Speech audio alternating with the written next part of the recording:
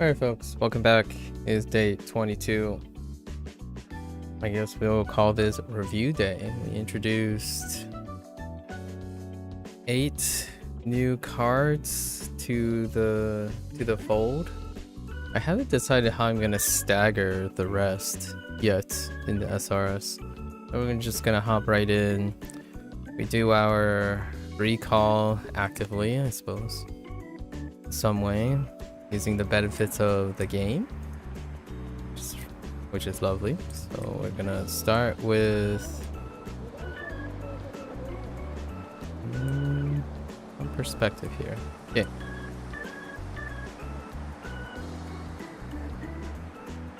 All right.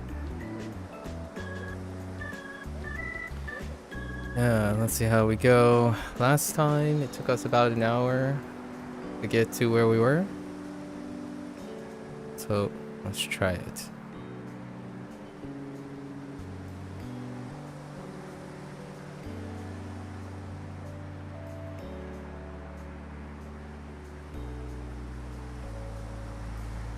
Oh, that's kind of a little slopey, but it's fine. Alright.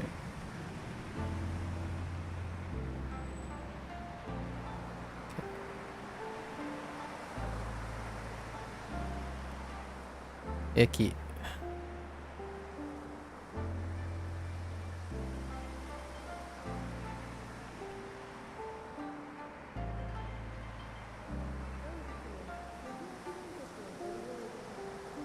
Kairu.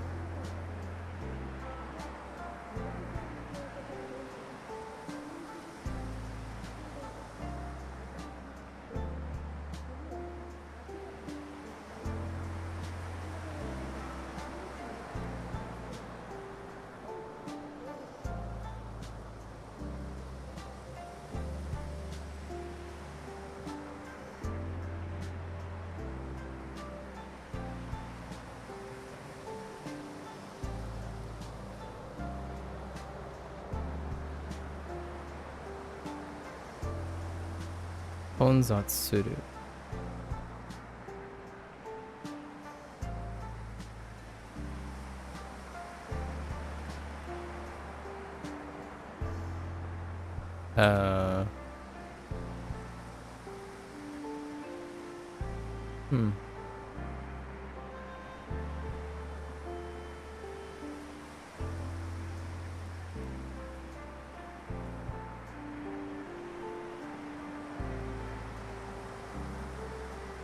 Bendy.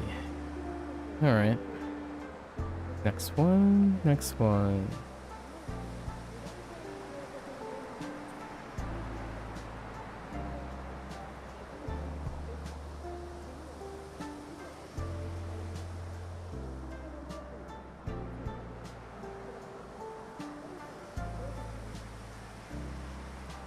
Koku.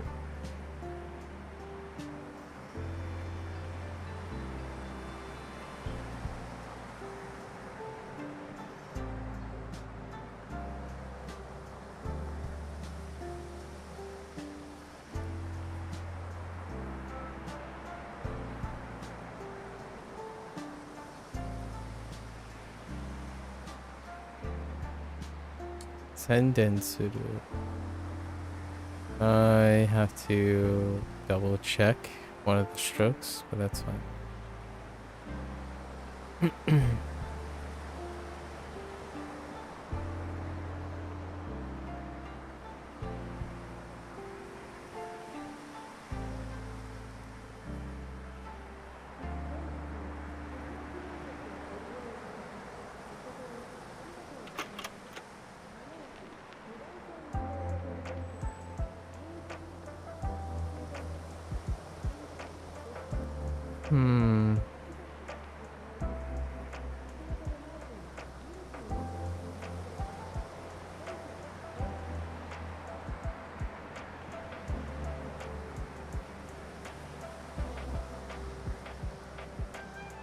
You call. It's kind of a lovely feeling when you say a sound and you immediately narrow it down to like 2 or 3 characters it could be. Like, now I'm getting to a point where I'm like, okay, well, I don't remember what the combination of characters are, but if I could say it, I could write it, kind of thing. So it's kind of like getting closer to Hanzi, where I kind of sort of momentarily forgot what the right character was. You call. But since I can pronounce you call, I could narrow down what the character was. And then after you know some of the radicals and all that, you put it together pretty quickly. Kind of a nice feeling.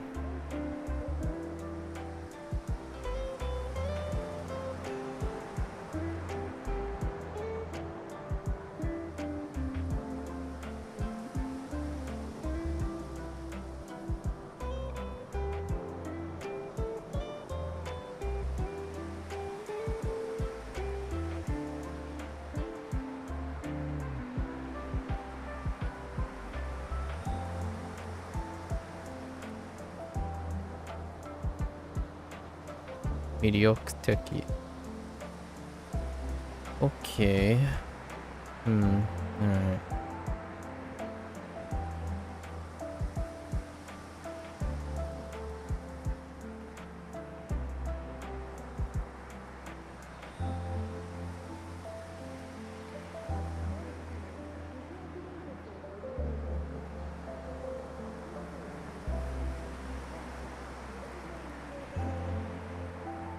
Jäger Poster.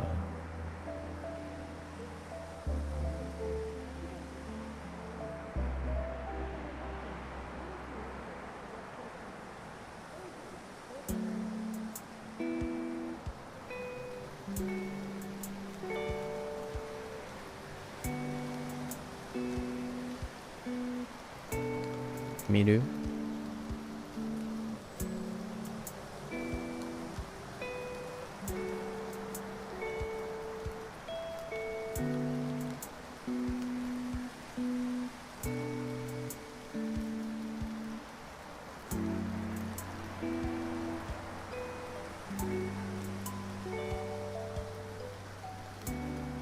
Enjiru.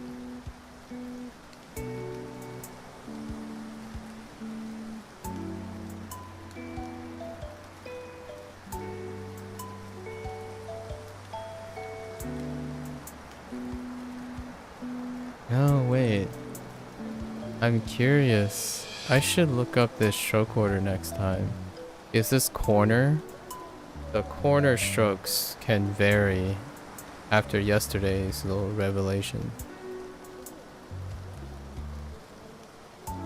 So it's not quite clear if it's vertical first.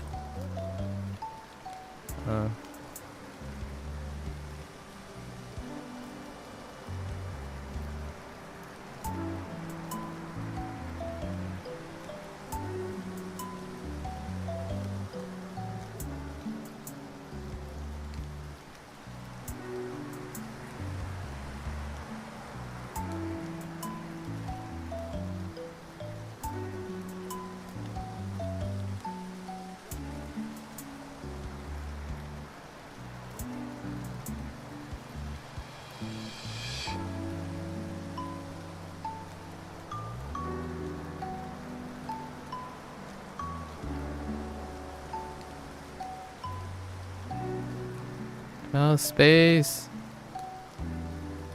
It's fine. Ando ticket. Alright. Trying to fit all the stuff in.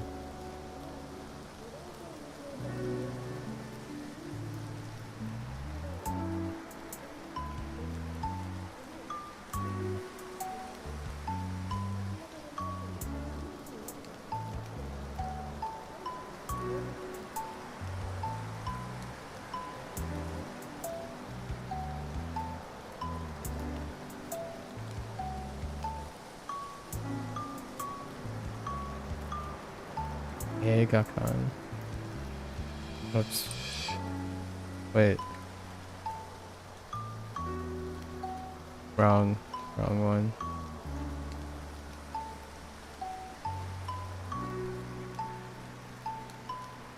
Actually. Yeah. Wrong top rifle. Miru. Yeah, Miru.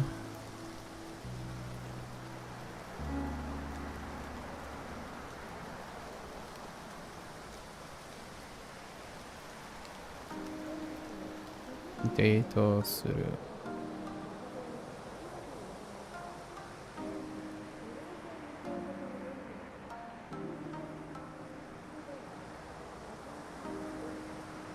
Akuryoku.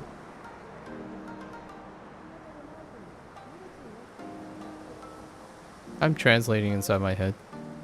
We're just gonna forgo that output most of the time. It's pretty automatic these days.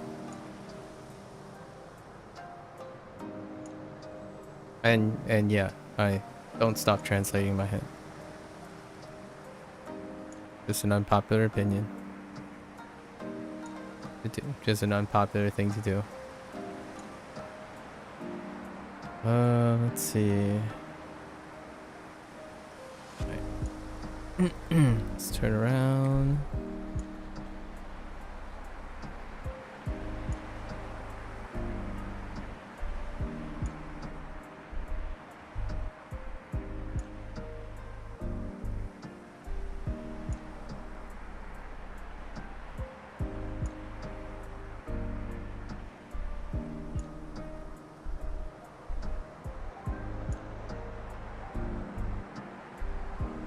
You do.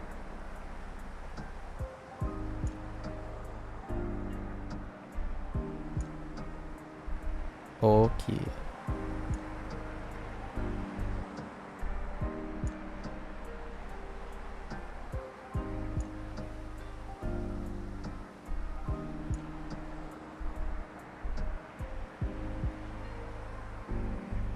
Okay.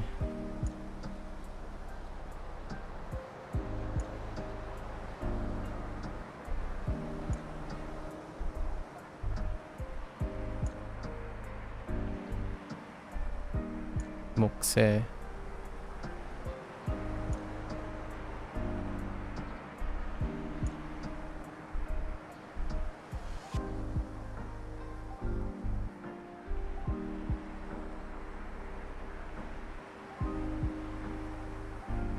Oh, I just got this character.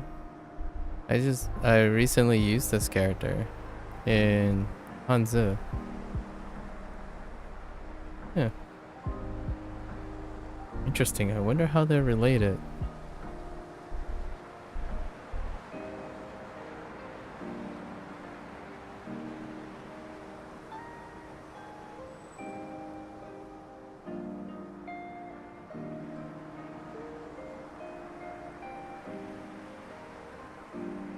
Shingoki.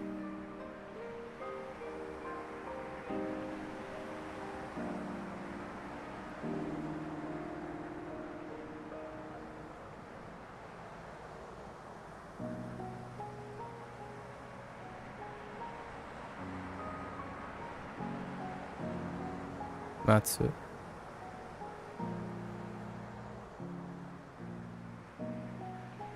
Iku.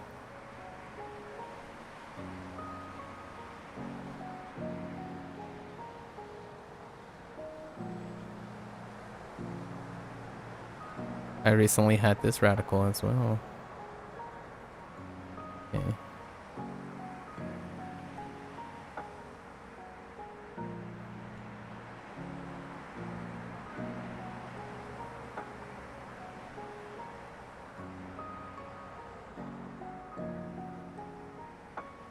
Right.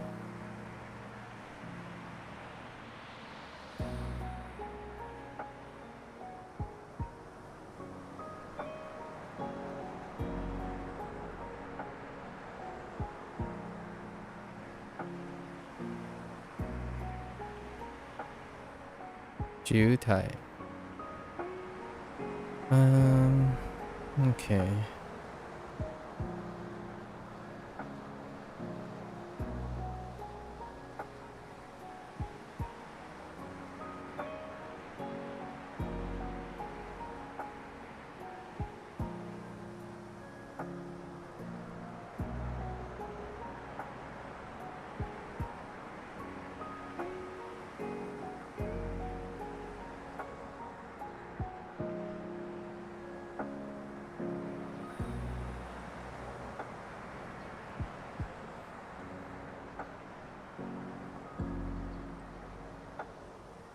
電気屋。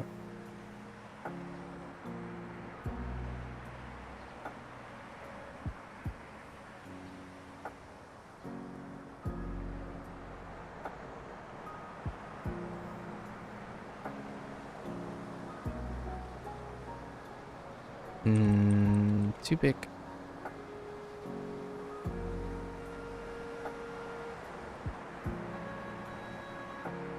高い。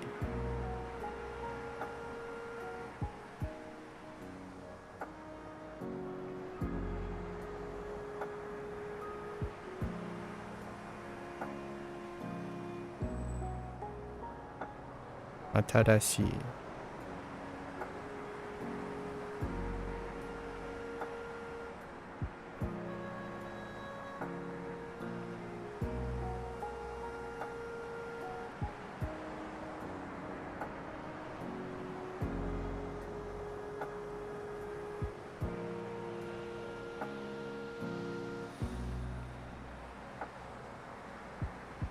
ピカピカ。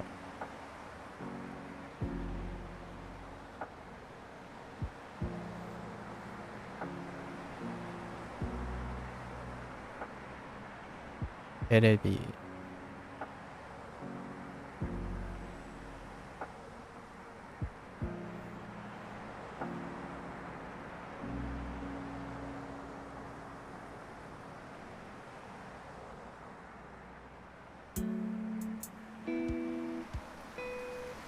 つける。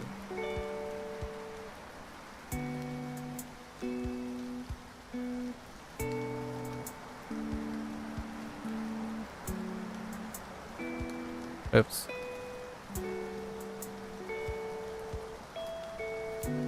消す。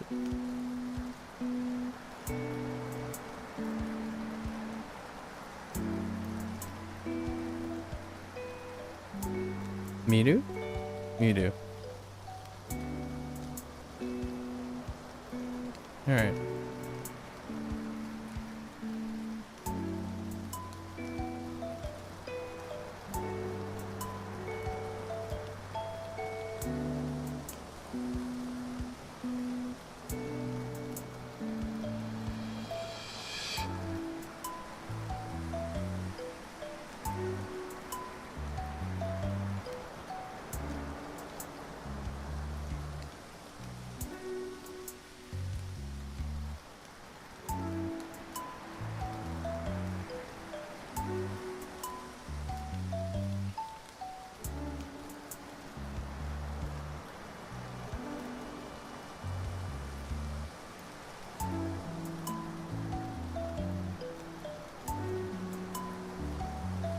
ノートパソコン。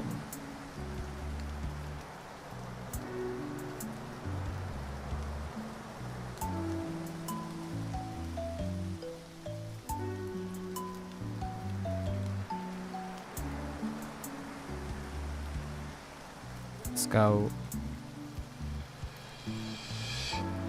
つける。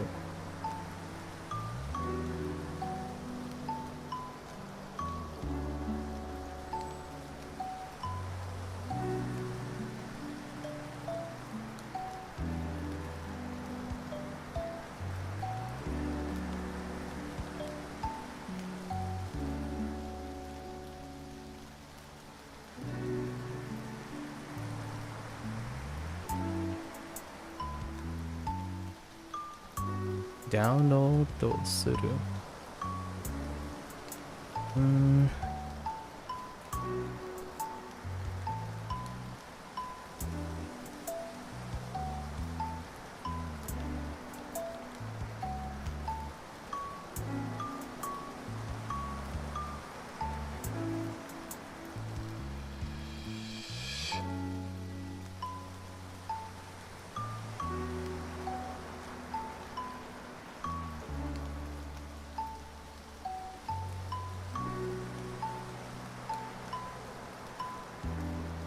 Oops.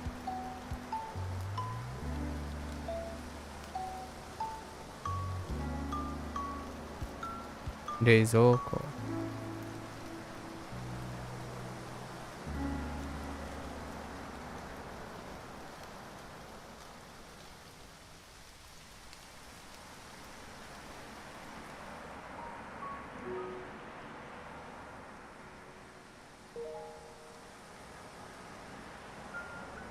Tsumetai.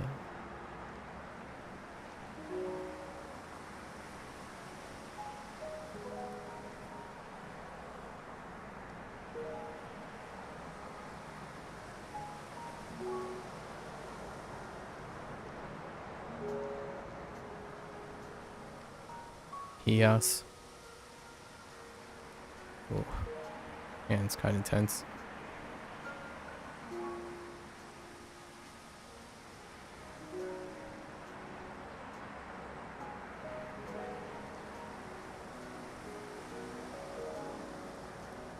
Ireru.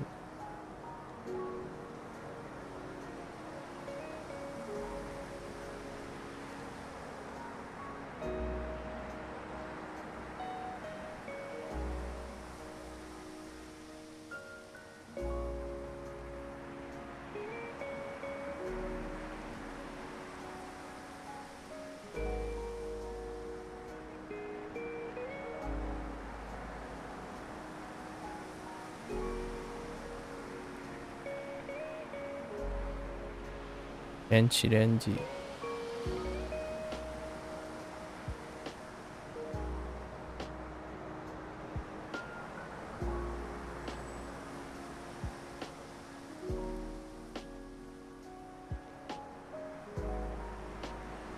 Shimeru.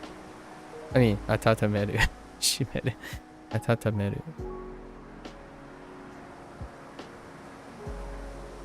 I was thinking of my next thing I was gonna write.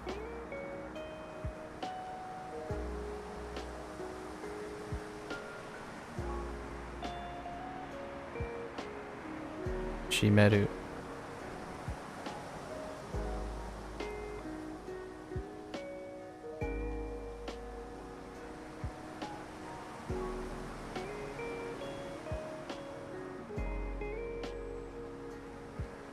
Akeru.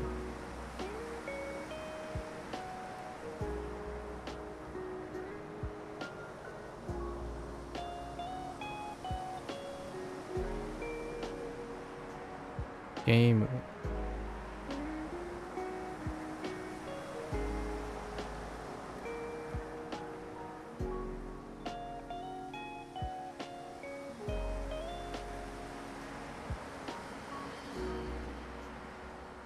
Anoshi.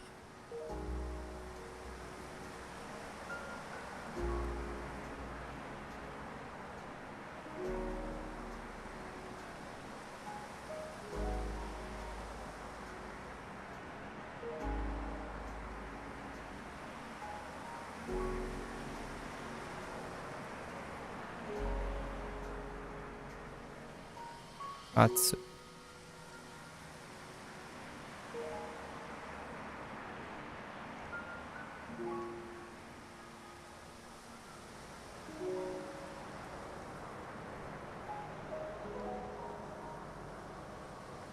Let's make this. Okay.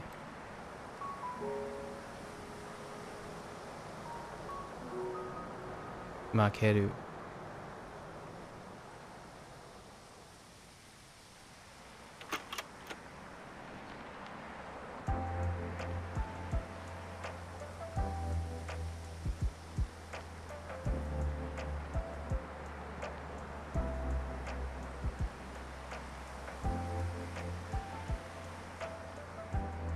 Chizu.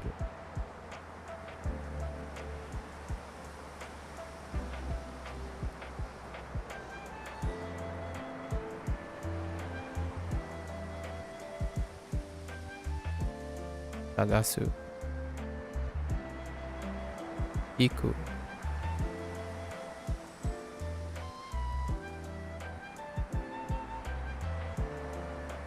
Miru.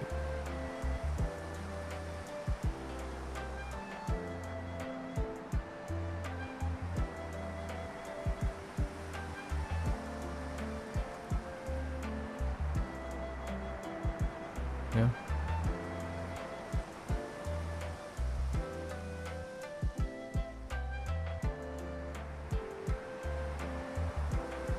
Onya.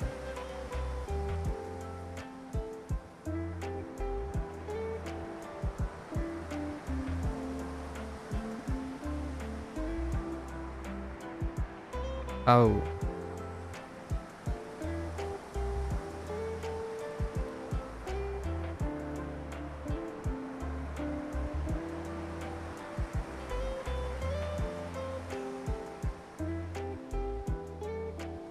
Yomu.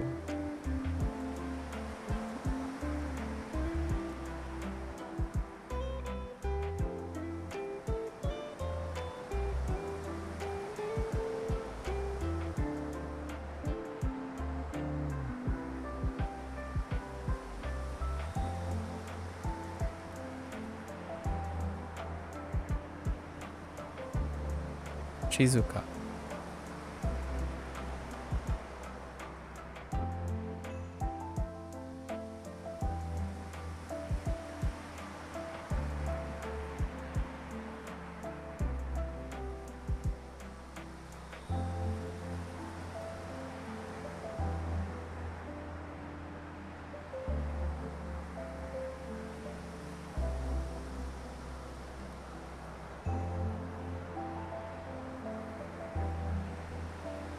Zachi. Zachi.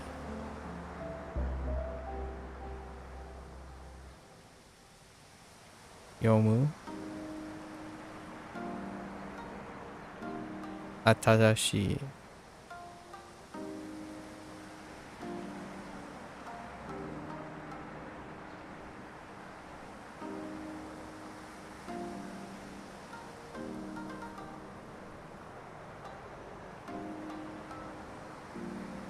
Omoshiroi.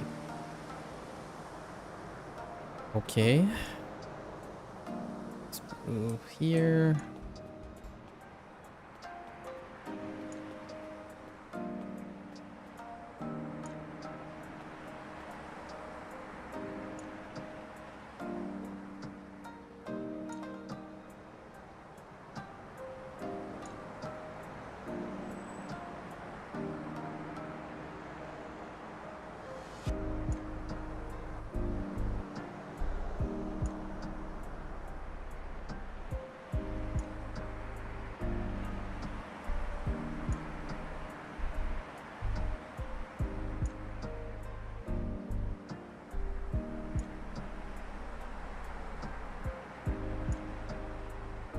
I made an error last time, so we corrected it. Now they're in the right direction.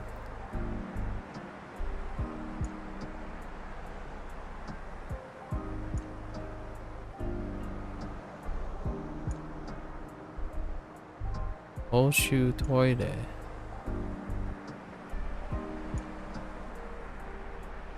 Iku, Sagasu, and Bendy.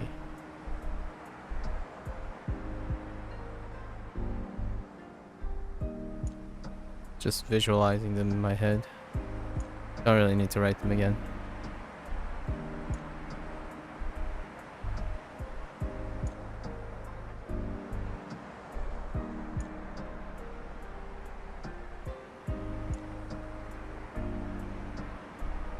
Anna.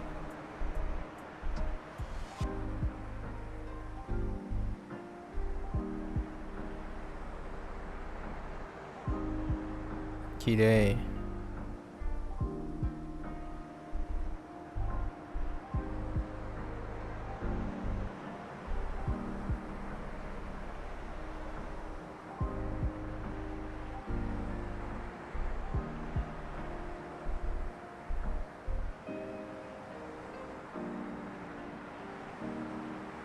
Mizu wo yaru.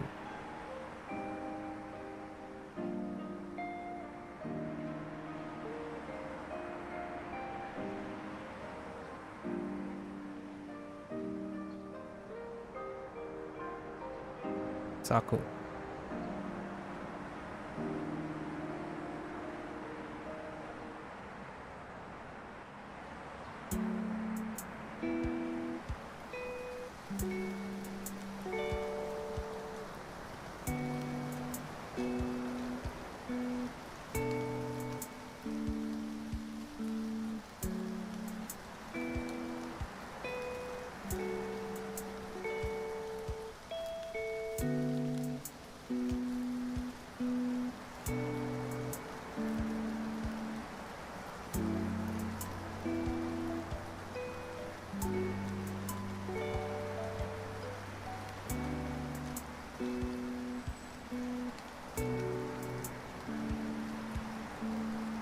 Mm,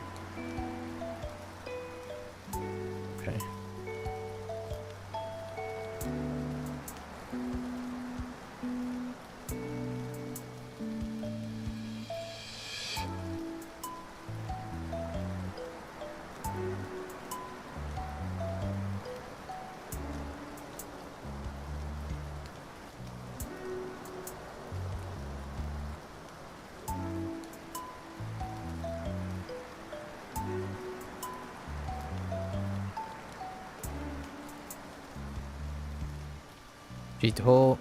Jido Hanbaiki.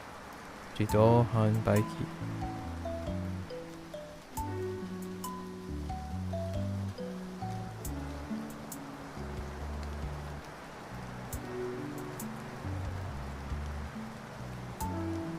Aksan.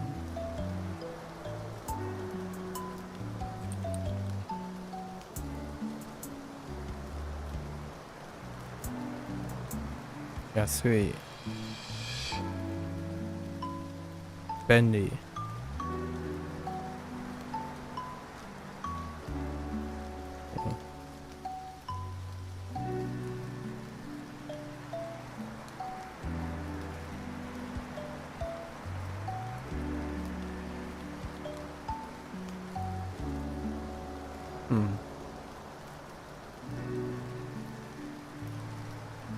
Oh, I think I skipped one.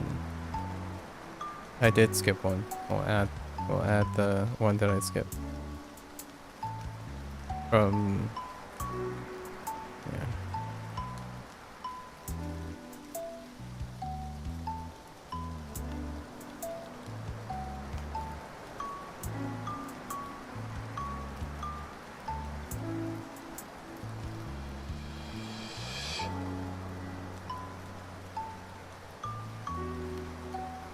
Oops.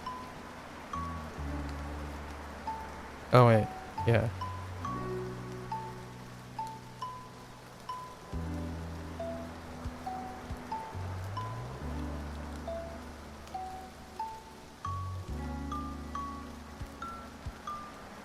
Where call me?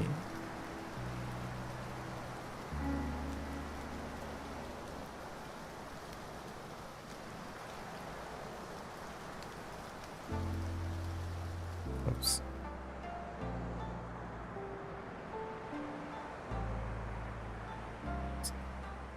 She's in. She's in.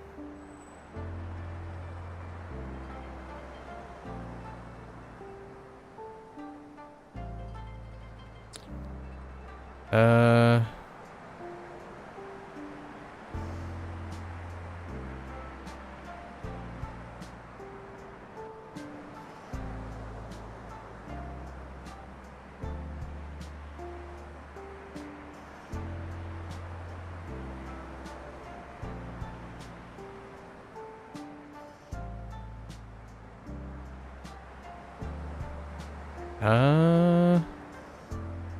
Yeah.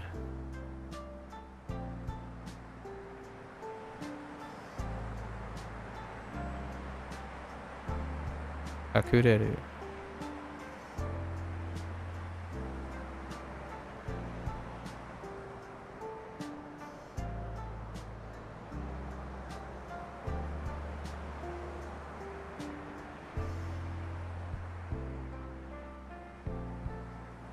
Niwa.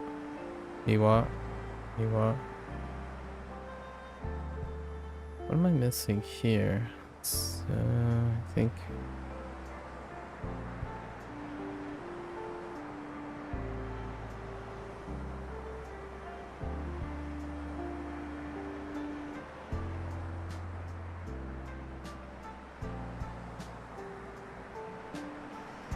Oh. Right.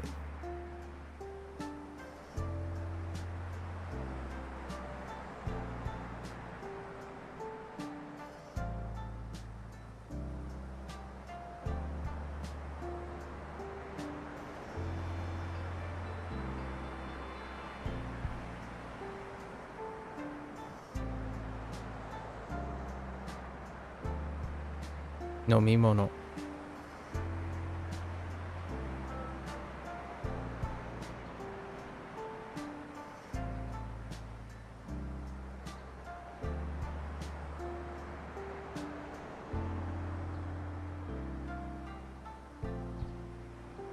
Nomu.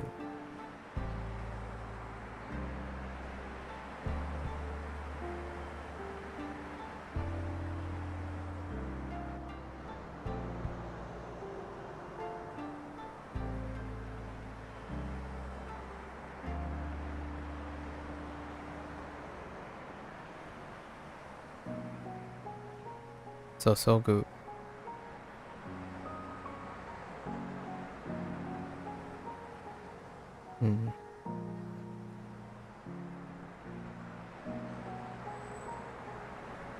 Not quite.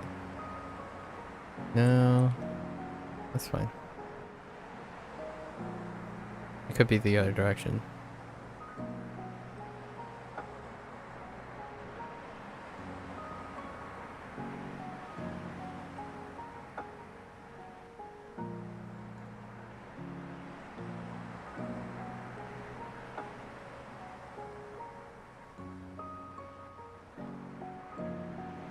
Awayaka.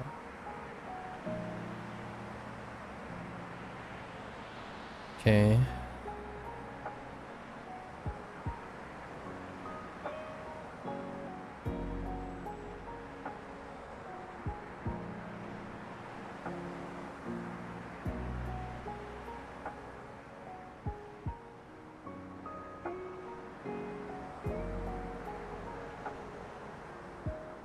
Omibako.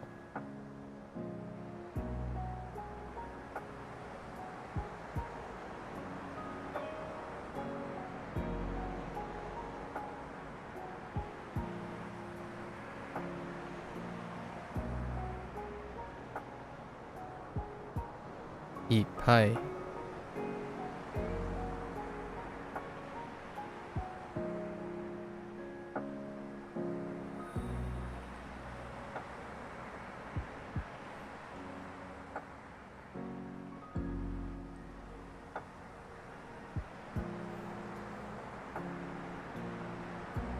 Recycle suru.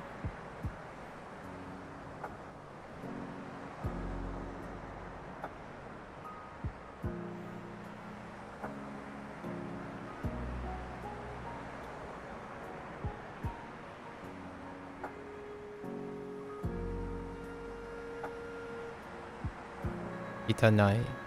Yesterday I added an extra kana. Itanai.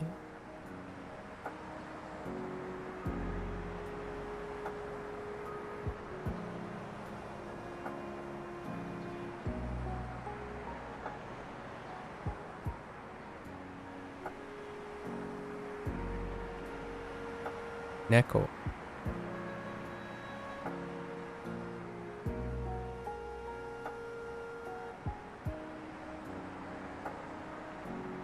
Oh no. That's right over here.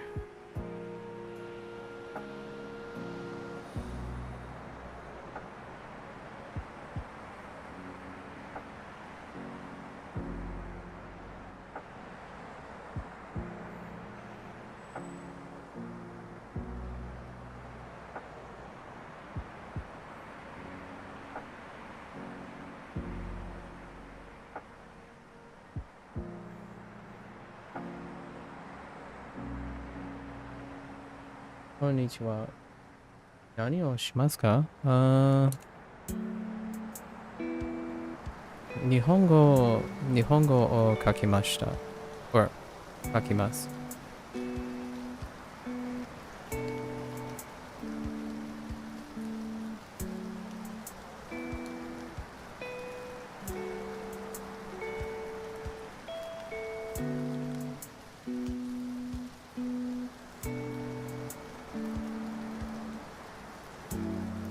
Playing a video game. Yeah, I'm playing a game called Shashingo. And Shashingo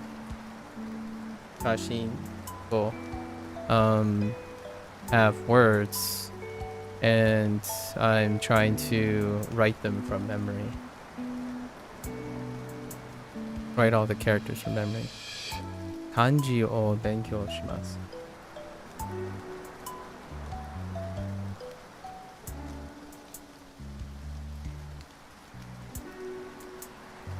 Let's see. Okay. Zuru. Zuru gashikoi. Oh.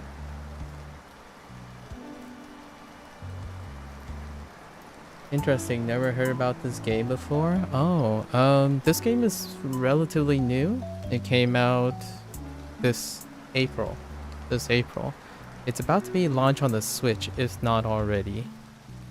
And you take pictures, and the flashcards, as in like picture cards, you see the pun, where the pun's going. The flashcards are kind of like your flashcards, like Anki. So the front, you'll be taking pictures of things, and that will give you the kanji. Yeah, flashcards, I know, right? And then on the back, they'll give you 3 associated words. It could be any associated words. And it works kind of like Anki, right? Like Anki is a very popular platform. Instead, now you have the interactability of virtual tourism, and like taking pictures is kind of nice. And you have a different form of interacting with the target language. This game is not curriculum based, so it's contextual based. So whatever they find appropriate that's in it, that's how it works. The game also supplies like foundational book note things. Like you have a book that describes a lot of the foundational things, how to greet, how to say goodbye, and conjugations and particles. So I imagine they're going to continue filling that up as well. So you have things like this. You'll have a album, right? An album of all the items. You can customize the things, and then they'll tell you like parts of speech, maybe some other stuff. And then there's reference. So there's a reference book that goes over some basic principles and foundations.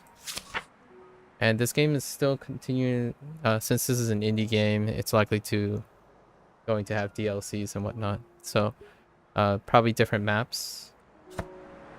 And the reason why I say it's not curriculum based is largely there's no set prescribed thing like, oh, now it's time to cover how to conjugate verbs, or speak in the present tense, the non-past tense and the past tense, or describe this thing. It's not kind of that kind of game. There's another game called Wagotabi that is doing that though. So I'm still waiting for a significant update to that. This game, I'm extracting the kanji from it. I enjoy writing quite a lot, so writing is my final output. So that's what I do. We've already went around and collected everything that's in this map. And now we're slowly going through and extracting all the kanji from it.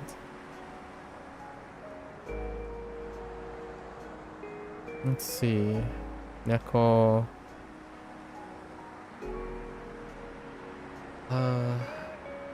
どれぐらい日本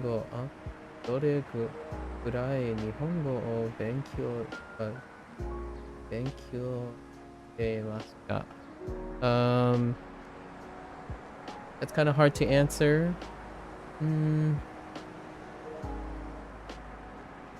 Honestly, I don't even count that high.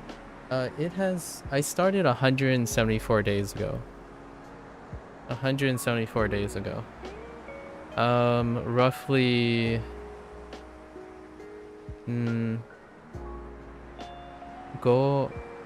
時間かかります per day. And it's still part of my regular schedule now. So after this, I go back to Duolingo to extract more stuff. I also started Chinese 70 days ago.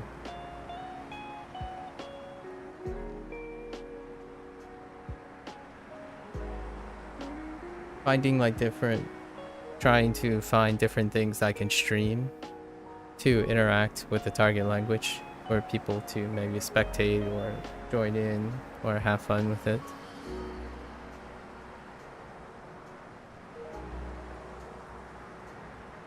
You started about 150 days ago yourself. Awesome. I wonder with 5 hours every day. Yeah. The reason why I say 5 to 6 hours, I think I spend half that time talking to people about language learning and their journeys. That part enriches a lot of my memories. So lots of the things I remember and how I'm reading Japanese questions and whatnot are because I stream the experience. So like things when you're asking like, how long have I been studying Japanese? That's largely how I got used to reading and stuff by interacting in this way. Yeah. This is more the norm. The conversation we're having now is more of the norm of what I do. Yeah. 150 days, huh? How have you been going about studying Japanese? What kind of word? Choyude? No. I haven't used that expression yet. Choyude. Benkyo. Like benkyo or choyude.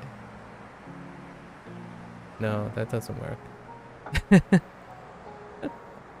Okay.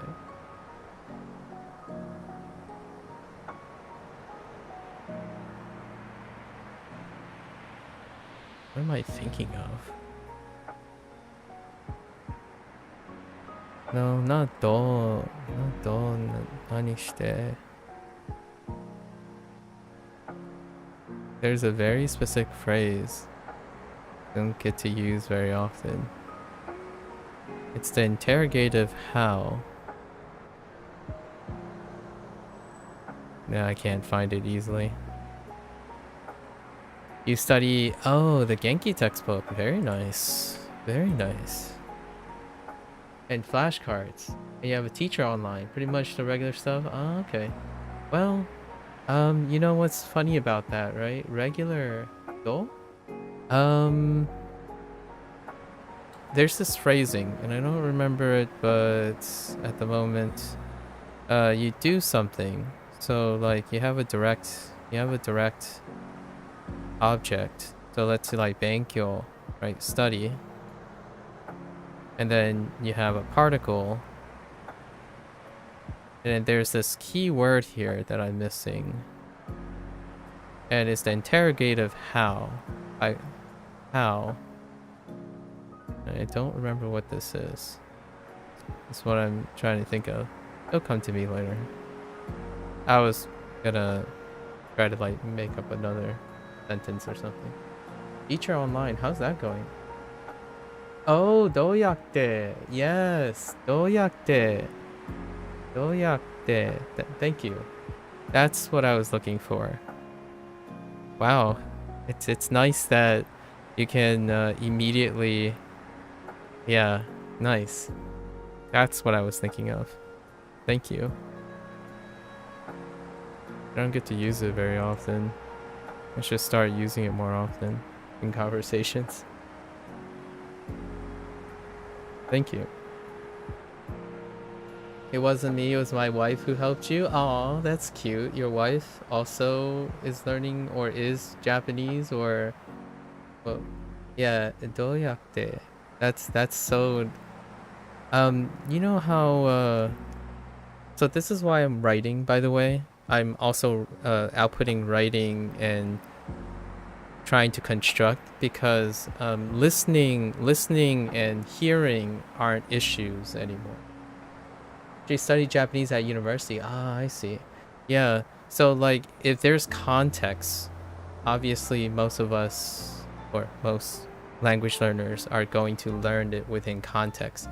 However, I try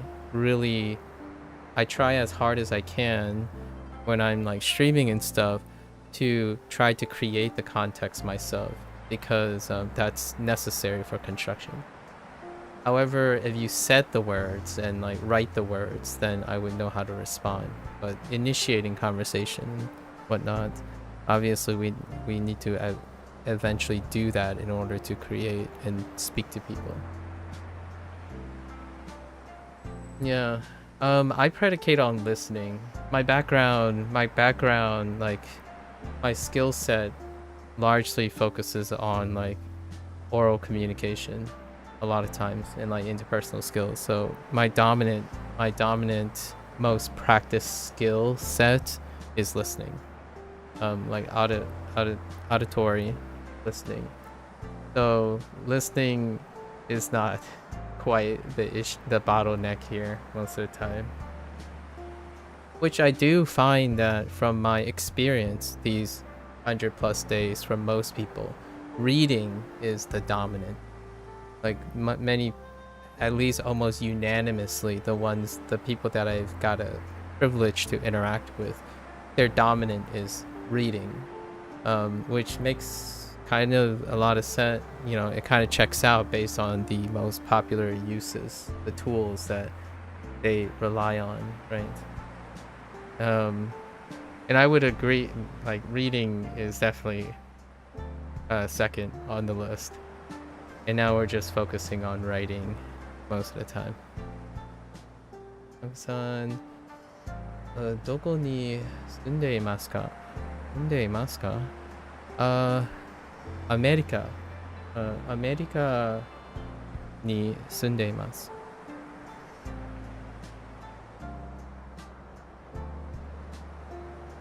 ニューヨークの近くです。近くです。Somewhere around there. It's near it. It's fine. It's near New York. I use New York as a landmark in case you're not American, right? I generally use New York as the landmark. Kita. I don't actually know how. Maybe you slap them together. Kita.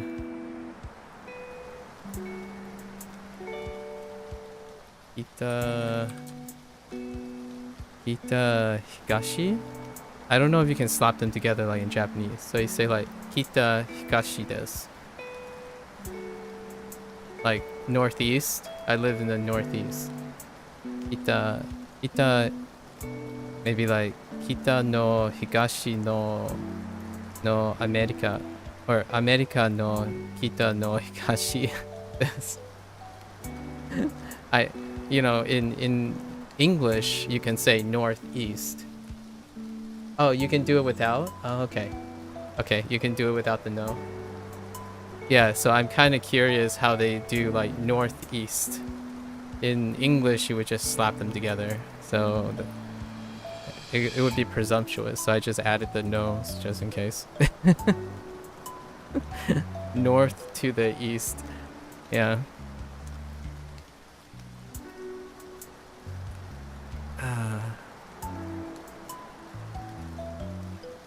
I think it's very cute. It's without? Okay, cool. I think it's really cute that you're a couple that knows Japanese.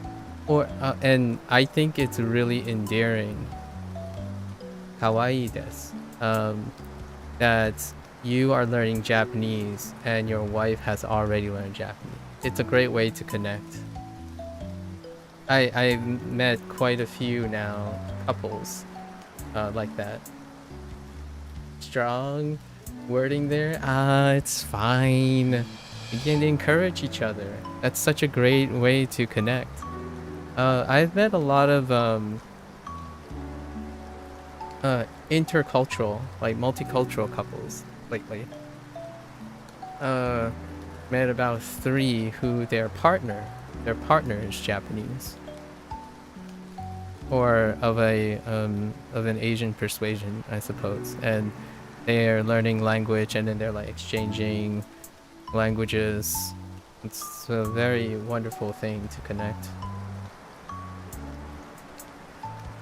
It's rarer to find both couples learning a secondary language that they both don't share. Oh, you're also multicultural. I see. Norway, Portuguese. Dang. Yeah, yeah. So that's cool. That's really cool. I am, I guess, I don't know if you've already come to that conclusion, presumption, but it's pretty safe. I'm like a second gen. So my parents are Chinese. They're Fujianese specifically. So I am not Japanese. And I was born in the United States. So English is a common language. Although I speak Fujianese at home, my parents. And I'm learning Mandarin because, well, when you're in the United States, it's kind of difficult to juggle anything but English when you're like heading straight for a career. They are what specifically? Fujianese, yeah. Fujo. So this is the designation for, yeah, Fujianese. And that is also the name of the language. I know. Helpful, right? Yeah, Fujianese. It's a it's kind of a shrinking dialect. It's kind of a shrinking dialect of Mandarin. One of the shrinking dialects. And since I'm born in the United States, there's no formal way of learning it other than listening to your folks and hanging around the immigrants, the high immigrant areas. Ujiwa. Ngoài mami gọi baba con Ujiwa. Monoin ga Ujiwa. Ya me ai chọn siano. Mo J, mo G, mo Sinan ga Ujiwa. I basically just said like about what I said. I speak to my mother and father in Fujianese. There isn't any like formal writing in Fujianese, and there aren't like teachers or anything that you can find to teach Fujianese. That's basically what I said. You're also a second gen. Your mother is Russian. Oh, yeah. Although, wait, are there Russian? Do you speak like a Russian dialect at all? Where you like listen in a Russian, or at least I feel like you can at least learn Russian. One of many dialing dialects, sadly. Oh, okay, so you do. Oh, yeah. Yeah, that'll do it. Yeah, so I can resonate with that for sure. Yeah, the empathy. My just a little slight story. My late grandparents, especially my late grandfather, my father's father, has always had this sparkle in his eyes when he is aware, or he's reminded again when he visits from China, that one of his grandsons know Fujianese. So it's kind of one of those type of feelings. And as I'm getting older, I also feel the same way. No, they're just standard dialects. Oh, I see. I don't speak any. Oh, okay. I was replying to your... Oh, okay. Sorry. At least the nice thing is you still have time to learn Russian if you want it, right? Yeah, I just speak standard. Oh, okay. Well, that works. I'm working on Mandarin for that reason as well. Mandarin, and if I have time, I'll probably go to Cantonese. And I'm sure you have the same feeling as a second gen, but I've gotten to the point where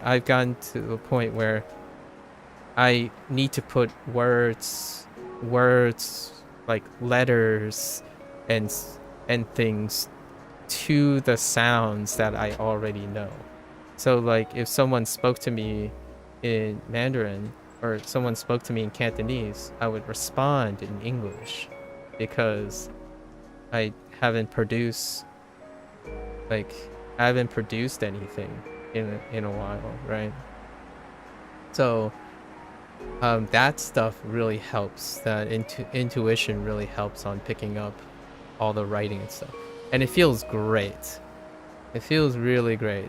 The last 70 days with Mandarin was pretty amazing, because now I can finally like put words and writing and Hanzi. I mean, I'm gonna plug something here, but if you know Japanese and you're like accumulating kanji, you'd be surprised how fun it is to put more meaning and stuff into the same characters when you start learning Chinese. It's a lot of fun.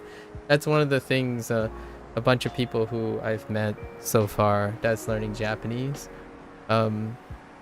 also find it entertaining to like guess and stuff at the Chinese. And a lot of this is why I'm learning both. Like, it's so wonderful to be learning Chinese and Japanese once you get your foundations down, right?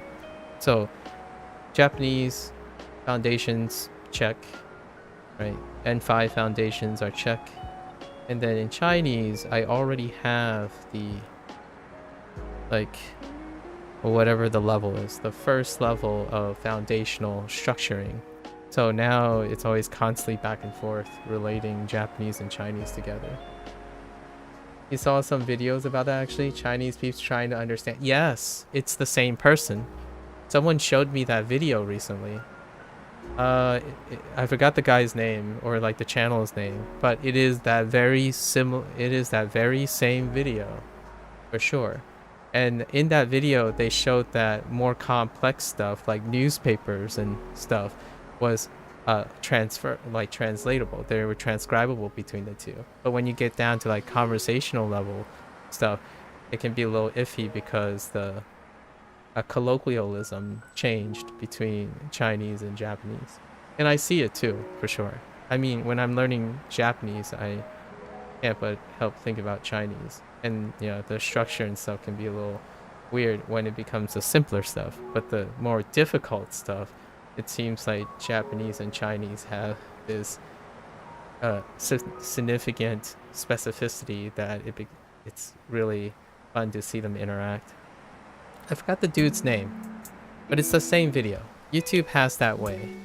YouTube definitely has that way. Eventually, everyone has seen those viral videos. It's kind of nice. I mean, it's not every day that you see a viral multilingual video, so kudos to that guy. Yeah, super fun. Do you and your wife, like, does your wife continue to learn Japanese? Sorry, I'm like totally into this. This is what I do half the time. Sometimes I want to put loosely, I'm studying Japanese for a fixed amount of time. It wouldn't be as fun if I wouldn't be having conversations with other language learners. Personal opinion. Russian. Man, is it Russian, Norwegian, Portuguese? Man, you have everything going on. That's way more multicultural than I am. Yeah, kinda. She passed N2 some years ago and kinda stopped. But she started taking classes again, and it has been a while. Ah, okay. Oh, look at you. But now you two can like go back and forth in Japanese. I don't know if the word cute is going, if you're going for the word cute, but I think that's pretty cool. Now you just go back and forth, you know?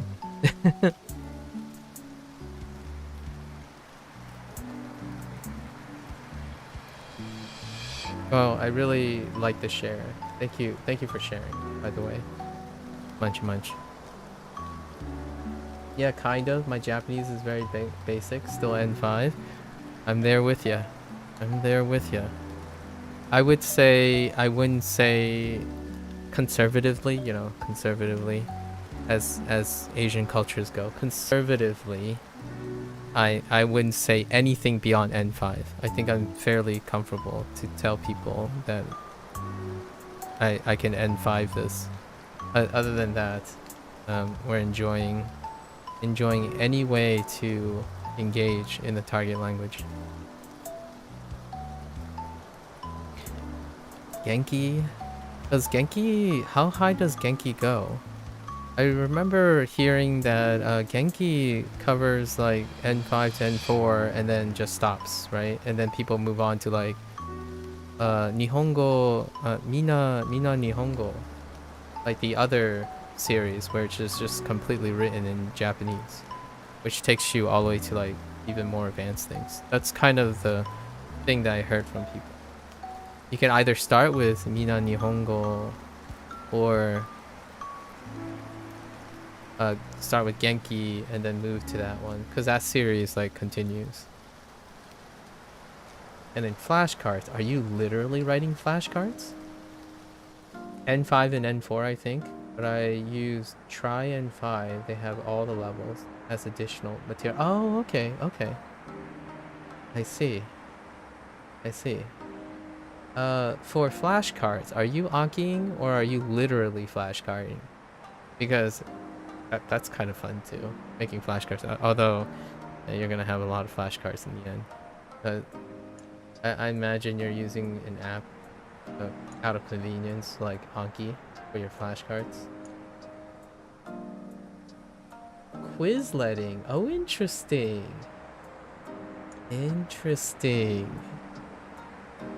Way to be an edgelord, Munchy Munch. Yeah, the conservative, like, popular response would be Anki. A Quizletting.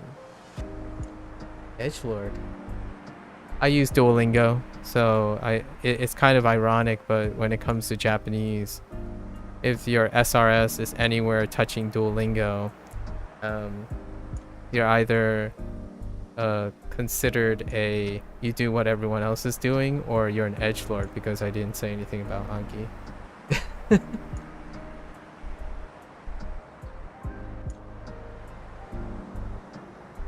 Have you done gray reading at all? Whoops.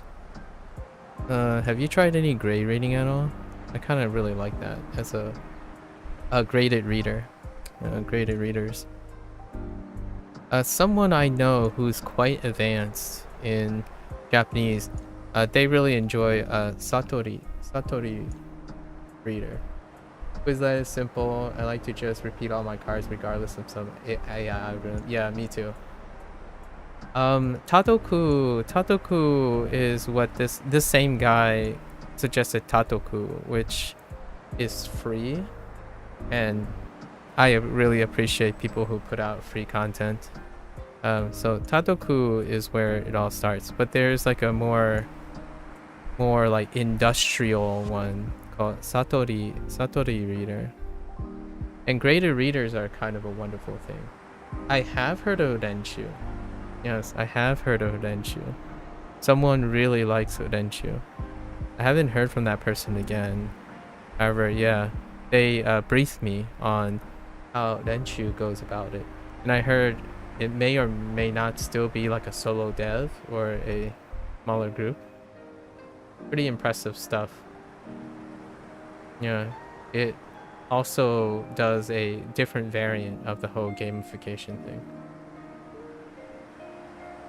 Yeah, I've heard a lot of things recently. I haven't really used any of them, largely due to like making contents and restrictions. I'm actually translating it into Norwegian. Little fun fact. Oh, neat. Wait, so are you working with a community group or something for and that is like communicating with the dev? Because that's really cool. That's awesome. I haven't met anyone yet who's part of like a translational project. Interesting. Very interesting.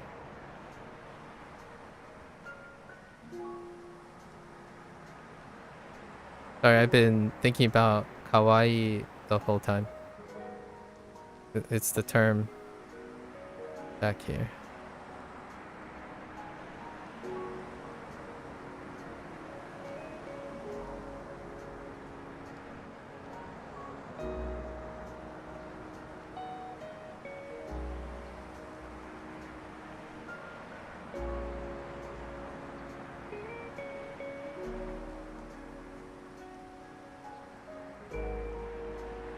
Hawaii.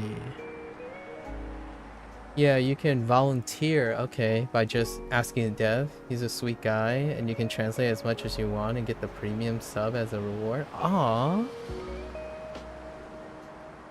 Regrettably, I don't have any alternative language skills that could help with translating things.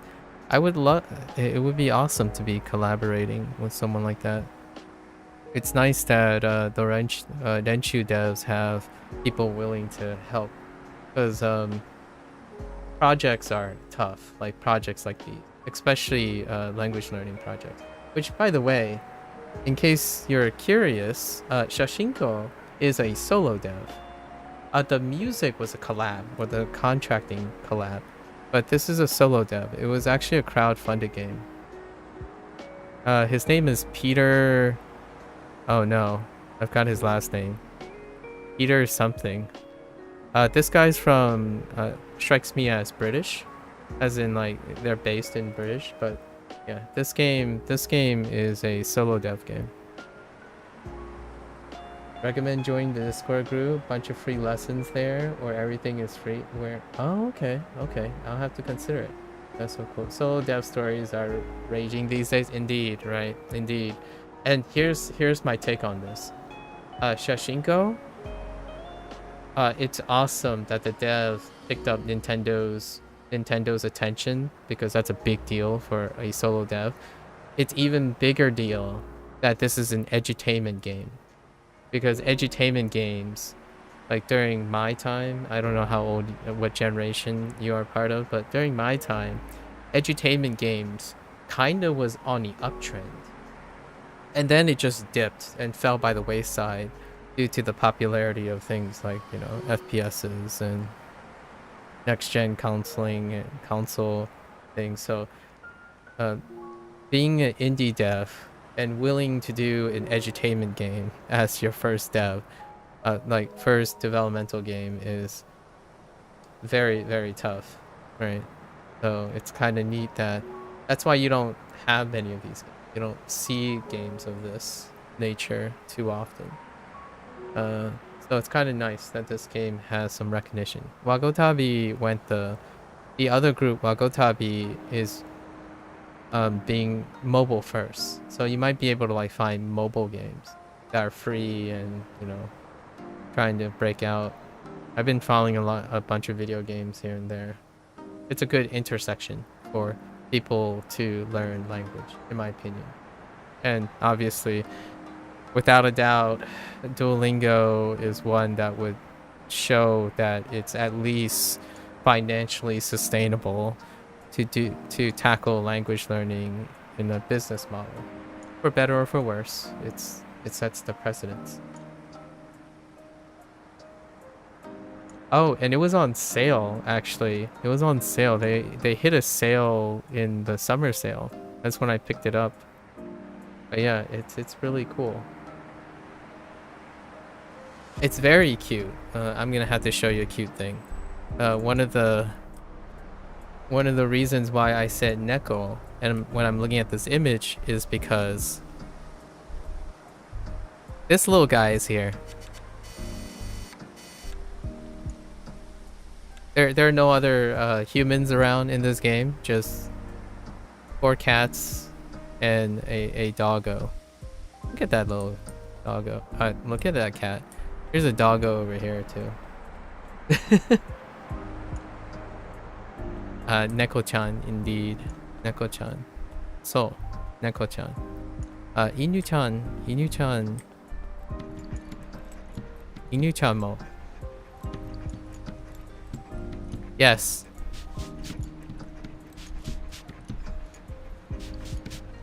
Also, this says don't feed the dog, please. I think. Oh, please do not feed me. Yeah. You can click on any of the... You can click on any of the things. I have no relations with the dev, but I like supporting dev groups. It's generosity meets generosity, right? No one asked for this type of game, but I'm glad it exists.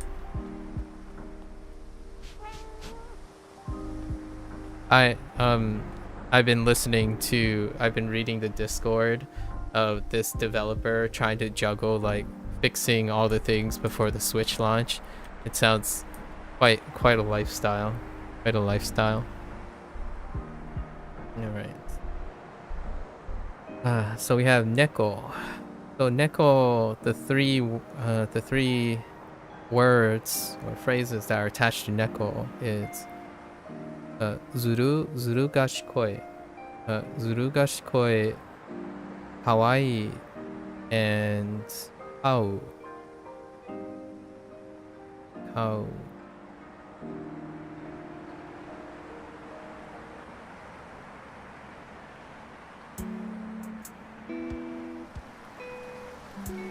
There we go.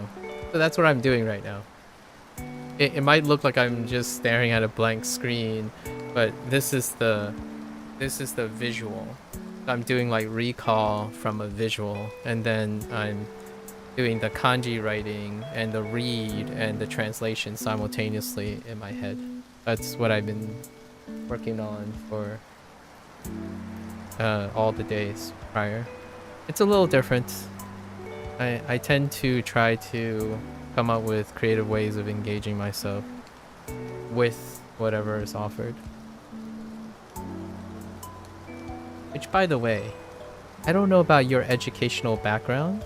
I already see that your wife is a university student, or was a university student, or currently is, because you mentioned that she's taking classes. I am much older. I don't know how old you guys are. It's not to say that people can't still be in school when they're old, but I'm a postdoctorate. Although I didn't take language as a study focus. I studied biology. I have a doctorate in biology. So when it comes like education and stuff, language learning is it's practically a built-in hobby at this point. Learning things is a built-in hobby. Scholar for life, as you say. As one say. Scholar for life. And here I am. Learning Japanese. Let's see. Neko. What else we have? Okay.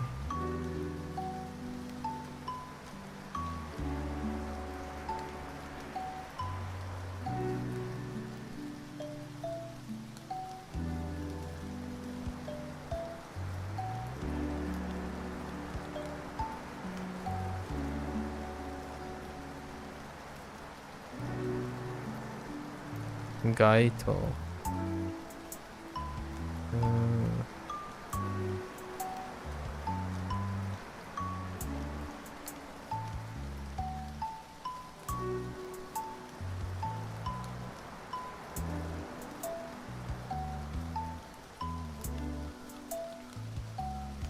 Osoi.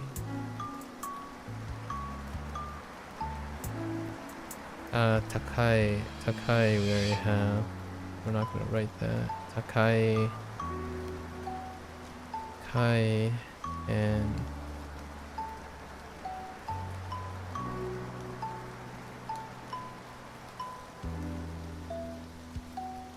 Akarui. Students here, yeah. Also probably a scholar for life, as I'm taking languages and teaching as my major. Aw, you're gonna be... Oh, a fellow teacher. I like it. I like it. It definitely, I mean, it goes without saying, you really strike me as someone who would be a wonderful teacher. Because I imagine it's not a big coincidence that we kind of just started chatting very naturally. Because I would say as part of being a scholar, you're always constantly thinking about how you can teach and teach and pass on information. Yeah, being a scholar for life is most definitely almost synonymous and associated with the aspiration of teaching, especially Japanese. My morning do not feel complete without flashcards and coffee. I see. Oh, well, thank you. I appreciate it much. It's great to meet another fellow scholar. You don't have that very often nowadays. And what I mean by that is like a scholar who's focused in the idea of teaching and communication, not just simply a lot of the conversation deals with like the perception of self-worth a lot of times. My wife, I know we have no friends. Yeah. So let me I'll give you an idea. You and your wife at the moment are probably in the last maybe 100 people that I've met while learning Japanese and doing this kind of thing. I don't think a single one of them naturally express. I do have a few though. I do in a different way, but they're not naturally in a state where they are thinking about teaching. Usually it's more like self-improvement, right? A self-improvement, self-interest. And that type of perspective makes talking about language learning very different. It's about how fast you're going, how productive you are, how effective you are, like how effective you're doing compared to other people, right? Like how you're not meeting their benchmarks or expectations, as opposed to thinking a little bit outwardly and discussing things like exchanging ideas, if you will. It's all about measuring yourself to others. Yeah. And immediately when we were talking about exchanging ideas. Like we were openly exchanging ideas or asking and inquiring about each other's current state of mind and perspective on things. That's university in a nutshell, really. If you have the privilege, which I was fairly privileged, to be at a university with relatively open minds and whatnot, you're always constantly just adding and exchanging information, as opposed to constantly saying, oh, this is better, that is better, I think this is the best, you think this is the best. That kind of thing is very contrasty, and I don't think it's very obvious to individuals who do not pursue a career, and it's not necessary, obviously, but the speech are just, the conversations are very different, and it's very refreshing. I haven't worked in academia in quite a long time now, so every occasional student that I meet, and I've met quite a lot of the university students since I started learning Japanese publicly. However, most of them do not have aspirations of teaching. So their conversations tend to focus inwardly as appropriate, right? It's very appropriate to focus inwardly if you have no aspirations of teaching or passing on knowledge. For those, though, I have met 3 or 4 people who've been around for some time now in this journey, that they have other professional careers, but they are very of like-minded people, very appropriately like-minded. Otherwise, those people don't come back around, they don't resonate with you. Yeah, it's nice to meet people who are willing to teach things.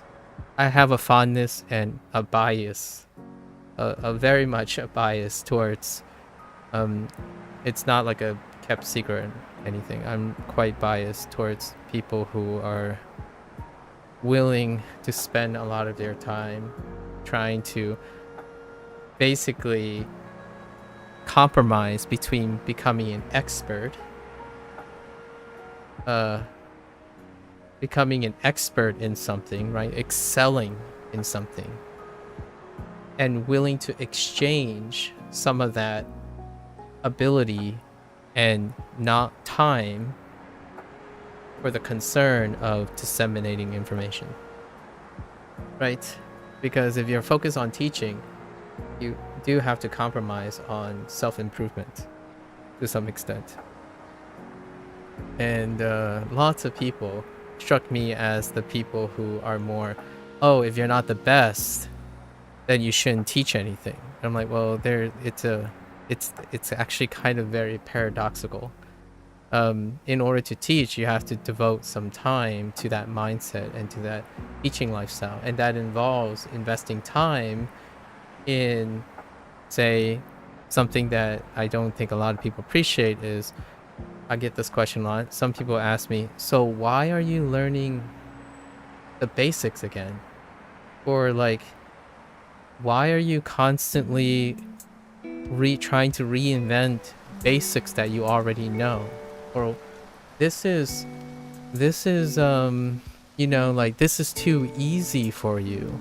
And I'm like, I know the content itself, if you're evaluating just the content itself with the perspective of yourself, then yes, it's easy, it's meaningless, or etc. But to me, I'm like, well, how would I be able to teach and answer questions and provide advice if I don't know what people are using these days and participating and understanding the foundations that are being set by other people, right? Like when they start and whatnot. It's great to specialize, but you also need to be grounded in your foundations in order to be able to teach it, right? If someone says don't use Duolingo because Duolingo is garbage, certainly for that person. Now the question is, are you going to be able to provide advice to people who are using Duolingo as a starting point? Well, if you didn't use Duolingo anymore, how are you effectively providing advice or teaching? It's and you have to dedicate some time to that, right? So it's one of those things. The reason why I'm saying this is you said a comment, Munchy Munch, the way you worded a comment, you're the type of person who would go over things regardless of what an AI algorithm tells you to. That, to me, is what I'm trying to highlight here. And I think that meant a lot more than perhaps I gave it, like I was expressing. The idea is you can work around most things. I think learning is dynamic enough to accommodate whatever tools you use. So the idea that you're using Quizlet as opposed to you're really throwing compliment, well, it's a telltale sign, right? It's a telltale sign of someone who knows that they can learn something because the information doesn't change. So the approach is largely negotiable.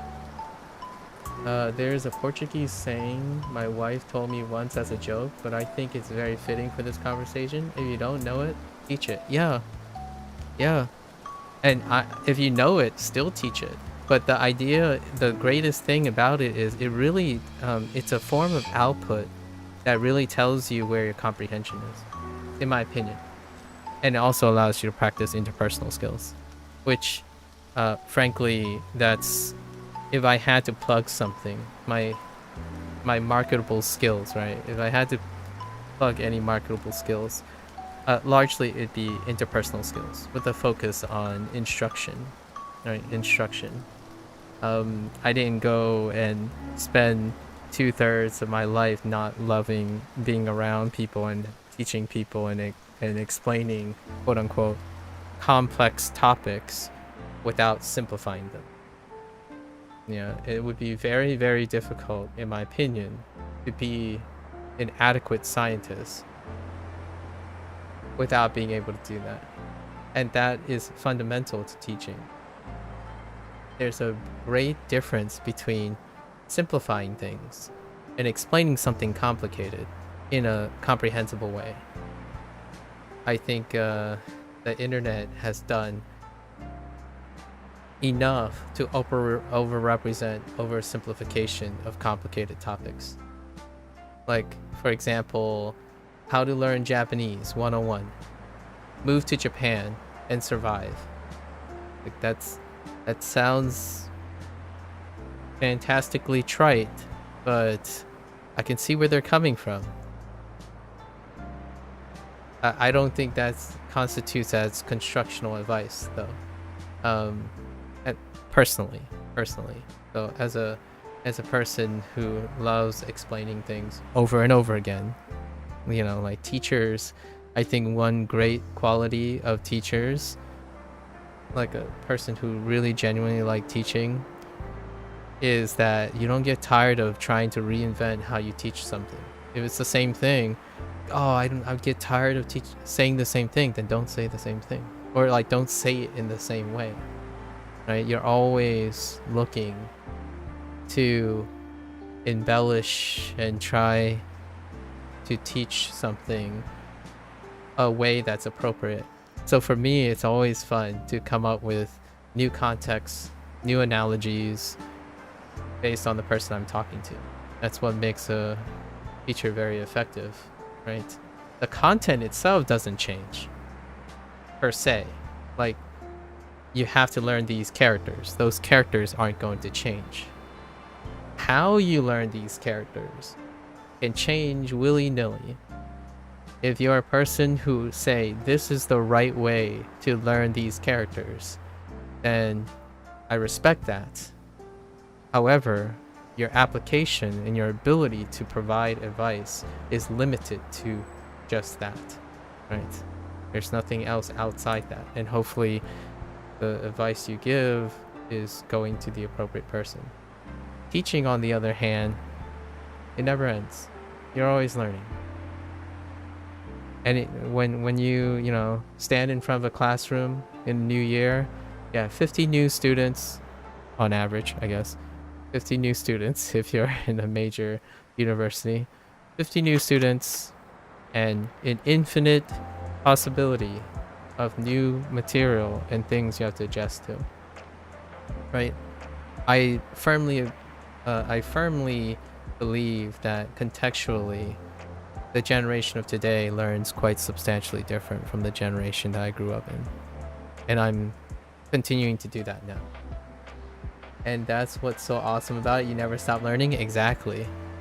Like, I kid you not, I had this discussion a couple times already where someone said to the extent of, oh, when are you going to be done learning Japanese? Or, oh, I finished this stuff in the language. And my first thought was, my first answer was like, what do you mean stop learning something? Even if it's a quantifiable language, like for example, a quantifiable thing.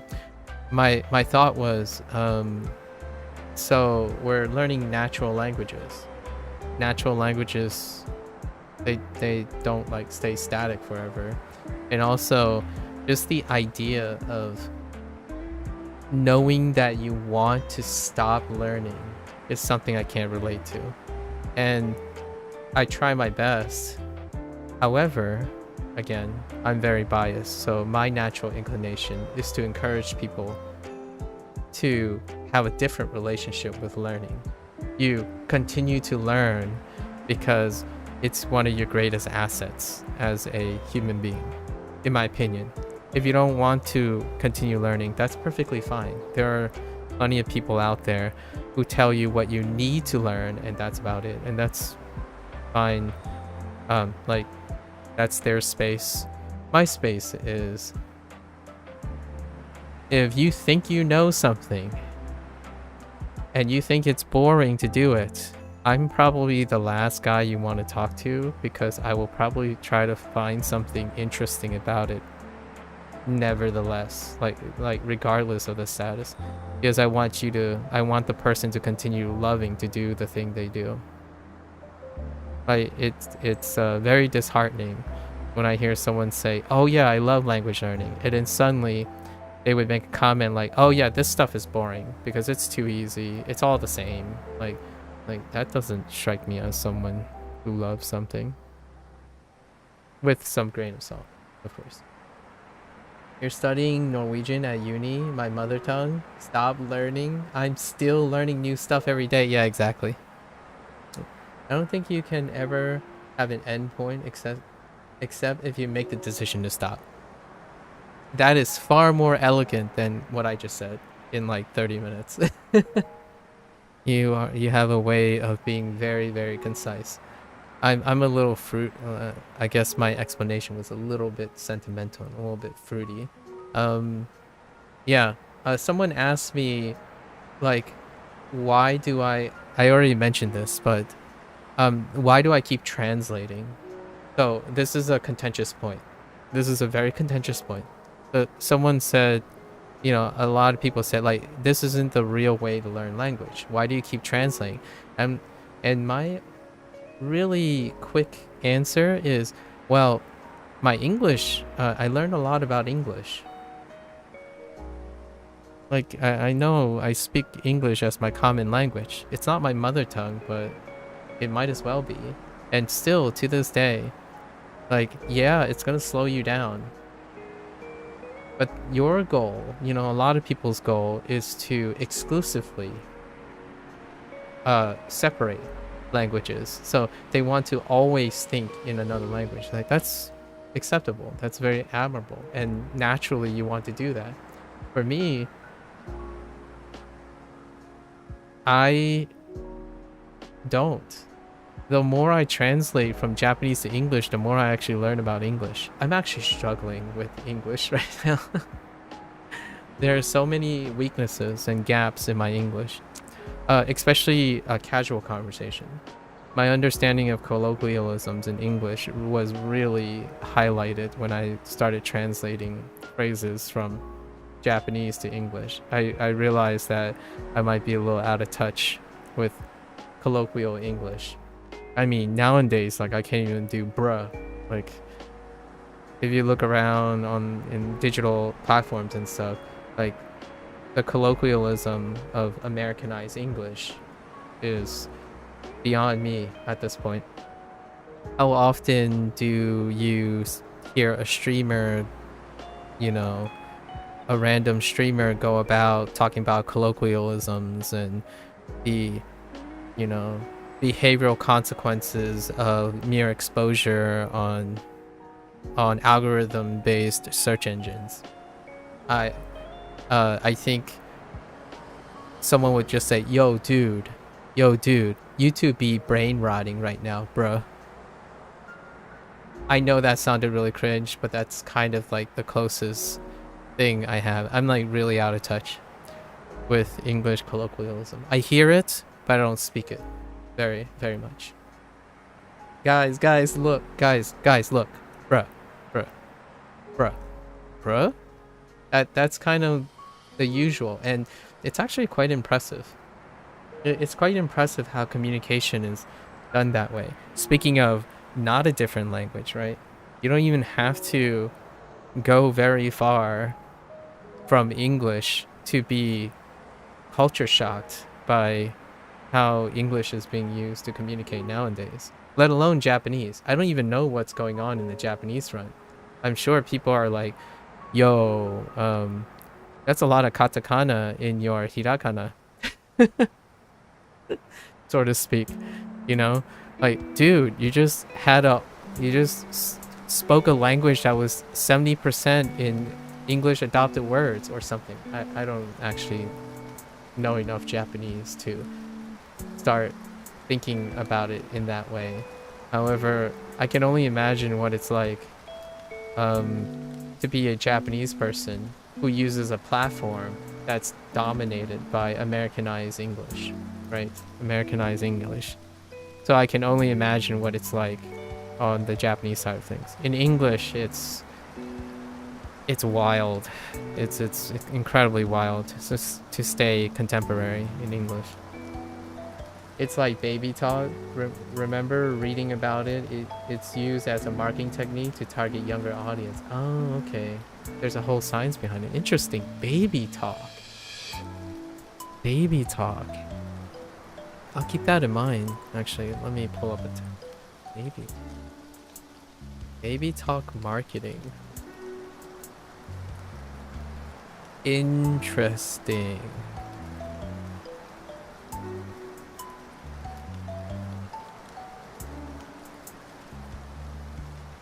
Huh. Oh, this is a rabbit hole. I'll have to investigate. I haven't heard it expressed in that way. Well, thank you. What do you guys study, by the way? Like, what is your major? Is it teaching? Or like, is there a specialization? I don't actually know how teaching works. Look at this, see this, etc., etc. Like, you would talk to a baby to gain their attention. Oh, yeah. Yeah, I see what you mean. Yeah, look at this. Like, isn't this cool? Isn't this neat? Look what I can do. Which is kind of funny because when you're learning Japanese, that's actually how you learn a new language. You know, like, oh no. Where's my mouse? Okay. Gaito ga arimasu. Jidou hanbaiki ga arimasu.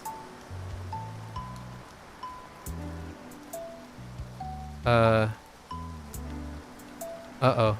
Ame desu. You know what I mean? Like that's kind of where you start, and I totally get the whole baby talk thing. You know, you just walk around and you're saying there is this, there is that. That is, you know, kuruma asoko desu. Kuruma wa asoko desu. You're just going around and listing things, and it's not too far from that. I would say I would add another layer about instructions. I think FUD is a great one too when it comes to teaching tools, or like the teaching landscape. I think this is overrepresented. The utilization of fear, uncertainty, and doubt. Like, this is this is the best kept secret to language learning. Click it before you regret it. Or this is something you haven't done ever and you should be doing too. Or listen to my top 3 reasons why you suck at Japanese. That kind of thing happens too, substantially, and it's a marketing tool, right? I would say, I don't want to oversimplify, but it is an incredibly pragmatic use of algorithmic based things to create engagement, right? I don't necessarily think it's intentionally malicious. It's largely unintentionally pragmatic to use these strategies. Like, you are studying in the wrong way, you are learning in the wrong way, rather than here's another way, here's another alternative. Hey, you can add this to your current schedule. Hey, this may work for you. Instead, it's more like, if you're not doing this, you're missing out. If, you know, that kind of thing. And happens, and that's being passed off, in my opinion, as instruction, teaching, and how people are used to it now. So they're so used to it to the point where it's in all of your discussions with individuals who grew up like that, where like, oh, you're not doing it the best way. That's not worth your time if it's not the best way. And I heard most people agree this is the best way. You shouldn't do that. That's not acceptable anymore.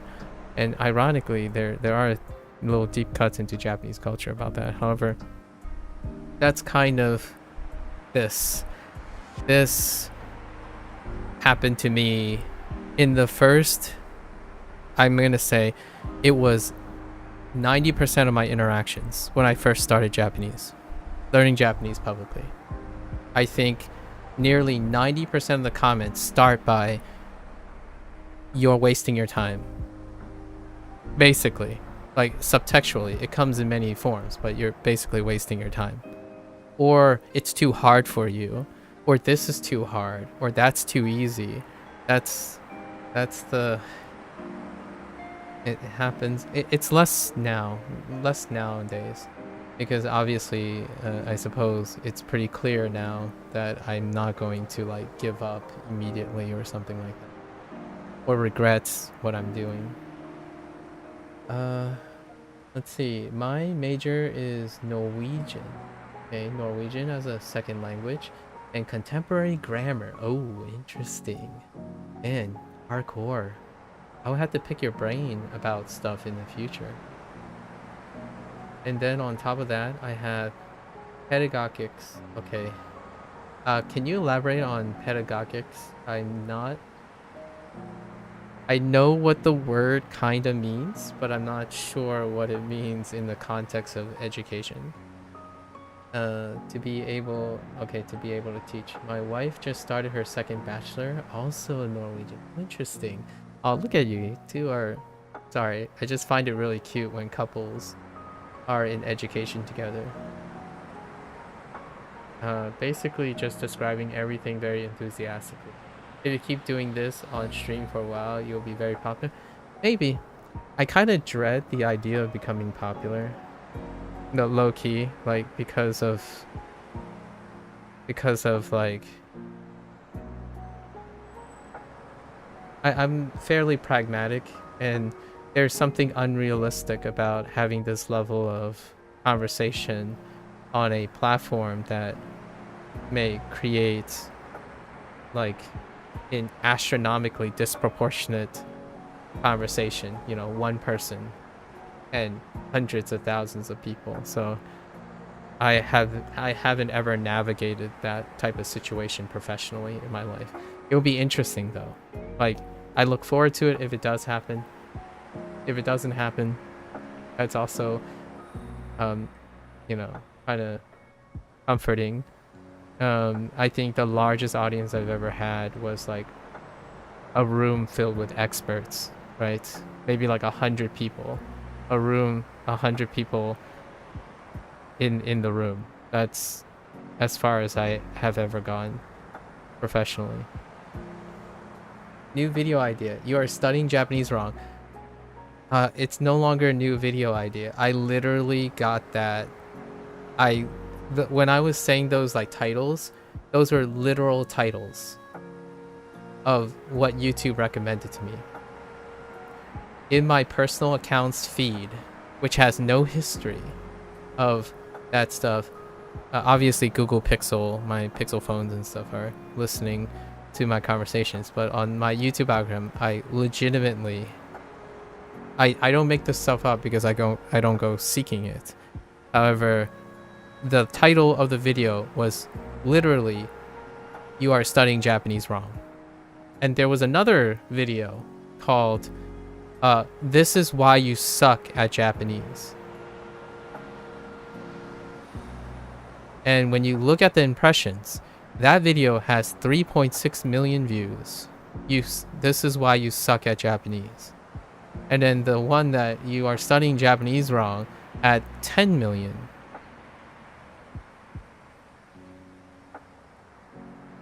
So, I don't know. I clicked on it. I actually watched it.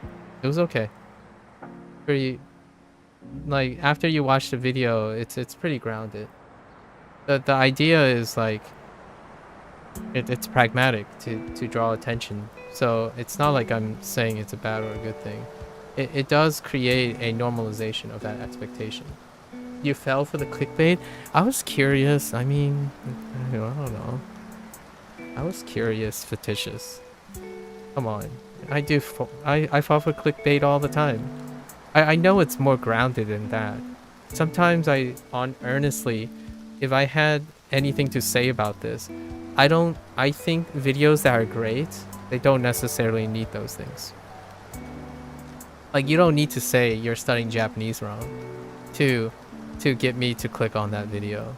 If it said something like, here are three well incentivized, I don't know, so something like, here are 3 pragmatic approaches to learning Japanese that may be supplemental. I don't know, the titles have to be short. So here are 3 additional ways you can try to learn Japanese, and I'm like, all right, cool, let's click on it. But instead, you know, that's what people see. It's like, oh no, am I studying Japanese wrong? I gotta know now. Let's go and click on it, because I click on it because I have no fear of studying Japanese wrong. Like, I rarely ever conceive the idea that I could strictly be learning in some way incorrectly. Like, there's no other person who would know me as well as my sub in terms of learning. The only thing I have to gain in clicking on this video is to gain even more ideas to help me bolster my current learning strategy. I have all the things to gain, not be told that I have failed before even clicking on the video. I think the individuals who truly become feared and click on it out of fear are the ones that I have a bleeding heart for, in my opinion, because that really sucks when you get scared into doing things, as opposed to being excited about what someone has to offer you as advice. I click on clickbait because I'm curious of what their information is, not because I'm scared that I'm afraid that they have something that will change my life. I don't typically click on things out of fear.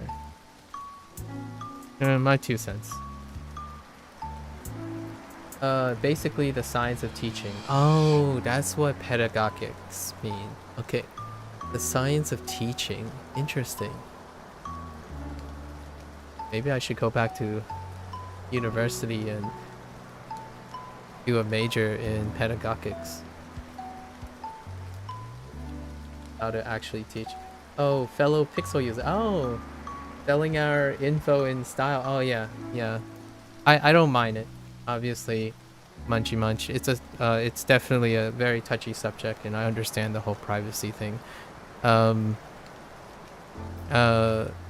willingly, because the Pixel provides feeds and algorithm that makes me more topical.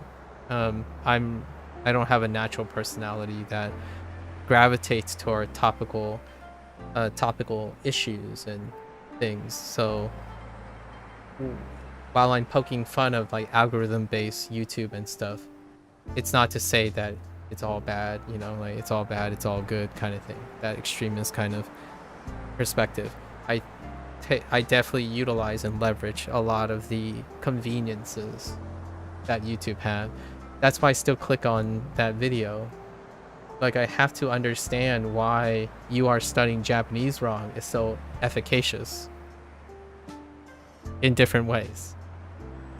It is diverting time away from other things, but I earnestly think that you can't provide advice if you don't know what the content you're providing advice against or for or whatnot. So this has been a great conversation. I really appreciate the conversation, by the way. Yeah. Right? Oh yeah, that's right. Oh, which, by the way, you guys are Norwegian, right? I can't believe how many Norwegian people I've met. Where's Sub-Zero when you need him? I'm telling you now, I don't know what the deal is, but I don't know what this is about and how, like, I'm trying to rattle myself with the coincidences, but I've met the most Norwegians ever in this very particular situation. I literally have met 5 Norwegians who has universities. Like, okay, I'll let you go though, for sure. It was a great conversation, and I understand that it's pretty late. I really appreciate it. Oh, no. Oh, thank you for the sub too. Yeah, I'll look forward to chatting with you. Maybe at like 200 days, 250, when you graduate. I would love to hear about your classes. in the future. Yeah, take care. Take care, much. And also, good night to your wife as well. Hello there, Shizumi. I want to live in Norway. I don't know what it is, Shizumi. But I've met so many Norwegians lately. There's something about Norway. Maybe I should go and move to Norway. Sub-Zero already prompted something before. Sub-Zero asked me one day, they said like, what if college was free? Would you take it up? And we were talking about like the Norwegian educational system. I'm like, dude, if college was free, I'd probably become homeless just by going to college. Anyways, all right, let's refocus. Ah, what a pleasant Norwegian magnet. It's a sign. Yeah, I know, right? Yeah, if I had to break it down, I think Norway is leading. Norway is leading by 7 people. With 7 people. 7 Norwegians. And they all have an interest in some sort of Asian language. Be it Chinese or Japanese. Huh. Interesting. And they all go to university. Oh, well, that kind of makes sense, actually. Now that I think about it. Since Sub-Zero told me that college is incentivized and completing college is incentivized, anyone who's interested in language learning would pre-select themselves into university. So that's kind of neat. Man, I gotta do some deep cut into Norwegian culture. All right. Let's refocus now. That was such a wonderful conversation. Okay. In Europe, in general, university is free. Okay. That's so neat. It's such a different world. For United States, right? For the United States, I have a different perspective about education than other people, because for me, I was lucky, or I consider myself lucky, but if you do really well in the United States, you are basically given everything. And what I mean is you are privileged to be given everything. So my education was largely paid for and all that. So it's like a different way. Like, you have to be good, you have to be worth it to do that. So there's a natural self-selection in the United States. So my privilege, I still don't feel like I was that extraordinary, right? However, I was noticed enough that my education was provided for me. So knowing that in other places you are by default, right, you have access to those things, it's such a different feeling. That's why there's like a sense of entitlement. There's a sense of entitlement in the United States when you like make it to something and you were given something, you were awarded something. It's largely based on either meritocracy or sometime a lot, maybe significant amount of times on nepotism, right? Either it's nepotistic or it's meritocracy, meritological. So it's based on merit, or like predisposition, like a heritage or something. Like, because I was a minority at the time of that time, that could have factored into the selection process. So lots of times when I said I had a free ride or I managed to get into a university, it literally means that I managed to get into it. However, that does not mean that I wouldn't love a world where you have free access to education. Right. You wanted to live in, okay, but the Nordics are probably peak tier. Yeah, it might be an it might be a like a super representation, if you know what I mean. I have the Nordic culture I do here it's like it's it's slightly isolated, right? And that's kind of cool. It's kind of like Japan in a way, right? It's isolated, but it's often associated with Asian culture, right? The greater Asian culture. And you have to think about, like, here's my little take, and it's an oversimplification, and I don't want to get too much fire for this, but the Nordic culture is kind of like the non-mainland stuff, and then you have Europe. Now they're all related, and there's some relatability between them, but the Nordic is like there, right? Now think about like Japan and China, like the contrast between Japan and China, right? And then the United States is like, you have to think about the isolated areas that are compared to the United States, but the United States is like, the states itself have particularities. So there are particular states that are overrepresenting something in a good light, and other places underrepresenting. So because there's no like islands or something to isolate them or something like that. I don't know. There's a lot of parallelisms that you can draw. Like I grew up in an area of the United States that has an incredibly high level of education. So we have to take that into account. So my fondness for education may not be necessarily representative of the rest of the United States. You seem very good at educating yourself. Yeah, I love teaching. I love learning things. And I don't want to say this, but whatever it is, I can't change the fact that the United States education system produced someone like me, right? So for all of its outside of people whose perspective on the United States and whatnot, you still have to overlook or talk to someone who is a product of the United States education system. Is it because of other things? I don't know. It still wouldn't have been possible. It still wouldn't have been possible without the American education system.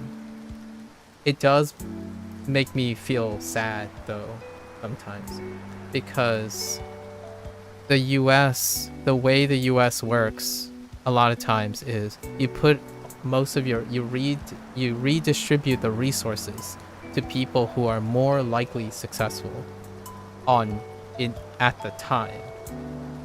Like, so if you're already down, it's unlikely to improve. And if you're already up, then you're more likely to improve even more.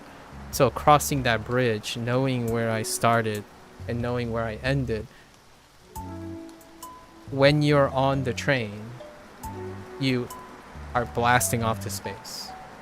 So my natural ability to catch up was reinforced by the selection system in the United States. So when you make it, you made it, kind of deal. So to say that I would end up in the same place where everyone else is equally competitive, probably not. It would probably not have worked out that way. So my ability to educate myself may not necessarily have come about if I was placed in an environment where everyone was equally as available to educate themselves. So there's always that, emergent property, the complexity of human interaction. Oh, Kamala can do something about it. Kamala.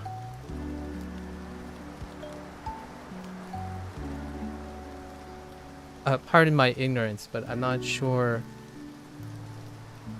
in what context about Kamala. Kamala Harris. Oh, that Kamala. Yeah, maybe.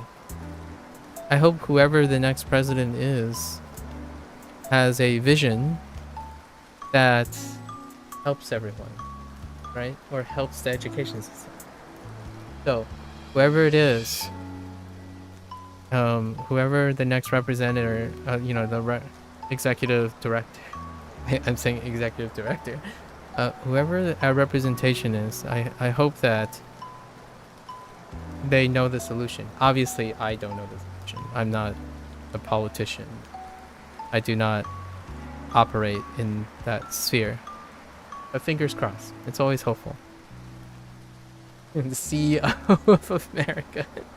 Yeah, I keep thinking of it in I guess that's a Freudian slip or something if you want to qualify. As an American, right? I can't help but think about it more in like an organized business way. Like, okay, well, whatever it is, I hope there's no conflict of interest, is what I'm saying. Uh, the whatever people believe our representatives are believe will help the country will help everyone else. That's probably the most optimistic way to go about it. Like, if all the interests align. Because if we start talking about people's personal interests, financial interests, career interests, the end game is that you hope that there aren't a conflict of interest, a minimum conflict of interest. And with least amount of conflict of interest, there will be greater opportunities for win-wins. And we'll find out this year, I guess. It's a big year. I gotta get used to hearing Kamala Harris. Huh. Okay. Thank you. Okay. Where are we with that? Neko Gaito. Yep, we got it. Akai Hosoi and Akarui. Karaoke. Karaoke.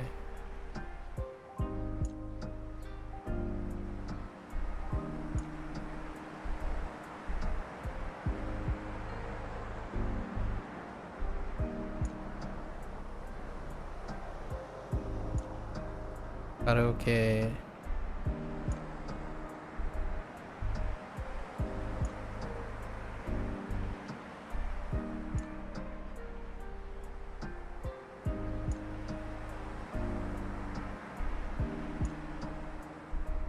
Warau.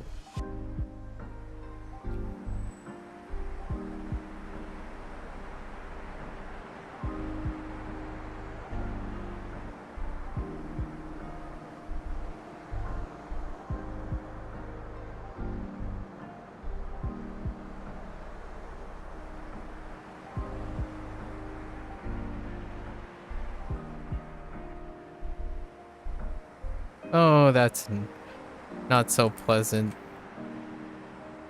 writing of that, but that's fine. It's okay.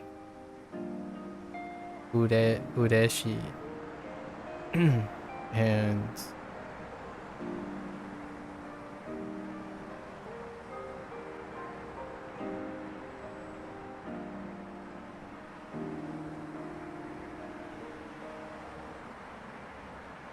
right, Utao. All right, now we're gonna go to our new ones yesterday. All right, 2 hours. That's not too bad, considering our wonderful discussion. Okay, so this is the new stuff, and we gotta iron this out today. So where? I'm gonna plop myself. I'm gonna jaywalk. And we're gonna plop ourselves here.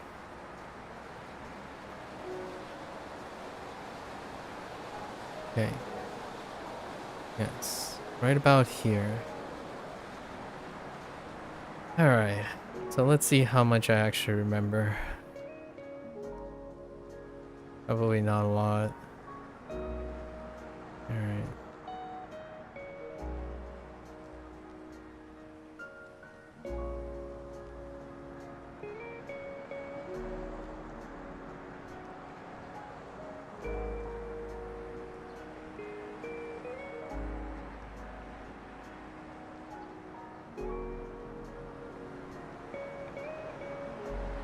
Obi shop.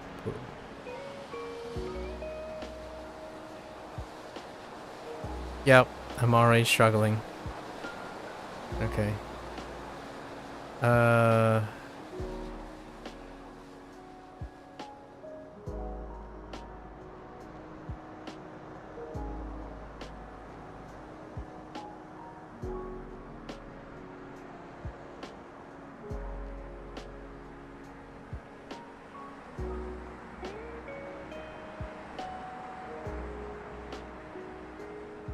Okay, let's just write all the things for now.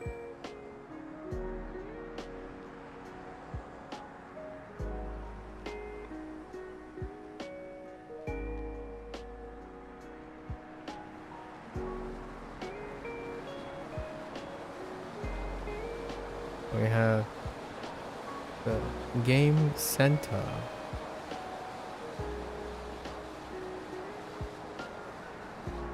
What's the next thing?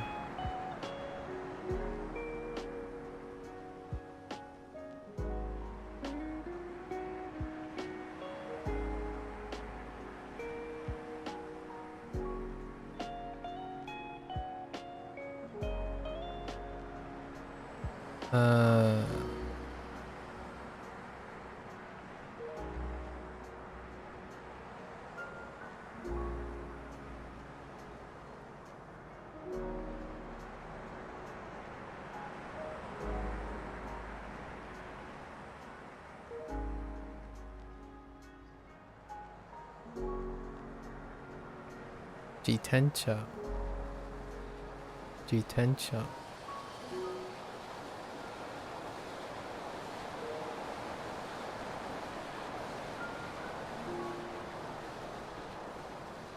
Camera.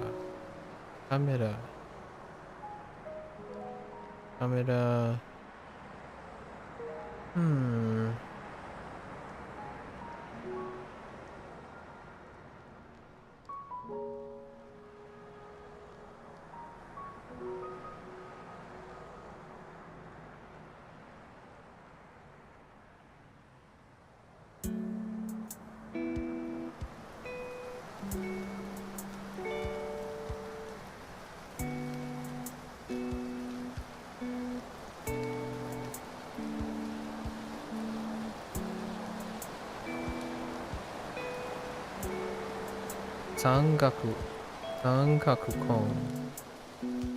Kon. I've been focusing on your mental health lately, figuring how to get better. Seems so complicated, but I feel like every try counts. Absolutely. Izumi. Absolutely. May I ask, how are you going about it right now? One thing that really sticks out to me when you say figuring out how to get better seems so complicated. My first thought immediately is I hope you're finding ways to uncomplicate it. Like from your perspective. Yeah, it's like solving a puzzle. You know how like solving a puzzle, right? You take the pieces that you can put together, right? As a lot of individuals would try to sort it out, right? Sort some of the pieces out. So sorting works. I'm going to use your analogy as a way to talk about this. You can sort the pieces. Some people try to sort the pieces, so they make like lists, maybe like lists, journaling, so it can create a sort of sorting, like an organization, so that it uncomplicates the things. Other people like to do a scavenger approach, where you put the pieces that you already know come together. So basically take the things that work together already, so the pieces that you already know go together, and you build out from there. Is a different way of approaching it, right? So these often come in the sense of focusing on what already works and using what that already works to tackle exploring what may work with it. So like if running, for example, already brings you joy, making running into the other things you have to do may offset approaching it that way. So I use this quite a lot in language learning, where if you already know how to do something, like for example, you're so used to Duolingo, for example, how can you bring Duolingo to the new thing? And that often is a great way to build out the puzzle, build out a complete picture of the puzzle. Otherwise, sorting is something that people like to do as well. Sorting would be a great way to say, like, okay, so here's all the things that drain my energy.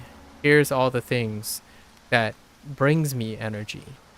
How can I match them up in the sense that, okay, we'll try to sort out all the things that are negative, like maybe they're border pieces, right? Sort out all the border pieces, or the border pieces give you positive energy because people like building out the borders first and see what the borders are. And in the middle, you sort them out by color, and then you go at it from a perspective, okay, well, all the blue pieces are more approachable than the red pieces. So I'll start with the blue pieces, and occasionally I'll go to do some of the red pieces. Then you continue to do it in that way. So that's kind of like a puzzle sorting, right? Hopefully that my analogy seems like something that sounds familiar, right? I'm sure if you had professional help as well, that would be a great way to that's probably some of the techniques that they will introduce, but in a different like context or a different analogy. You have anxiety about doing things, anything, I see, and has been causing you a chronic fatigue that appears to be atypical depression. That sounds about right. That sounds very very logical. Basically, I feel fine as long as I do nothing and lay down. I see. You try to do stuff that doesn't trigger that anxiety and feels good. Okay. Okay. I feel like I'm trying to do a sort of exposure therapy. Yeah, so I would say, in a way, right? This is not professional advice. However, if you're already trying to do things that don't trigger your anxiety, that is a form of avoidance, right? Avoidant behavior. When you can gain a control of your anxiety or like build yourself up from avoiding the anxiety at some point, which you've already alluded to, exposure therapy, taking your new built resilience, eventually there will be a need to re-expose yourself to those things. So building yourself up using avoidant behavior can give you an opportunity to recover. And having the mindset that you're recovering by avoiding your anxiety triggers allows one to eventually tackle those anxiety triggers slowly, right? So yeah, probably some sort of exposure therapy, depending on whatever resonates with you, is highly encouraged, right? After you build yourself up again, right? Avoiding anxiety triggers is definitely gives you that opportunity to build yourself up before you enter a phase of exposure therapy. Because eventually you have to, one has to pragmatically be participating in those activities in order to gain control of it, or trying to mitigate or cope with it. Hopefully you find some way of getting to that position in your life. The atypical depression seems to be a defense mechanism to protect you, from the anxiety. Yeah, that definitely sounds like avoidance. Trying to encourage yourself to be, brave enough when you build yourself up from the avoidance in order to like slowly readjust back to exposing those triggers back and learning how to manage them is something that is going to be far more sustainable later in life. A maladaptive one. Well, it seems like you have quite some awareness. Hello there, Parseus Polaris. What is this game? This is a game called Shashingo. It is a game where you take pictures and you get exposed to Japanese vocabulary. This game is strictly based on the developer's comment, strictly only going to focus on Japanese in order to provide a more focused thing. So you're given a map and you go around in a camera and you take pictures. You snap pictures, it creates an audio, like a more immersive environment. And the pictures are represented by flashcards, which most people are very used to.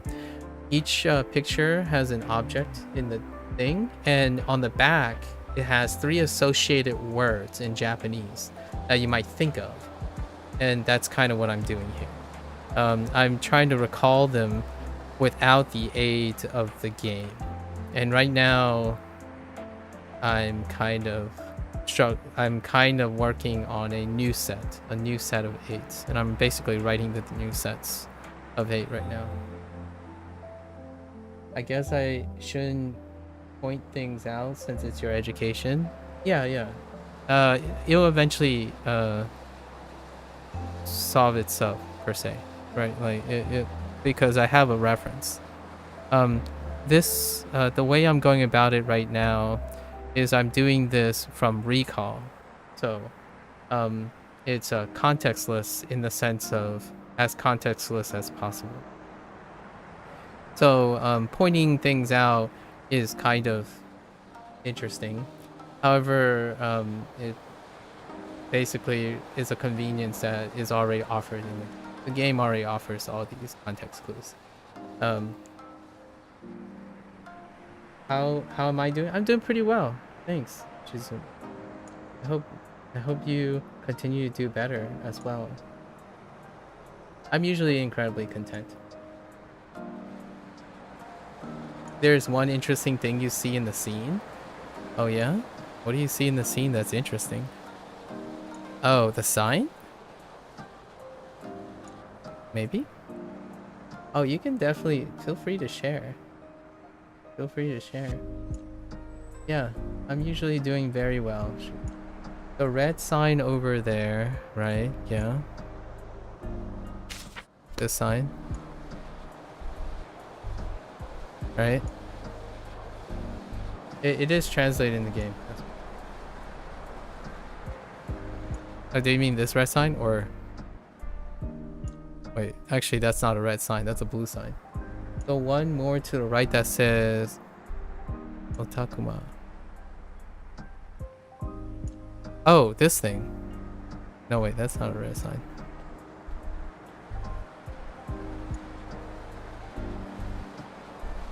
A red sign.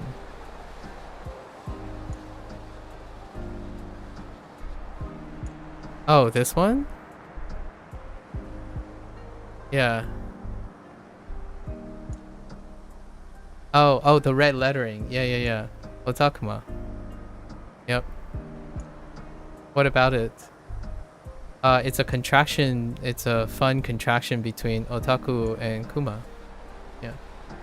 Oh, I thought it meant otaku, but the people said ma and ma for market. Oh yeah, no. It's a contraction between otaku and kuma. It's kind of like otakan. It's a contraction between otaku and convention. Yeah, so they were being a little gimmicky. It's a fictional studio called Otakuma. There's a symbol that they use here. This isn't yeah, it's a pun. They're doing a pun, a Japanese pun, yeah. Like that symbol down there is supposed to be a bear. This is not a real recreation of any Japanese location. It's inspired, so all the the branding and stuff is you know, fictional. So Otakuma is a studio where the symbol is a bear. For non-real assets, they're so realistic. Yeah, I know, right? Yeah, so Otakuma. Yep, exactly. And the game, by the way, does this. Yeah, the game translates all the things that are not part of the game as well. Like, for example, like this. Like, I can't read that. Like, I have no, like, my comprehension is not this good. Like, there's, but maybe one day. They still have all the translations for all these, though. So you can see a lot of quote-unquote real, like, kind of try to imitate things you might see. The text on the top is full kanji. Yeah, it's full kanji. Yeah, yeah. Usually when you see full kanji, it's like official statements and stuff. A lot of like official statements and public government related things tend to be in full kanji. At least that's the impression that I'm giving. So naturally, I would say a no smoking notification sign kind of thing would largely be, most of these are in full kanji. I guess this one is not, because there, you can see some no particles and whatnot, but oftentimes these type of statements, like news reports and cautionary signs and stuff, tend to be in full kanji. Or at least that's what I'm expecting. Very, this... I missed something Blair might have said. Started making dinner early tonight because my meal, M-I-L, and small child are guests. Cooking for 6 requires soup. Oh. What kind of soup are you making? M-I-L, mother-in-law. Oh, man. Mother-in-law. Okay. Well, I hope it's...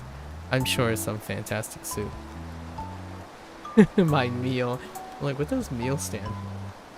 Chicken noodle? Classic. Classic chicken noodle.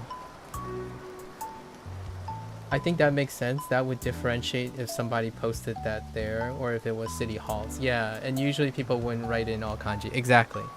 Exactly. As far as I understand culturally, when you write professional notice or like use newspaper and official like reporting and stuff, there are not only formal use and constant use of kanji, it is also have its own specific kanji. So there are a lot of like traditional kanji and lots of characters that are very specific to those things. So it's very specialized. It's to the point where I talked about this earlier with a stranger. It's very Chinese too. Like as things get more complicated and official, they rely a lot on it, and it's almost legible entirely in Chinese as well. And that's kind of like the way to differentiate. And you nailed it on the head. It's a great way to differentiate. And I think that's the impression that I get. I think Japanese people and Japanese culture, they do that intentionally, where you separate the two. In English, it's very similar as well. In English is quite similar, where when you think of news reporters and politicians and things of higher education like myself, when I'm in a university environment, the vocabulary just shifts. It might not look different because of the Roman alphabet, right? However, it sounds completely different. Like sentence structures, word choices, the diction completely shifts when you go from one element to the other. It's to the point where you can distinguish someone's profession based on their level of specialized vocabulary. And I think Japanese's version has even a writing component to it. And that's kind of neat.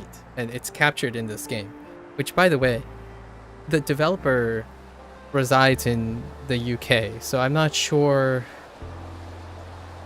what the developer's relationship is with Japanese, but they, their name would suggest that they're probably, you know, a foreigner, right? Gaikokujin, right? However, they must have learned Japanese or something in the long run. So that's kind of cool that they have all this. They clearly have an understanding of the things, at least from my cursory knowledge. I'm not a Japanese native either, but these things I have picked up over the years being exposed to Japanese media and whatnot. Really cool, neat little thing. Korean does that in a way where it specifically writes high formal for stuff like that. Yeah, exactly. One letter added and it becomes MILF.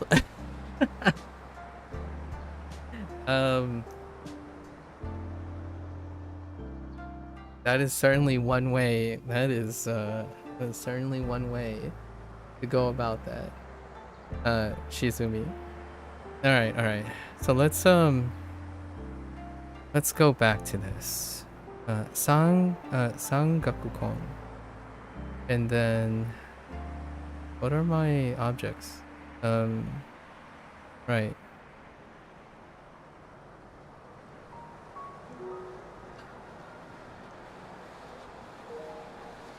I don't remember the left radical. We're gonna guess the left radical of this.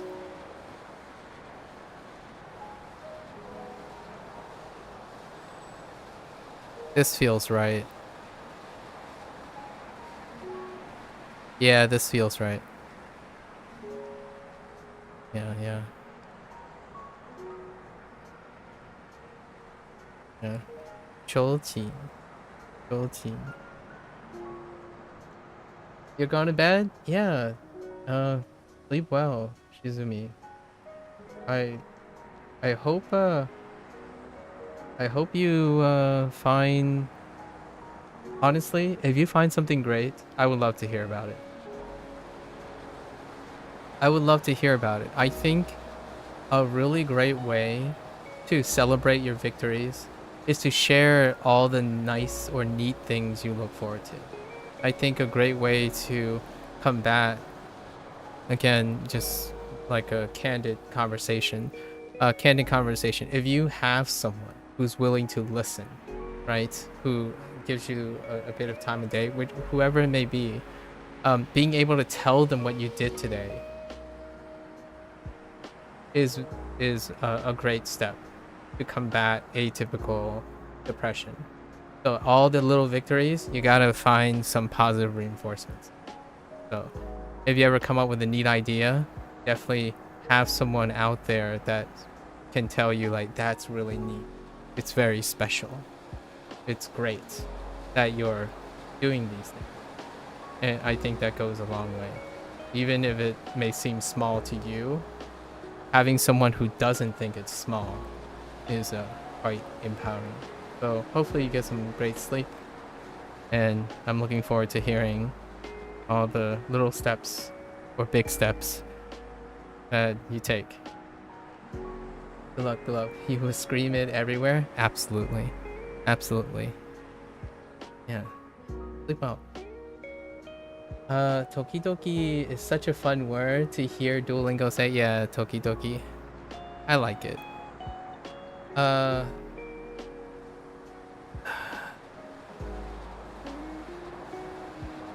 Why does that remind me of something? Oh, Doki Doki is also a cool word that Duolingo hasn't introduced, but it's very close to Doki Doki, which is I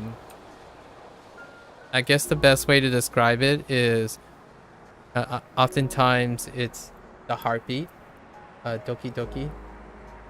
So whenever I heard Toki Doki the first time, which I didn't know that it meant sometimes, Doki Doki is the thing that I heard the first time closest, and it's the heartbeat. It's like thumping or banging, like.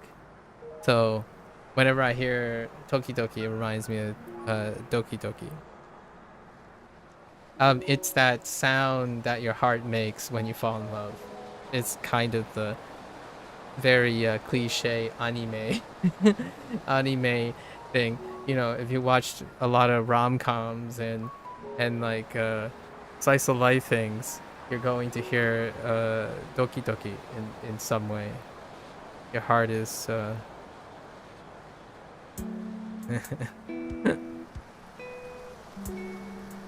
I've yet to hear it in Duolingo, but that's what it reminds me of. Doki doki is a fun word. Let's see. Chochin. So Chochin.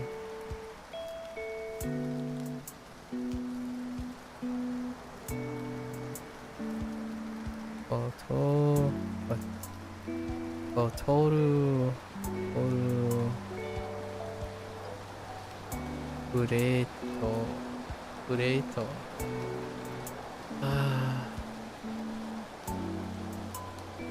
Or is it Bato? No, it's Otoru.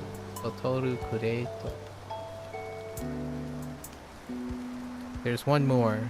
One more object. What am I looking for?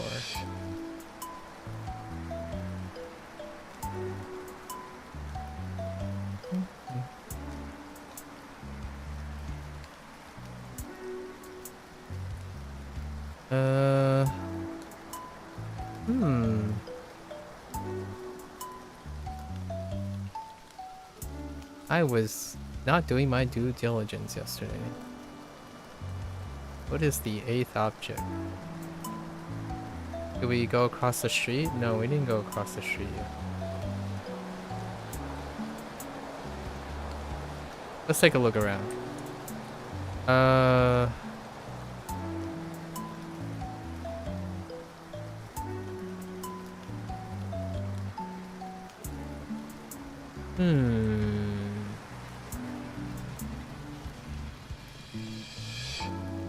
It's in this alleyway. Whatever it is, it's in this alleyway. Oh, I know what it is. Such a Shitsukaiki. Shitsukaiki. Now, do I remember how this works? Yes, I do.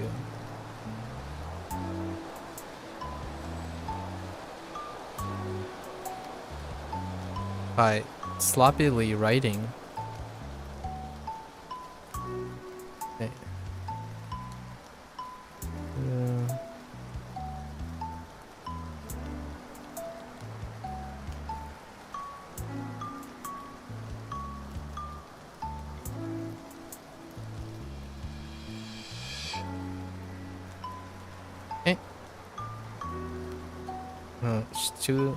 Shitsukaiki. Alright, now here comes the difficult part. I kind of struggled quite a bit with this yesterday. So we have 24 words, 24 things to try to conjure up here. And I already know what they are. I just don't know how to write them anymore. Start with all the ones that I know.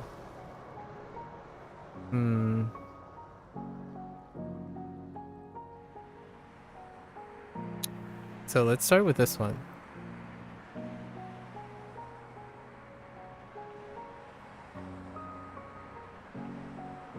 So yeah, Mawaru. And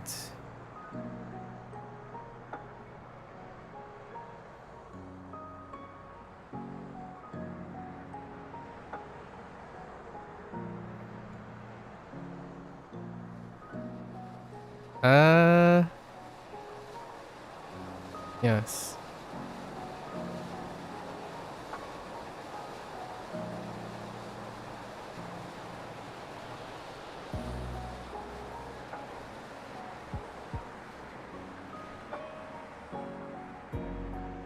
Right. Moi.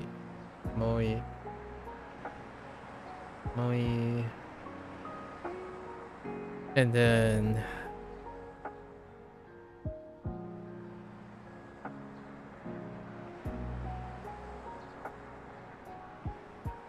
okay.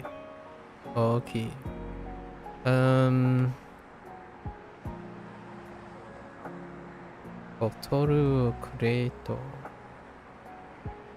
Got...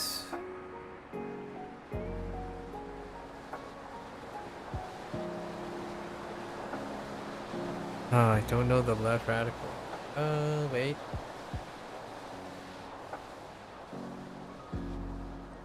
It might be... Oh no, wait.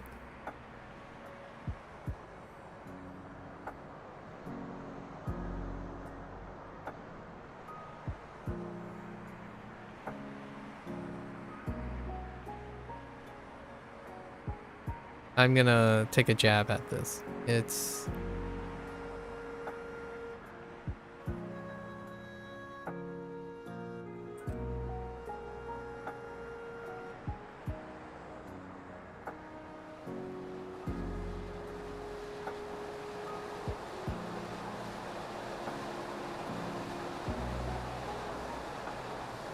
I'm gonna take a jab at this. Akobu. I've already forgotten the left radical, so we're just gonna put it on a snail. Hakobu.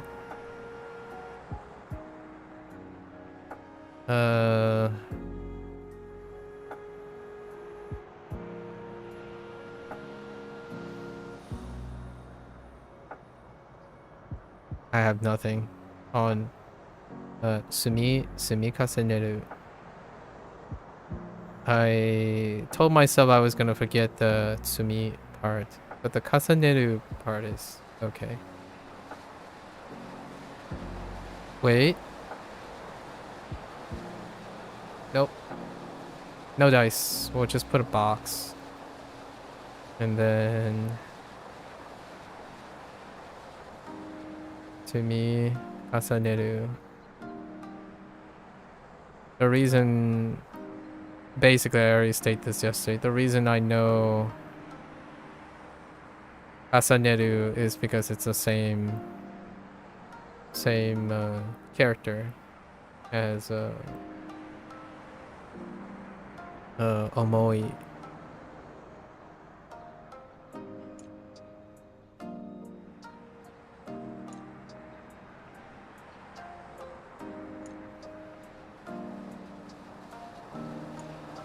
Oh, it's been pretty great. Not Tom Nook. Hello, not Tom. How are you?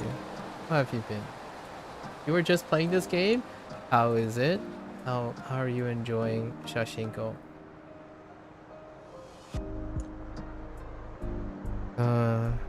What else was in Botoru Kureito? Oh, do I have that too? I think I might.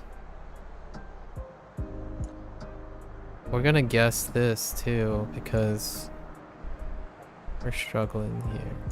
So... Oh wait, I know.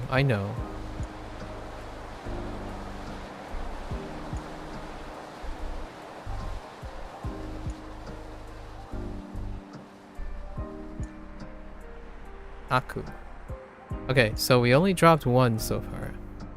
What about okay, so Joltin.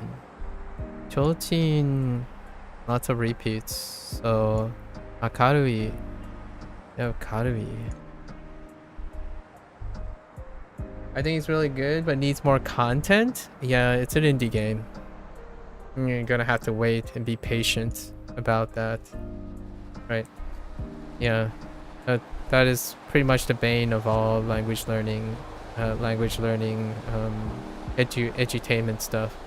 Since most people have a natural understanding of how big the amount of content is, game development content is not on the same scale. Yeah. That's what my natural concern about like language learning in general, especially people who are interested in Japanese. There's a very heightened perspective on knowing how much content there is versus how much gaming content there is in the game. Right. Yeah. My concerns was usually with that. I haven't actually made a review video yet, or like a concluding remark video yet, for Shashingo. But I did make one for the playtest of Wagotabi, which that's my major concern. The perception, the disconnect between the perception of how much Japanese content they could cover versus how much gaming content there is. Wagotabi, in the state it is a very, very lengthy mobile app, but it doesn't necessarily mean that it's irrelevant. It excuses how most people will see it. If they're trying to learn Japanese, it'll be very difficult to not think of that, where it needs more content, because you kind of know that the Japanese language has a lot of content. Totally understandable sentiment. Cholchin, I don't know. Karui. Can I storm up Karui? Karui.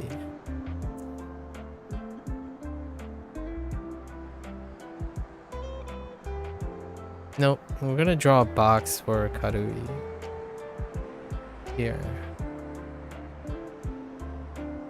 Might come to me later. And then Akarui is fine. Akarui is a repeat.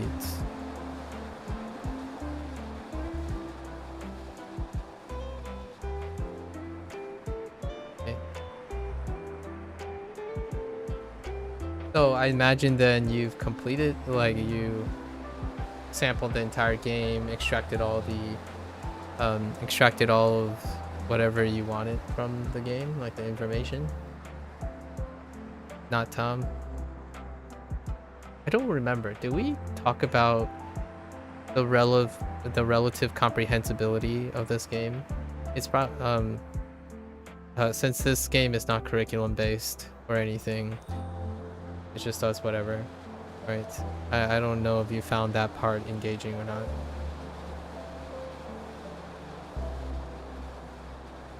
Oh, Yura.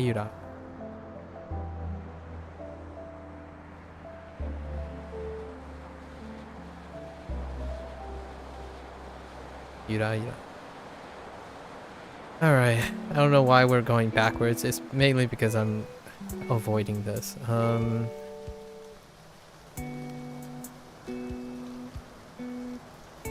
So the words I'm responsible for Hobi Shopu are Shumi,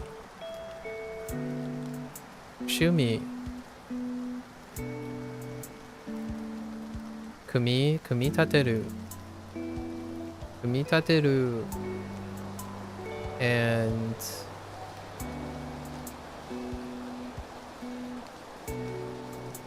Skau. We can do Skau. Whoops.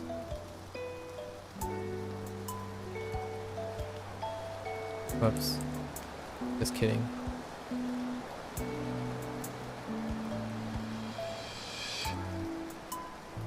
Kumitateru.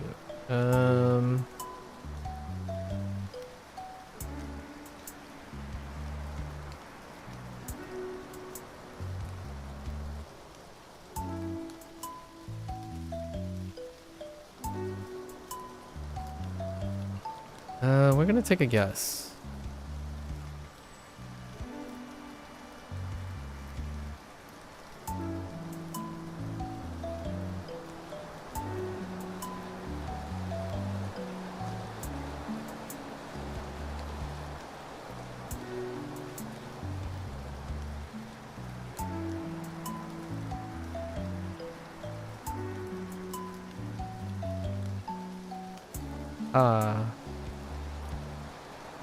Nope. I'm gonna draw a box.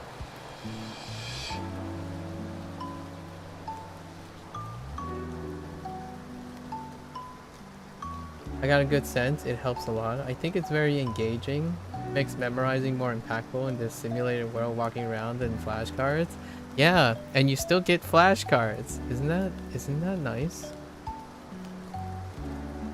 I was just making the pun of flashcards, but it's kind of nice. Yeah, gotta be patient. I would totally like if it was tomorrow, like tomorrow if they announce something, I would totally be on board, right? But yeah, gotta be. It's a good pairing, yeah. I quite like the pun.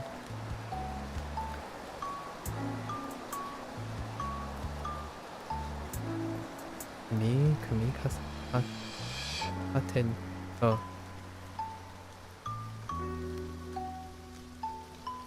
Me tate.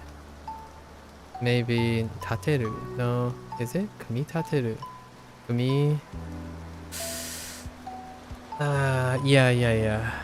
We're just gonna leave that there for now. I don't remember. So we'll check soon. We'll check. What more would you want to see from this game if they were to work on an update? In terms of features, a writing feature would be great. A freehand note pad. Because right now I'm obviously not doing this in game, so it's kind of difficult. So a freehand thing, something that emphasizes writing. Although that's a bias thing, that's a personal preference thing. Wakotabi has a writing implement already, but they're on a mobile device. So mobile devices you can still use your hand and stuff. But personally, that would be a feature request. The other one would be if you're talking about content and stuff, anything really flies. A shopping mall, a zoo, a countryside, a museum, a theme park. There are quite a lot of other things, right? That are very Japanese. Like, that'd be great. Content would be content. In terms of feature set, I would say some sort of writing implement or visualization of the characters, because naturally having an aspect or a exposure to radicals in kanji goes an incredibly long way, and it wouldn't necessarily need a curriculum around it. Mere exposure to kanji is one of the cornerstones of familiarizing yourself with your intuition. And I would say that it is incredibly hard to describe how one can feel the kanji. And one can feel what kanji sounds like without exposure in that way. Unless you're an academic, which I would consider myself an academic. Generally, intuition comes from exposure. So naturally, if your eyes and ears continue to be more highlighted in center of being exposed to the characters, you wouldn't be drawing blanks like me right now. I suppose you would less likely draw blanks. And what I mean by that is you would be able to see and hear from the speech. Like when I say kumi tateneru, tateru, tateneru. Is it tateneru? No, kumi tateru. When I'm saying that, it's not eliciting the kanji yet. Right? And you kind of want to build that in some way. And that's kind of how I go about it. That was a personal request. Shumi is... I remember I complained about Shumi because it's so thick. But how was it so thick? It's definitely on snailback.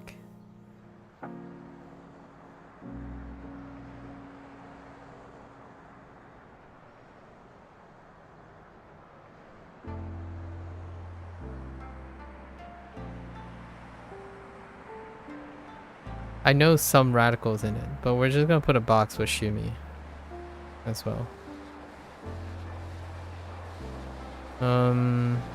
Let's see. Game Center. We have Tanoshi, which is a repeat. Tanoshi is fine.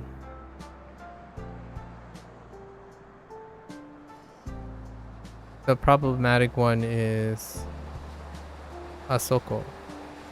I mean Asobu. Sorry, Asobu.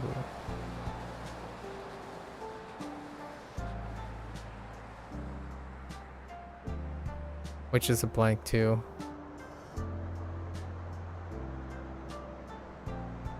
And then Urusai. Urusai is the other.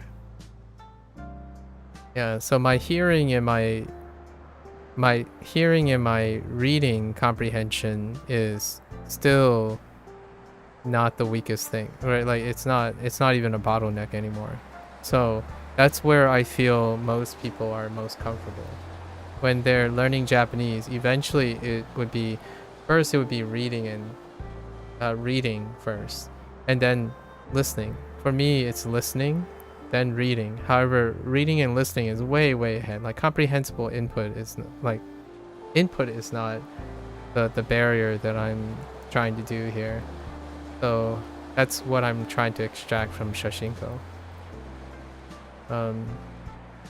Yeah, so those are the three for that. And then oh, I actually remember these ones. Jitencha has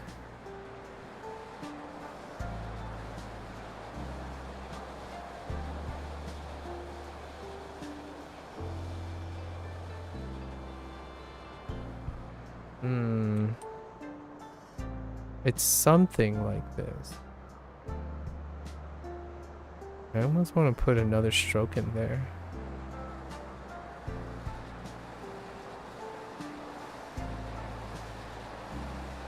There's something underneath as well. Not good enough. The three words for Jitencha are hayai, hayai, osoi. No, sorry, omoi. No, sorry, osoi. Osoi and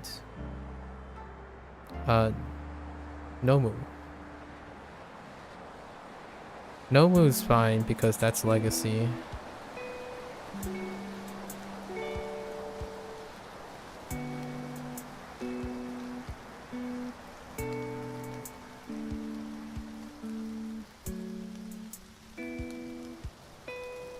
Yeah, Nomu is fine.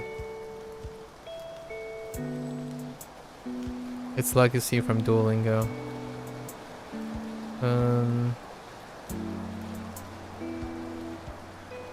Both Hayai and Osoi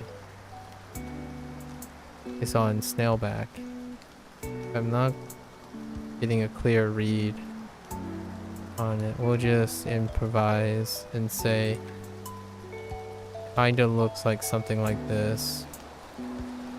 I'm missing something. Maybe we'll add a few strokes down here. And then I think we have something like this, maybe, with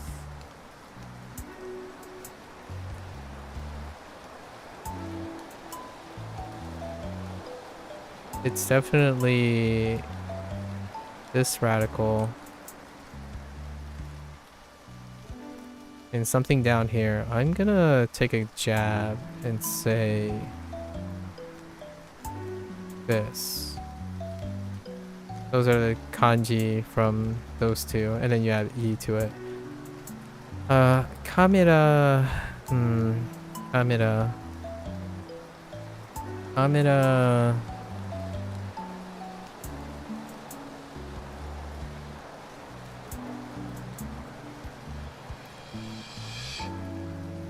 There's a mnemonic for this because of yesterday's mix-up. Or this.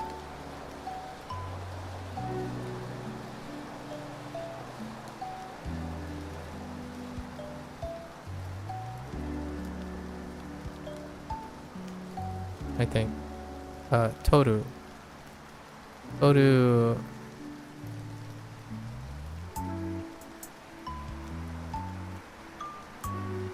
I made a comment about how this is weird, this one is weird, so naturally, of course, I remember it because it's weird.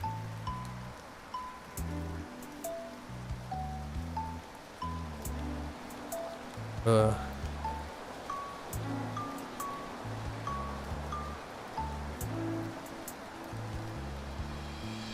Like this character.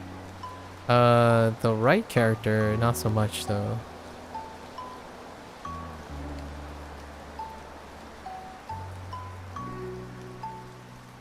It's Shashin.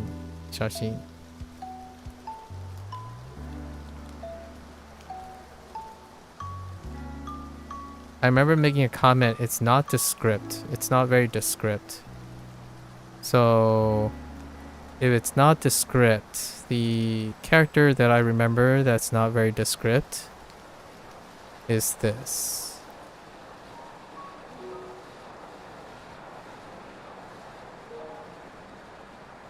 That's probably the character that I remember that's not descript.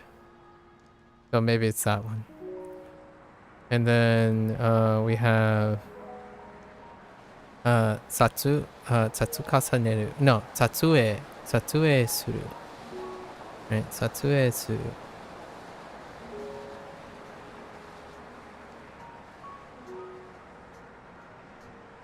Which shares a character with Toru.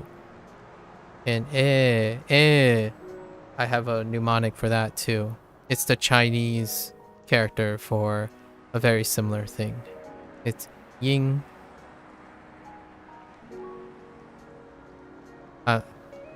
It's Ying. Ding Ying, right? Ying.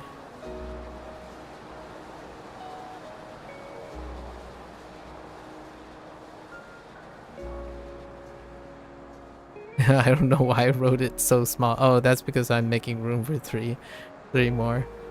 Right.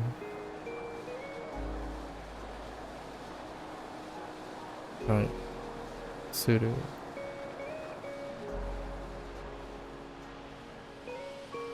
Satsue Suru. Satsue Suru. Is part of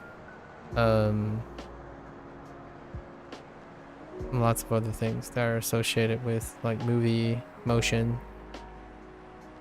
Okay. And then Sankakon.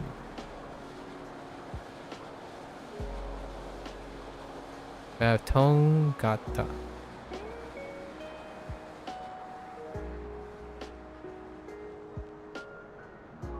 Tongata.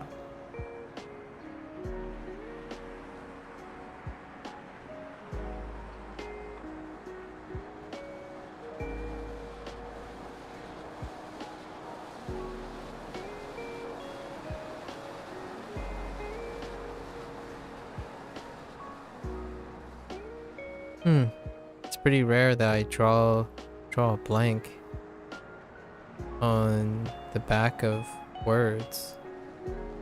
I mean, the back of flashcards. Tongata. Tongata.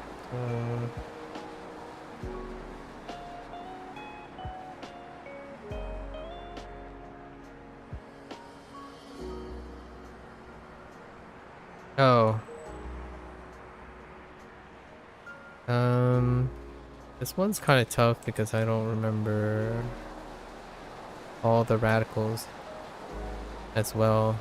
It's really stacked. It's like a super stacked thing.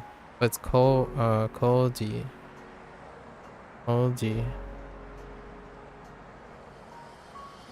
We'll just put a box in where all the gaps are.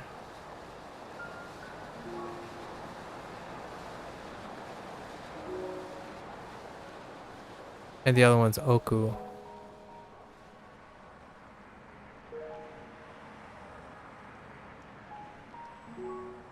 Nope. Oku is a box too. Alright, let's go and look. Okay. Here we go. Yeah, the front side is A-okay. Front side is A-okay.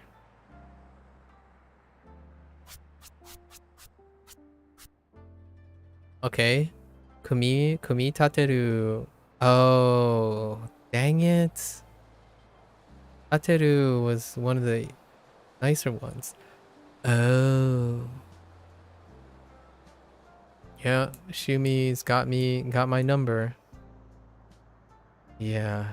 Yikes. Asobu. Asobu.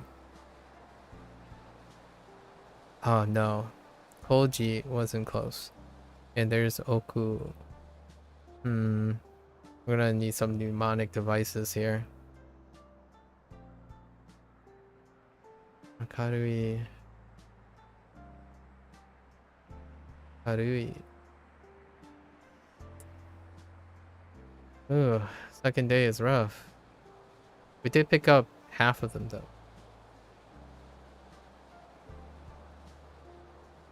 I'm doing it great. Thank you. I appreciate the kind words. Madamada des, right? Okay. Thank you. Shmo. Shmo music. Shmo. Let's see. Noru. Oh, we were sort of close. I thought. Okay, I missed 2 strokes. Okay. Oh, it's that radical. Okay. Yeah, we're fine with Jashin. That was a left throw. Yeah, okay, so that's fine. Oh, Tsumi. Tsumi. Oh, how you're so interesting looking. We were actually Hakobu turned out to be a good throw out. Where's Hakobu? Yeah, not bad. Okay, Hakobu is fine. Interesting. So let's try to come up with some mnemonics here. Okay. All right.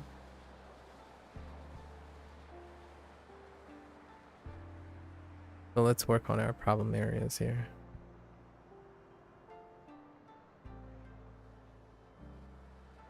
Shumi, man.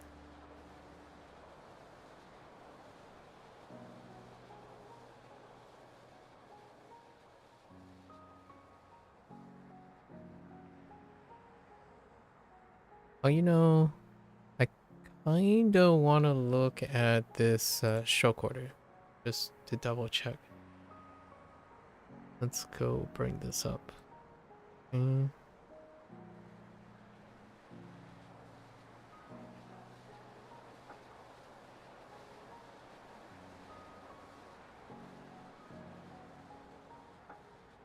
Okay. It is flipped. So it's not doing the laddering the other way. Okay. Occasionally the laddering is flipped. But in this case, we're going with the... Alright. So, what do we got on Shumi? What are we gonna do with you?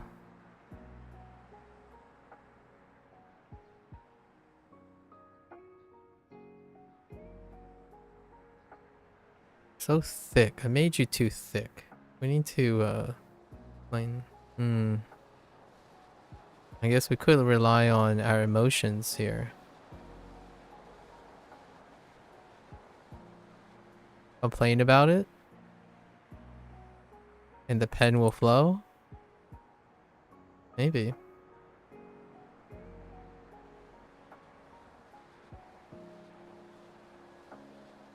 Oops. Wrong radical.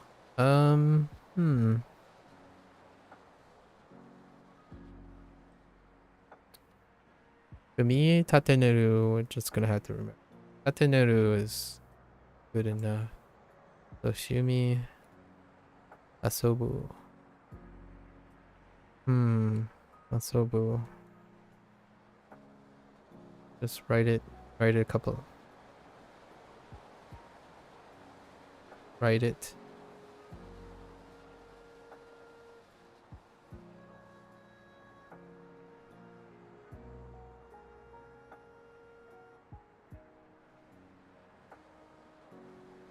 Hmm.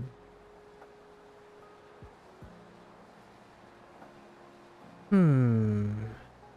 Oh, you know, that's kind of a cool way to do asobu. I mean, like boo.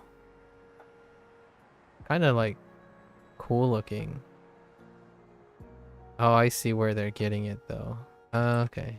Yeah. I'm just gonna stick to what I'm used to. Hmm.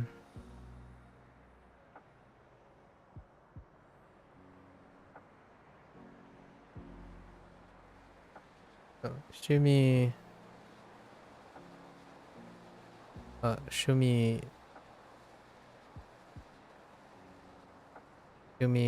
Asobu.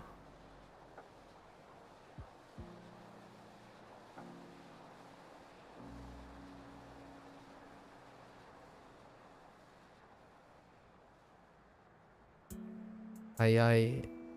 Right. Ayai.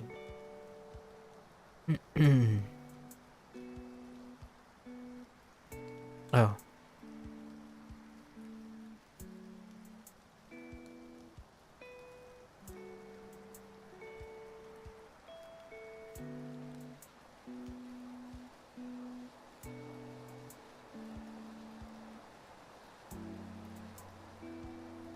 So stacked. I need to make that a little stockier. Okay. Osoi. I don't know what to do with you guys yet. Koji is rough too. Although it's kinda nice if you pick up, if I pick up the first, if I'm able to pick up the first stack, I'll remember the rest of the stack. Okay. Oku is gonna be tough.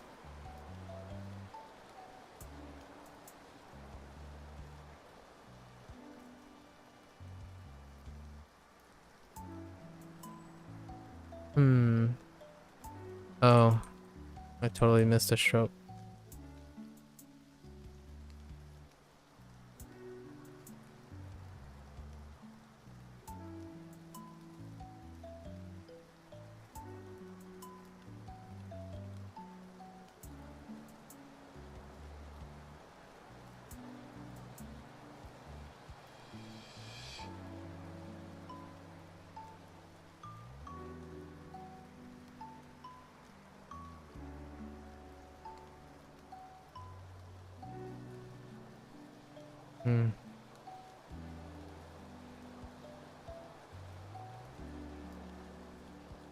We got Hakoku.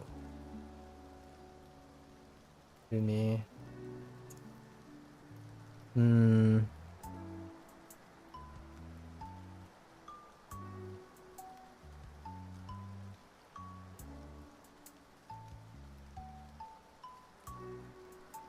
Right? Oh, wait. Yes.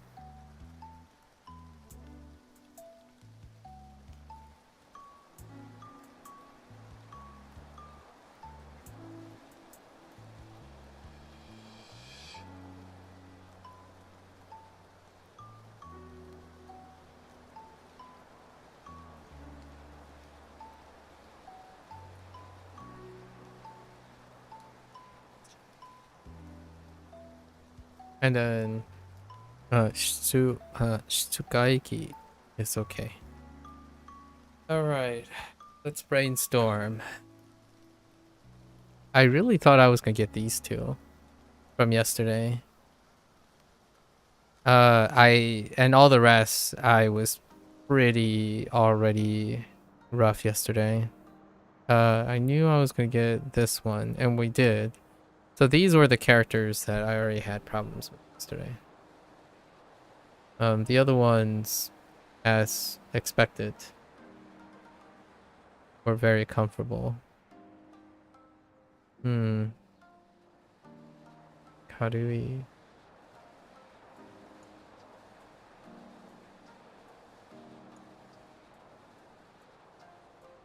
So very nondescript.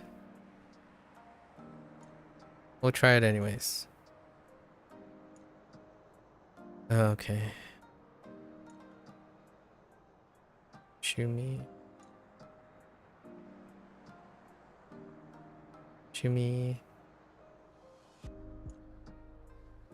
Well, we'll do our brute force method, right?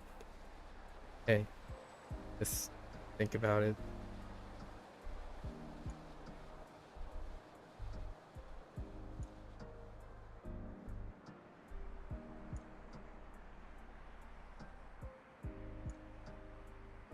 Wait, did I? Oh wait, I didn't write. Oh no. Yeah. Okay. Oh.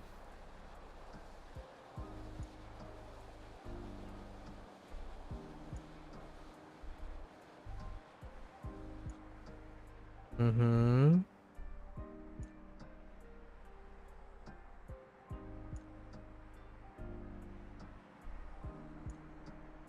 Mm-hmm.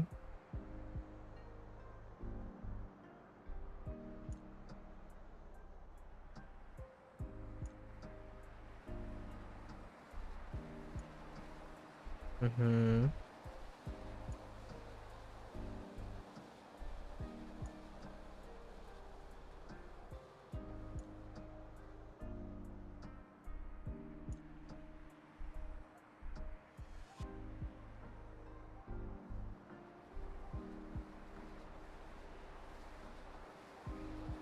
Darn you. Forgetting. Okay.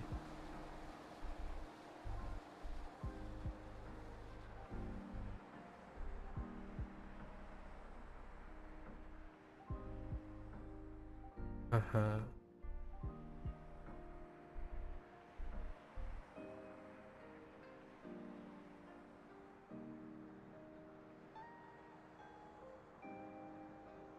Okay.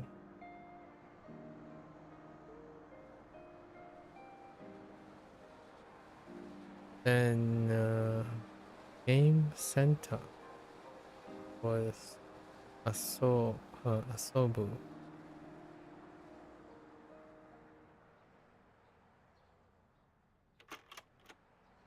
Okay. Asobu, check. G Tencha. Tencha.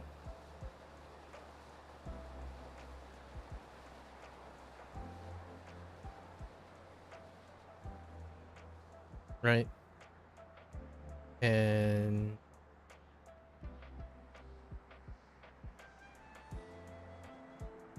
okay. Oh, I actually screwed this up. I actually remembered it correctly as opposed to writing it correctly. Interesting. I'm like, wait a minute, that radical is weird.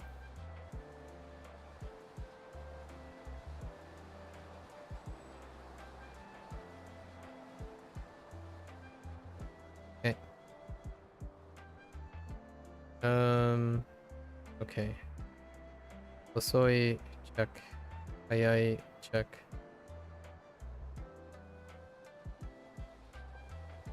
Where are we going from here? Camera, check.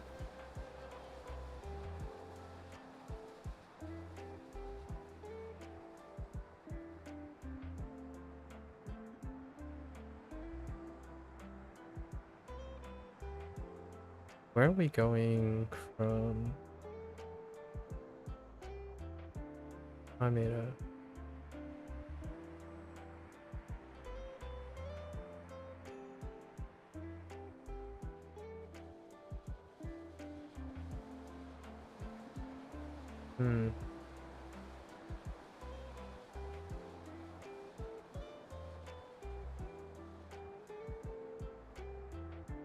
Ne?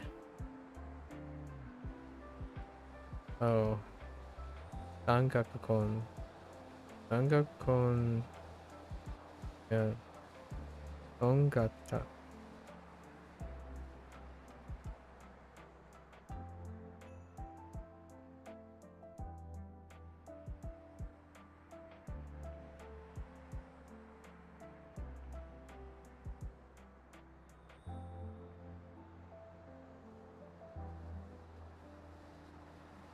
어지.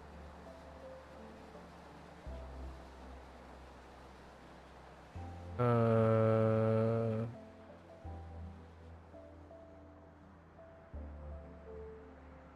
어지 check.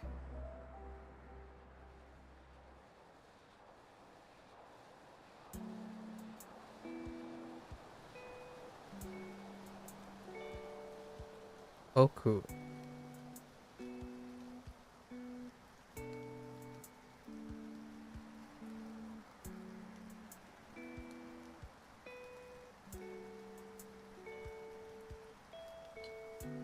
Nope. No dice. Ooh.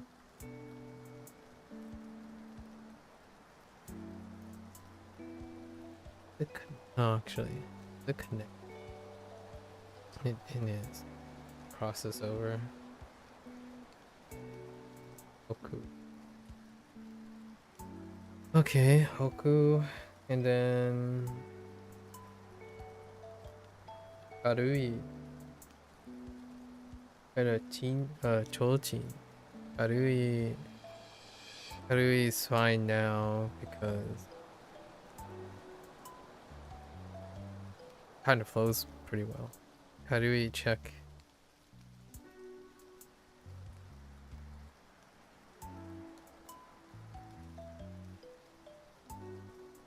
Where are we going from there?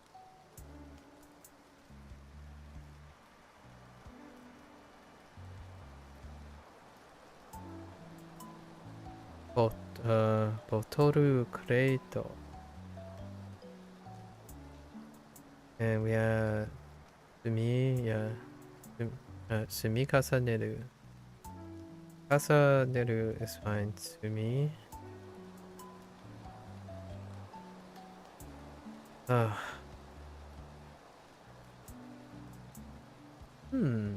No, that doesn't help.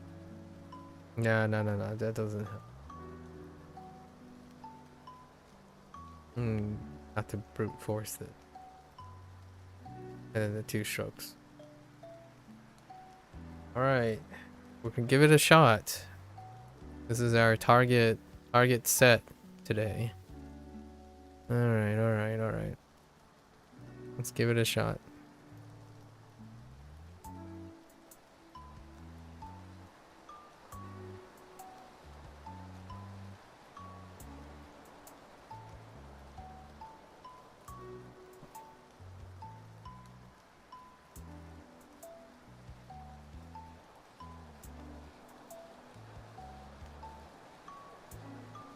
Okay. Hobby shop.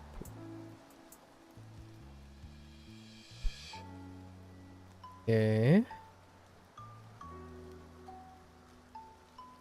Stay calm. Stay calm. No panic. No need to panic. Go. No.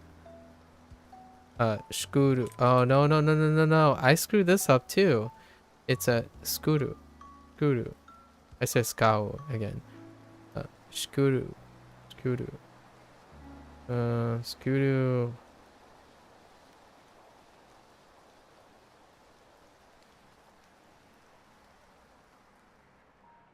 This one we still managed, so it's fine.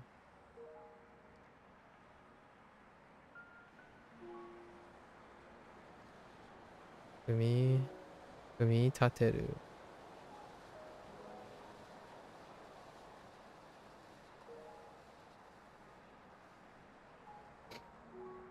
It's fine. Shumi we did not get. It was not even close.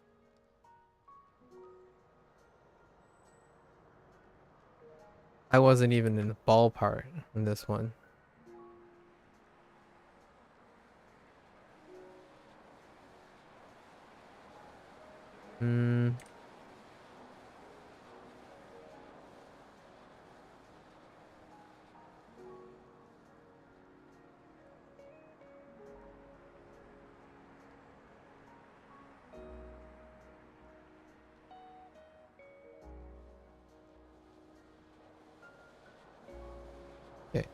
We're fine with Shumi.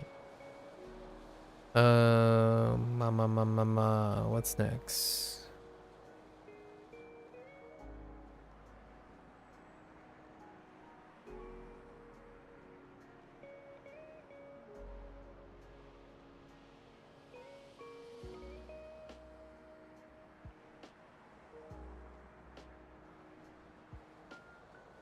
Oh, Game Center.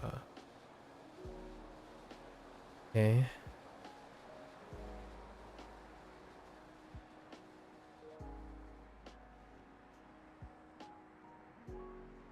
Yeah, Urusai.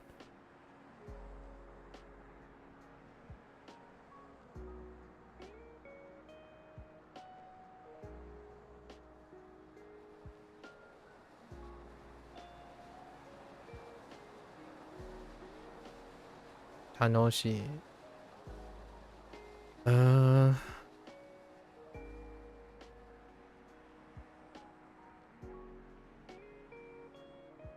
Asobu. Asobu. We got this. Use our emotional distress. Channel our emotions.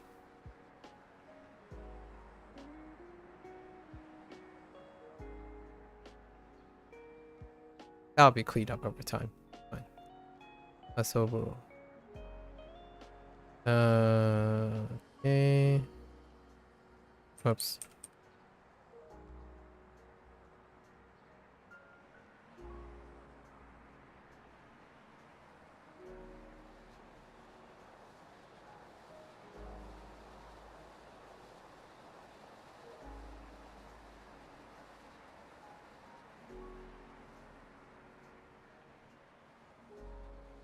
Detention. Nyeh. Meh. Meh. Meh. Meh. Meh.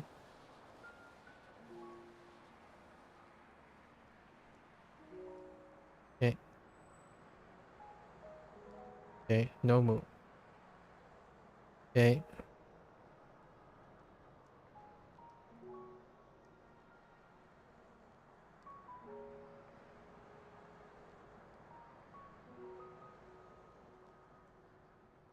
Aye aye.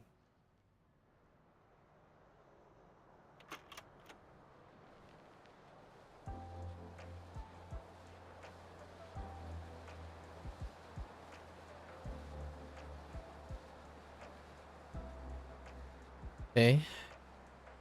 Right. Osoi. Where are we going from here? I made up.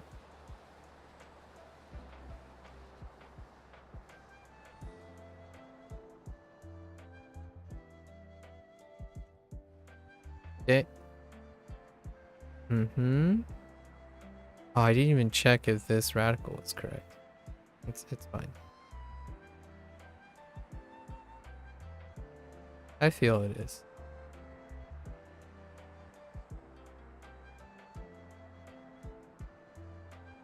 Oru. Oru. Oru. Oru.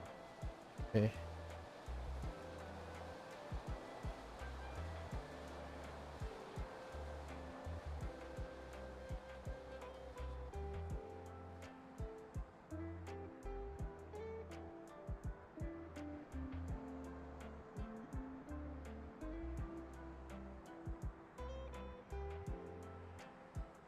Shashin.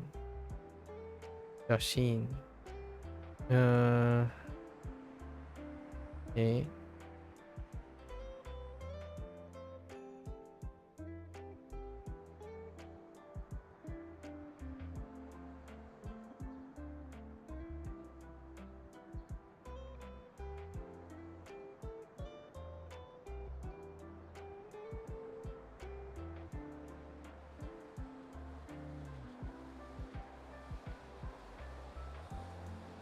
Okay. Right. Satsue suru. Right. Satsue suru. Alright. Now we're getting into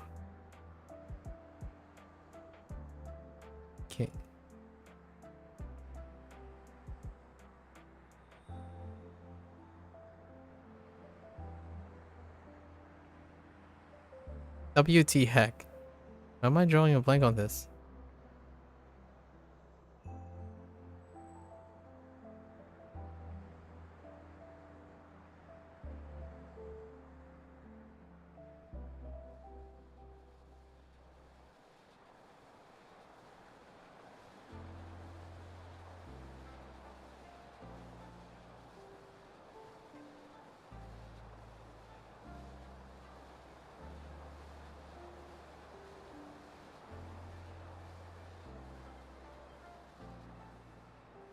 I'm just randomly drawing on one that I already have. Oh boy. I don't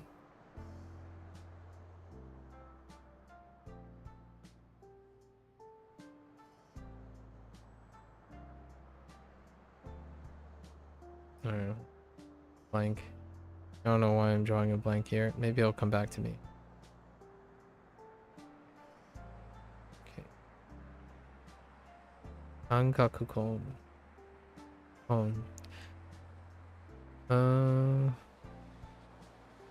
Okay.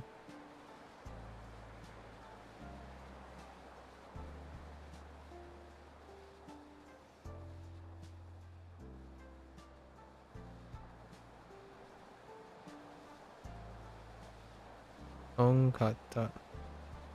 Ongata.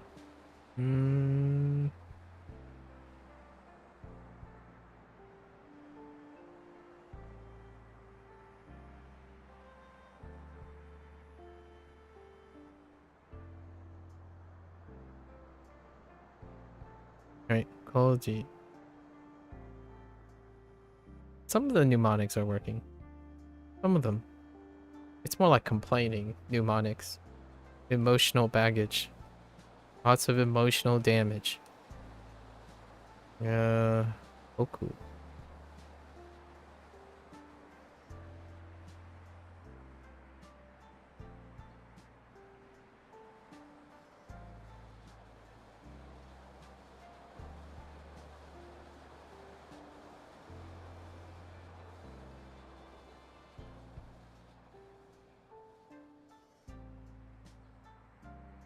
I do it a lot.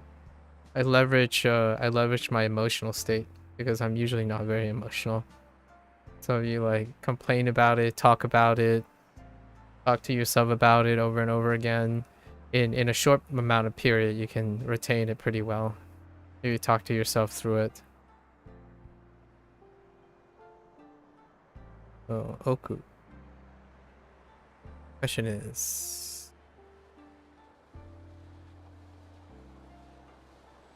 Nope. No, I still got nothing on that. Oh, I'll keep going.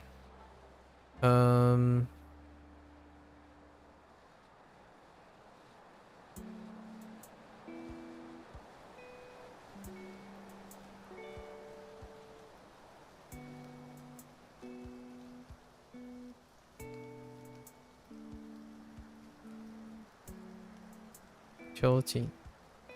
Chojin.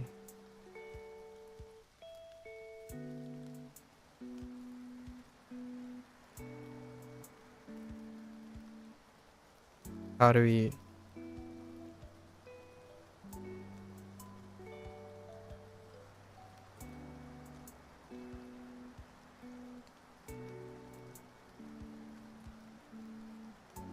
Harui. And...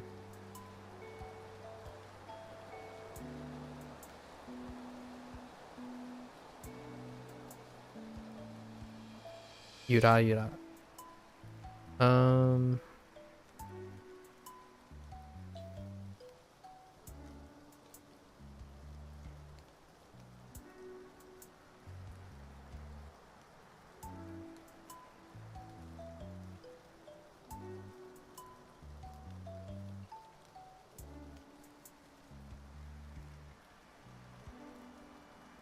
Otoru Kureito.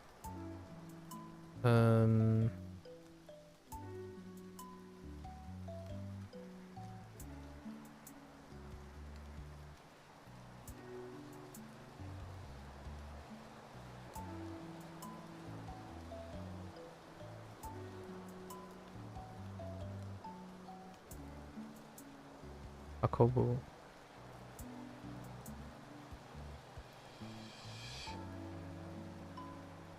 Hmm.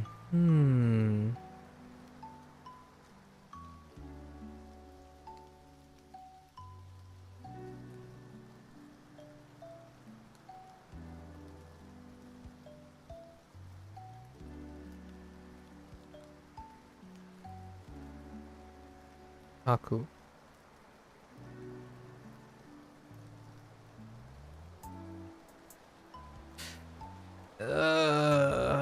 Send help. I only remember some part of it. Oh no, wait. I do remember it. Huzzah!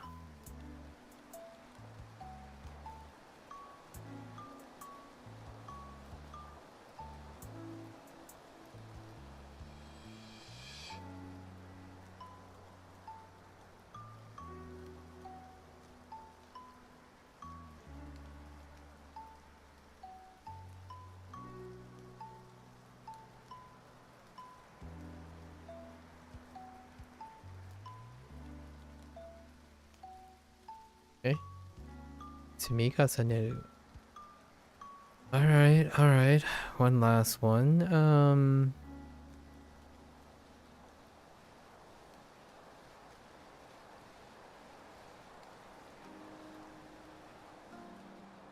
Where are we going?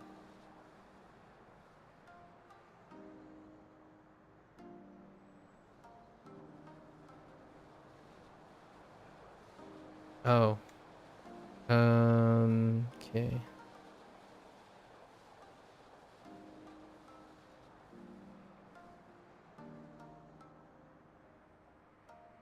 Yikes.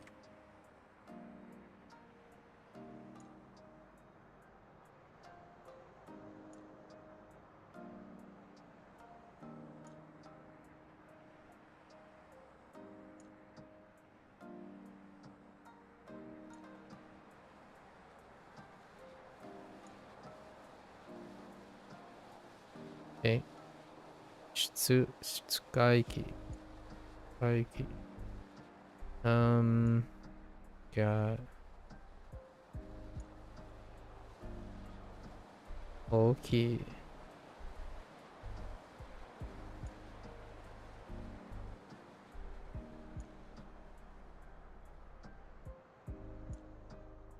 Omoi. Omoi. And Mawaru. Okay. Can I get this last one? Sankakukon.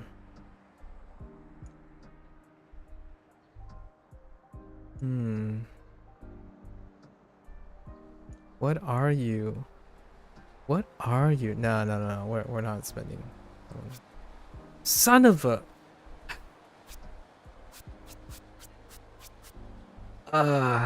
That hurt. That hurt. That hurt a lot. I'm gonna channel all my emotions into that. That hurt a lot. Yikes.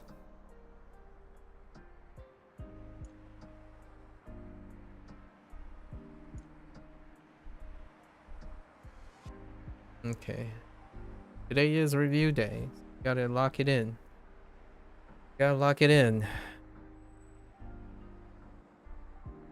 Alright.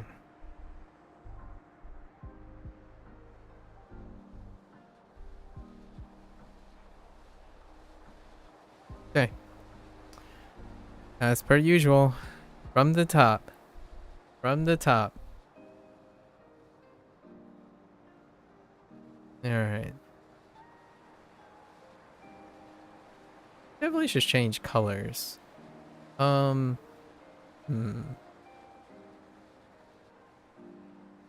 How am I feeling? Let's do this. Change colors. Alright, alright. Let's walk back. Jaywalk. Okay.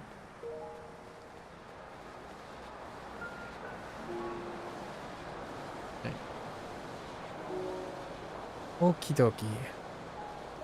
Alright. Got this.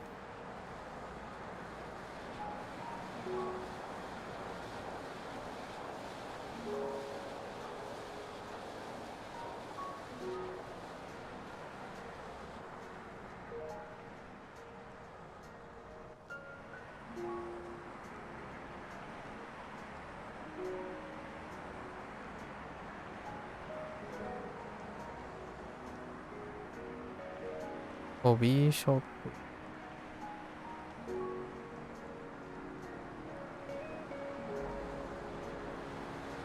Oops. Wait. Just kidding.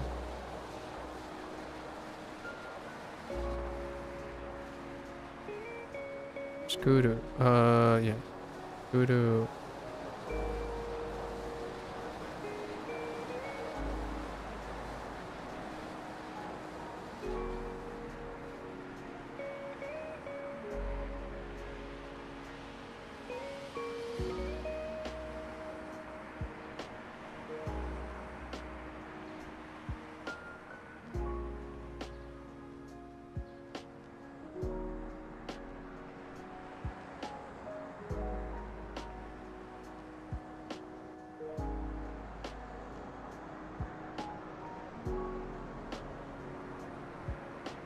Chumi.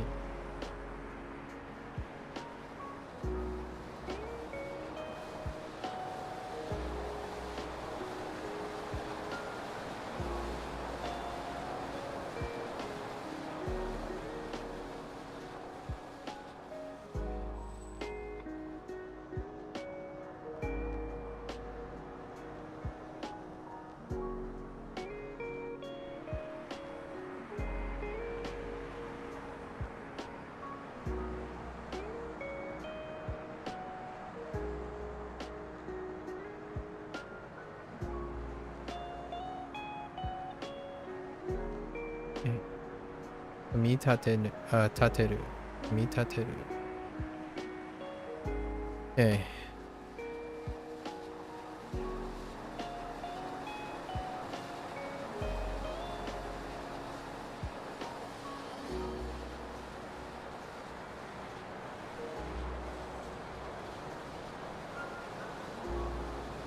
Game Center.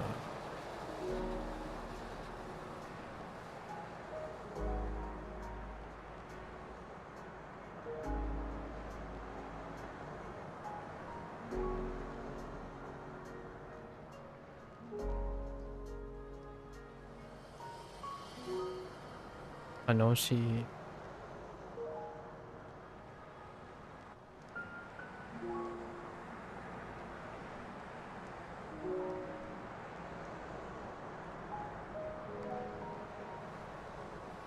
Urusai.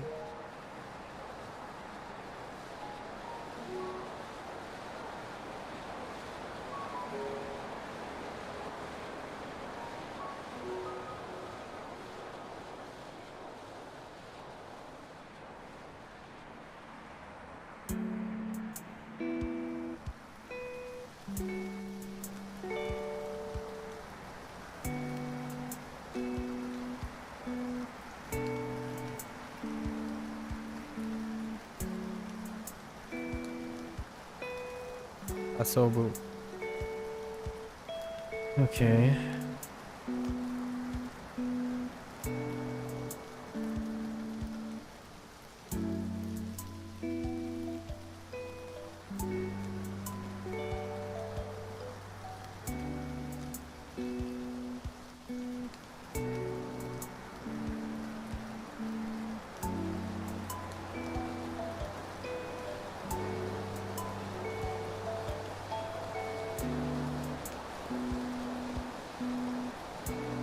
Detention.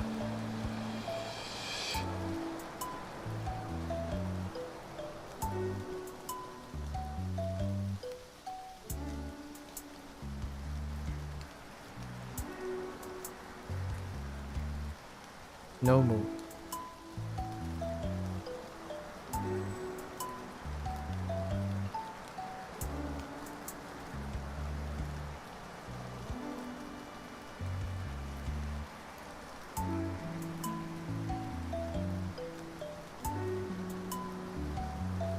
Ay ay.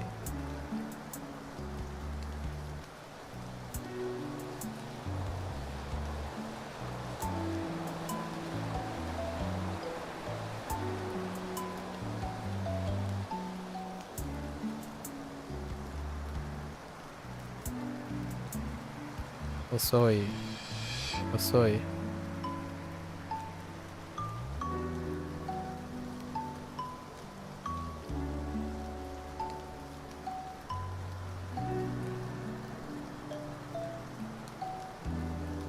Camera.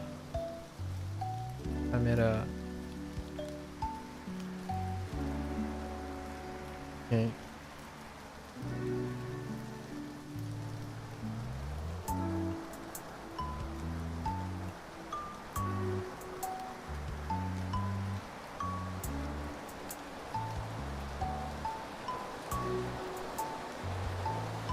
Photo.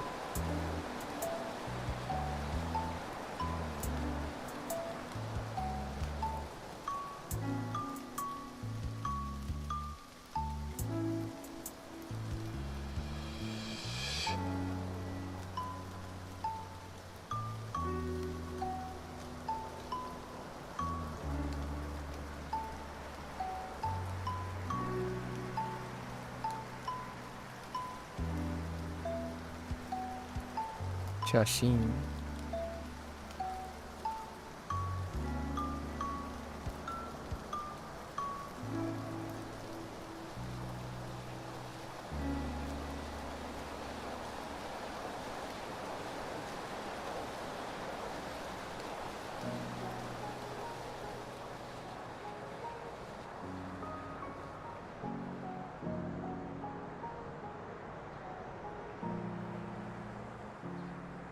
Okay. Tattoo suru. Okay.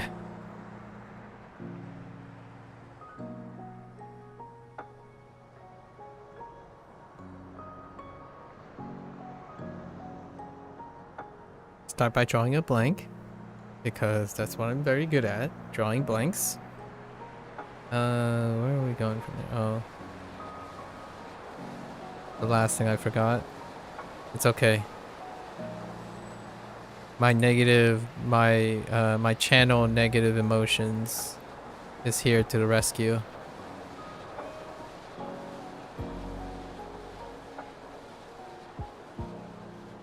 Kind of hard to be negative about something that reminds you of what you forgot. Sangakon.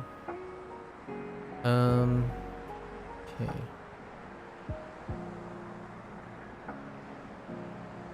For very long, really.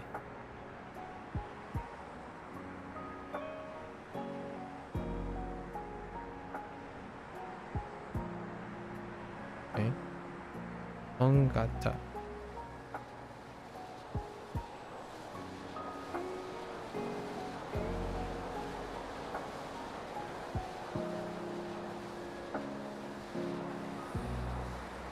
Oh my gosh. This thing is so stacked.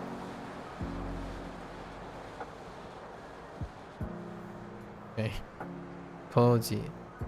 So that's a little sloppy. My hand started getting a little wobbly there. But it's good enough. We know the stroke order.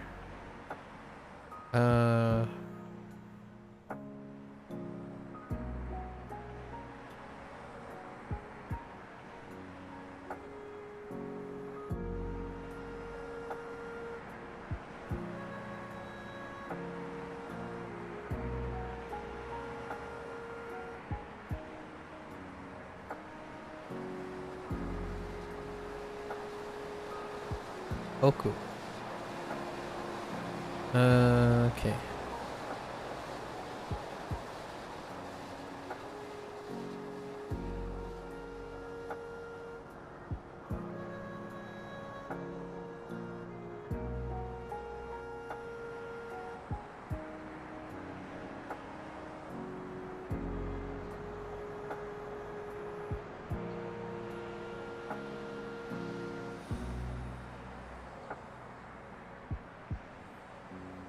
Okay. Chochi.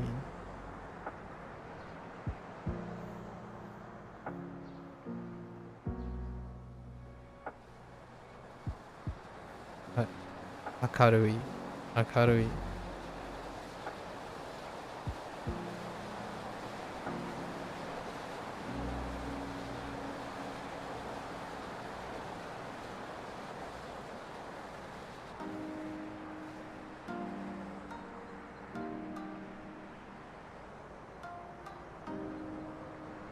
Akarui. That's a little long. Okay.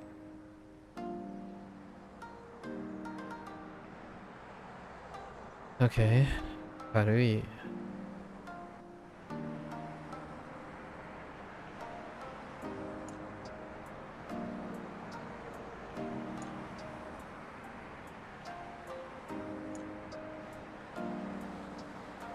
Yura yura. Yura yura. Yura yura. Okay, yes.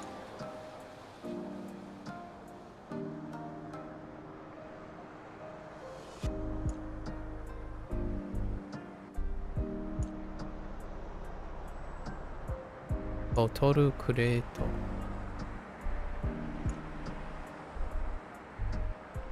Okay.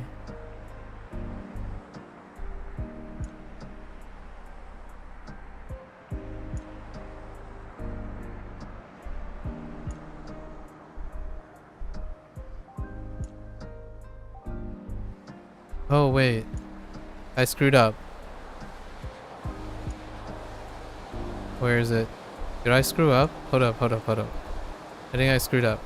Oh no, wait, never mind, I didn't screw up. Just kidding.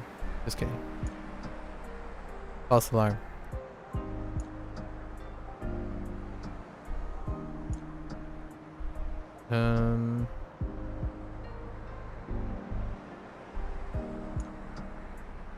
Hakobu.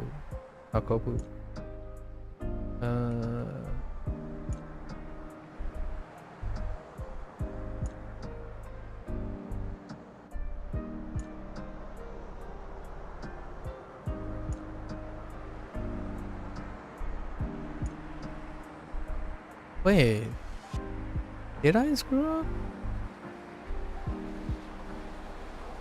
No. We're fine.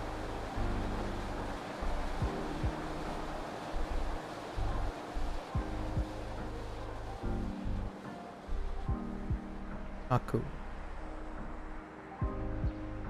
Okay.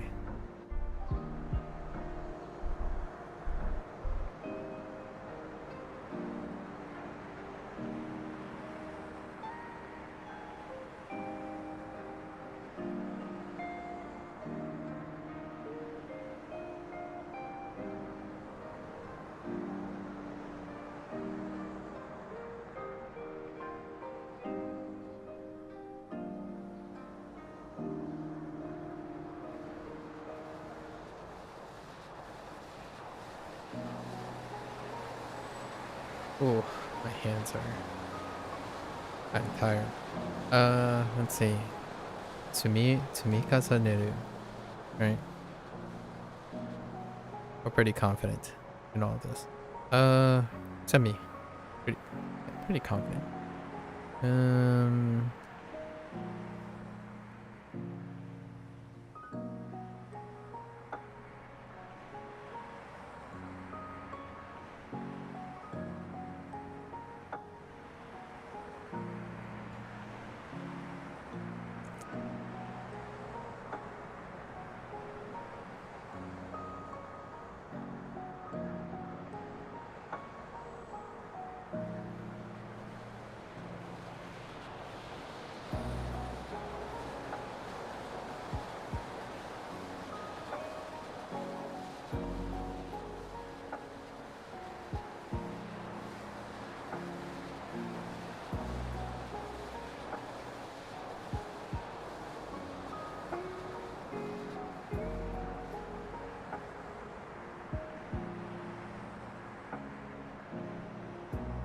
Okay. Tsukaiki.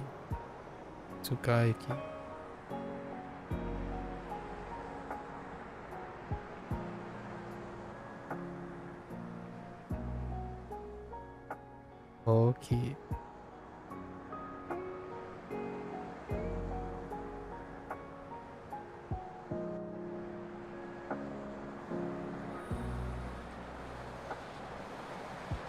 Omoi.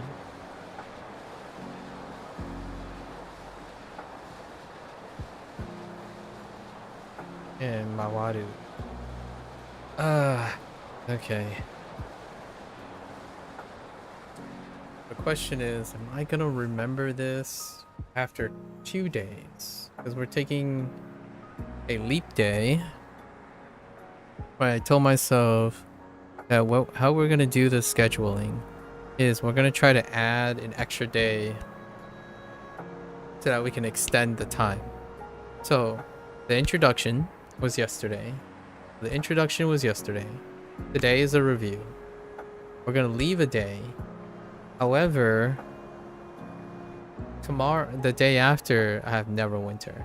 So we're gonna leave 2 days and we're gonna see how well we remember this after 2 days.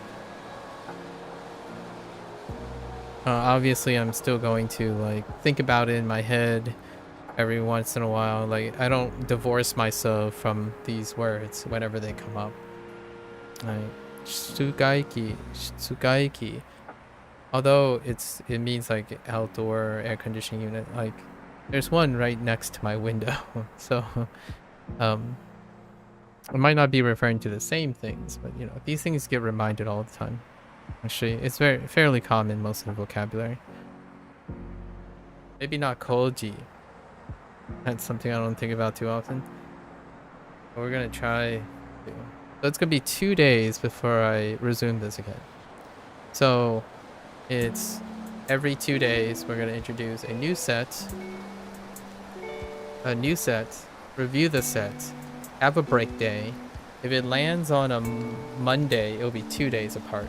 So today just happens to be Saturday for me. So Sunday is the break day to separate ourselves from doing this routine. And then Monday I won't have time because I have Neverwinter. So we're still gonna insert another day and we're gonna try our best. We're gonna cycle through. On Tuesday, we're introducing a new set. So we're gonna try to stagger that. And every previous set will get reviewed as we go. And at some point, I'm either gonna do all of them in one day, or we're gonna stagger the earliest ones even further. And the idea is to just continue to push the kanji further and further away without repetition. And then by the end of 30 days, I think doing this pattern, by the end of 30 days-ish, we'll have all the vocabulary and we'll do like a review or something of the game and all the words in there, maybe talk about some stories, and then return to the game when the next DLC comes out. Now, because of the whole success of Shashingo and the Switch launch, I think it's a matter of when, as opposed to if, right? It's not a matter of if anymore. It's a matter of when they're going to release the next content. And we'll come back to the game, and that will be our SRS space. Our SRS space will be when the next game gets updated. We'll review all the vocabulary, revisit all the vocabulary in this game, and then go on to the new content, right? It would be kind of like how people play video games, only since this is edutainment, I'm going to be extracting all that information. So we won't be back for another 2 days for Shashingo, because Monday is Neverwinter Day. If it lines up, so this is a 3-day cycle, right? A 3-day cycle. So eventually it's going to line up with a day where the rest day is going to end up on a Monday. By then, I don't even think I have Neverwinter anymore. There's still like 6 more weeks of Neverwinter. 5 more weeks of Neverwinter. Oh, there, Patty. Patty beat 6969. Oh, there, Patty. Oh, there, Sub-Zero. Sub-Zero, what the heck, dude? Why are you not around when I met another cool Norwegian couple? They're learning Japanese together at a university, and one of them wants to teach. I'm not sure about his wife, but his wife learned Japanese at uni. They're really cool. And you weren't here. What the heck? Every time I meet, like, are you sure you're not just secretly pretending to be? Oh man, how do I miss it every time? I know, right? This is the third time you've missed. You did get acquainted with one of the but it's another cool like Norwegian couple, and they want to teach like language. And one that person actually is majoring in teaching. That's pretty sweet. That'd be a bit. That'd be a that'd be a big big giveaway. Yeah. There, I don't know. There's something, Sub-Zero. There's something. I was just talking about it. It's such a big coincidence. So far, the biggest two groups when it comes to like overseas is Norway. Norway is number one. Germany / Austrian. Like, so we're talking about like either Austrians who live in Germany or Germans who live in Germany. It's kind of like that. That's like the number two group. Then we have Brazilians. Brazilians are third, if not second. I think it's either Brazilian second or German / Austrian, right? And then the rest is married. I think so. Or they're both taking classes for Japanese. One person is majoring, the person I was talking to is majoring in teaching, which then we went into like a whole discussion. So that's why I haven't switched over to Duolingo yet, because we got so caught up. Like I was really into it. I love talking about teaching people stuff. Like I can't tell you how wonderful it is to still see people who are interested in teaching as a profession. Because, you know, nowadays the internet feels like a lot of people get this impression that the internet makes it so that you don't need teachers anymore. Like you know, you don't need people who focuses on making sure other people are learning the best, like, you know, encouraging and learning the way to encourage people to learn and problem solve and critical think. So that was kind of nice. I don't think I hear that too often. I honestly do not hear that very often anymore. I kind of miss it. When I was growing up, you know, when I was learning in university and stuff, that's what most people talked about. They kind of talk about, oh, how do I explain this? Oh, I'm learning all this stuff. How do I explain it to another person? I know all this stuff. I discovered all this stuff. How do I teach it to another person? How do I keep explaining this to another person? That is like the most constant thing in my life for a really long time. And it's great to hear that there are still people out there who focuses on how to explain and teach things to people, as opposed to offering their selfish, which is appropriate, their success story. Like, it's a difference between, oh, here's what I did, that's what works, versus, hey, can you tell me about what worked for you and how I can help you with it, right? So yeah, I think Japanese might be one of those more popular languages to learn here outside of the big three we learn in the school system, but I guess that goes for the whole world. Yeah, it's really trendy, for sure. This person's multicultural, by the way. They mentioned Norway, Portuguese, and Russian. They are Norwegian / Portuguese. Like they're really all over the place. They speak standard Russian, so that's pretty sweet. Something about you, Nordic region people. I'm not saying this in a bad way, but so it's so interesting. Why can't you be weirder, Sub-Zero? I'm just kidding. I'm just kidding. You're a weird oddball already. I like weirdness. Or do you consider yourself a regular, normal Norwegian, Sub-Zero, who clearly don't sleep when other Norwegians sleep? I think that's really funny, in a sense. You're the only one that I know that stays up late, right? You have like a flip schedule, and almost all of them go to bed like an hour or two before you show up, which is why they're constantly like not. They're all sleeping at normal hours, Sub-Zero. So you're a little weird one. All right. That's enough reminiscing. Let's wrap this up. To the title screen we go. Semester is starting in 1 week, so that's about to change. Oh, that's true. You're right. And you didn't do did you do any Mandarin study lately? Man, wow. So it's almost a semester start. Maybe I should move my time up. I want to hear about your classes or how your classes are going.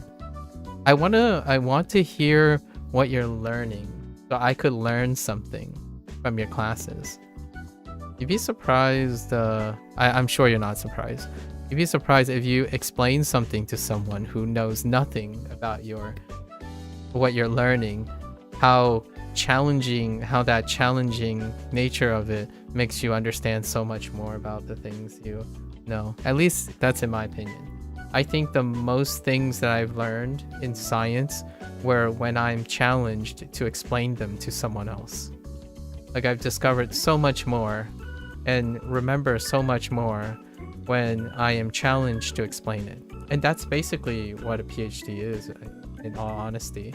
Whenever you have an evaluation or a seminar or an exam, you're challenged to explain what you're doing to a group of experts, right? People who know more, right? They might kind of know what you're talking about, but the idea is they're evaluating how well you can explain what you're doing and also introduce a new thing to them, right? It's kind of really just a common thing. I'm actually really interested in your classes this semester. I feel like we're finally digging into some interesting points where it's not a chore anymore. Ooh. So what you're telling me is you're gonna occasionally hop on and say, you know, Maku, guess what? Guess what I learned today? And you're gonna be like a bouncing 15-year-old who's excited and have discovered the passion of your world, right? Because I'm looking forward to that. Yep, definitely. Being in a position where you have to explain it can be very humble. Yeah, you have to take a step back and question if you really know your stuff. Yeah.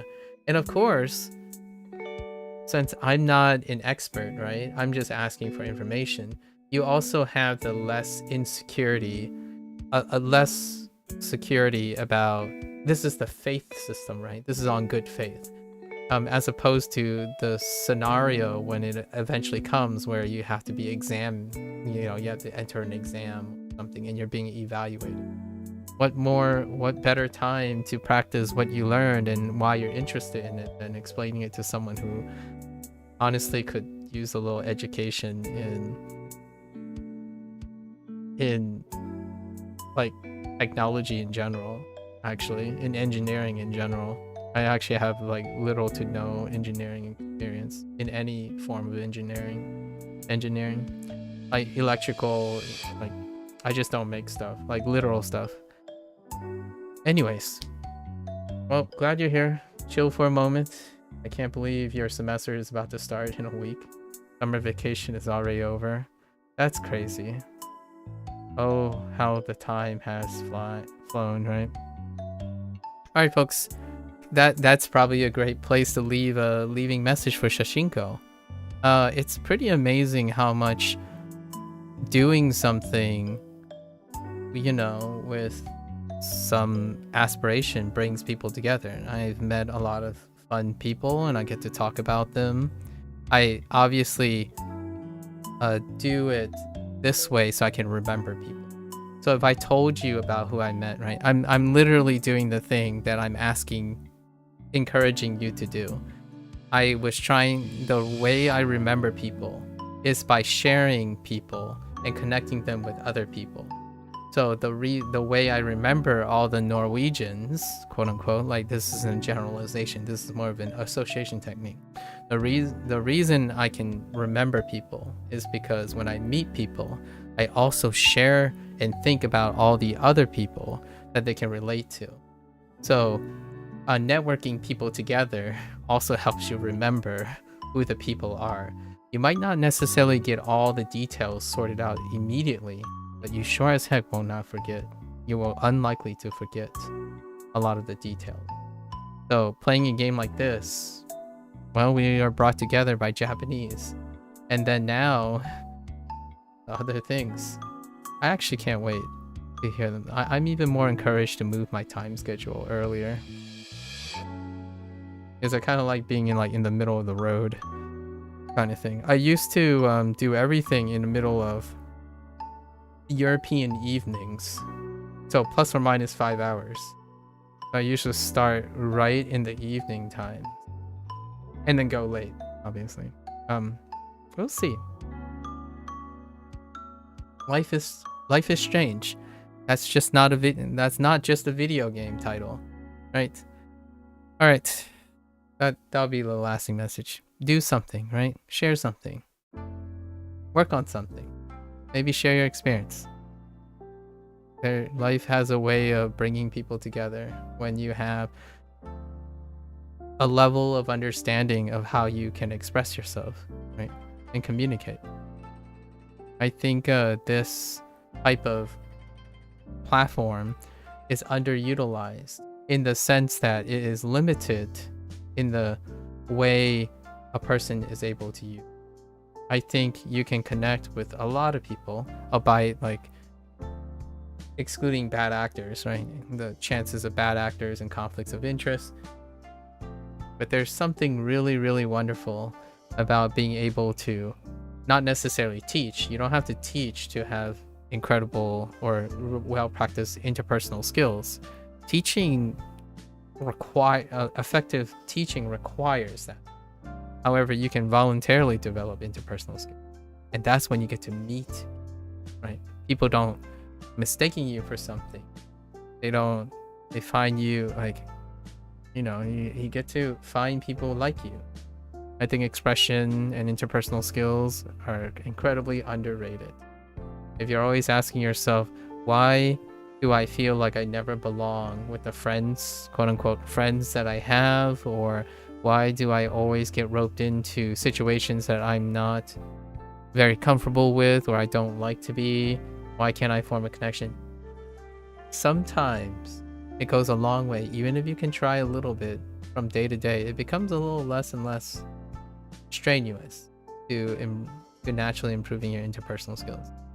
I have no shortage of amazing people that I've met or interesting people that I've met.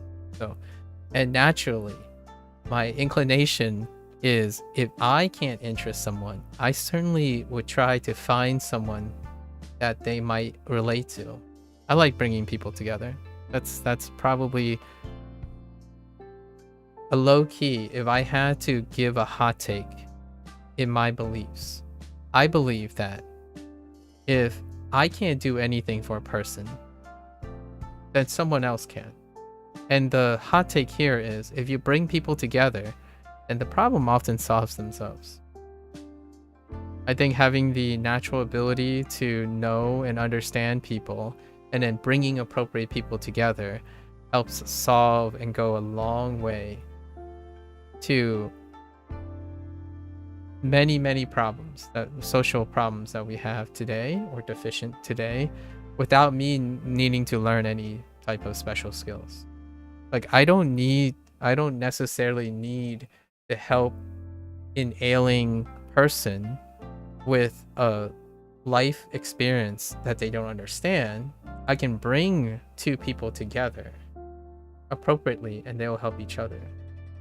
I think that's a wonderful way to circumvent the necessity to have to be an expert in everything. I think there's something really magical about that. And I sure as heck am gonna keep on nagging at you, Sub-Zero, for being absent whenever there's cool Norwegians around. I'm just saying. Who knows? You guys might listen, Sub-Zero. One last thing. I don't even know if possibly you're going to the same university. You see what I mean? Like, okay, real talk. If you can fill me in quickly. How many universities are in Norway? Like, if I said like I encountered 20 Norwegians, right, that went to university, what are the chances that one of the 20 go to the same university that you do? Is it a lot? Or is there very particular ones that take up most of the, like, most of the people go to very specific ones. Because I don't even know. There's a chance that person goes to your same university. If it's a whole language major, then most likely not. There are no Japanese programs at yours. Yeah, the person mentioned that they're taking Japanese as a class, but not as a major. That person is doing a teaching major, So pedagogics. Oh, okay, but there's a good chance it's the same one I went to for your bachelor's. Well, see, there you go. I would love to see, maybe. I'll keep most of the people sorted. I think right now, I can see there are a few people who should meet each other in some way. Like, at least that's what I think. All right, language learning, guys. Language learning. What's the hot take? Language learning is bringing people together, right? I don't care. Like, to me, I know it is very important to be proficient in language and all that stuff. But man, learning language also invites people who are multicultural or interested in being multicultural, right? You don't have to be born multicultural per se to have an appreciation. And language learning has been a really wonderful vehicle to bring people together, especially people who like learning, at least learning. Now, maybe less so about teaching, but we'll work on that. I'll make a teacher out of you yet, Sub-Zero. All right. Hey, I'm just kidding. No pressure. All right, we're gonna switch gears now.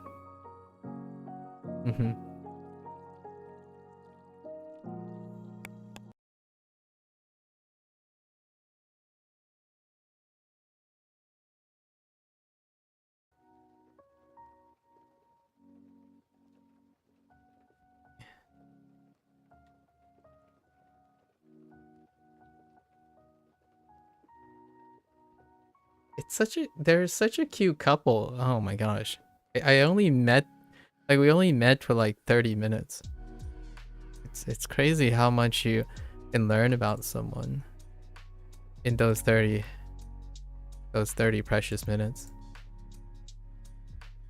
I also kept them up from their bedtime, which I honestly feel a bit guilty all the time doing, keeping people up. They were both here, just one of them, but the person's wife responded to some of the questions I had. Like, I had like a Japanese question. That person wrote some Japanese, and I was like responding in Japanese and asked a bit of questions in Japanese. And the person mentioned that their wife responded to the comment. So it was really cute because apparently I was probably audible to the wife, which is very cute. I can only imagine how adorable they are as a couple. It kind of makes me feel weird as well. All right. So I'm gonna get up. I need to go to the bathroom, and I'll be back for some quick Japanese.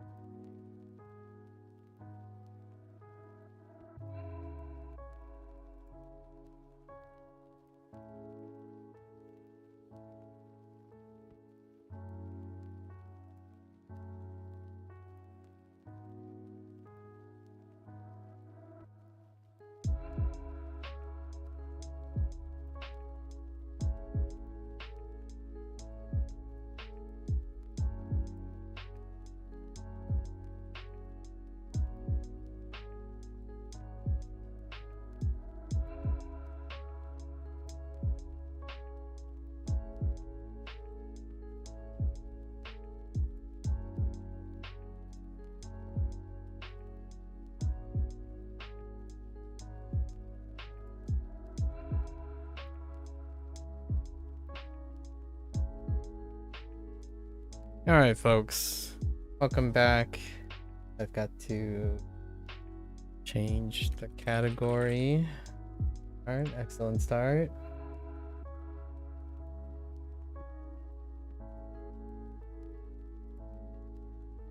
Welcome back, folks. It is day 174, Duolingo Japanese. Once again, konnichiwa, Maku desu. Minasan yokoso. Right? Okay. We did our first introduction to Unit 39, and I took an executive decision yesterday that I am going to attempt to write the kanji. If not, we'll substitute the kana, because I didn't quite focus that hard on all the kanji. Usually the standard routine is to use my kana to reflect what I can hear in my head of the vocabulary as I'm sorting out the theme and arranging the things. But it seems like these units are simple enough, like the grammar side of things is pretty much non-existent, right? So I can contextualize the stuff pretty quickly, and maybe we can remember the kanji. It's kind of tough because we're also doing the Shashingo thing. Let's see. Okay, so Unit 39. This is a little bit ambitious. Talk about yourself. So, okay. Whoops. That's a great start. All right.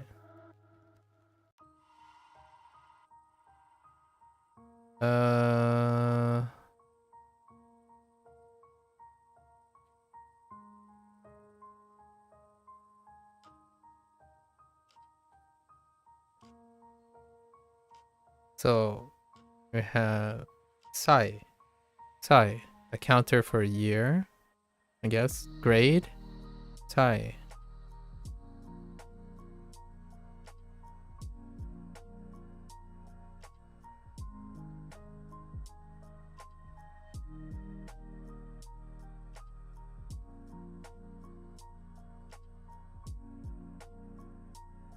Oh, a counter for things, I guess. Ko was used to count like furniture. No, was it? No, maybe not. And fruits. So it might be like another generalized counter. I haven't quite ironed that out yet. So ko. And we got all the numbers again because it's important. So we're gonna start with the two counters, and count up with all the numbers. All the numbers are reviewed in this unit. So we have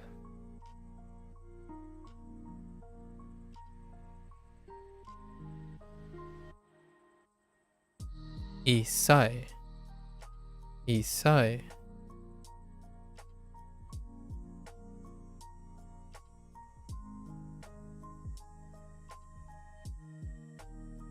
isai, isai, sansai,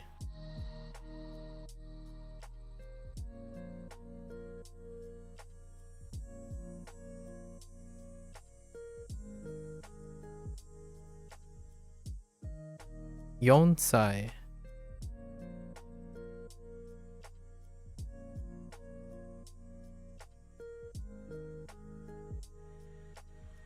unchanged too. Gosai,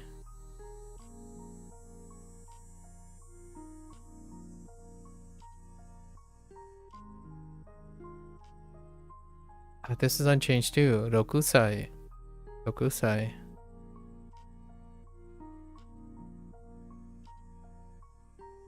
nanasai. Oh, this is changed. Asai, asai.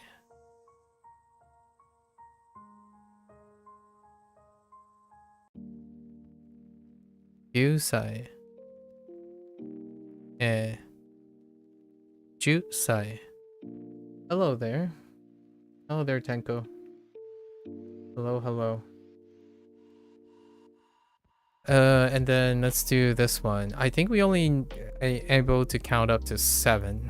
So it's Iko, Iko, Niko, Sanko.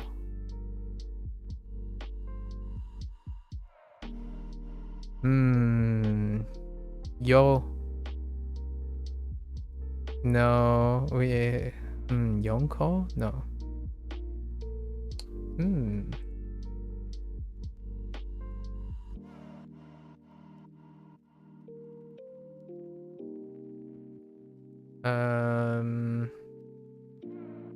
We're gonna go with Yonko. Although I don't know if it came up. Yonko. Goko. Goko sounds okay. Yeah, I mean, Go is pretty reliable. And I think this is Doko. Doko.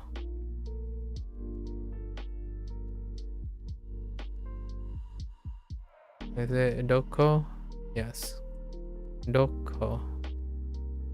And Nanako.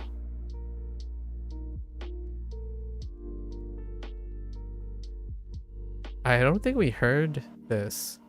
I don't know, maybe. And then we didn't get the other 3, so that's fine. Oh, you're Taxka? I see. Hello, Taxka. Hello again. So we can only count up to 7. And let's see, there's a change in Do. Just a change in Do and Ichi. And this one has a change in Ichi, Hachi, and Ju. And everything else stays the same. Okay. So it says talk about yourself, but it's kind of weird. It's kind of semi like that. What else? Oh, and then school related stuff.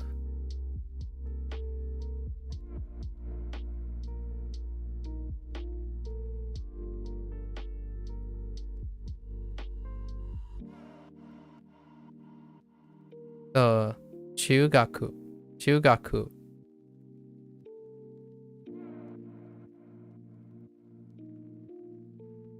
Oh, wait. Just kidding.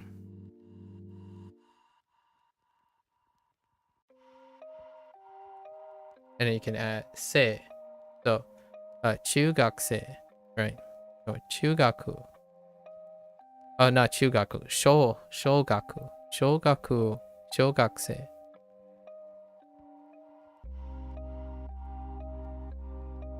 I don't know why my Naka is so fat. Sorry.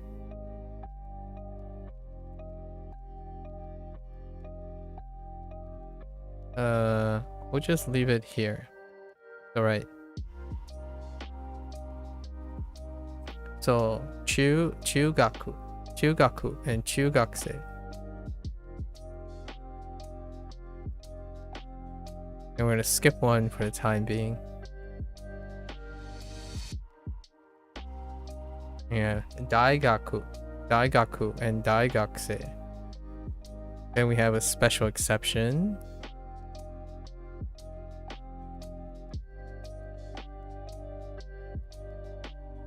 That's kind of gross looking.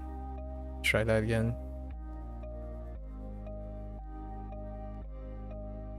Oh my gosh. The thickness.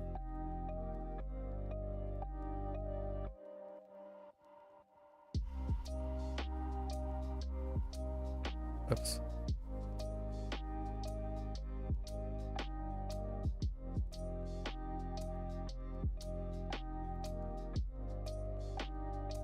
We have kokose.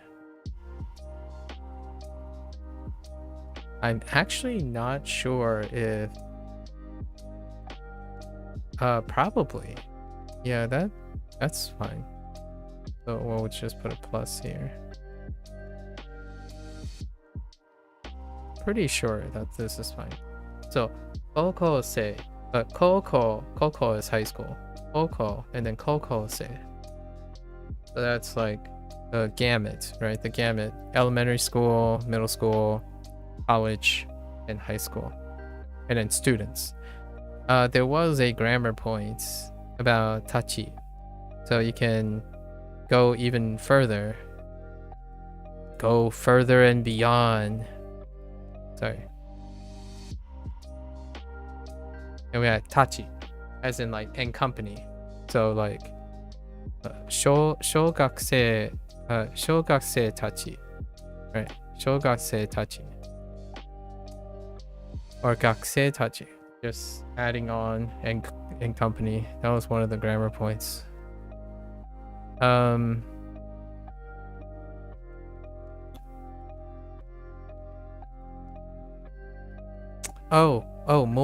More variations.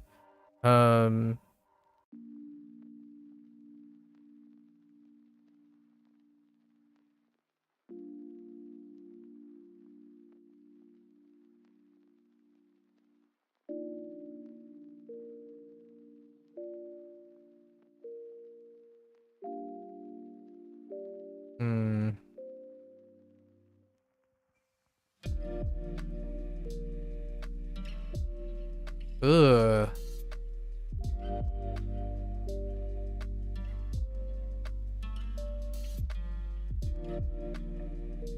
I think there were 3. I think there were 3, anyways.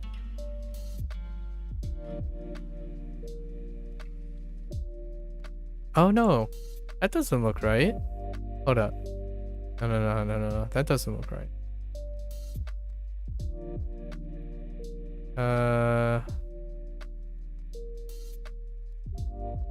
That's better.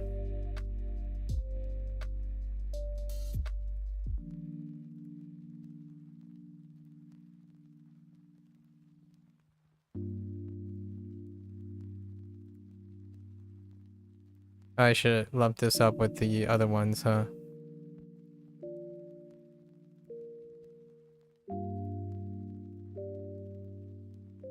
Yeah, so we had ryugaku, and then ryugakusei. So study abroad and international, like exchange student, like international student. So that is the full gamut. And then because we know ryugaku, we also know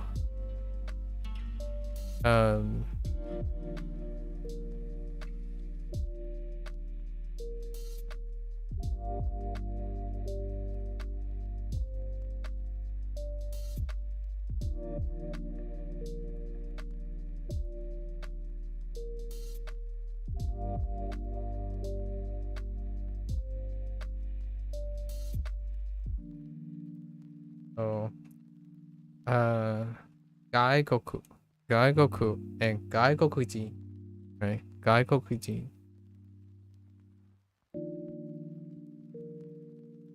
Like a foreign country or foreigner, right?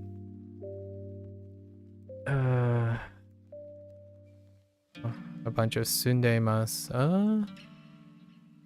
Got a new one as well. This one, which wasn't cataloged for whatever reason. I'm a little upset. By a little upset, I mean it's okay. So we have Mosu.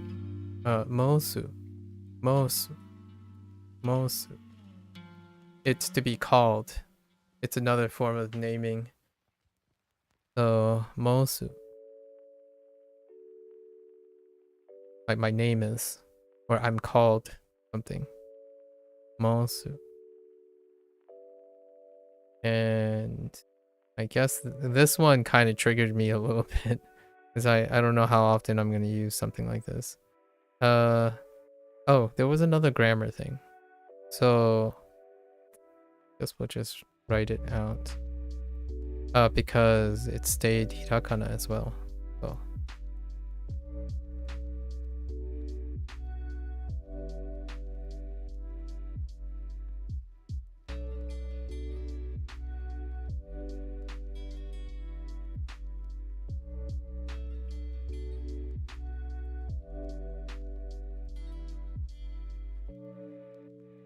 So, so desu, so desu ne, right? So desu ne.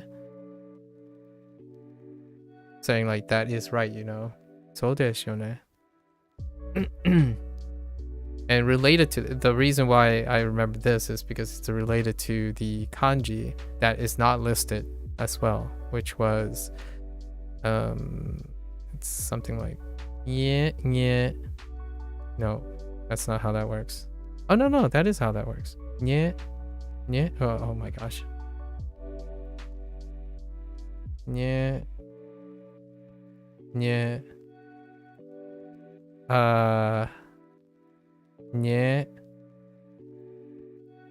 Nie. And all this is on snailback. It's so thick. It's like it's so stacked. Okay.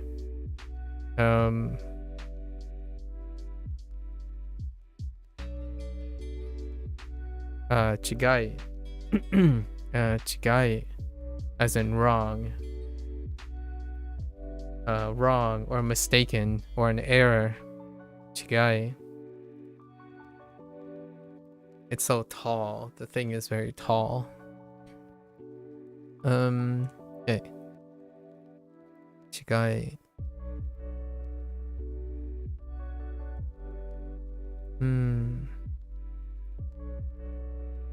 Am I missing anything else? Yeah. I think we can just go straight into kanji from now on. And then accent all the hiragana. We have to highlight all the hiragana as well because that stuff is hiragana. Like things like tachi, so desu ne. Can I think of any like hiragana phrases? There's sundemasu. That's okay. Sundemasu.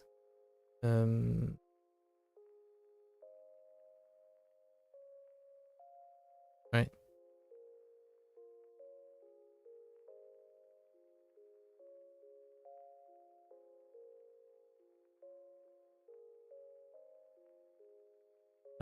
Soon.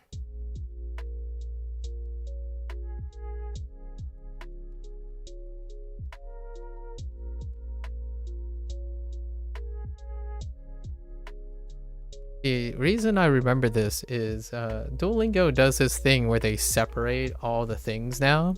So you know that soon is the stem. De is a form, and then e is a stem, and mas for iku. So it's like sundemas. So you kind of see all the parts. I think Duolingo, although I don't know if it's intentional or not, but pragmatically speaking, that's how you would break up all the pieces of the predicates. And I actually quite like that they did that. So now you can remember all the separate parts. So sun, de, iku, also imas. You can, that's the polite form. So sundemas.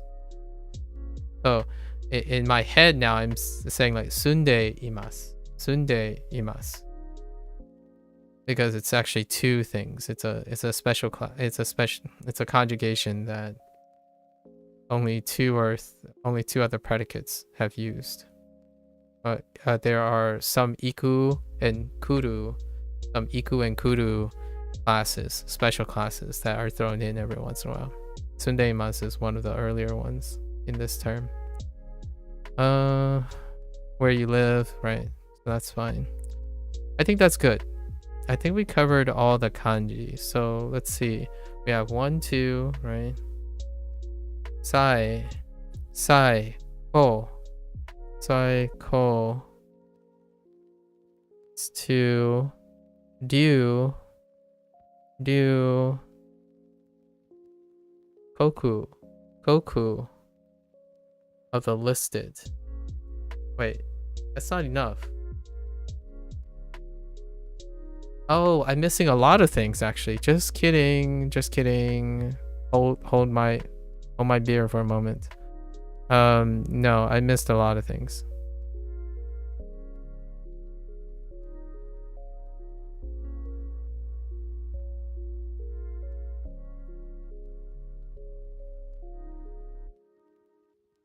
Oops. We have Osaka. Osaka. So this is number 5. Osaka. This character right here.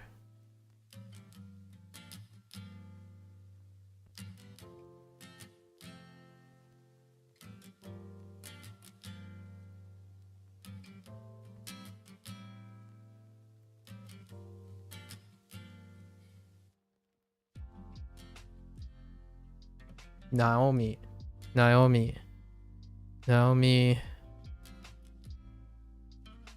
We're placing all the names as well now.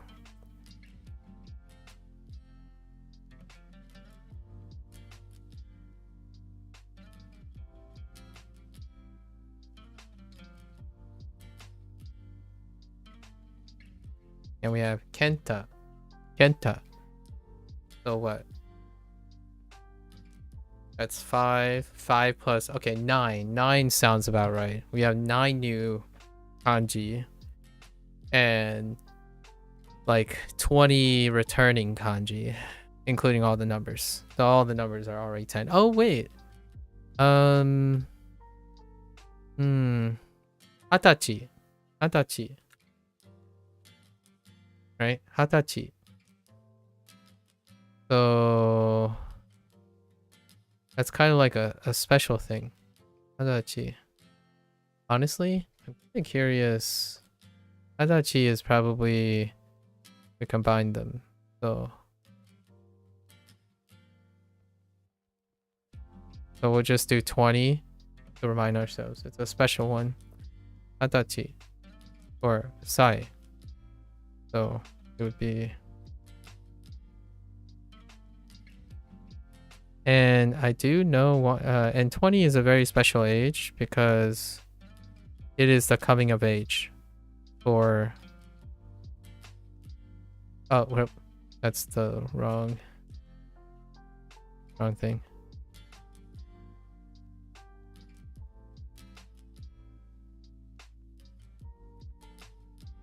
Yeah, Hatachi. So 20 is the coming of age of Japanese youth. That has a special name as well. Okay, now we're good. Wow, that's quite a lot. The lesson's fairly short though. Okay, alright, now let's review Unit 38. What was Unit 38? Oh, it's about describe your home. That's kind of deceptive about describing your home. We have...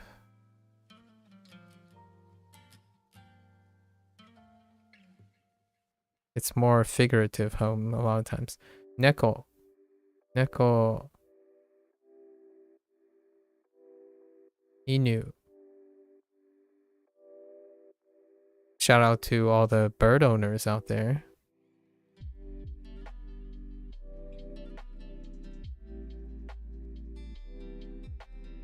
Tori. And then... Ko.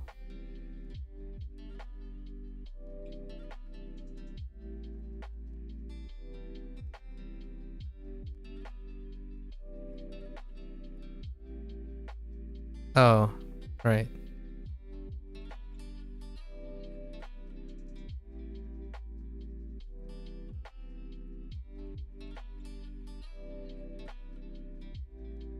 Niwa, Niwa, Niwa, Niwa, Niwa, Niwa. Haven't really decided on that. No, we also counted. We also have a counter. Wa.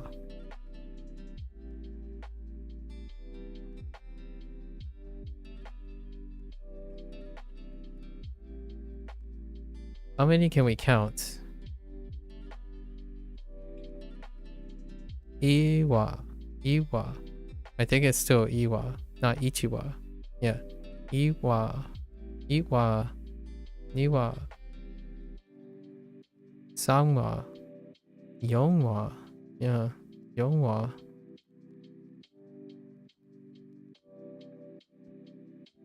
Gowa? I don't know if we counted that high. No. Oh, not Nawa. Oh, wait. I remember the ones that we had. We had actually I don't actually know one. We had Niwa. Samba. Right? Samba.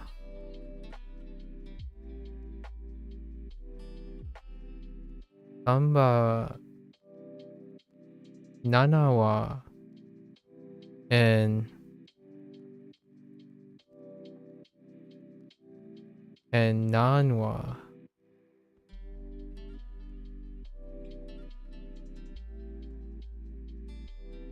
Maybe Qwa. No, not sure. I think those are the only ones I remember. So let's oh, and Hawa. Hachiwa. No, just it's actually just Hachiwa. No change. Hachiwa. Those are the ones. Oh, which reminds me, we also have they brought back tsu as a counter as well. And tsu, the tsu counter is the same. Tsu. And the special one that we got was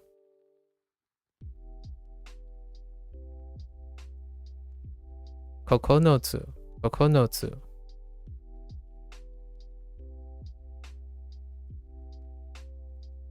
Because now, and oh wait, and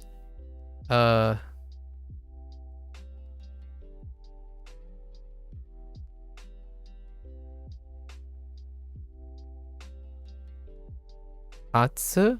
No, Yotsu. I think they went with no, Yatsu.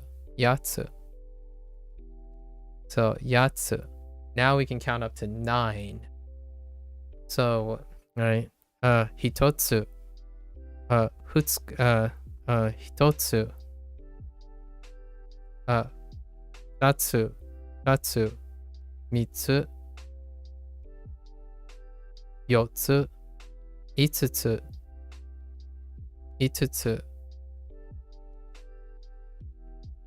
Mitsu. Nanatsu. Yatsu. And Kokonotsu. Kokonotsu. 10? No 10. So that's a pretty good review of counters. Some counters. All right, let's continue. So Niwa.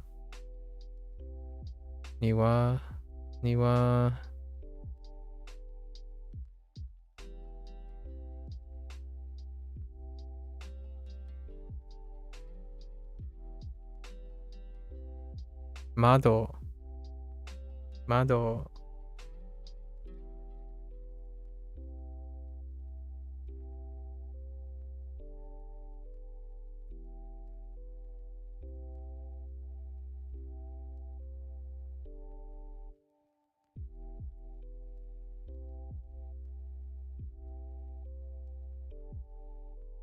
Itsu.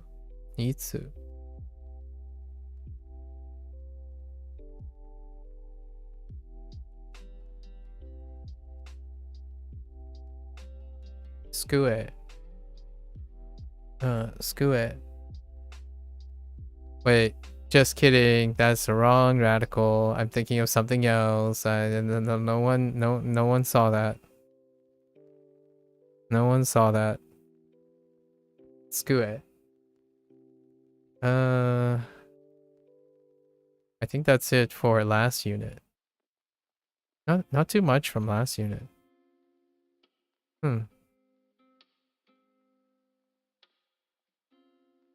Let's see. 1, 2. Okay, so that's 4, 8, 9. Yeah, that sounds about right. I think we're averaging around 10-ish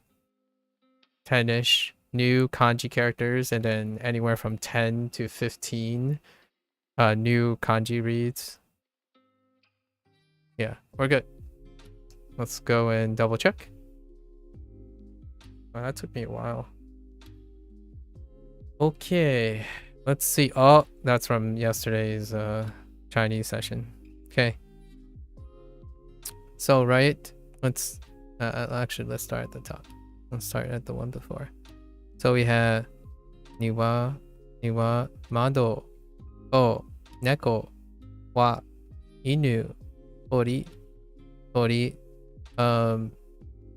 isu, skue, nanawa, niwa, samba. Yep. Okay. That checks out. And we have sai. So, oh no, we got it. This is Osaka.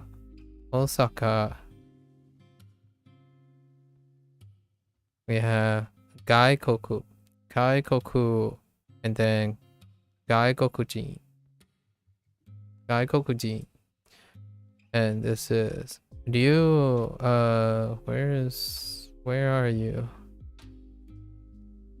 Okay, so we have Ryugaku, and then Ryugakse.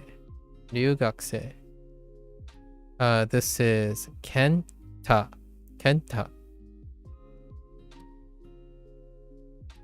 And this is Naomi. Naomi's IME is weird. It's missing a stroke.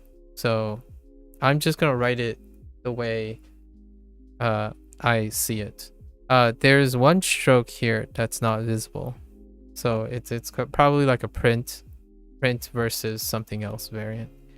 So Naomi, and then this is Ko. Then we have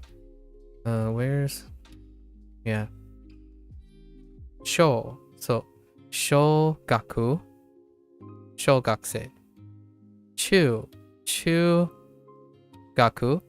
chugakse. Right.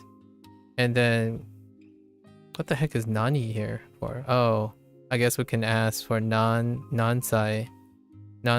Okay, I've got to encounter it. That's fine. It's self-explanatory. So we have ko. There's ko, and then se. Right. Then the rest is your standard. You count 1 through 10 and you ask what.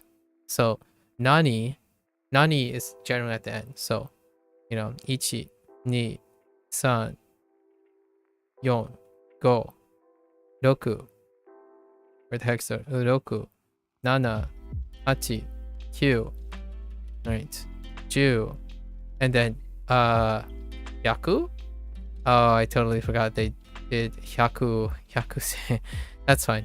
And then nani or nansai or maybe nanko. Alright, good enough. We're good to go. Should be fast today, right? Oh, it's 6. We'll see.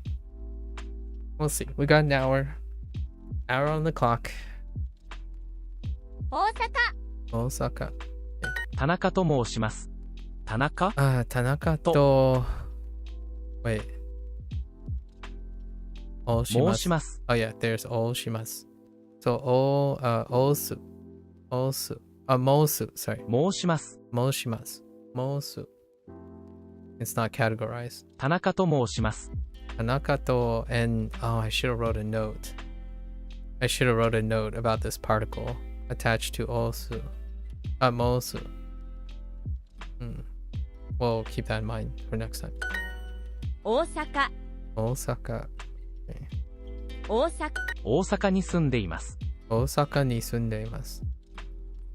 大阪に Soon. 住ん I've got the Alright, that's an error. I've got the the in the stem. When I'm pretty sure, yeah. I skipped it. That's fine. で、お子さん、おこいます。2歳。2歳。2歳。Okay. 2歳。Okay. 10。10。8歳。8歳。That's one of the few changes, right? 18歳です。です。申します。申します。申し。大阪。大阪。いいえ、京都に住んでいません。いいえ。京都。京都。京都にい、い京都住住んでいません。ません。申します。申します。申しません。大阪。6歳。住んで。I'm not sure why they have 住んで like that still. 申します。Okay. It is a stem conjugated though. It is a stem conjugated. 6歳。6歳。6歳。申しません。大阪。6歳。猫。住んで。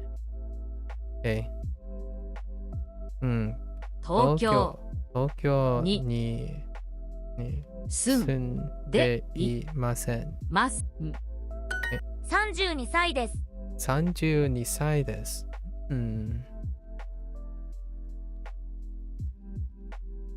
That's actually pretty close.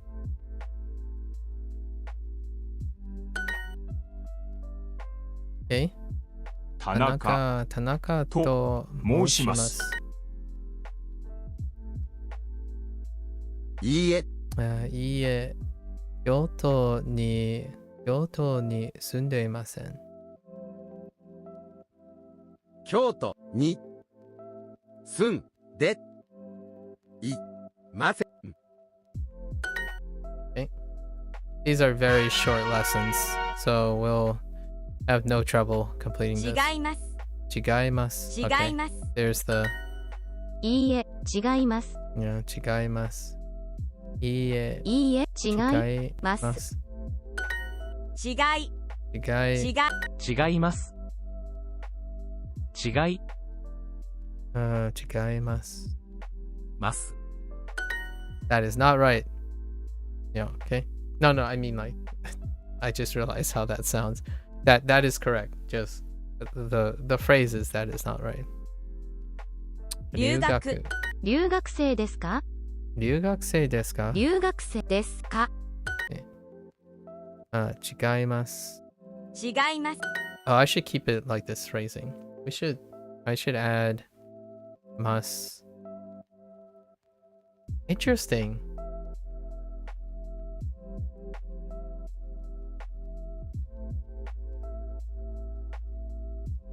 Interesting.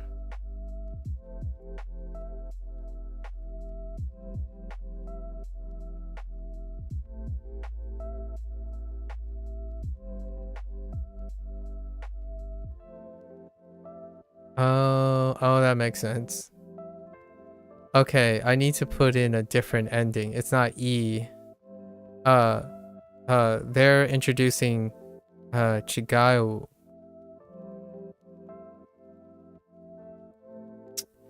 So Chigai and Chigao, they're introducing Chigao here. Both Chigai and Chigao. 違いは何ですか？違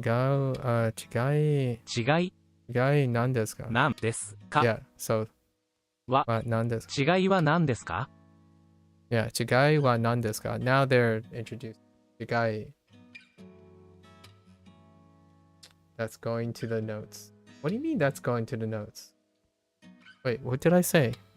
I'll show you some notes. Yeah, 違いは Wait, are you telling Oh, I see. Yeah, heckin'. Yeah, that's going to the notes, or I'll show you some notes. 違いは何ですか? So now we have both. So エリカは留学生です。Okay. エリカは留学生です。Okay. そうでしょうね。Yeah. Okay. そうです。そうです。Oh, really? Wait. Whoa. よ。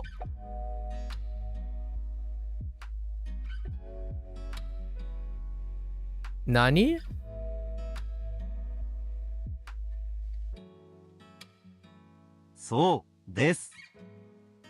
What? Come again?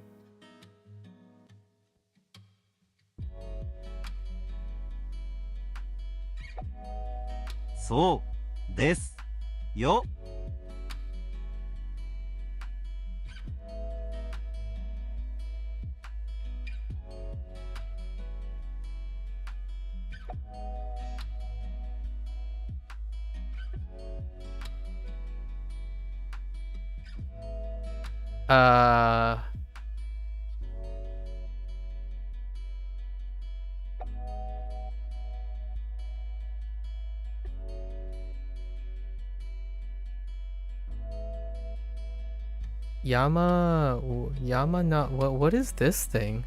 やめ Yame? なやめな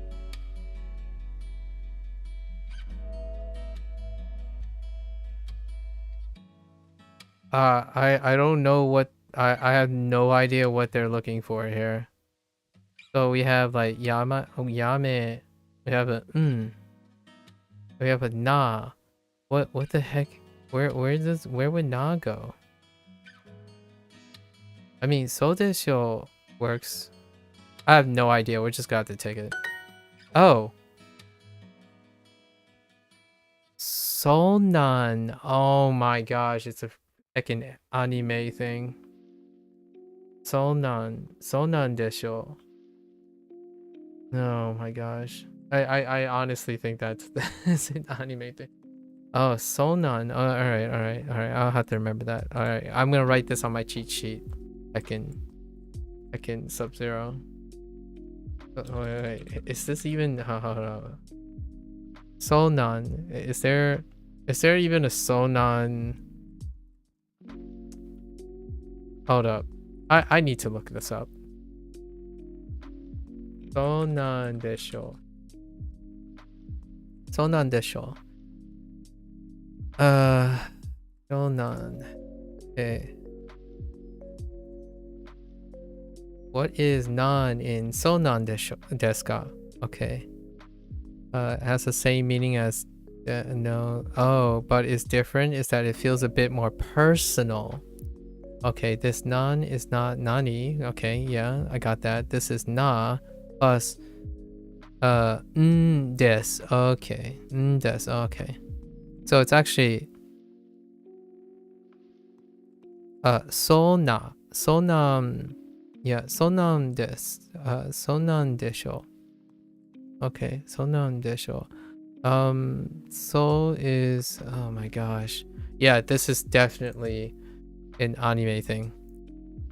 I understand roughly that soul desu ka means, but I'm already okay. This is non, right? So yeah, the na for the soul. Soul is treated like, but it's really not a na adjective. Okay, so there, yeah, okay, I get that. But finally it becomes sonan.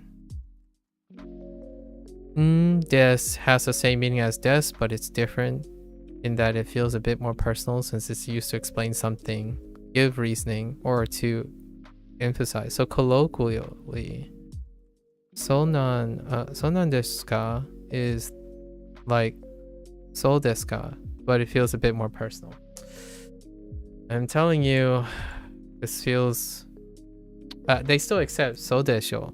So I mean, so desho is kind of personal, somewhat personal too. Just saying so des is probably what I typically would say, or so desu ne as well. So desu ne, and maybe like so desu ka. But I guess adding yo and stuff. Yeah, totally get it. All right, so sonan desho. It's gonna be hard for me to remember. All right. Anyways, moving right along. Ryugaku. Ryugaku. Gaikoku. Gaikoku. Oops. Gaikoku. I said kokoro. Gaikoku. 6歳 Chigai. And I feel like chigai is part of it too. I wouldn't liberally use chigai. There are other ways to say this than saying chigai. Osaka. Are you a foreigner? 外国人ですか？住んで住んで申しません。外国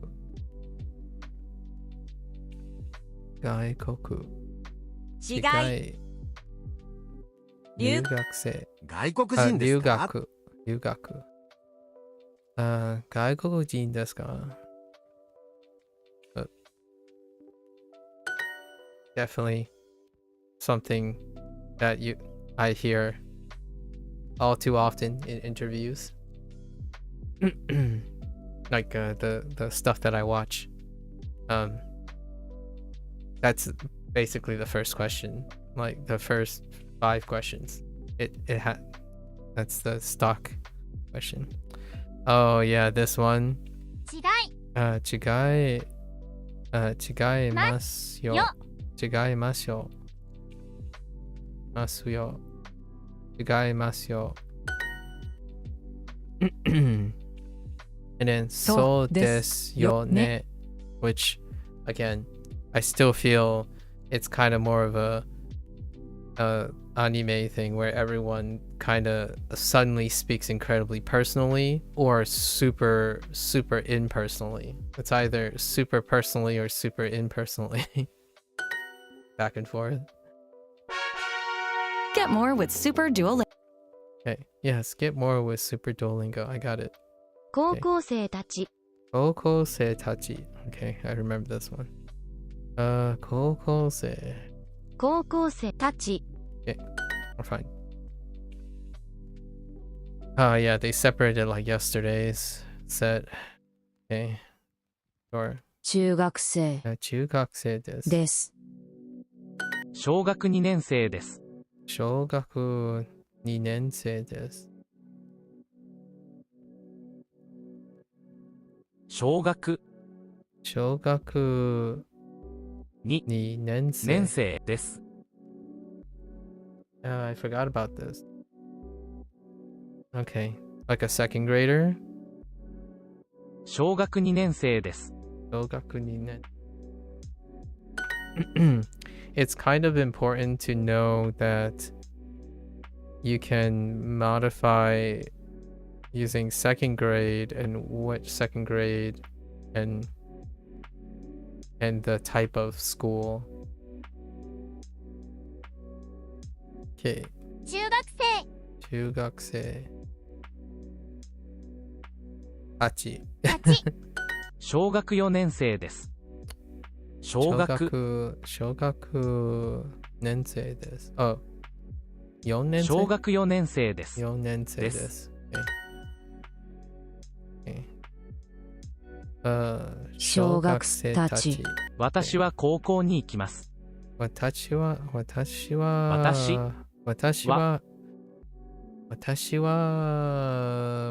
高校。私は高校に行きます。高校に行きます。行きます。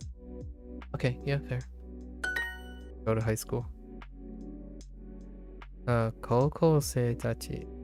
高校生たち。何年生ですか？何年生ですか？何年生ですか？ What year? What grade? Sure. 小学4年生です。中学生ですか？中学生です。中学生ですか？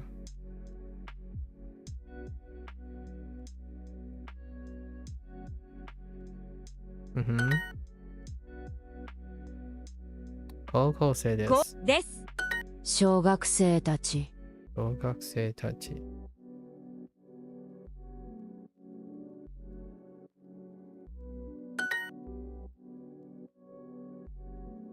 何年生ですか？年ですか？中学生たち。中学生たち。Okay. Moving right along here. 中学生中学生ですか？ですか？ Okay. 私私は高校に行きます。高校に行きます。Okay.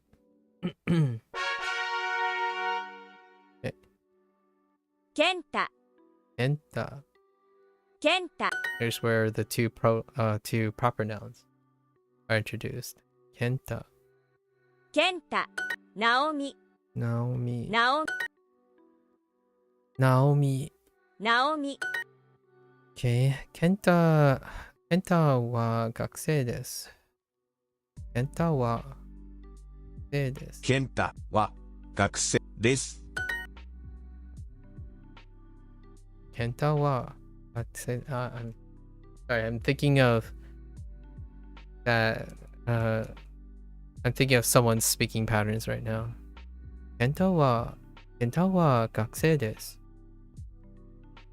The like slight like going up at the end of each part wa is pretty pronounced by this person. 大阪。 Osaka.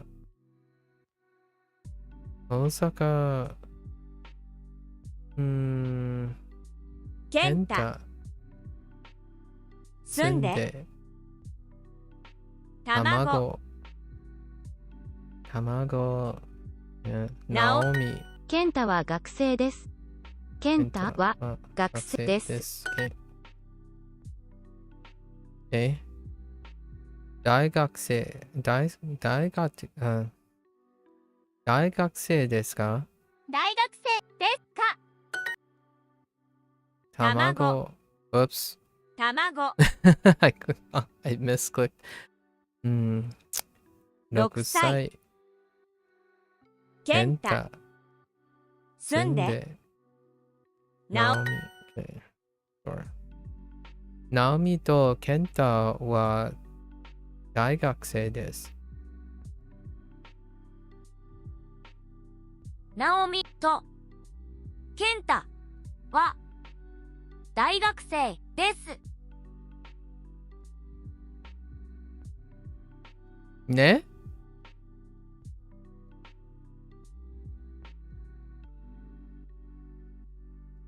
立ち。 Wait a minute. Are you saying instead of saying Naomi-san と Ken-san とは大学生です。Oh, I totally forgot the honorifics. You can say Naomi-san と Kenta たちは大学生です。Is that what that's telling me? So you can group them together and use tachi? Oh, no, just kidding. 立ち。 Wait, why aren't there any honorifics? I just realized that there aren't any honorifics here. Why did they drop the honorifics? Huh. Sorry. I totally realized that I could Tachi. just put tachi at the end. It says university students. So, yeah. I wonder what happened to the honorifics. 5つ。5つ. Fine. Oh, we did count the number of tables. I thought I was dreaming that up. テーブル、 Oh, I forgot about ikutsu.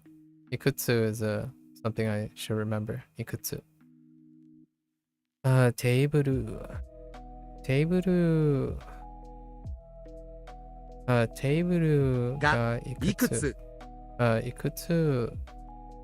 ikutsu ありますか? Wait. Are in the room. Whoops. Okay. 部屋ににテーブルがいくつありますか? ありますかは、庭? Yeah, 庭 works. ナオミは京都に住んでいます。 Naomi wa, yeah, it's so weird. I'm so used to hearing Naomi-san. Naomi-san wa 京都に住んでいます. I guess we're going familiar. Maybe? Is that what they're telling me? Are we finally... I don't know. 部屋にはテーブルがいくつありますか？部屋にテーブルはテーブルがいくつありますか？レストランにテーブルはいくつありますか？レストランにテーブルはいくつありますか？テーブル。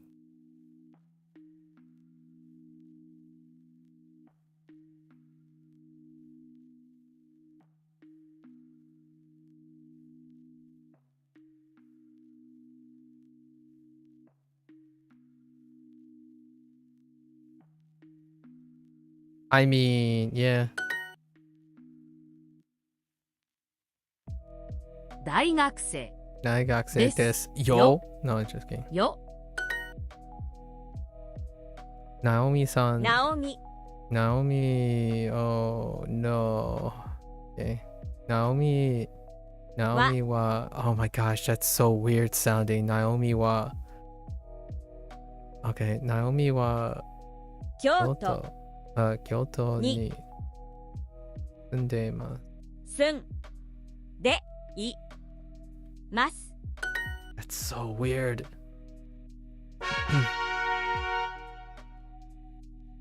Okay.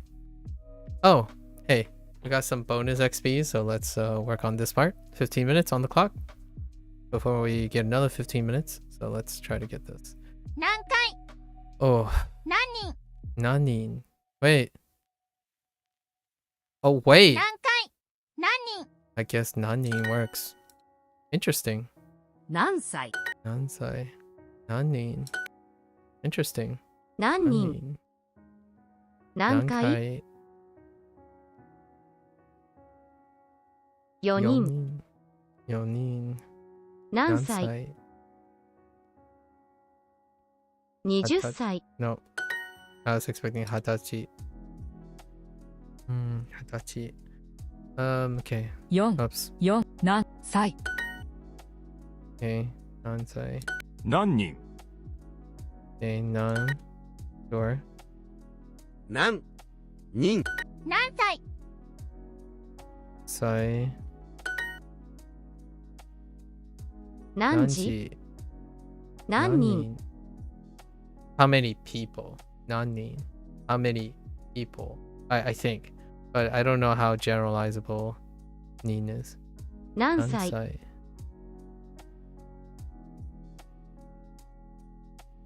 2人2人 Right. I'm like, ni is awful sounding. Alright, buddy. And then, 5歳 Gosai word. Okay. 外国人。留学生。留学生留学生。外国人外国人。外国人。留学生。外国人外国人。2年生1年生留学生2時半外国人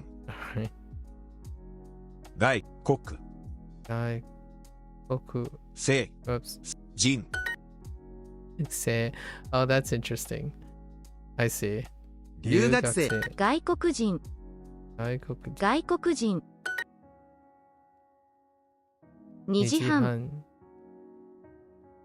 3年生1年生外国人留学生留学生留学生土曜日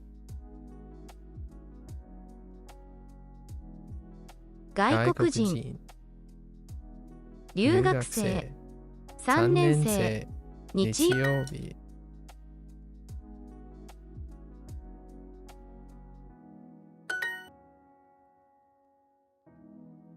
外国外国人人。Okay. 留学生留学生。 2年生2年生。 11月11月。 20歳20歳。Oh. Okay. 外国人外国人。Nin truly is awful sound. Yeah, Nin sounds awful. No, no. No, no, no, no. No Nin. Futari. Only Futari. Futari. Let's see. You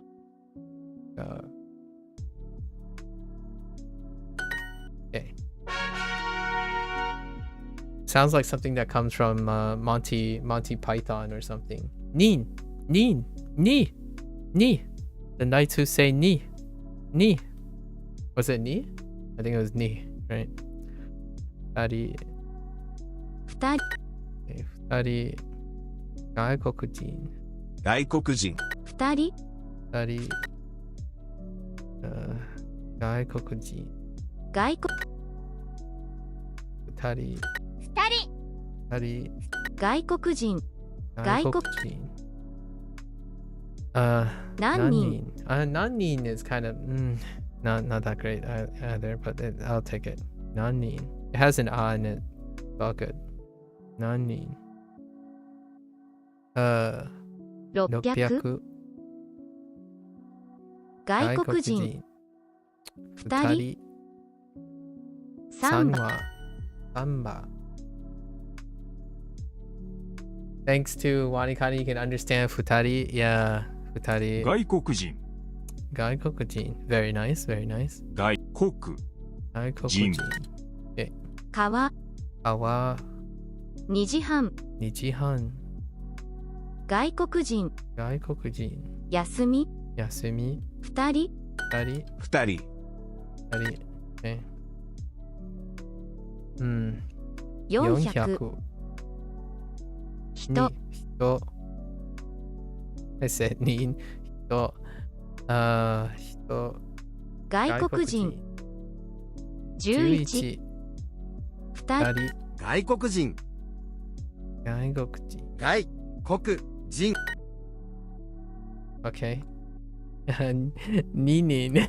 Sorry. 二人。外国人外国人。学生学生。田中田中。 2人二人。選手選手。That's random.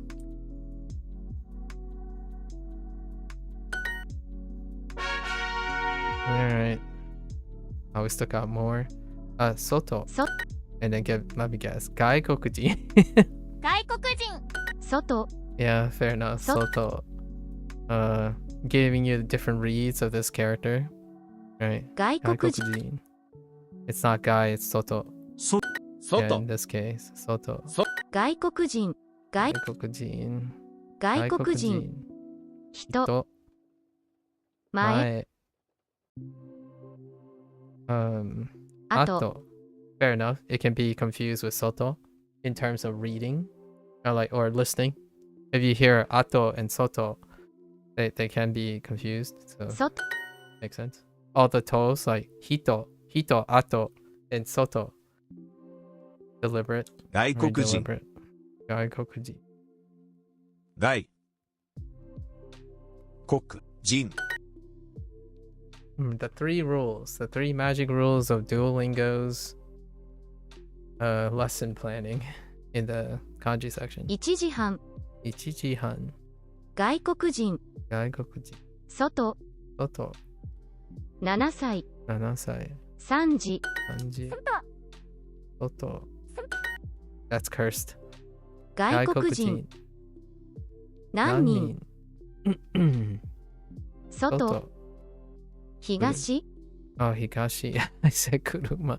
Sorry, Hikashi. 前前。外国人外国人。外国人 Yeah, and they're putting in Hito because Jin is not Hito and Nin is not Hito. So many wonderful different reads, huh? Right? 子犬子犬。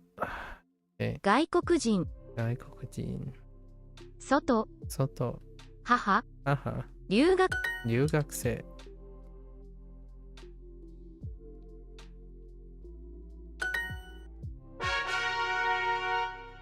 What little Muppet chipmunk was talking in that one? I know. Introducing Zadi's the synthetic voice assigned to Zadi cannot do a specific subset of sounds, and Soto is one of them. It gets muffled. I don't know what sample they trained Zadi for, but it doesn't come out properly. And you'll find a few examples outside of Soto. Whenever it gets muffled, there's some weirdness. It's part of synthetic voice training. Daigaku. daigak,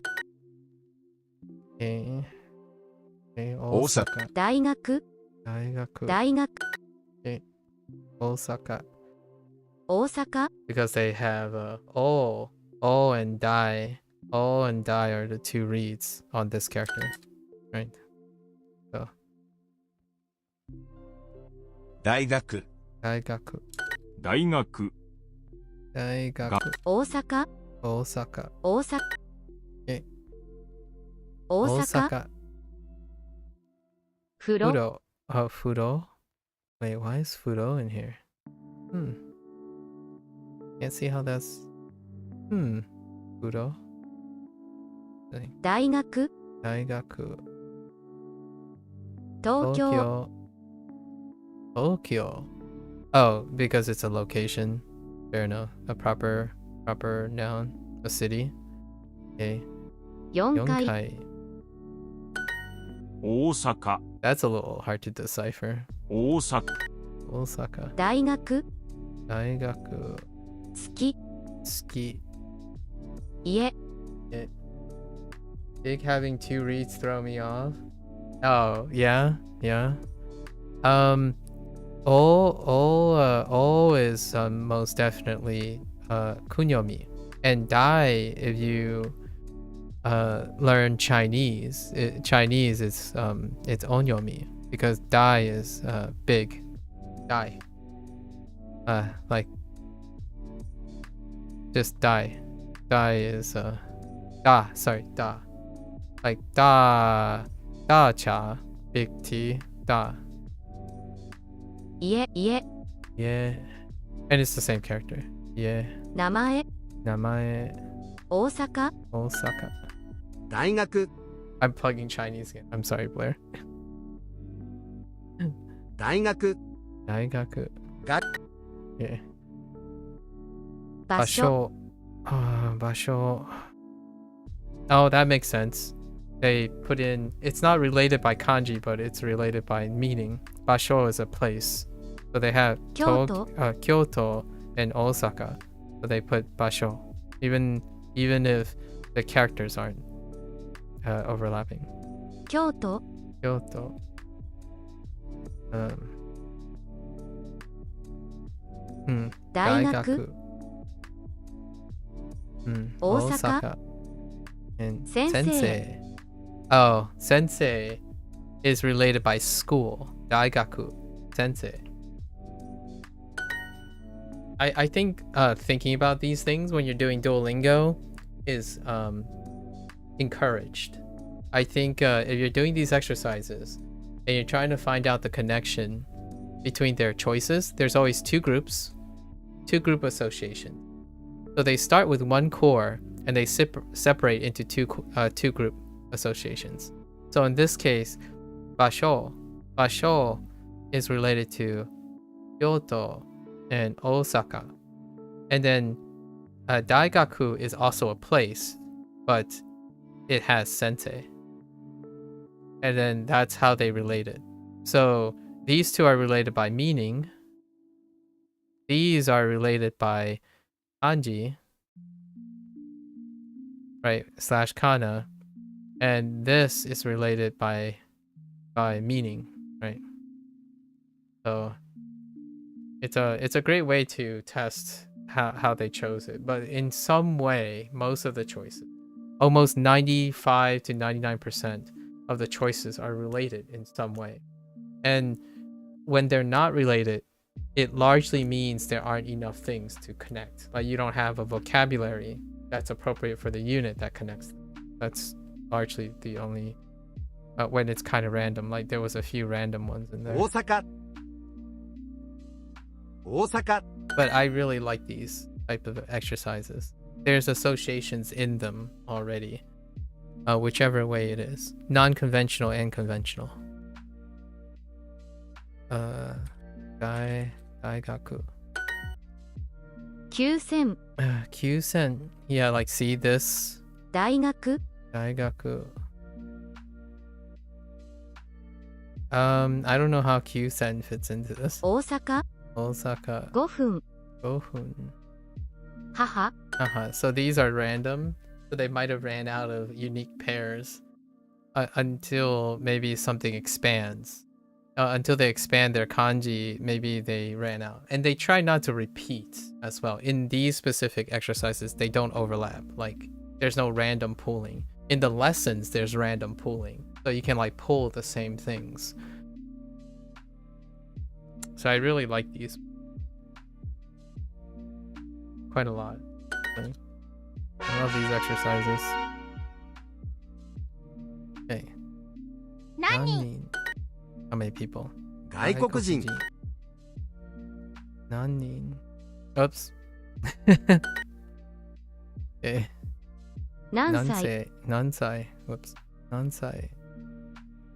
Ah, Ninki. There's the Ninki.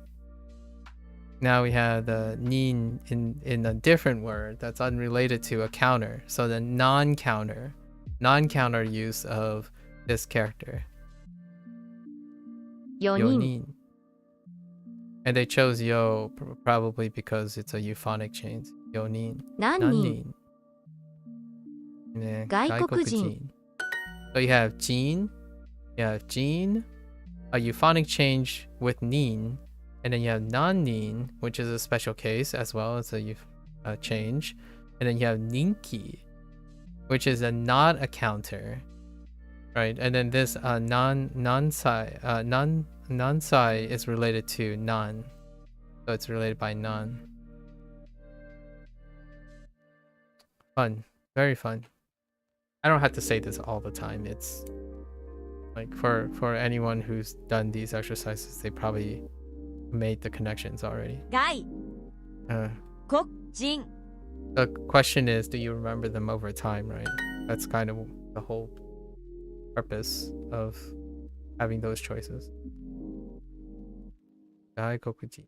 何人 Nani to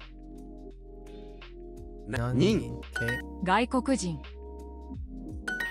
Soto. Right, Soto. So when I see like when they said Gaikokujin and then they showed me the character Soto, all I see is Soto. I don't actually see Gaikokujin. On the top left is Gaikokujin, but when I'm writing, I'm thinking Soto. 外国人 Gaikokujin. 外 Soto. 何人 Okay. 人気 2人 Get more with Super Duolingo. Get more with Super Duolingo. All right. We got it. Sorry, my hand wasn't on my enter button.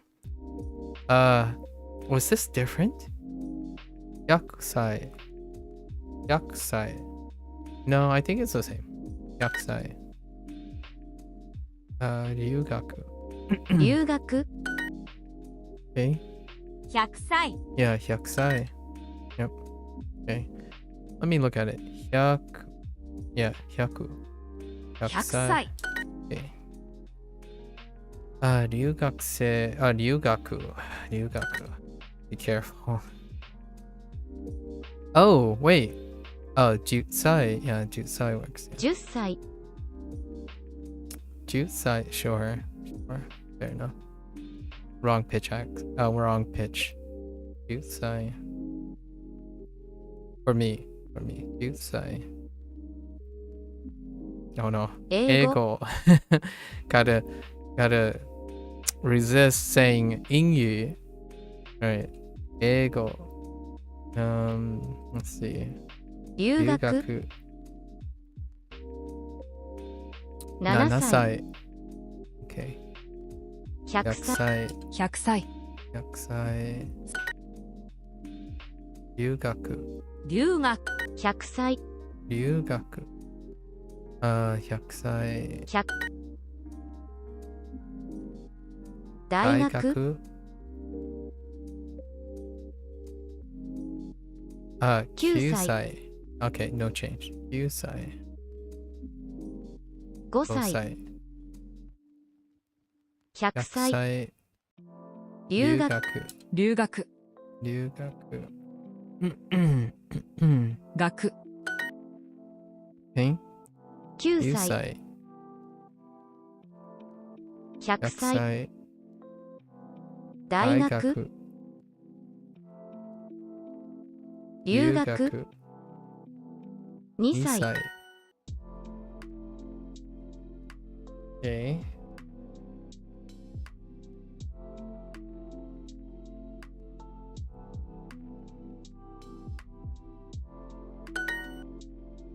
For a moment there, I forgot my Odomaji.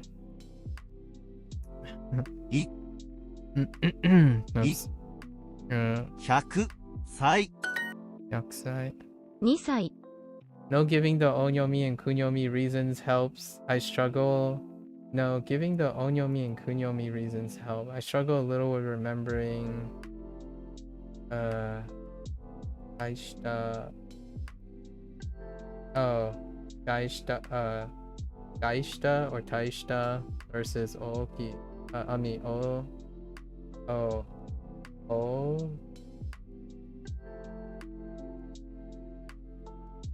Gaishta versus Oki.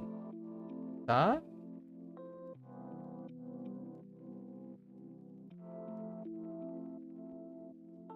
I get you. I get you though. I get you. I'm not familiar with those words. 2歳 Nisai.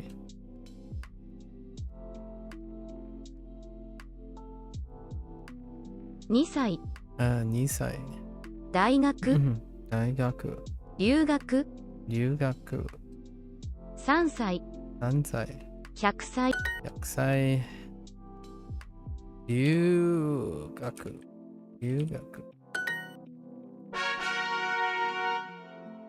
Alright, 15 minutes are up. Let's get back. 6つ Mutsu. 6つ8 Okay. つ Yatsu. That's our new one. Yatsu. 卵が5個あります Tamago. Wait, what?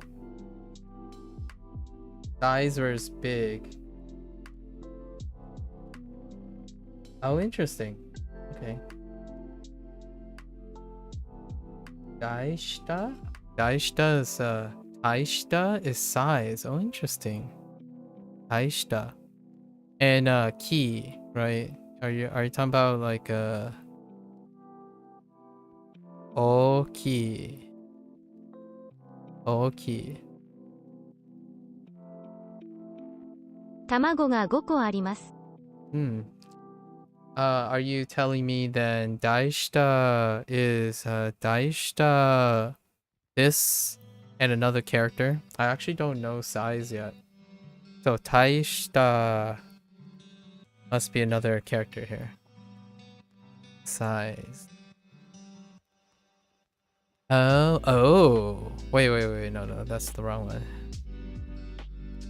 Daisho. I only got Daisho, which is kind of funny. Actually, Daisho. Daisho uses big and small. Oh, that's kind of funny. In Jisho, the word for size is big and small put together. That's actually kind of convenient. And this is sho. Yeah, this is sho. So Daisho. Yeah, Daisho. Dai. So Dai, and Sho.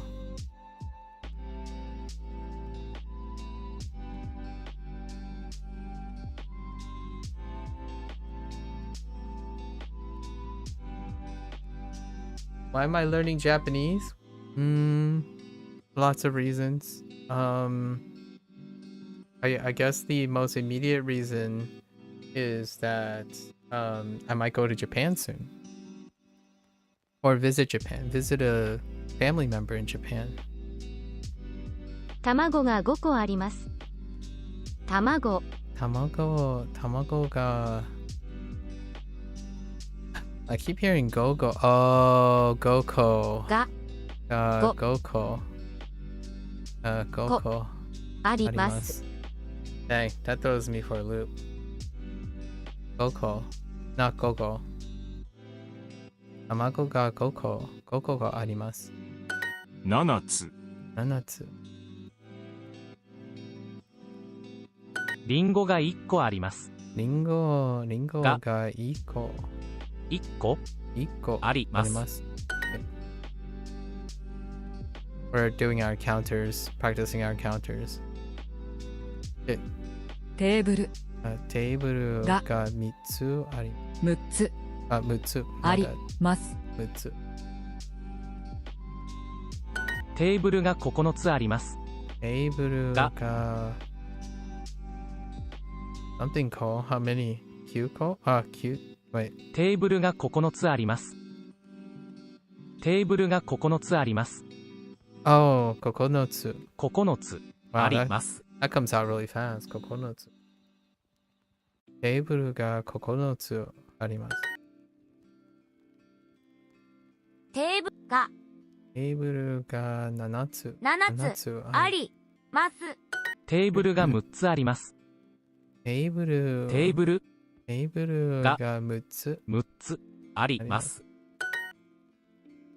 Counter practice 9つ。テーブルが9つあります。卵を4個ください。Die plus dot past tense to do. So daishita is did, big, or great. Oh, interesting.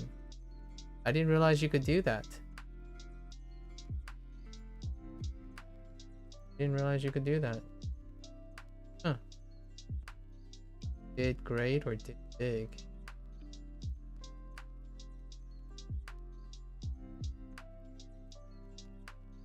Yeah, I haven't heard that phrasing before.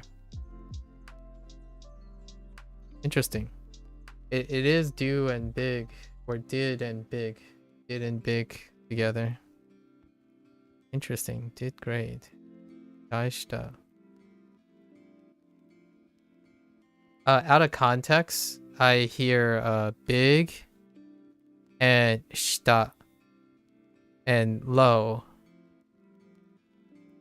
So out of context, I hear but I don't know what taishita is. Taishita. So this is taishita as opposed to daishita. Yeah. And then when I heard daishita, I heard big and then below shita. Interesting, huh? Japanese in a nutshell. Tamago 4個ください。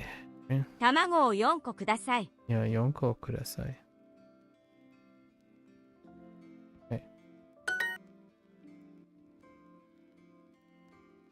リンゴが1個あります。卵を2個ください。卵2個ください。Okay. I will eat 2 eggs. Will I? Will I eat 2 eggs? Yes, I will. 卵卵卵2個食べます。リンゴを1個ください。リンゴを1個ください。Exactly one apple, please. 卵卵2 2個個ください。ください。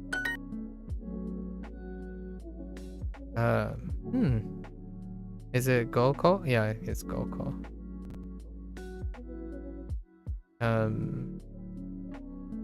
Eggs again? 卵卵が5個あります。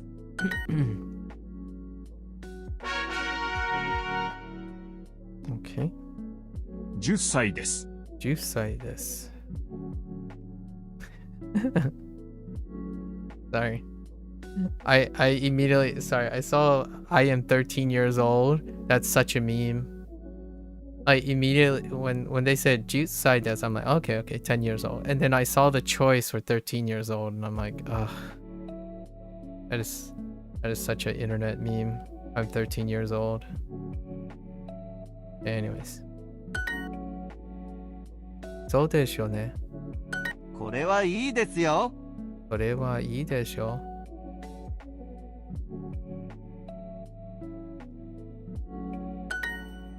I prefer 大丈夫です。お父さんは今うちにいません。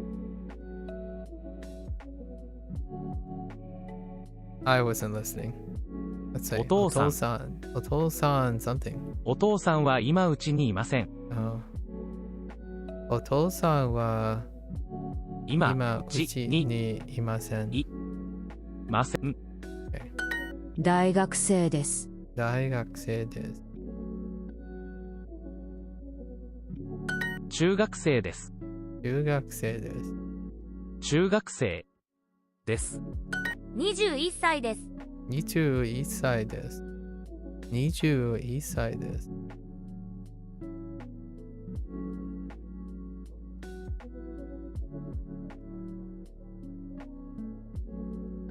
違いは何ですか？違いは何ですか？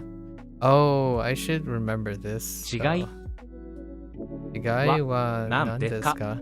I kind of like this phrase though. I would use 違い for this. 違いは何ですか? What is the difference? Oh, okay, so they ended up, okay, yeah, I could see that too. Huh. Oh no. いいえ。いいえ、違います。違います。そうです。ですよね。はい。はい。そうです。です。OK。違いは何ですよね？何ですか？違いは何ですか？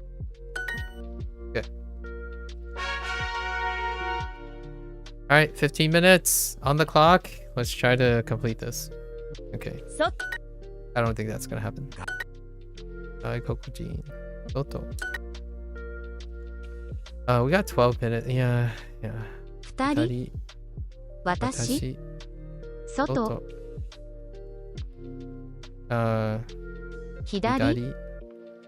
Oh, that's cute. Hidari and futari. Cute. Alright. 外国人 Okay. 外国人 Okay. 外国人外外 Okay. 外国人 Short. Mise. Interesting. Mise. 外外国人窓 Okay. Those are okay.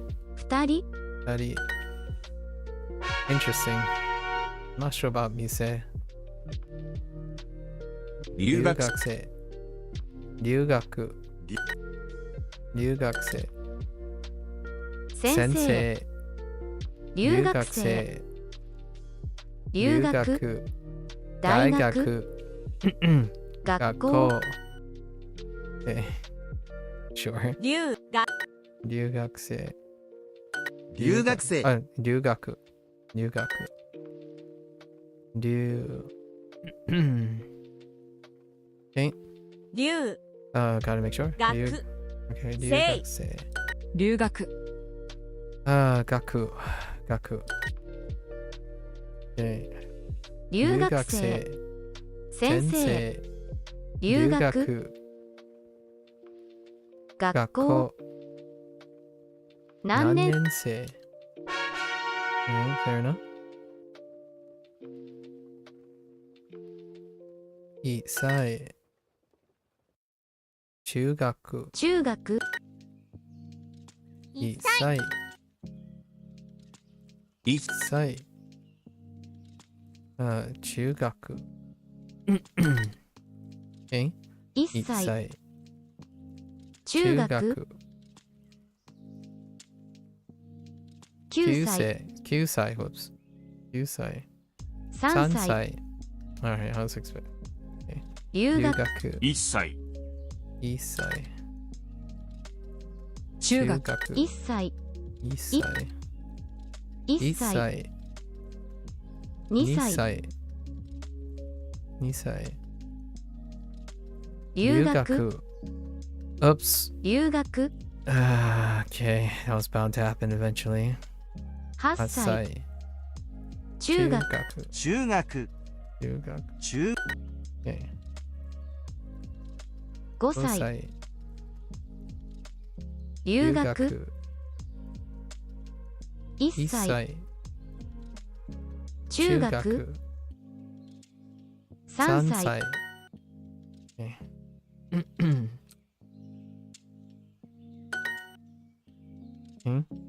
1歳。 1歳、 1歳。 3歳、 3歳。 8歳、 8歳。中学、中学。留学、留学。留学。Okay. Alright. Ooh, got a lot of things there. Okay. 中学。高校。Okay, sure. 学校、 Oops. 高校、中中学学。中学。中学。高校。大学、英語、英語。中学、留学、 Oh my gosh, this is getting, it's wearing me down. 高校、中学。 Okay. 中中学、 Okay. 留学。中学、中学、留学、高校、大学、英語、高校 Okay.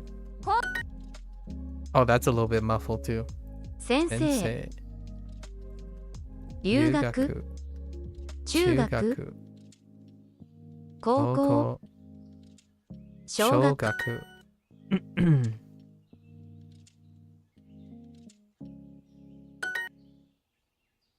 中学。先生、高校、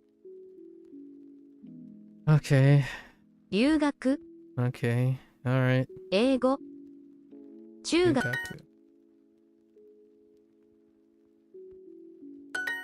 All right. It's fine. Ooh. Okay. Tanaka. 田中、 Tanaka.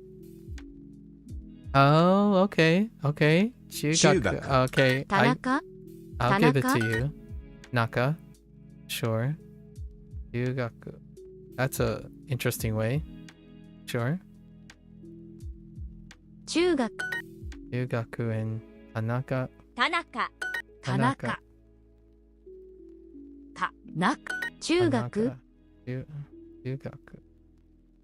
中学、Okay. 小学、高校、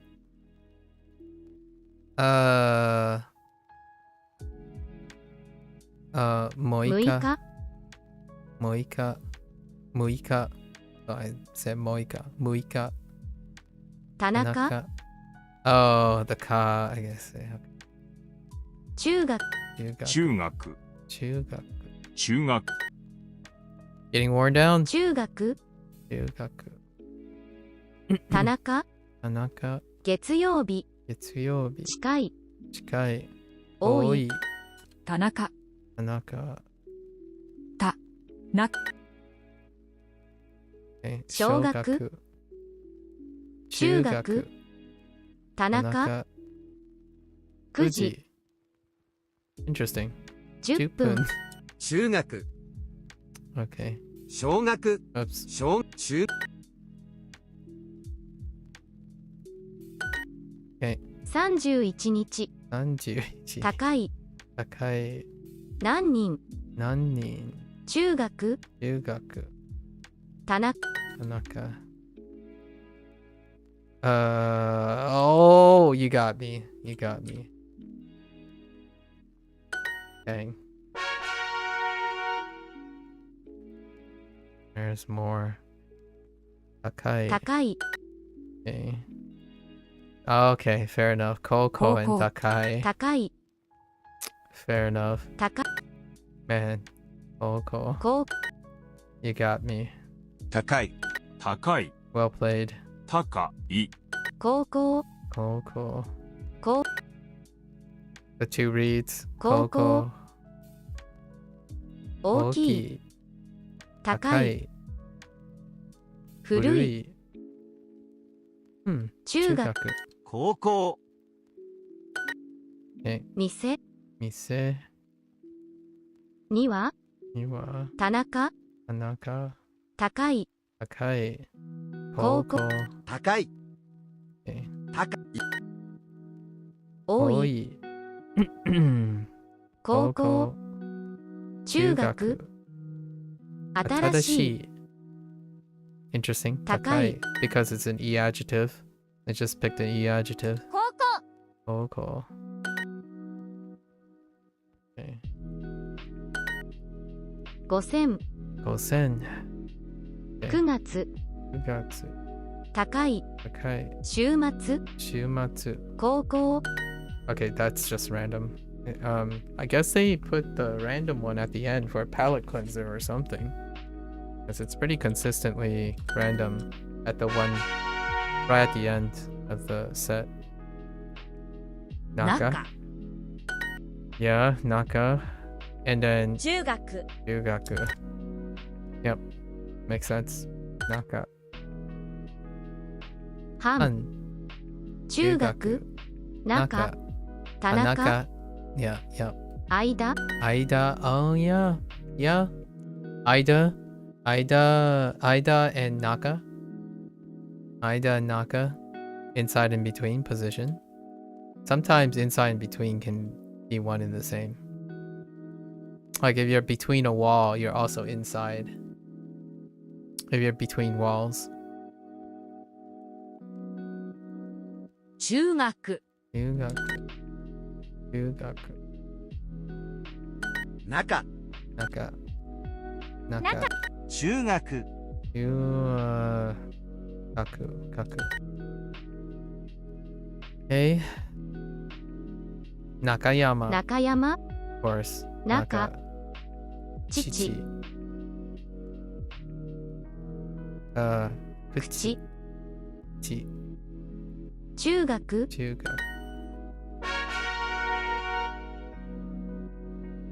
Oh, I have a fourth rule. There's a fourth rule in the Duolingo. If it's part of the same unit. That's the fourth rule. It's not random. It's part of the same unit. Or it's in a related unit. So now we have kanji, literal kanji. And then we have the read, the kana. And then we have the meaning. And then the last one is if it is in a proximal unit. because the only way kuchi came up is because Nakayama is also Yamaguchi.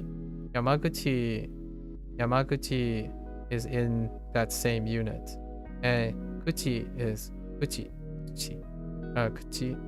and Yamaguchi. At least I think that's how they're sorting this stuff. Yugaku.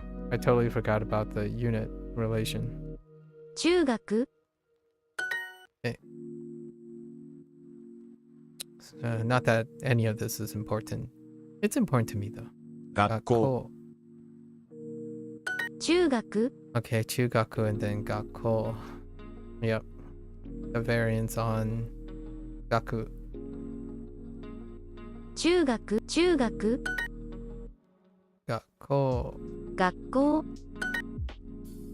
Which tsutsing is a very important thing. So you have like gaku. If you have a gaku, right? Like this. If you have gaku, this can be dropped entirely for tsu. For tsu. If it's and it's often in the earlier ones. So if it ends in gaku, there's always a chance there's a gatsu. Gatsu. And it happens with things like even really complicated things. Like shi. Right? Shi. But zakshi. Zatsu. So if it's like su, if it's a su, or if it has an u, right? Ku is an u row, you can end up dropping it when it's in earlier in the word. And they use the same characters. So like here, it's so interesting. So like here, if it gets moved to the front, you can end up dropping a sound.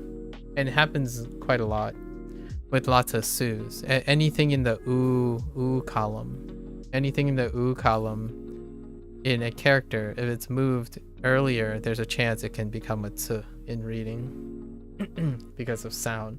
At least that's what I observed recently. So you can kind of like shortcut your way. You're like zatshi, right? Zatshi. What's the character for zatshi? Well, if you're thinking about a different word, I use this in Shashingo. Konzaksuru. So konzaksuru.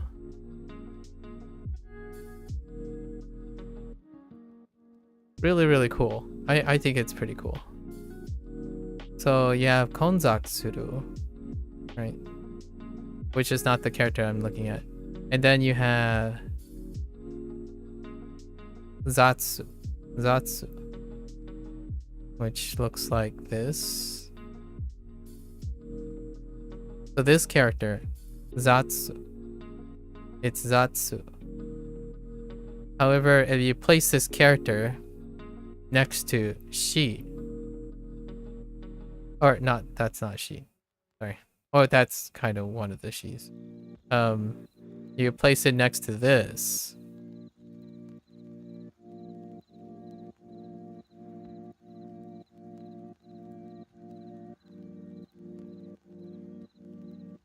If you place it next to this, this becomes za-tsu. So instead of like za, right?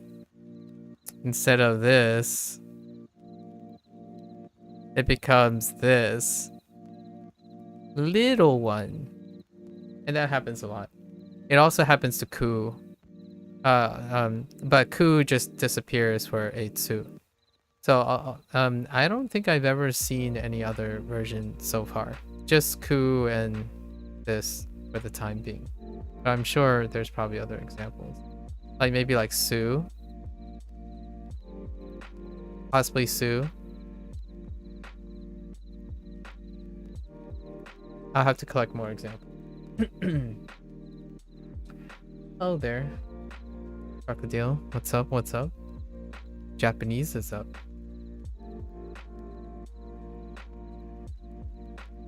Shugaku. Shugaku. 中学 Shugaku. 中学校 Gakko. 学校中学高校、英語、会社、会社. Oh, 会社 because these are in the same unit. Oh no, maybe not.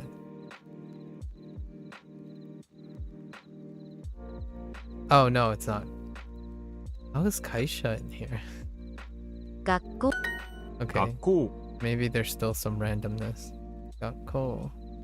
線 Oops. 学校 You learned some Chinese today? I learned how to say I don't know what that means.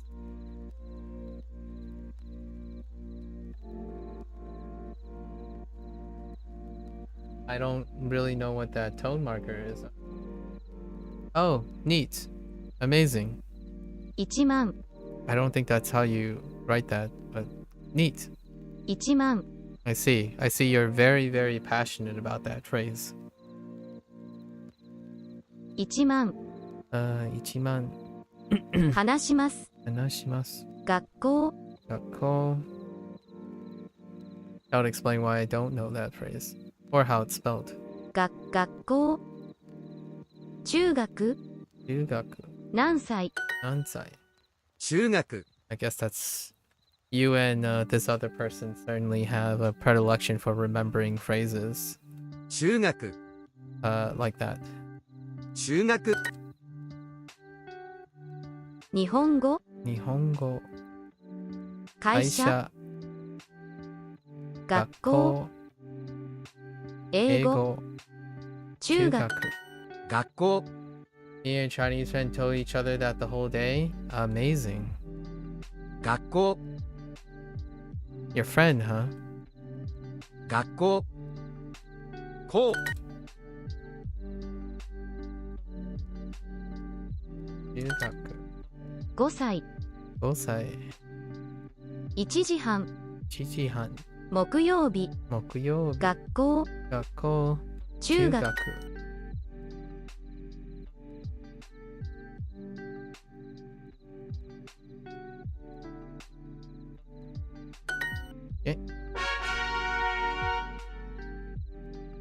Oh, okay, so that's the 2-hour point. We'll do a few more, and then we're gonna switch to Chinese. No, we can switch to Chinese now. What did I forget today? Did I forget anything today? No. These two? Okay, so they belong to number sequence. That's fine. And I sort of messed up the bottom radical of this. I have to remember that too. I think we're good. Okay. Alright, because I don't want to get past midnight. We gotta rest. So do I do Chinese and Japanese? Yeah, do both. Friends in plural. You have many Chinese friends. Okay. That's lovely. That sounds nice.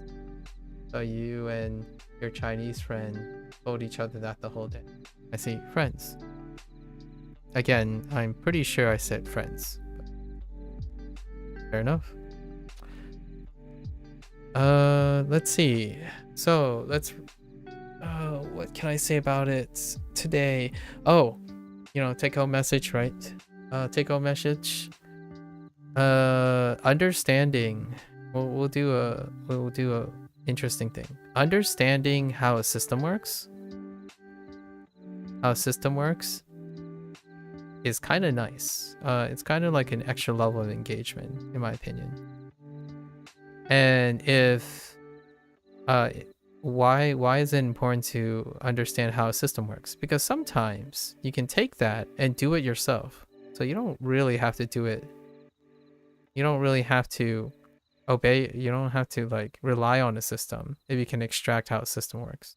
So what I was emphasizing while I'm doing this exercise is I was noticing all the associations. I was trying to notice all the associations that the algo, whatever their system that they're relying on, like their associations that they're trying to make. It was another way for me to engage myself, but at the same time, I already make these associations, and it would be something that I expect others would do. But the problem with that is others would do. The question is, I expect this, but oftentimes that is not the reality. That's not the reality. Oftentimes people learn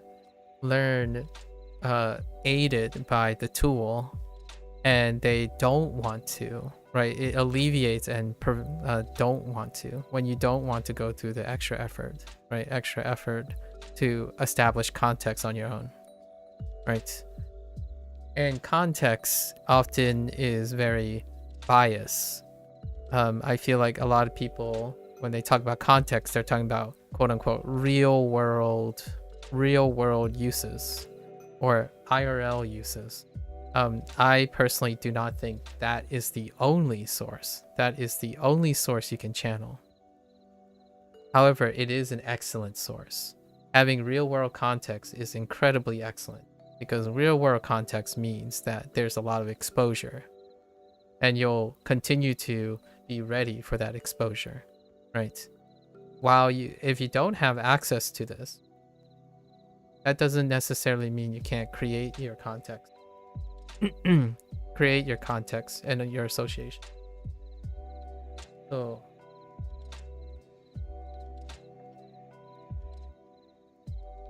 oh wow. Oh ha. Oh ha. I haven't seen that greeting before. Hello, Admiral. It must be like a really truncated Ohio. You just cut off the yo and just go yoha. You like shortening it? I see. Yeah, that's what I kind of figured. Okay, so that's gonna be the end. That's the end take home, right? It's not always about what is the best source, but is about what other things you can do. So if you understand how systems work and how other people work, you can add it to your list. You're able to add the strategy to your list. Sure, you might be saying like, oh yeah, but I really want the ideal thing. Then definitely go and seek the ideal thing if you want. It's not necessarily the only thing. So here, I was trying to illustrate by explaining the association in my head, right? In my head, by saying it out loud. What's going on in my head out loud. And Duolingo has a very set system working. The thing is, you don't have to notice this. Like it's up to you to notice it or not. And in my opinion, sometimes when you spend a lot of time noticing these things, they can become intuitive and be part of your toolbox. You don't necessarily need a tool to do these associations in the future. I was actually doing this before they did it. So I already did this before this section was introduced. So like this section, this little like use a new word section. And I love that they incorporated it. And I'm genuinely curious if people have already decided to make these connections. I think the ones that learn Japanese already, the most interesting conversations we have is highlighted in this section. So when someone says, oh, did you know that this is associated with this kanji, which is also used here because of this? And that's where they're going for here, right? That's what they're going for with this section. And I really like it. The one concern I have, in my opinion, is just basically this. So if the tool is reminding you of all these things, right? If they're telling you, hey, did you notice that if you took daigaku and oki, right? Ooki or Osaka, and put them next to each other, you'll probably notice that the one character has 2 reads. So the problem with the downside, the trade-off is if a system is doing it for you, when you remove that system, you have to ask yourself, do you remember it without it? So me personally, I would actively still do it, not necessarily just saying, oh, I know this, like Ooki, that's Ooki, I see it. Now the question is, when it's gone, if you write out Ooki, right, if you write out this character, do you know all the reads that you know so far, right? And that's largely where I spend the vast majority of my time off stream doing. This is SRS. So this is the classical SRS, maybe not ideal to some people. People's ideal SRS could be like Wanikani, Anki, all that stuff, whatever system that people provide. At the end of the SRS, is total recall, or what some people call it active recall, right? Active recall. The idea is you remove the system and the context, and can you create your own context and construct the system? So most of the time when I'm doing my reviews on my 25-day reviews and stuff, I'm recalling the kanji, and when I recall the kanji, I know all the reads I know so far with the kanji, and then I know all the vocabulary words that's attached to this kanji.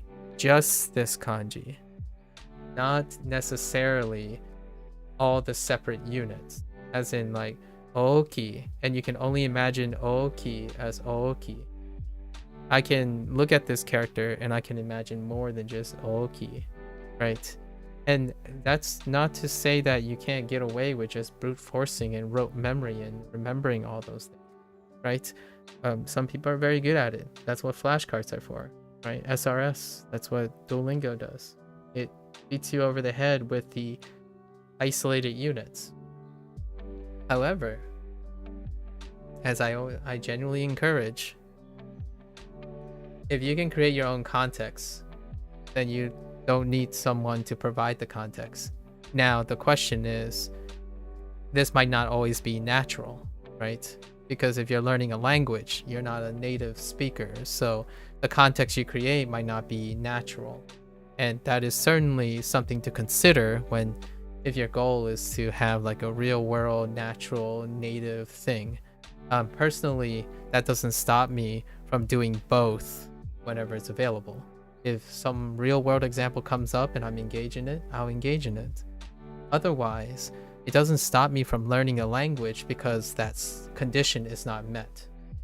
So oftentimes I do find that when I have discussions with someone, they have to meet a certain condition in order to decide to study or decide to use a target language.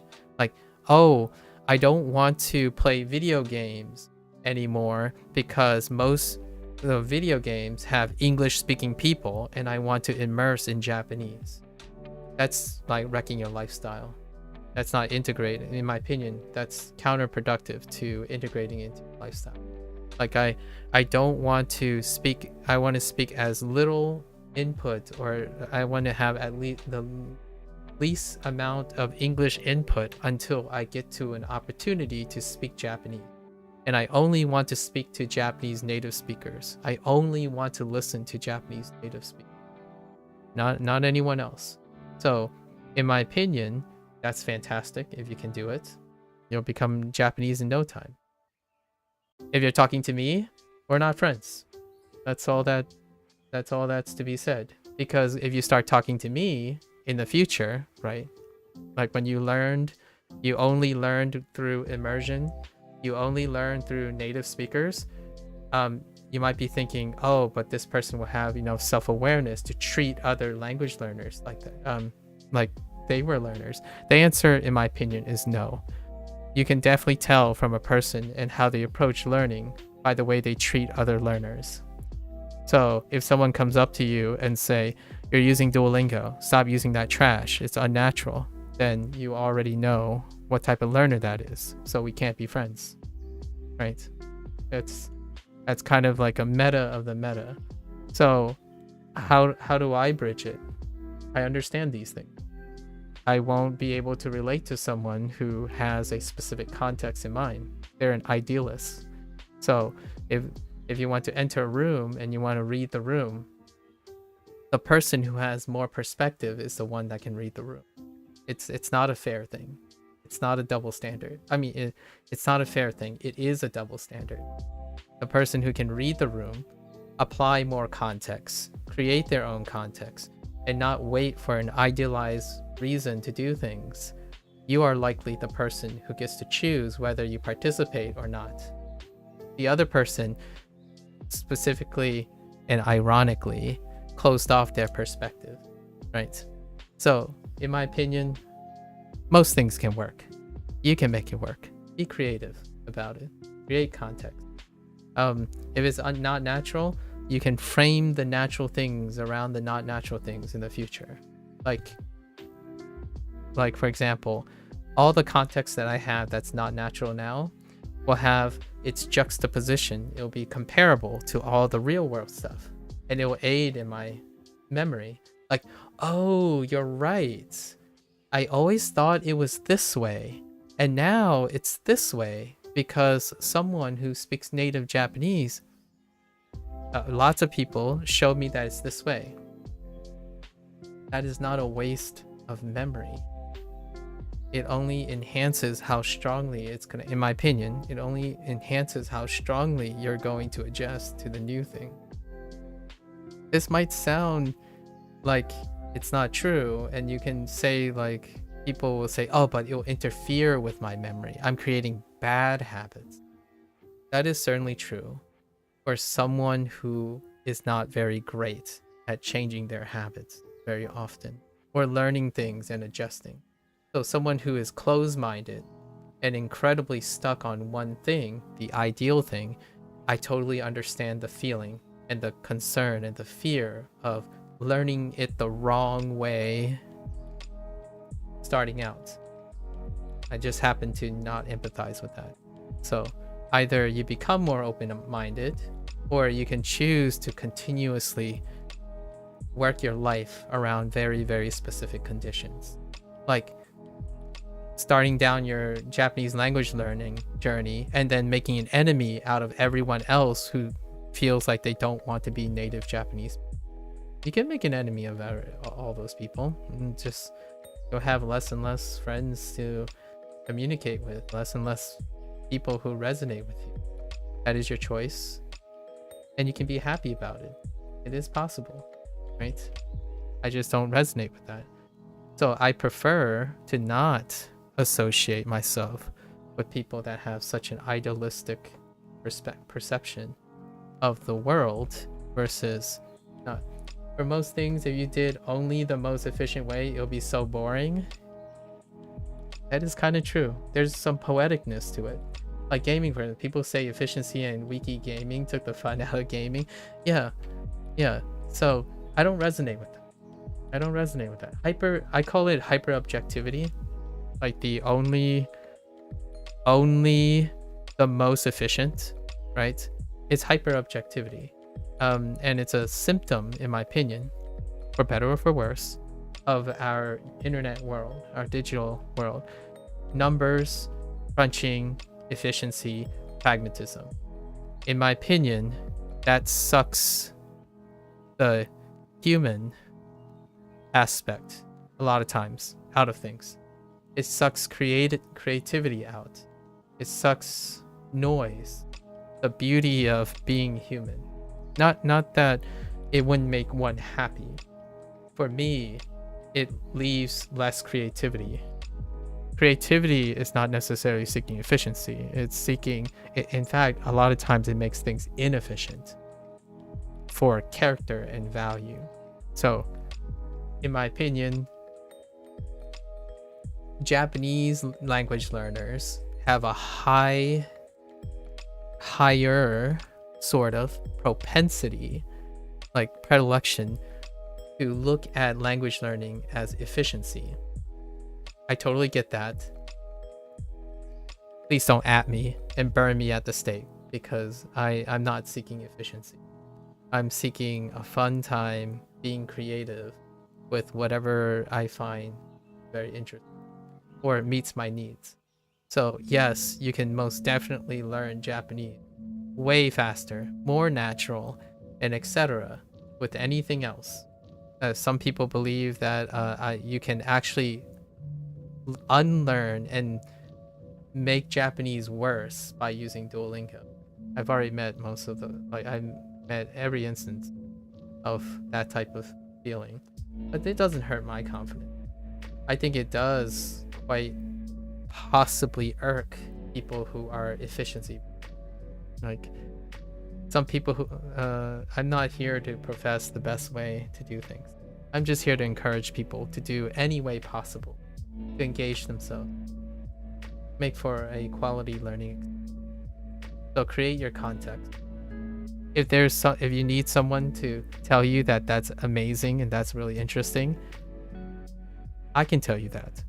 I hope it's not me though. Like, I hope it's your friends, right? Your friends, your family, someone close to you. Because when you're doing something quote unquote for fun or as a hobby or learning that isn't quite necessary, there's got to be someone out there appreciating all the things that you're doing for fun, not necessarily efficiency. And that's the take-home message for all of this. Why is this important? Because I love janky stories. I like when someone tells me what they discovered about language learning. It's like, oh, hey, this kind of looks like this, which kind of looks like this. And if you tell me that, then I know for certain that you remember that. It's so different than saying like, oh, the Genki textbook said this, or so-and-so expert said this, and it's like a regurgitated paragraph or some echo chamber thing where they heard it so much they can recite it. Like, well, what about you? Tell me something that you use that information to create, right? Tell me what that means to you in that situation. If you can, I'm going to say that's awesome. You should continue doing that, because that, in my opinion, is worth sacrificing efficiency for. Ohayo. Ohayo. Timmy. I'm about to switch to Chinese, so guys, hopefully you can always test your Japanese on Chinese Hanzi and see if you can piece together the meanings. But I'm ending my Japanese session. So that was the take-home message, guys, for all the Japanese learners out there. Keep on learning, being creative. How? For all the Japanese learners, enjoy, stay creative. Create your context. It's not... If you have the ideal situation, absolutely go for it. But it's really not worth that much to be creative on your own terms, right? So go out there and make your own context. Keep on learning. And until next time, for the Japanese guys, Japanese learners out there, mata ne. Right. I'm gonna get up, stretch it a little bit, and I'll be back for Chinese. Switch this up quickly here.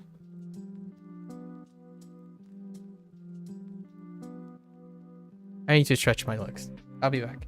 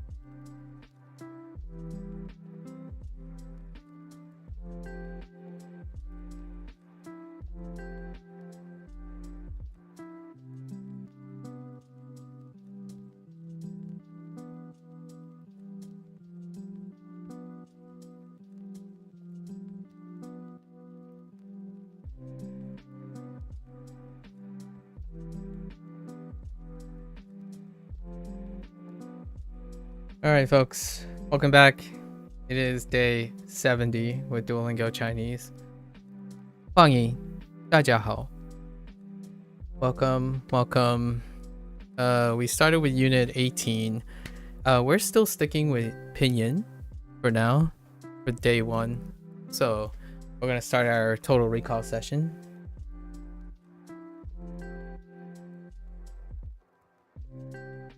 So, is it a coincidence that you have the same icon? Raging Wolfhelm. Hello there, morning peeps.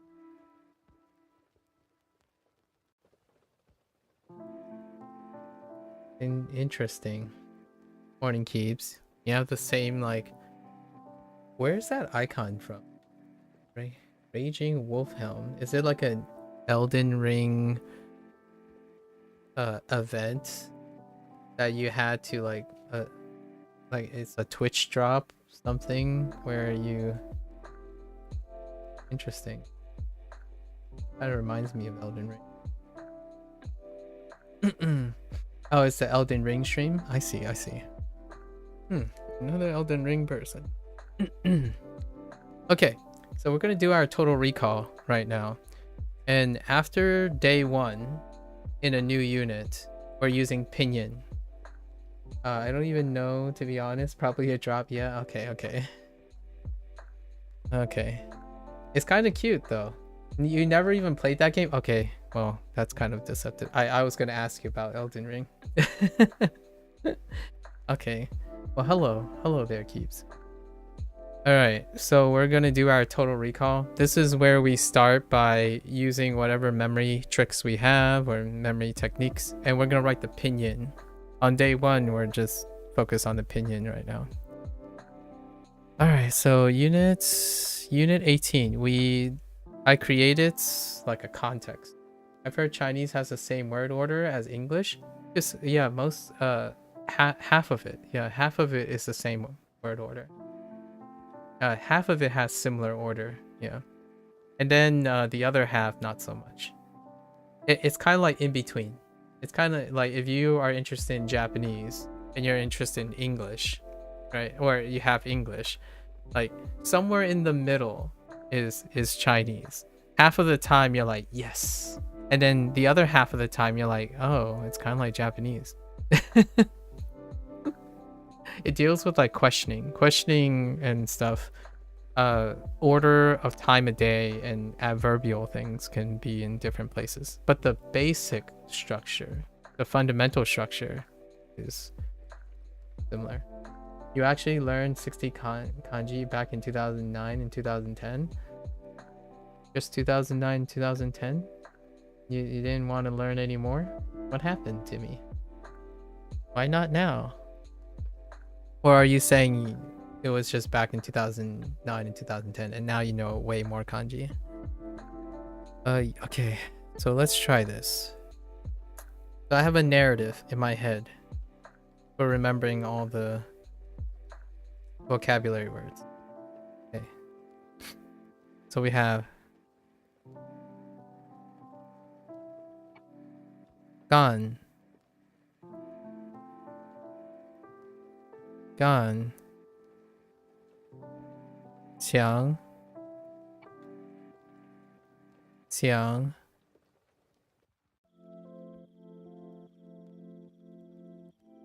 zuo, and kan are our roots. And 什么 is fine.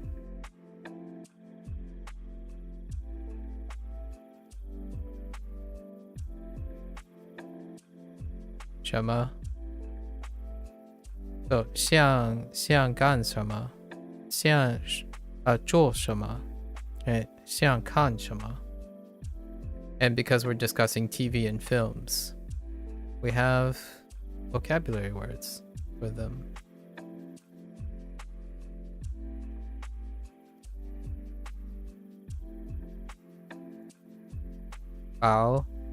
报纸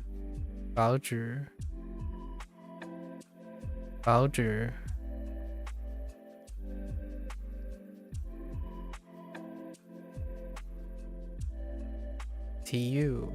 T E EU. EU.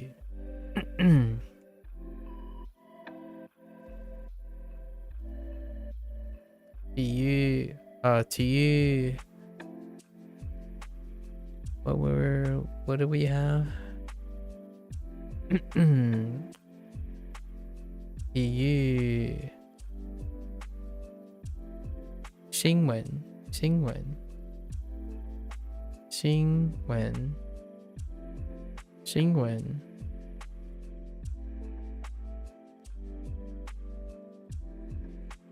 节物节物 Oh no, 节目 That didn't sound right. 节目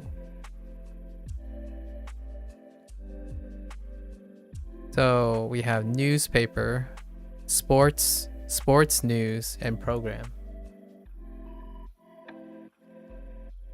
It was a spurt of languaging. I was able to commit more seriously a decade later. Nice. Well, welcome. I hope you're a decade later. So you've been studying pretty committally the last 4 years then. Nice. EU 新闻节目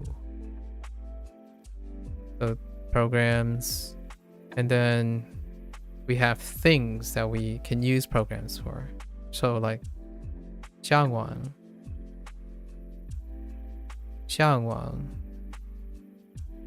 going online 向往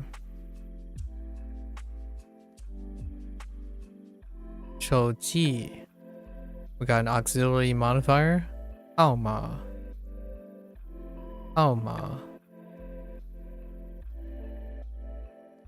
and then 电视 and 电影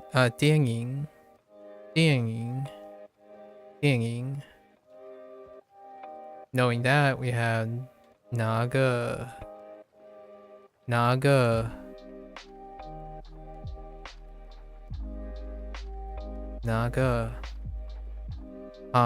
韩国明星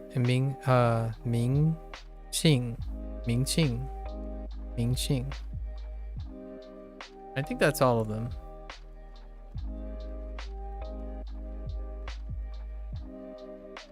Language study is fun. Indeed, it is quite fun.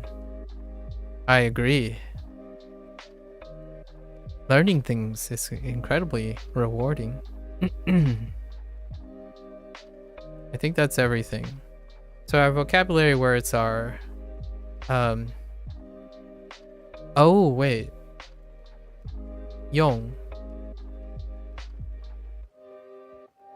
So 用 use 看 干 gang is a do as well, and 做 is it's interchangeable. And then we have a newspaper, right? Newspaper, sports, news, program. Then what else is new here? Technically, celebrity. Got not too many new things actually. Not as too many new things as I thought. 电视 电影 Yeah, lots of these are repeats.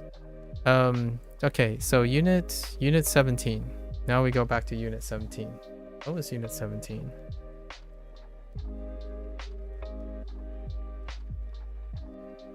It's not routine, it's payment.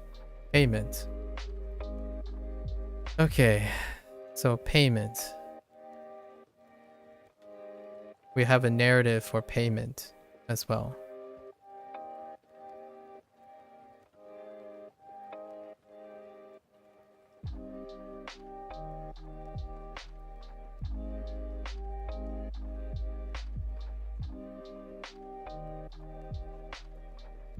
Right.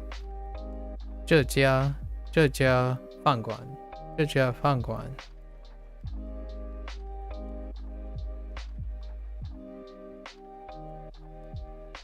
买。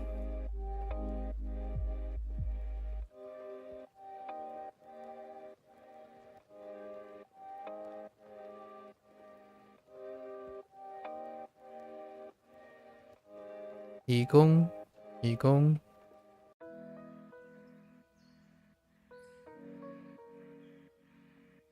And we have the amount stuff. So let's go through the amounts.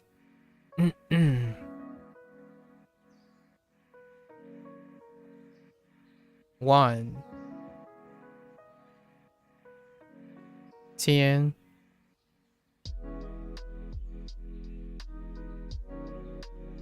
百。10。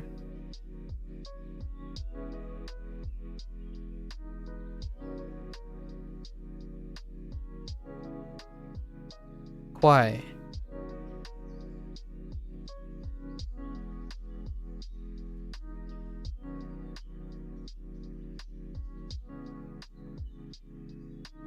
猫。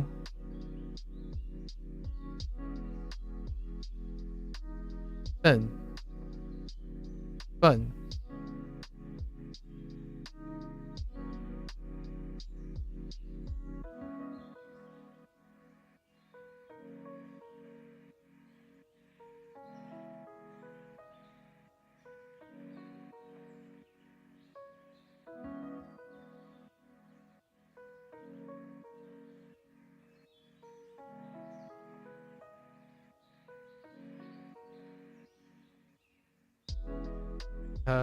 直。直寿。直寿。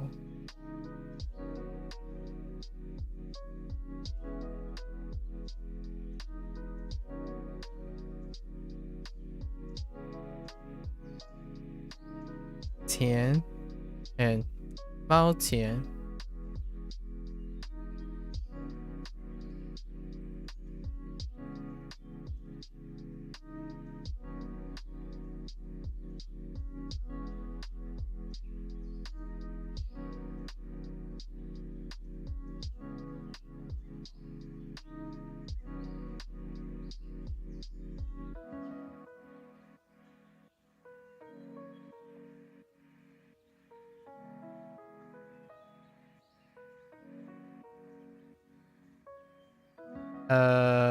Yeah.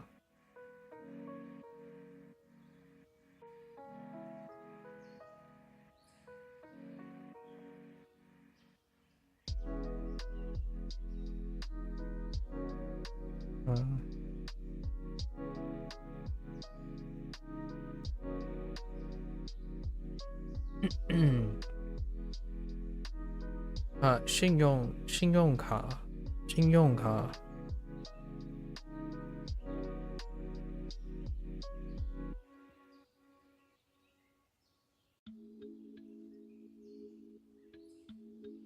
Uh-oh.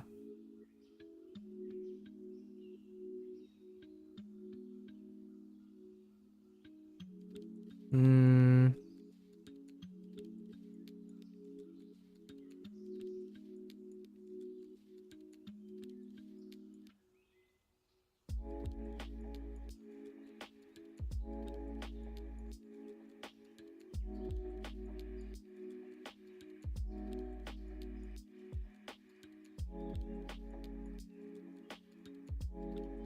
现金。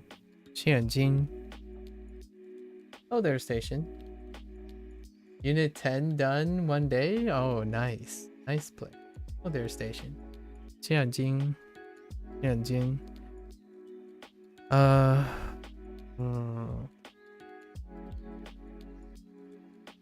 Oops.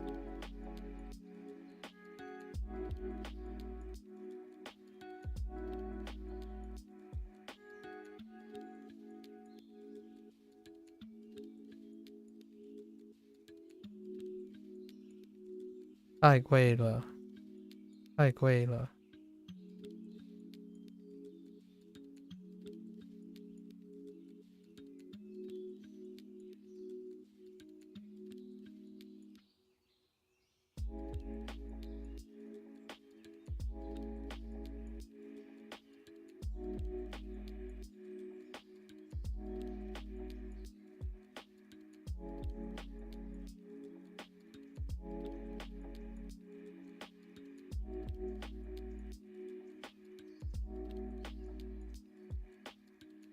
便宜一点. Oh, did I miss one? The central show goes through. Oh yeah. Whoops. Yeah. You're right. Yes. Yeah. No, I understand. Yeah. I didn't pull it through enough. Let's see. 便宜一点. 行不行? 行不行? Oops.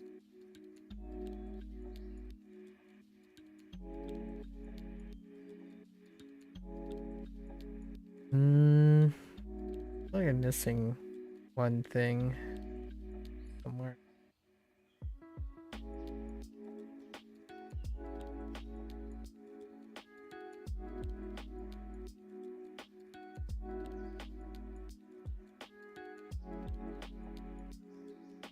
No, I think that's fine. Okay. Today's goal, we complete the lesson. We're behind schedule. So let's go and double check our stuff now. Oh boy, here we go. So, right. 一共 Actually, I wanna 吃 yeah, 知 is fine. That's close enough. 知快笨周天信用 Oops. 信用卡万爱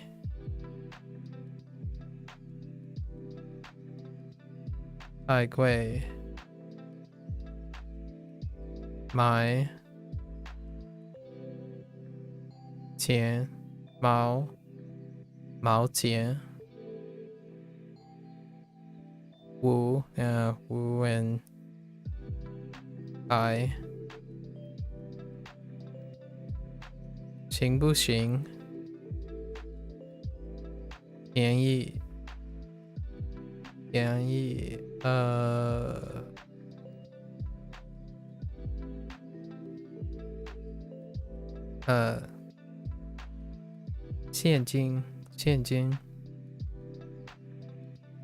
金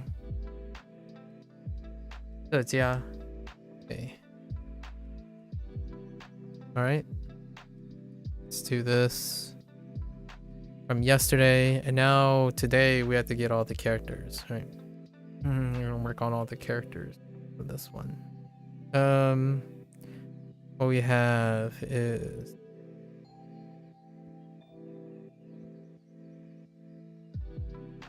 oh boy.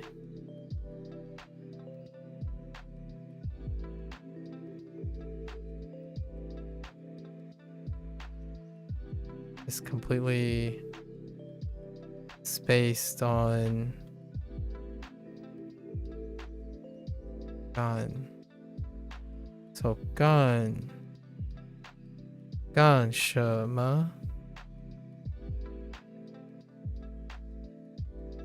保之保之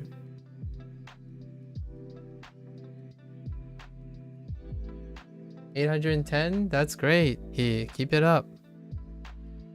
What you learned in your 810? What have you learned in your previous days?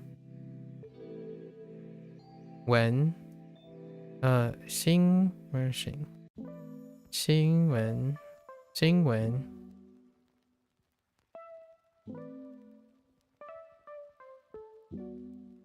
Where the heck is T?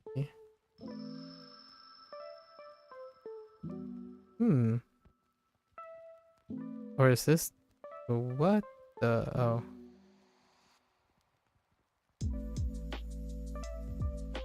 This is 体育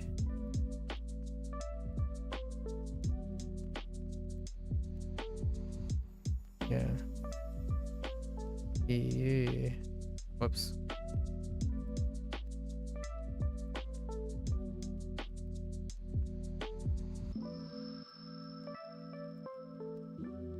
Xing?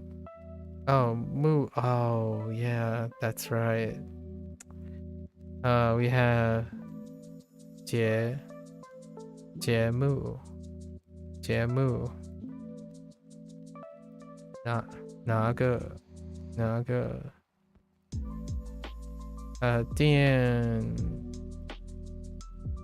电视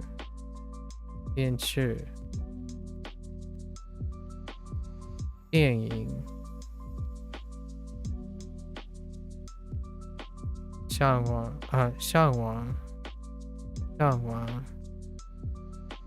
想做手机用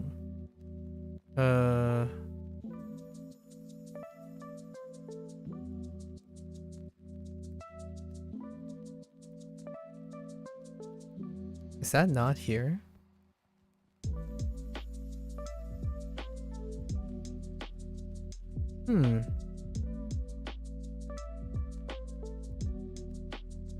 Interesting.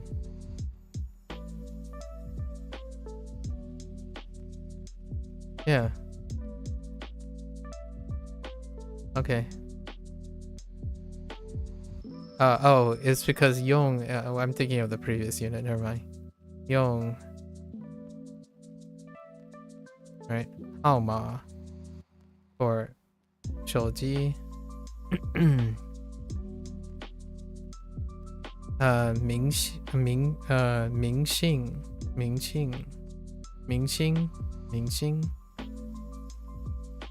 星 and 韩国 music course. Interesting. Music course. I am still waiting. I'm in the waiting room for the music course for the desktop version. I haven't tried anything on mobile other than like on my break when I was away at Otakon. Okay. Alright, let's see if we can remember all these today. Okay. 你爱看中国电影吗？ And we don't need the pinyin anymore. Day 2. 你爱看中国电影吗？你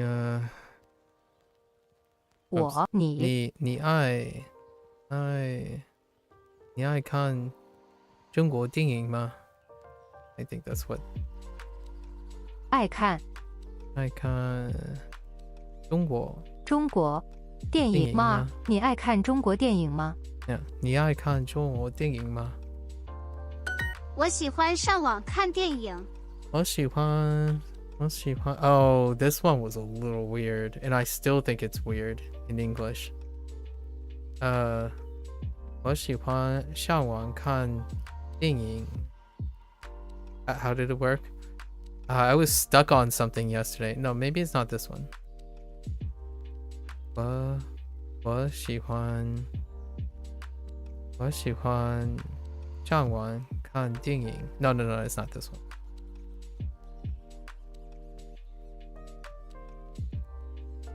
Yeah, this one's kind of weird still in English. 我喜欢上网看电影。你喜欢上网做什么？你喜欢上网做什么？ Or 干什么？ I think. Oh no, 做什么？ That's fine. 喜欢你喜欢上网做什么？今天下午你们想干什么？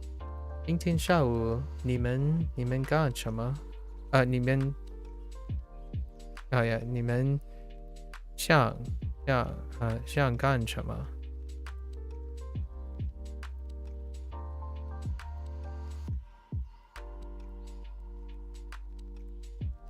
今天下午 What do y'all? I demand a y'all. It's so appropriate. You know, it's so appropriate. What do y'all want to do this weekend? What do y'all want to do this weekend? 你们 Okay. 今天下午你们想干什么？我想上网听音乐。Wait, what did I flip something there? I wasn't paying attention.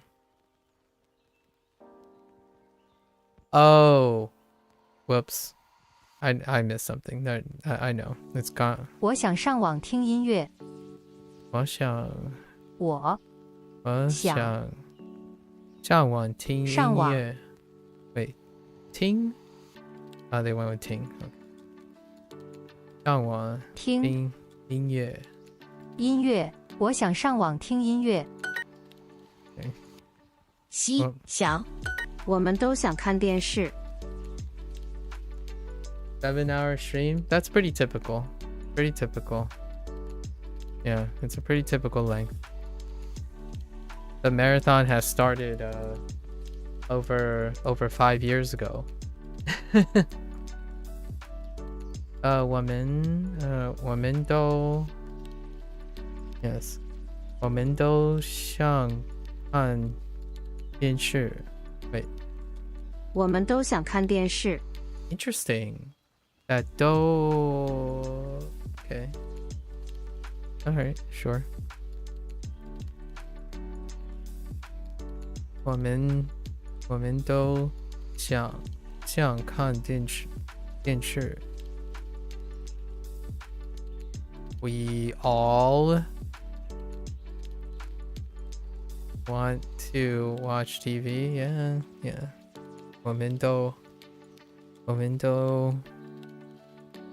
想看电视。网。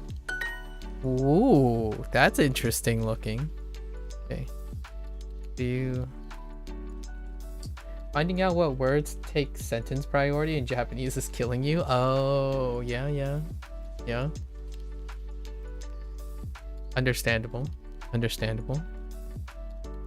You love watching Chinese movies. 你爱看中文电影吗？中国 Sorry, I said 中文 中国 but honestly, okay.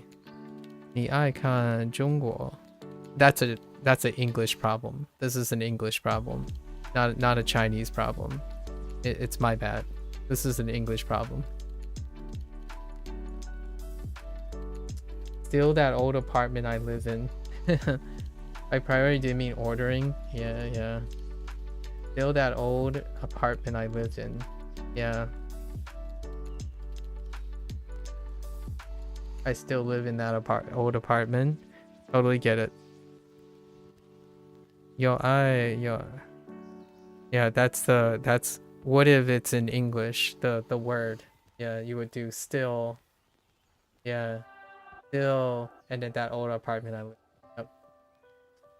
That's reading the Japanese with English. 你爱看中国电影吗？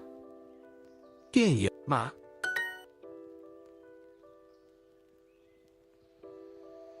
是。会。是。快。网。想。你喜欢看电视吗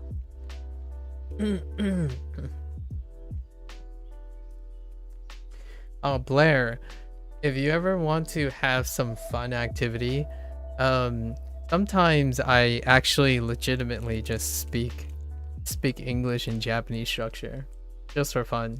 I actually like listening to people who do these bits in their channel. It actually makes it really fun to think about.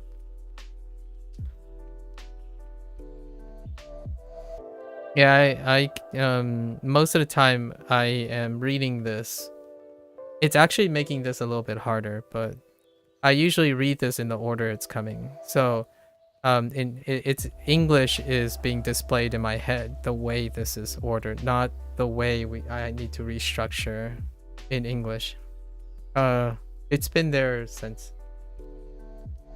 Which enjoy interesting this is. Yeah, exactly. It's actually really fun. To me, I'm a little biased, obviously, because I speak English, but English is flexible enough that you have no problems understanding that. I Twitch enjoy interesting this is. Yeah. So like for example, this is like 你喜欢看电视吗? Which is kind of nice because you can say you like watch TV, right? You like watch TV, right? Right. No, it just sounds like Yoda. Yeah, pretty much. Do you? And then it's more like what they really want to say is, do you like to watch TV? Right? Do you like to watch TV? As opposed to you like watch TV, right? Okay. Okay. 是信信 王王祥金 Okay. And then the reverse, I always call it an English problem. The reverse is like, oh, okay, that's fine, I guess. 你 你 what you call it? Tomorrow evening. So, 晚上明天晚上明天晚上你 Actually, 你 can go in the front actually.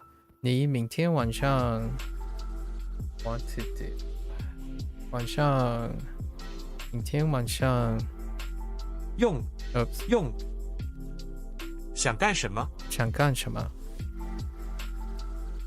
你明天晚上想干什么 So it's like you tomorrow evening like or want do something. That's would be how I would read this, as opposed to what do you want to do tomorrow evening. And it doesn't really matter if it says that, it's already understood. If you say you tomorrow evening like do something, it expresses the same thing to me as saying what do you want to do tomorrow evening.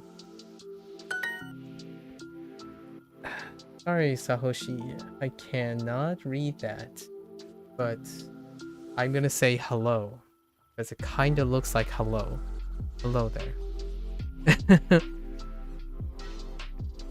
How flexible is word order in Chinese? That's a good question. I talk like a pep, so when I'm talking Fujonese, it's flexible as heck. In fact, sometimes I actually talk to my parents using English structure a lot of times, and my parents would be used to it, but that's probably because they're doing the same thing. So I think it without sounding like a cop-out, when you're in like a space where people speak multiple languages, or they say multiple languages, it's not as weird to mess up your word order. Like it's I don't know how often this happens to other people, but often if I start my sentence in English and I'm substituting words, the words are going to end up in the English structure, and then vice versa and whatnot. So I'm a little bit biased and say like, yes, Chinese word order is kind of flexible in a way. Probably not as flexible as English, because there's so many different types of English users. 遊戏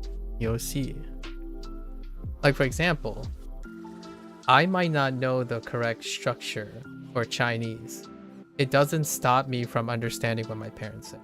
And then I might be saying a different structure, like a different order every once in a while. However, it doesn't affect the way I understand my parents' word order. So, I don't know. Japanese, I've been told, could? Like, so I don't know enough Japanese. Or I don't live around, Japanese to know how flexible it is. Chinese seems to be okay.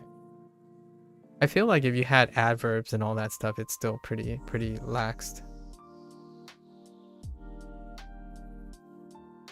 I am making a note of all the grammar though, as I'm doing these exercises. 游戏游戏电视电视午饭午饭 Whoops. I've got the tone shift. 歌喜欢 Although I do have to admit, I'm plugging this all the time. It actually feels like a wonderful puzzle game. If you know Japanese, Chinese is a really fun puzzle game. If you know Chinese, Japanese is a really fun puzzle game. So I do feel that if you're ever interested and you have like a background in Japanese, Chinese is a really fun thing to go into, and then the vice versa.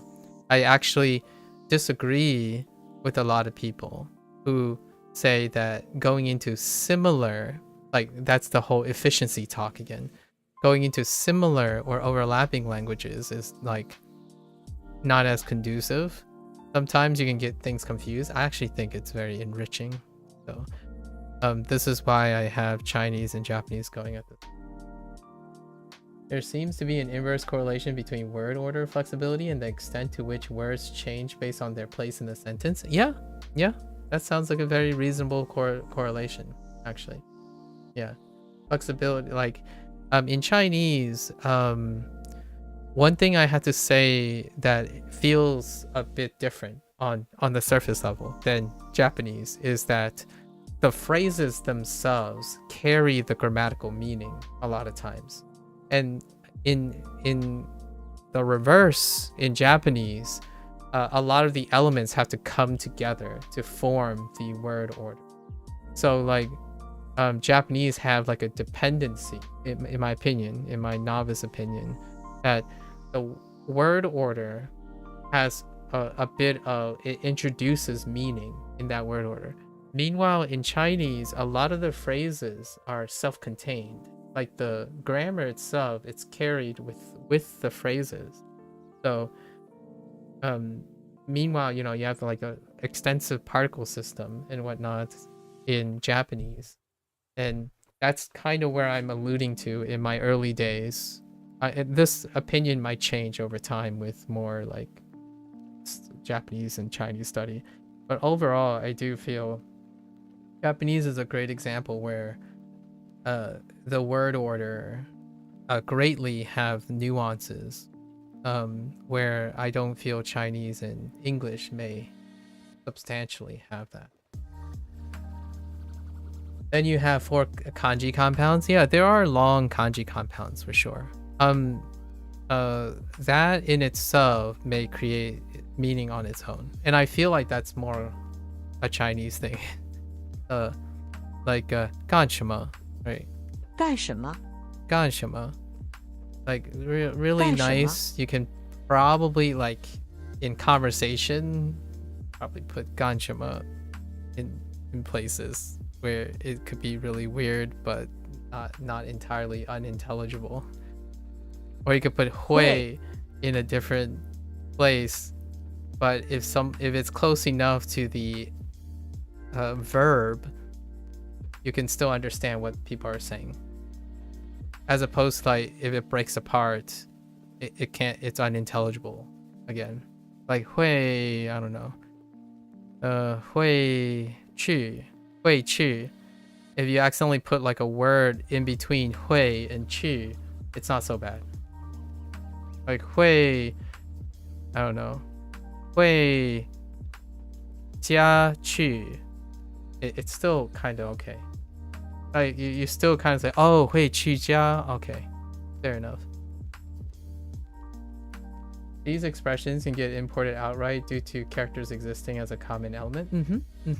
Yeah, it's quite fascinating. 会 Yeah, so honestly, I've been plugging this quite a bit. I've been enjoying it a lot, just seeing the interactions. And if you're talking about like the whole Japanese intersection with Chinese in terms of characters, right?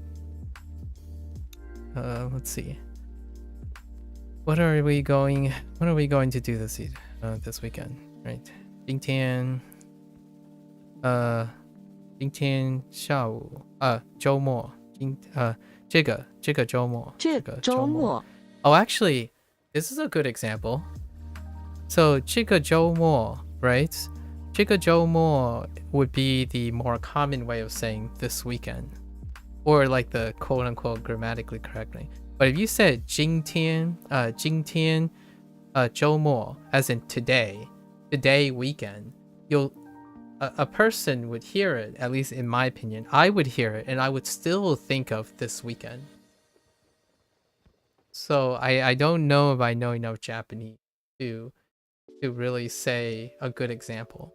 Like, so you can have broken language, sort of like broken grammar or thing, but maybe it's because I'm inexperienced with Japanese. I don't know how tolerable Japanese is. Like if you did like kyo, right? If you took kyo and you decided to use a different character somewhere or something, how like substitute the now for a different now, I don't know about that. I'm too inexperienced. But sometimes I would say like 今天周末, and I'd be literally saying today weekend, as opposed to this weekend, 这个 as in this weekend, like demonstrative this. I don't know.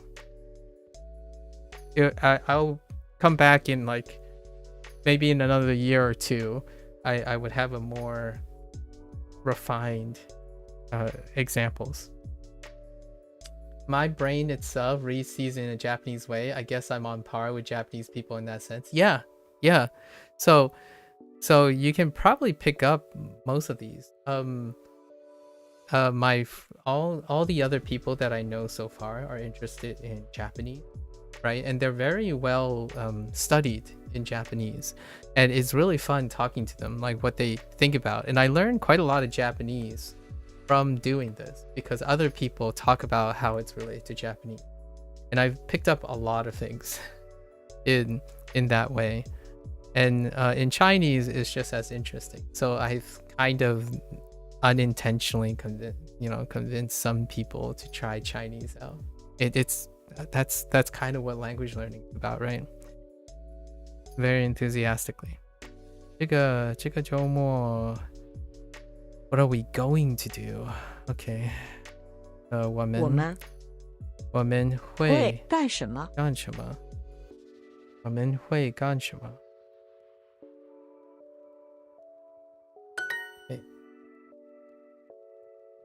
歌电影 Hi. Oh, like for example, you have this I can do better, right? Like 电 this one I notice in Shashingo that this character right here, which just means movie, by the way. So 电 is really, you can see this radical a lot dealing with electricity, right? And then this one, there's a particular phrase, satsue suru. Satsue suru is to shoot a movie or shoot like a moving picture thing, and this is used in that. So when you think of movie, you think of a moving picture, right? So satsue, this character is in satsue. And there's a lot of times where if you have 2 or 3 characters, 1 or 2 of the characters might stay the same, for a very relatable meaning. And then and then there's like a random, like a flip up. So you kind of, as a person who's studying both Japanese and Chinese, you can see the differences and the similarities, and it's pretty wonderful, in my opinion. So I remember Satsue Suru because I know dinging. So it's really wonderful, and this is really fun too. I talked about this yesterday about the wu, right? This, and it goes back to like go-go, go-go and gozen, right? Go-go and gozen.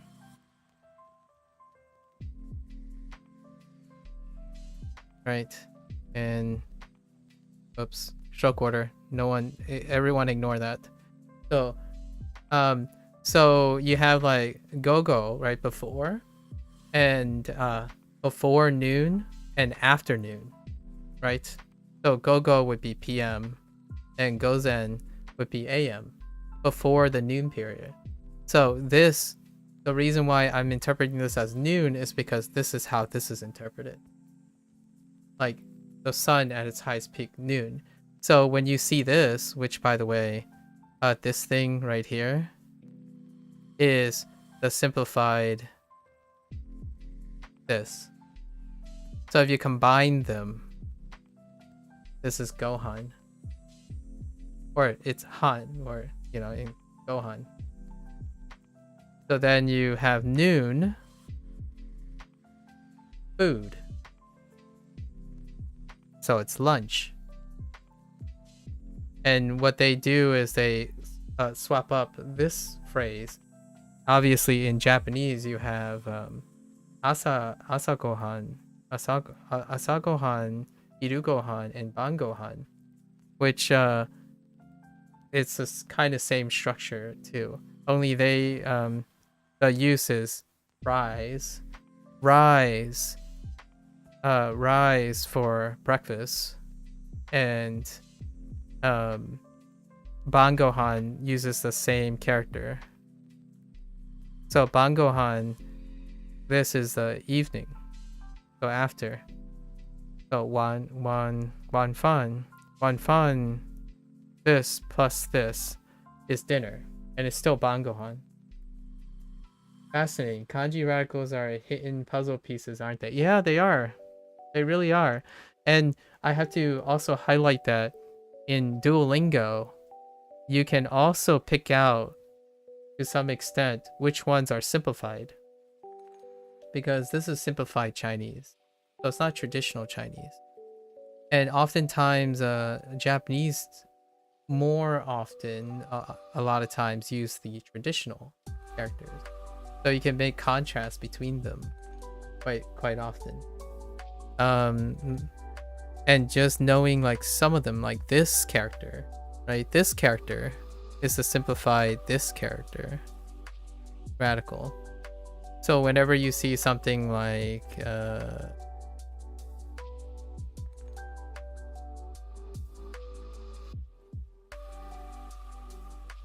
this, you'll know that it's go. As and this is a wu, yi,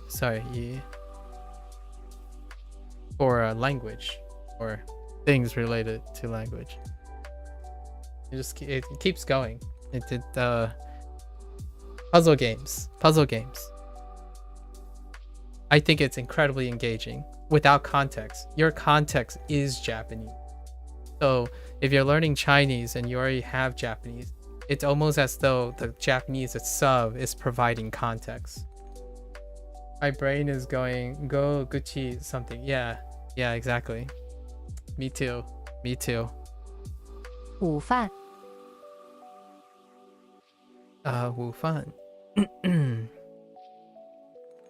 午饭周末喜欢喜欢今天下午你们想干什么？ how do I mess this up? Okay. 今天下午 Oh, 你们 Wait, did I swear? What do y'all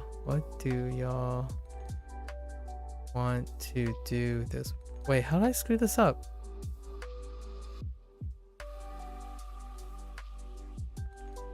What are you doing?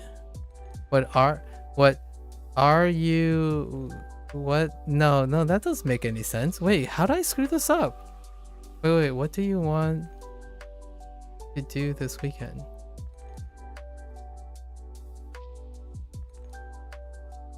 明天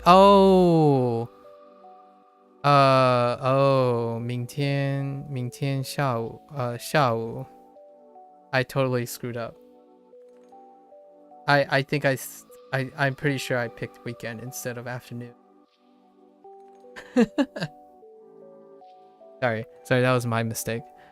Yeah, I keep saying 明天下午 and I'm like, wait, something's not right.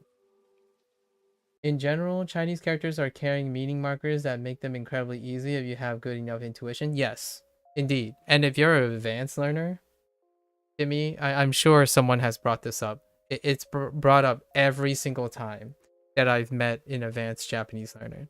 Have you seen the video where someone, it's an influencer, asked Chinese people to try to deduce what the Japanese sentences mean?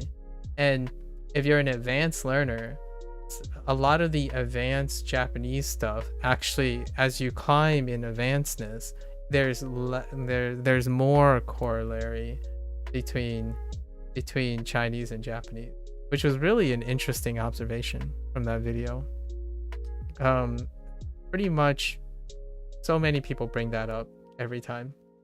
Yeah, so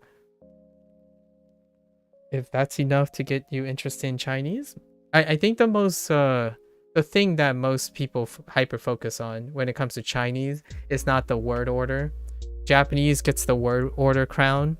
However, in Chinese, it's always like the tonal thing, right? The tonal language thing, which I'm sure if you ever get interested in Chinese, the first thing someone's going to say is, in my opinion, you already do all the tones.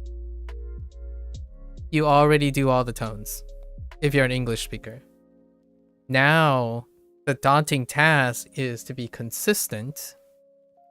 Consistent because the tones have function now. However, with that said, if you're someone who's in academia or in university and they practice a lot of speech, like a lot of interpersonal contact, like public speaking, seminars, maybe even acting or voice acting, this should, in my opinion, I highly encourage that this should not be the reason that discourages you from a tonal language, because you manipulate your voice all the time, right? And my go-to nowadays for the Gen Zers out there, right, for the Gen Zs and the Gen Alphas, is that the word bro, right? Just use the word bro. Just ask yourself how many different ways you can say bro, and you got all the tones.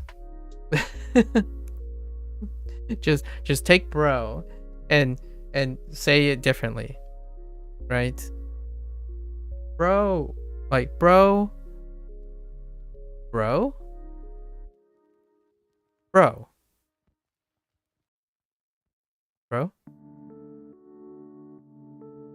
bro, bro. You got it. Here are your 5 tones. I think the weirdest one for English speakers is maintaining a robot, like trying to sound monotone, right? If you're an animated person and you're someone that talks quite regularly, you're not going to maintain it. And that's funny because that's the Japanese side of things. Because the Japanese side of things, the longer majority is a flat tone. Like the longer majority, like you stay flat for a majority of it, like a third of it, while the others share the other half, like 2/3 of it, right? Meanwhile, in Chinese, you're like, in English, you slide up and down all the time. Now the question is, do you have enough discipline to make it on command. And that's where I think that's why it's daunting. Like now you don't get to willy-nilly go up and go down all you want. Like it's kind of like oh yeah, you've been driving your outback, like your SUV in the outback, right? And then suddenly they decided to give you a low rider and say drive that on the rocky road. And you're like, well, I prefer to drive on a flat surface, please. So then now you're stuck, you're driving on a flat surface where there's like directions. So it can be very restricting at first, but not too bad. Not too bad. I encourage, if you like music, if you like singing, that's kind of how I feel about the Chinese language.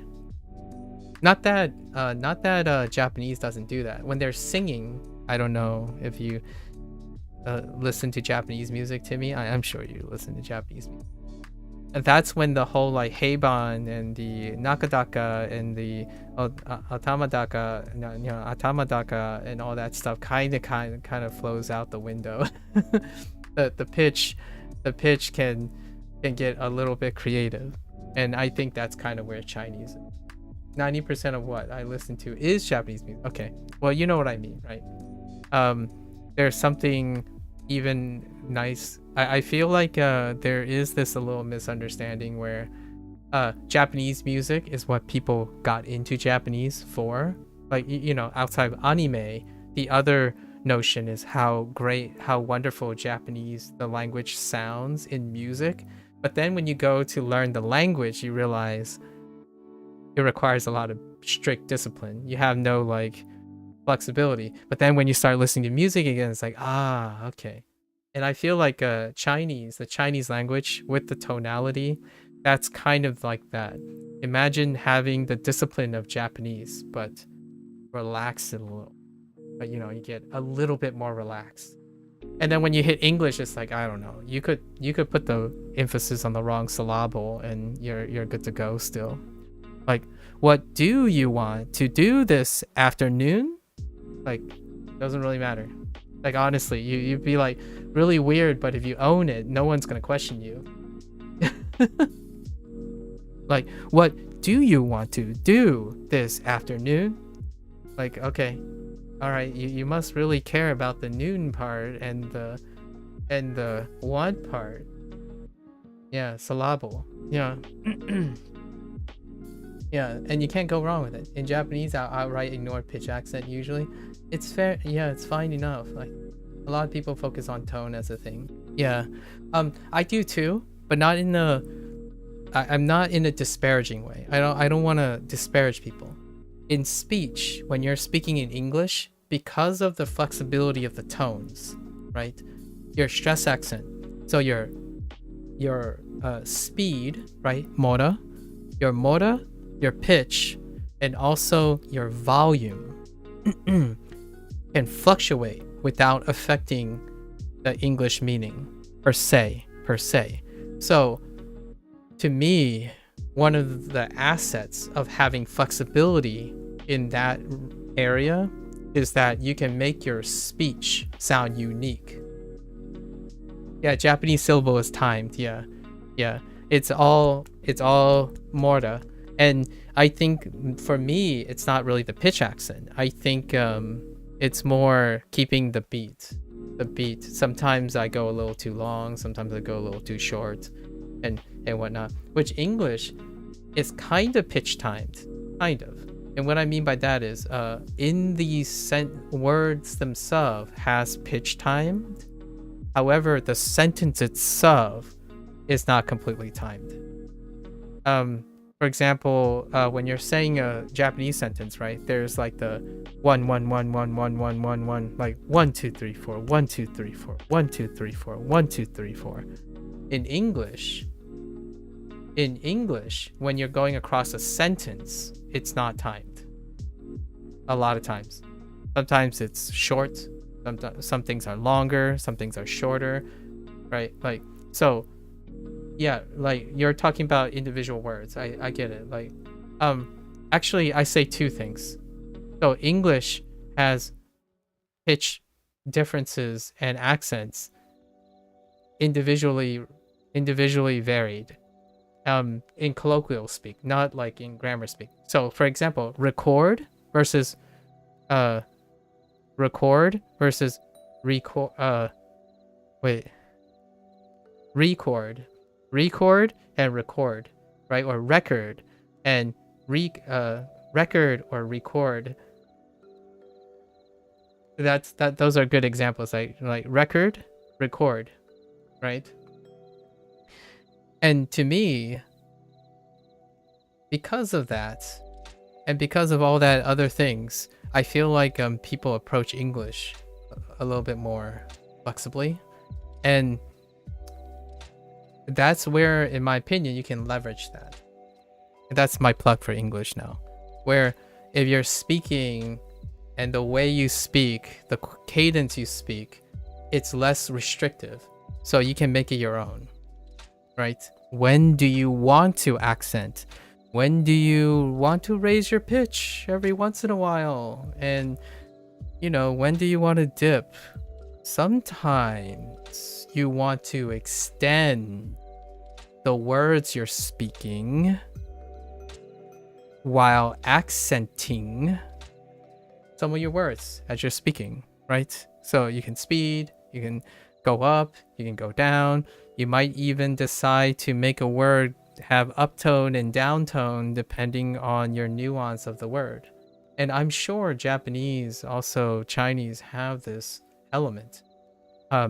Maybe it's due to my inexperience. However, my experience currently would suggest that it's a lot more restrictive than that, because there's discipline in it.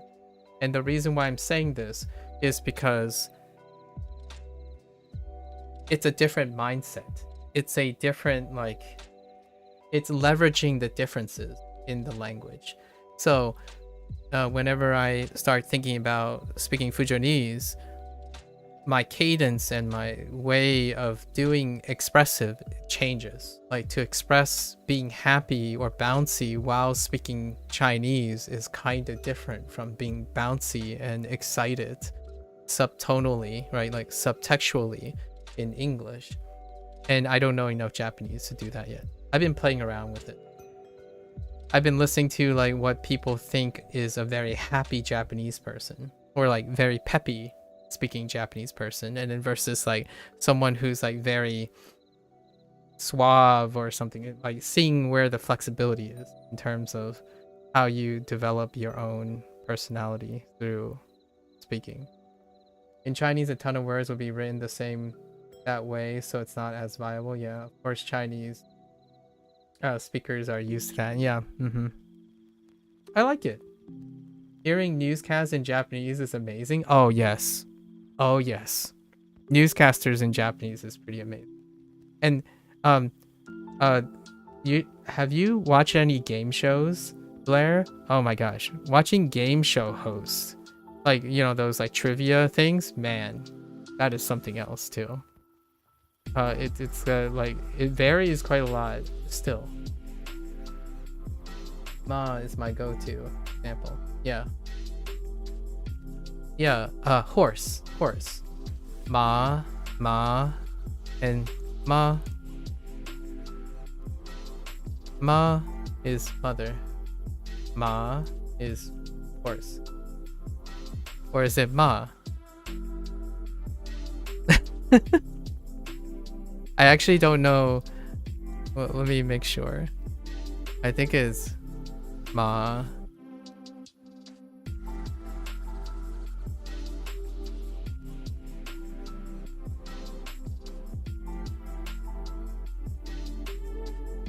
Yeah, it's ma. Yeah. Ma.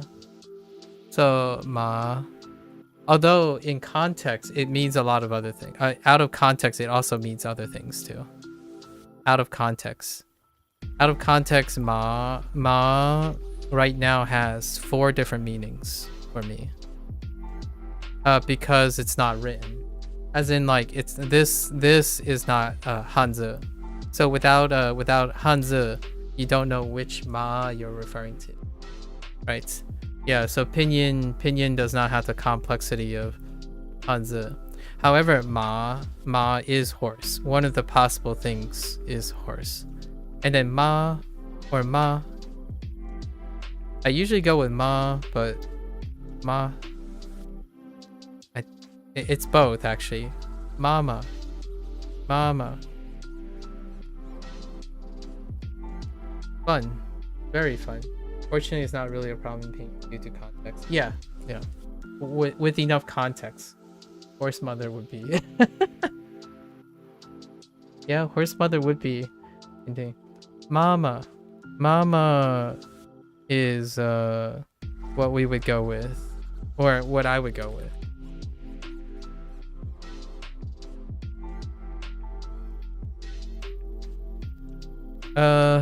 Sometimes it's mama. No, mama it's weird. So mama. And the downside to this is it's the same character twice. And I'm gonna use a simplified character actually. So it's this character twice. Or mama.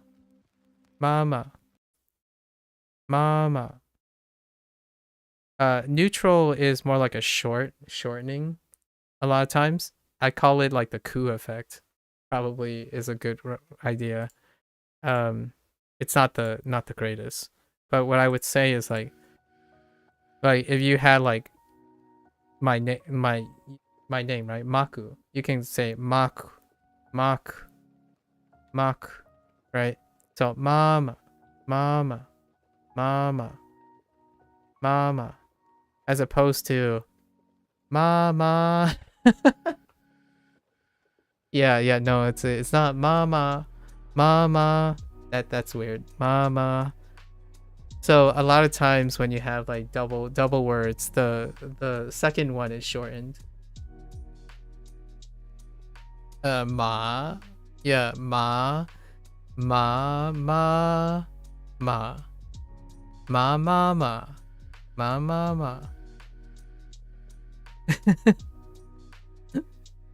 Okay. All right, that's good enough. We're good. We're good. And you can play around with this. If you learn Chinese, you can play around with this.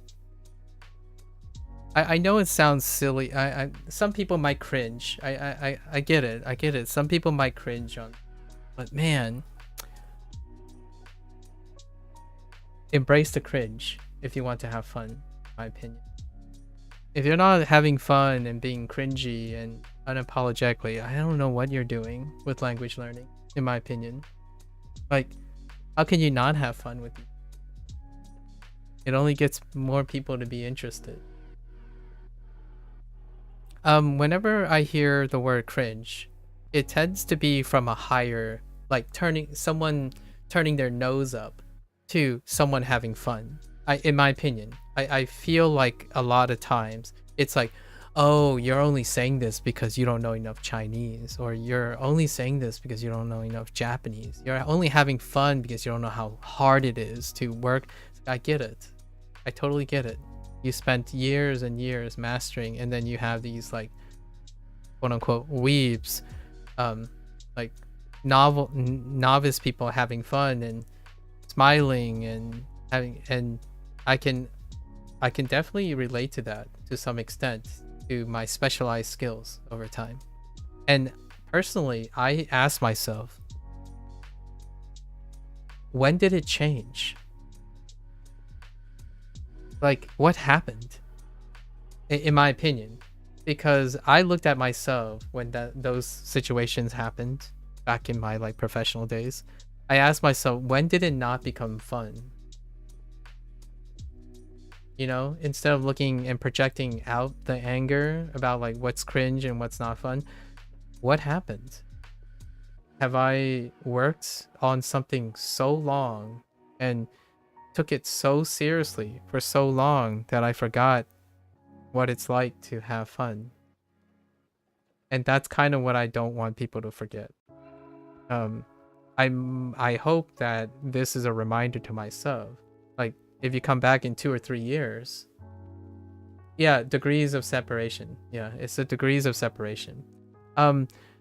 That's a really great point. And I want to emphasize that people who love to teach, at least in my opinion, I love to teach, tends to try their best not to let that degree of separation take hold. Because if you have such a strong degree of separation, you become less and less effective as a teacher. Because largely you're teaching people who are learning. So if you become super learned and your degree of separation becomes incredibly great, you will no longer be able to empathize and communicate and be able to embody the people you're teaching.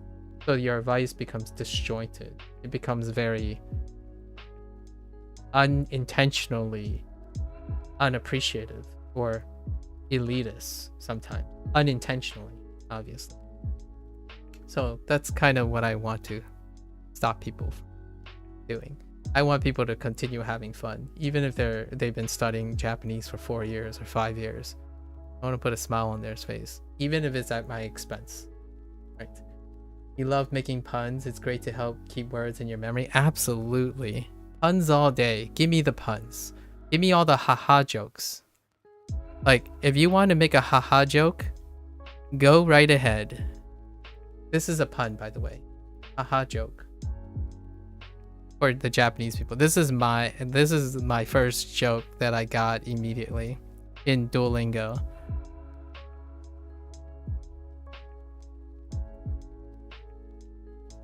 A haha joke. Get it?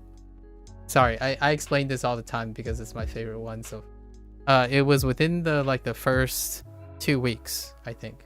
First 2 weeks. The haha joke. Because it's a pun, which makes it a dad joke. But really, it's a haha joke. It's supposed to make you laugh. But this means mother. Specifically, my mother. Your mother finds haha jokes funny. She's also learning Japanese. Yeah, exactly. Yeah. You gotta do this. I think embrace the cringe. Embrace the cringe. I think the moment you start trivializing everything because of like efficiency and stuff, is the moment you start losing a bit of yourself. At least in my opinion. I like to see people unabashedly, unapologetically making jokes, making puns, and enjoying the language. Right. 他在家看报纸。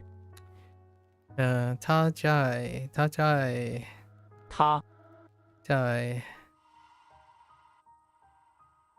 家看报纸。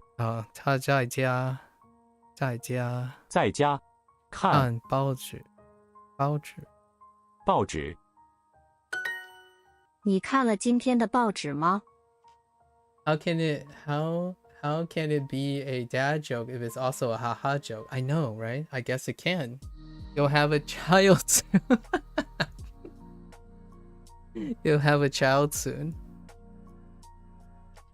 That's a good way. Yeah. Someone explained to me the WW thing too. I think Indy explained the WW thing to me about laughing.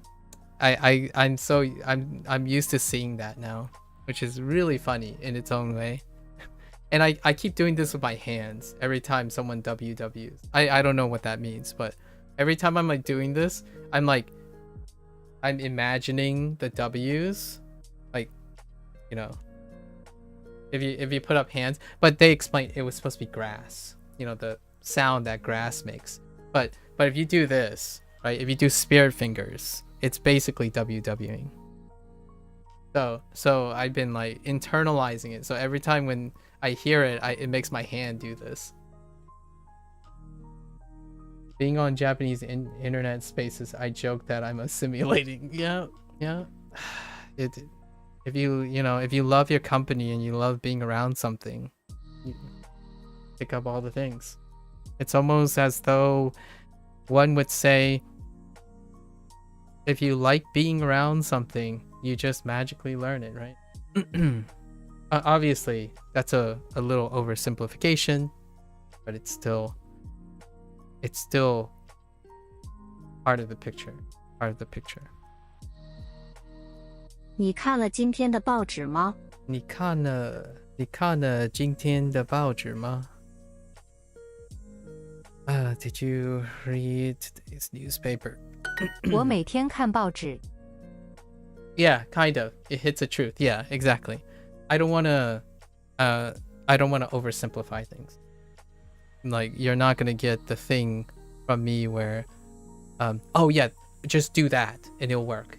But most of the time we talk about bits and pieces of all the truth, like little bits and pieces of the bigger picture, and then make ourselves fully aware and conscious that there's a bigger picture. However, we can still appreciate the parts of the bigger picture. And immersion is definitely one of them. Immersion is definitely one of them. SRS is definitely one of them. And, you know, grammar is definitely one of them. Culturalism and stuff. It's always nice to appreciate the pieces of the whole and also appreciate the whole. The big whole. That sounded a little bit lewd out of context. Just a wee bit. 我每天看报纸。我每天看报纸。报纸。报纸。报纸。我们用手机看新闻。我们用手机看 something. 我们用手机看新闻。新闻。我们用手机。用手机看新闻。新闻。对。报。我想用手机玩游戏。Oh, here's a thing, Timmy, that might sell you on something. A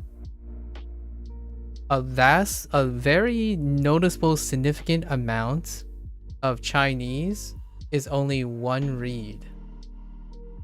So, on the one hand, yes, it's kind of like having kana multiplied by all the characters. On the other hand, when you like commit to like learning, like how you do like wanikani or something, like you're learning the kanji, you don't juggle multiple reads. It's fairly rare. And a lot of times there's enough context where you can fill out the read because the read stays the same. So what I mean is there are occasional things that do have multiple reads. However, because they're going to be in a word context, it narrows down between those two reads because most of the things around it will only have one read too. Yes, it's that type of thing, you know, the onyomi and kunyomi stuff is replaced by tonal. So you still, the tones are creating that extra layer, right? The tones are creating that extra layer that you would have to juggle. But that, in my opinion, is so gratifying. Basically, to me, when I first learned the kana in Japanese, it was so much fun just reading kana. It didn't even matter, like, it didn't matter what the words meant. It's just the idea that you can say something by reading it. In Chinese, it's all the time. It's all the time.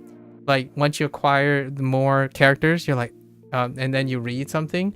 Oh, and also, the characters themselves, Japanese to some extent has this, but in Chinese, the characters are modified of the characters.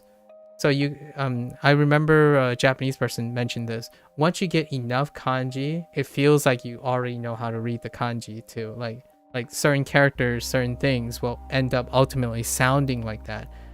And in Chinese, it happens earlier because there's no investment in a kana system. So like a phonetic system. You ultimately, when you see that character, it's like, wait, this character kind of looks like this character. So that means it's got to sound like this or something close to this. And then with enough time, you just wiggle the sound and you get the word. You get the word. At least that's how it feels in Chinese. less so in Japanese because of onyomi and kunyomi. But if you know all the if you know a significant amount of onyomi and kunyomi, you still get the double stack layer. It is double the amount of permutations, but there gets to the point where, yeah, that's probably, you know, sawa. That's probably, you know, I don't know, wa or ha or something, right? Nai, something like that. I think it happens far more in Chinese, though, which is both depending, you know, there's always that it depends, but the things start to sound samey as well. Is a character that easily stands out to you? Oh, you're gonna have to tell me what that character is, because I actually don't know what that character is in Japanese. It is it's in Chinese, and it's a very important character in Chinese. Like this is a very important character. So it's probably the first most common character you'll encounter. Oh, Teki. Oh, that Teki. Oh no, I do know the character Teki. In Shashingo, I lied. In Shashingo, sorry, I was thinking in Duolingo. In Shashingo, it's a state of something. It always feels like it's a state of something. So it's in like appealing, for example, appealing, or inspiring. Like it always deals with like an element of a state, like changing a state. Like, so teki is always at the end, like kando teki, right? Kando teki, midyoku teki.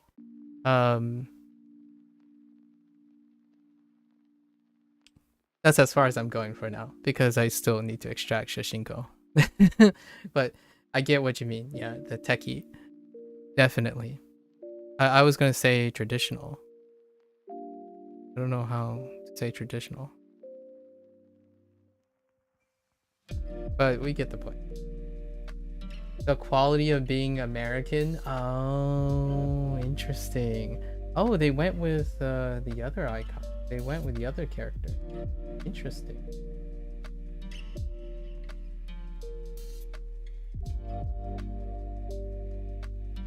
Huh. That raises a interesting point. So, Meiguo. Okay. I get it. Sorry, I'm like connecting the dots. This character, this Starburst character, right? This Starburst character is weirdly in between Chinese and Japanese. This star character ended up swapping a lot with meaning. It's one of those meaning ones. I almost never use America in katakana. Almost always. Oh, interesting. Beigoku. I ended up using America because of Duolingo.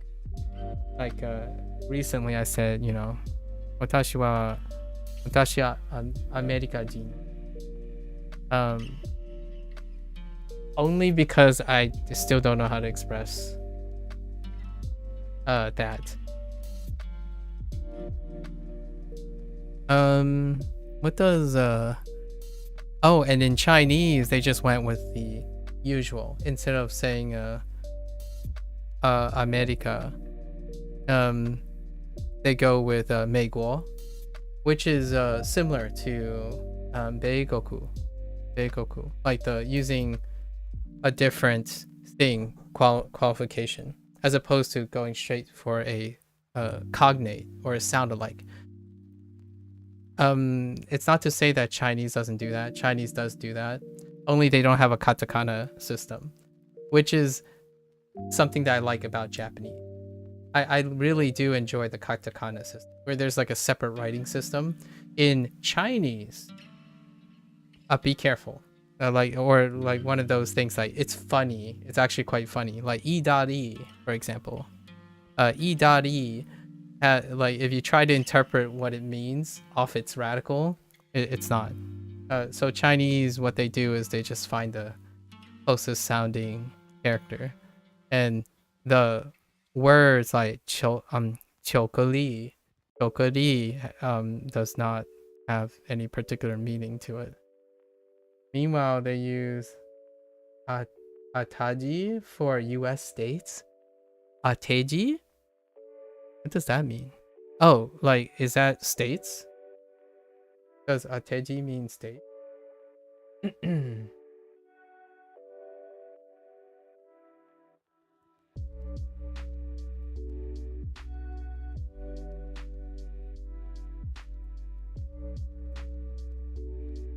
Wait, that's Japanese, right?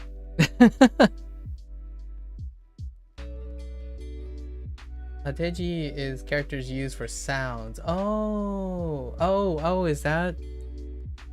Oh, okay. I see.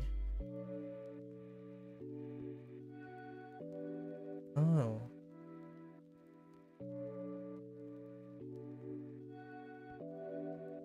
If only I knew how to read that. The characters I show. Oh, that's what you mean. Okay, so those are supposed to be Chinese. So we have Yajo. Okay, Yajo. Yeah.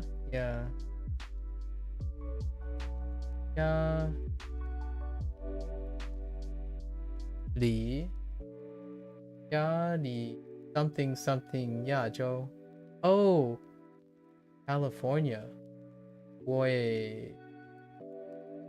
Supposed to be California.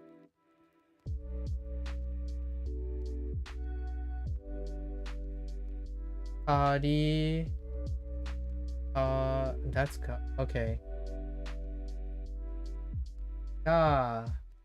Gari. Oh. Sorry. Foru. Oh, foru. Nia. Oh, that's Nia? Oh, interesting. That must be a different read. Yeah, the Yajo, this one, the last two, I have no alternative reads yet. I only know as Yajo. Oh, okay. Nia. Do I have a ni? Ni? Nah, I don't have a Nia. No, I don't know enough characters to be guessing. But if I had to do like an accent, I think a great way is to do an accent. I'm improperly Nipponizing it. Yeah. What you call it? If I said it in my parents' accent, that's probably where I would go off of. They probably say California. California.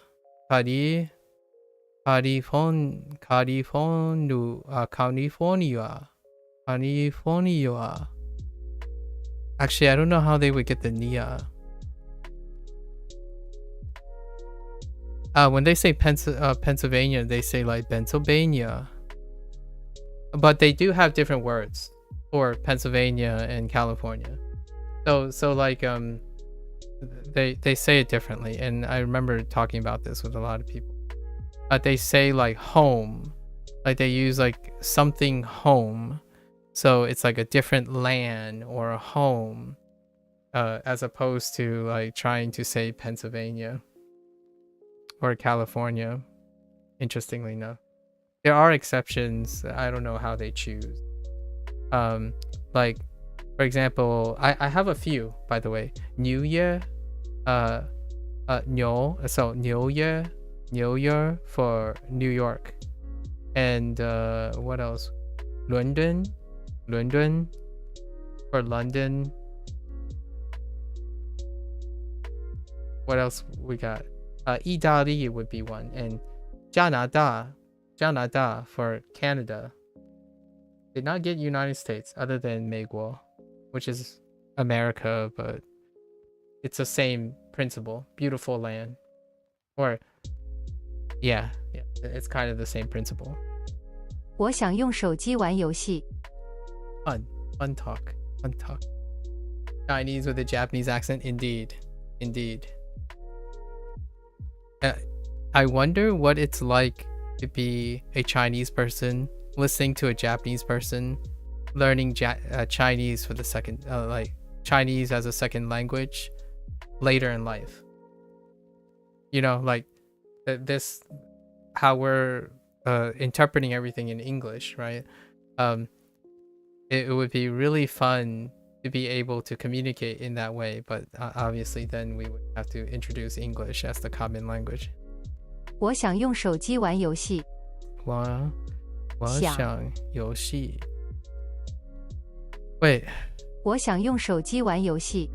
用游戏。用游戏玩。用手机玩游戏。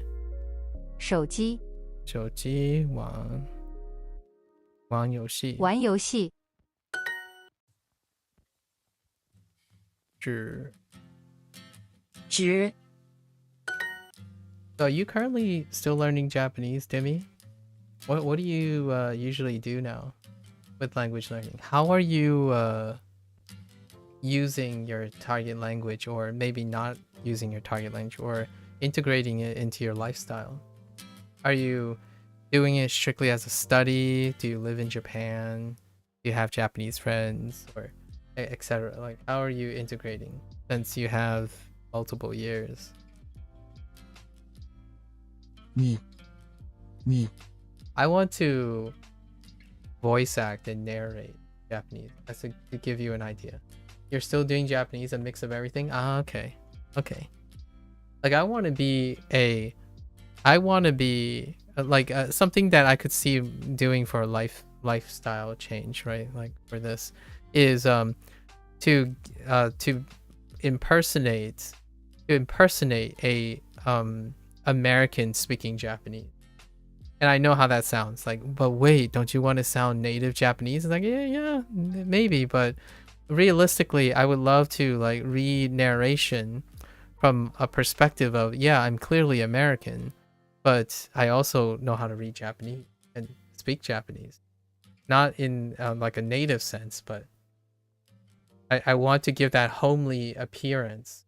Like, for example, there's a place for me to speak a certain type of Japanese that is a bridge to the, I don't know, the real thing. Because the way I speak Japanese is very understandable to those who are learning Japanese. And then they can go on and do whatever they want. They can become like super Japanese people. But, you know. You have Japanese friends online? Oh, wonderful. But have you never been to Japan? Fair enough. I know some Japanese people IRL too, though not a lot. Okay. Most are ultra impressed at your ability level? That sounds amazing. That's some great affirmation. Have you considered doing anything like professionally with, like, do you do anything professionally with your Japanese or your secondary language? Or tertiary language? I don't actually know how many languages you or know or read.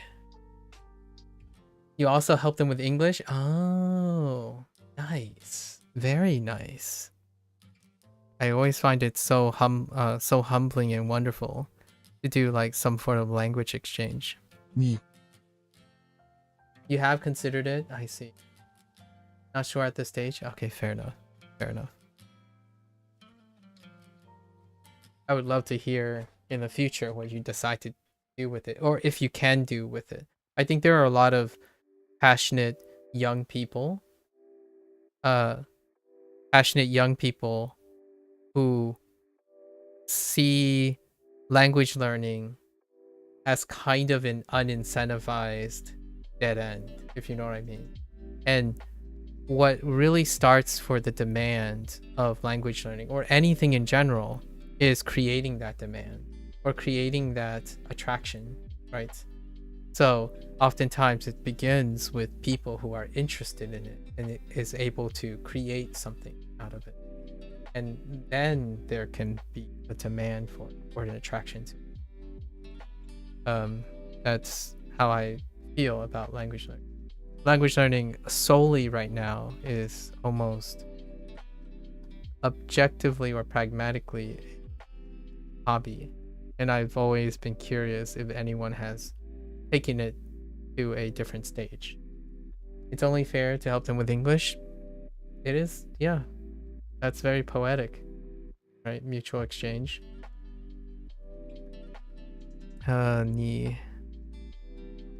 你手机号码是什么？ or 是多少？手机号码你手机号码是多少？哦，你的手机号码是多少？ You work in creative things and then use your Japanese skills in your projects. That's lovely. That's what I like to hear. That sounds amazing. I've been slowly and surely integrating most of the Japanese stuff into future projects that I plan to do. Like, there's just so many. You can practically do everything in your secondary language to create to enrich your whatever common language or primary language. It adds another dimension to so many things. I wonder if it'll ever result in major monetary rewards. I see. Do you currently do anything professionally for your financial security? You don't have to be detailed if it's too personal. But I'm always curious about the professional background of people who choose to pick up language learning, especially language learning as a lifestyle choice. I'm kind of like that. Like, what I mean is I'm kind of all up in people's professional business. I'm so curious often about people's professional backgrounds. On and off self-employment in writing. Oh, okay. So like a freelance writer, perhaps? I don't know if that's a stigma or if it's a downgrade, but I kind of like the sound of freelance writer. Like there's something very provocative about it. I don't know what I'm not a writer myself, so I don't know if that's a good sounding title or something. I'm not employed, so I have a euphemism for my form of employment too. I call it a voluntary sabbatical. Or like I don't know, just I have time. G 报是想机直 Yeah, I don't work professionally. It's been a while since I worked professionally. However, if duty calls or if the opportunity presents itself, I would totally take up doing something professionally again. I have the luxury or the privilege to wait for an opportunity. So I'm ever grateful for my position in life at the moment. However, if someone is willing to put me to work, then I will certainly consider it. Part of me would like to work as a translator. Oh, interesting. I met someone who was translating something. It's not you. Oh, yeah, the Norwegian I met earlier. I forgot the person's handle. It's they're translating things for Renshu. Oh, Munchy Munch. I met someone who's translating Renshu for Norwegians because they're interested in Japanese and they're going to university and they're majoring in pedagogics. I kind of like that. I've already adopted that word now. They're interested in teaching professionally but on the side they're doing translation work for a very I think a very impressive solo project. Oh, and it's all voluntary. So I know you were considering monetary rewards. This person is obviously doing it voluntarily, but you know, you can build a portfolio to work as a translator. I think translators are incredibly excellent translators, or like translators with a high portfolio can work really well in the gaming industry, or novelization, or even narration for that matter. Yeah, in terms of translating work, at least I can see it because of digital consumption, right? The digital consumption and demands. Definitely transcribing and translating is a great way to apply that. Not that it might result in great monetary gains, but it is a source of monetary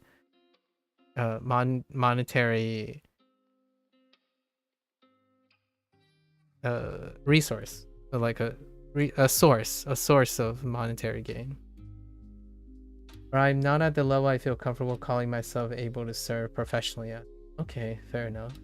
Personally, I've never actually went to college, so my options are fairly limited, I feel. Okay. Do you live in a place that has some sort of... I know this might sound personal, but do you live in a place that selectively have a bias towards people with college degrees? I've never stopped studying over a decade ago, but no college diploma. Self-study. Experience and project portfolios has become more of a trend than academic qualifications, in my opinion. It's not as heavily influenced depending on where you are. So that's why I'm asking.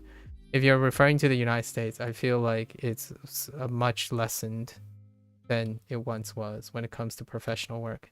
Usually it's portfolio and experiences and references. Highly nepotistic sometimes too, as a compromise. Networking. I'm certainly not qualified. You're American? Okay. I just wanted to emphasize that. It nowadays, if you work up a portfolio, like if you wanted to like be a translator, for example, a portfolio speaks far more volume, especially in the day of digital age, like digital medium. It's almost kind of not as great when you're highly educated but have no like ongoing projects or self-motivated projects and whatnot. So effectively acquiring a portfolio of projects like voluntarily goes a long way for employment. You're not going to college was at least partially a personal choice. I didn't want student loan debts. Yeah, that's understandable. Yeah, there's a huge gap. Sorry, I'm going into like a vast digression here. So there's a huge gap between like a line where you make it and student loans are not a thing, right? I actually literally talked about this earlier with a person from Norway. Norway is a different story. Norway, college is free. That's so many Norwegians that talk to me about this. But like, college is free. Now the thing is, in the United States, when you make it past a line, then you don't worry about student loans, right? That's a privileged situation. However, you also get a lot of funding and privileges. So it's kind of like this gap as opposed to like a Norwegian perspective. We recently talked about this, the Norwegian perspective, where the baseline is college education is offered. And I totally understand. I have personal friends who might still have student loan debt now, as we speak. I was not one of them. I was not one of them. I was very lucky in life, and at a time where it's still really largely based on meritocracy. So excelling in something enough to make the cut, right? Make the funding cut, allowed me an education from a place where I couldn't possibly imagine. So there was a time when funding pointed towards people. Ultimately, hiring process don't seem very transparent either. I don't know if I would have much success through that. Yeah, transparency is kind of tough, especially if you're relying on digital, right? There's a lot of murky waters. I've been involved in looking and participating in the hiring process by friends that I've met along the way now. So by tackling that same question with them, I've noticed the same thing, like that whole transparency, the lack of transparency, their lack of. And it's not particularly from my own personal employment, but I wanted to see what it's like because someone else that I know who I consider a friend wanted to see how to get a job, like how to get entry-level jobs and start the process. So as I was looking and doing research with the person, because what's a better way to help someone you know than participating in the actual activity? And I would definitely say from the last couple months, I get the same impression as well. It does not, transparency is incredibly clouded, like incredibly shrouded in almost deceptively sometimes as opportunistic things. How do you turn self-study into employability? I don't think, if possible, I like to succeed through more freelance. How do you turn self-study into employability? That's a good question. I personally think measuring up a way to categorically accumulate product production through self-study is incredibly attractive right now. So for example, if I were to try to make a case for my productivity during a time of unemployment, I would demonstrate to myself, how I spent my time producing a desired quality or product that demonstrates the skill necessary for the position, right? In order to try to offset perhaps a lack of academic background. So for me, I would probably do whatever I'm doing, make sure I categorically journal all those things, demonstrate that I have proper time management and all skills that are necessary to acquire new skills. I think employability is very strong when you're starting off, demonstrating that you're capable of acquiring new skills. In fact, that's my opinion about what it means to have a college degree. A college degree is a stamp that demonstrates that you have successfully acquired some form of knowledge or skill through problem solving and critical thinking. So if you take that as a mindset, this is not professional advice, by the way. I'm not like a career advisor or anything professionally in any way. However, what I can see is that is what you're trying to demonstrate. So if you don't have a college degree, you have to demonstrate that you've acquired a skill through self-study and be able to explain and disseminate the product that you have acquired using that skill.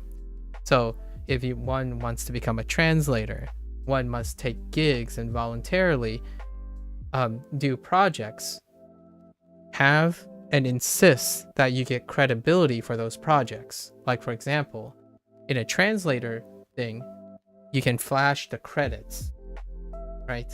If you did translation work, your desire is to make sure that whoever you're voluntarily doing work or maybe even paid work have your desired credit. I think a lot of times that is a big thing that you can see in like Japanese industry, where when the credits, like the whole point of like creative work in that process is that the credits have your name in the actual credit product, and that in itself can speak volumes. So accumulating any work over time is like currency. You can amass them. And since you ultimately love that thing, it wouldn't take very long. Like, or it wouldn't feel like it's a chore to acquire them. It's kind of like if you like video games and you want to beat video games, like, oh yeah, I'm gonna go out and beat 100 video games. Certainly quality is a thing. Quality is certainly a concern. However, in the beginning, it's entry, always looking for a little step up, right? But you have to get the entry first. So finding gigs is ultimately starting with voluntary work. Or you self-study yourself and do it yourself. Like take your favorite book and translate it. And then have that saved, right? You save that. It's like, here's an example of all the translations that I've done. Hopefully that, or you can describe it, give an excerpt, categorize it. Honestly, as a translator, if I really were to be really interested in translating, I would probably just start with my favorite books and start translating them. Or like start with like translating my favorite excerpts and whatnot. Something like that. You can even make content off it. And then it can become a side hustle. You know, you're killing like 2 or 3 birds with one stone. If you're translating something, you can also turn it into a side hustle while developing your thing. This is low-key kind of what I have done for a while now, for the last 5 years. So it's kind of one of those things. If I have to get back to work, it's not like I stopped working. If you know what I mean. So if you're always constantly creating and doing things with your skills, I can hit the ground running whenever I need to. If you're in that kind of mindset, I think you'll be much more employable than you think, right? Because it will be very easy to express to someone like, I have always been working. Even if I didn't have a job or being paid, I still have been working. I've been using my skills, for example, to continue doing things. And it will come out very naturally, in my opinion. It's also a vehicle to improve your own ability, yeah, when getting more credentials. Exactly. I feel like I feel like you're probably more employable than, and I totally understand the whole thing about a college education. Especially if you're someone in your 30s and your 40s right now. So you grew up in the United States as a millennial. That type of conditioning goes really deep. And obviously, I went to college and went to graduate school for the very same reason. In reality, now that I'm 30, like I'm almost 40 years old, with my classmates and stuff, it didn't quite work out in that way. It definitely did not quite work out in that way. Late 20s? Okay. So we have a kind of like a generational gap. Zillennial years. Okay, like deciding where it is. Yeah, I'm slap dead in the millennial period. So I can totally understand that. The whole constant talk about college education. Ultimately, it does not trump experience. In the end, actually, the vast majority of the people that I know who have sought a lot of long tenure in academia ended up pivoting, right? I think if we were to rank a generation that pivoted the most, even though they were highly educated, probably somewhere between like the millennial and Gen Z period. Yeah, I think it still sucks with the whole transparency thing, the lack of transparency. So it kind of feels like a poop shoot. I don't think anything can supplant experience, though, and being able to demonstrate that experience. So go out, pick out a project, do the project, self-study into the project. Keep on making a project, and opportunities, whenever you see an opportunity where a project is related to that, go for it, man. You might have dodged a bullet then. some people in retrospect kind of feel that way. I'm not particularly of that type of mentality because what is happened. So I'm in my position now, luckily or happily in that way. But for many, when it comes to like monetary constraints, I think there was a great diminishment on higher education. I'm saying that from a place of fondness for those people who didn't have higher education or access to higher education, and as well as the fondness for people who did go on to have higher education. The diminished return is still very real. It's still I still think greatly, significantly, it comes down to experience. And getting your foot through the door is the most daunting task. It comes with that whole idea of, am I qualified enough? And how the heck do I even know what I'm applying to? Not that I'm trying to scare you away. I think you're perfectly... I do believe someone who is able to still acquire a new skill, right? Learn a new language, that's incredibly impressive. I would spin being able to learn a new language as an asset. I would almost argue that some skills, when it comes to like the average skill acquisition, language learning is not among the most accessible skill acquisition. So that is a big selling point. Ultimately, college degree or not, experience is most important. Yes. If it was so vibrant, as opposed to like saying, it's not to cheapen people who choose these careers, but say like hospitality, like I'm not well equipped to do hospitality. However, if someone is able to equip to use hospitality and use it as a springing board to demonstrate that they have skill in order to do that, that's amazing. The idea is you're constantly acquiring skills. You're able to acquire new skills. I think that's what the college degree stands. Like, not to sound too reductive, but a college degree is to demonstrate that you can acquire skills.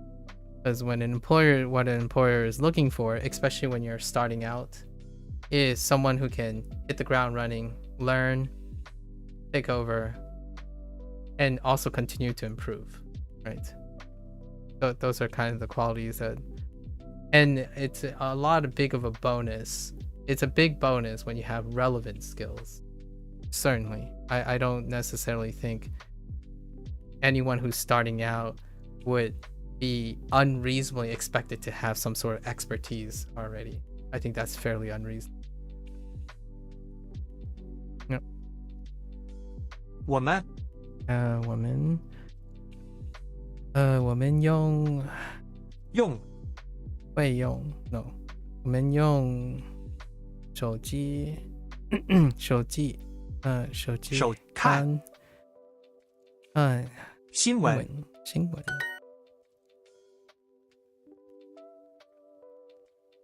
鸡是报响指新闻晚饭书玩学校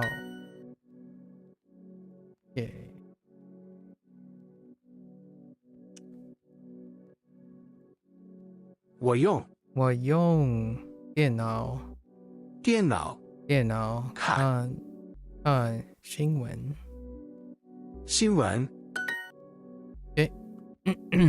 跳舞晚饭手机起床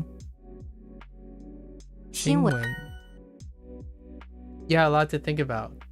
A little at a time, right? I get pretty carried away when it comes to talking about these things. I earnestly love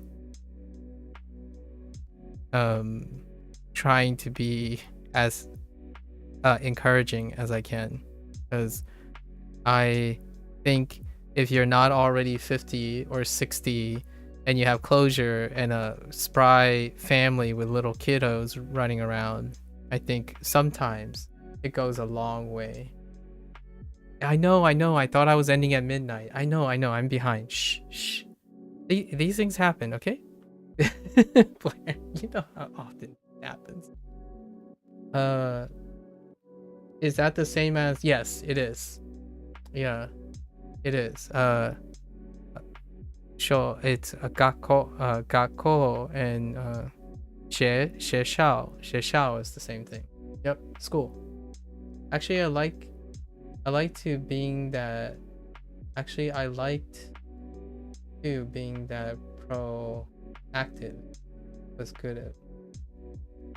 Yeah, I obviously you don't have to take it all in, and I just love to hear, and you got to invest forward.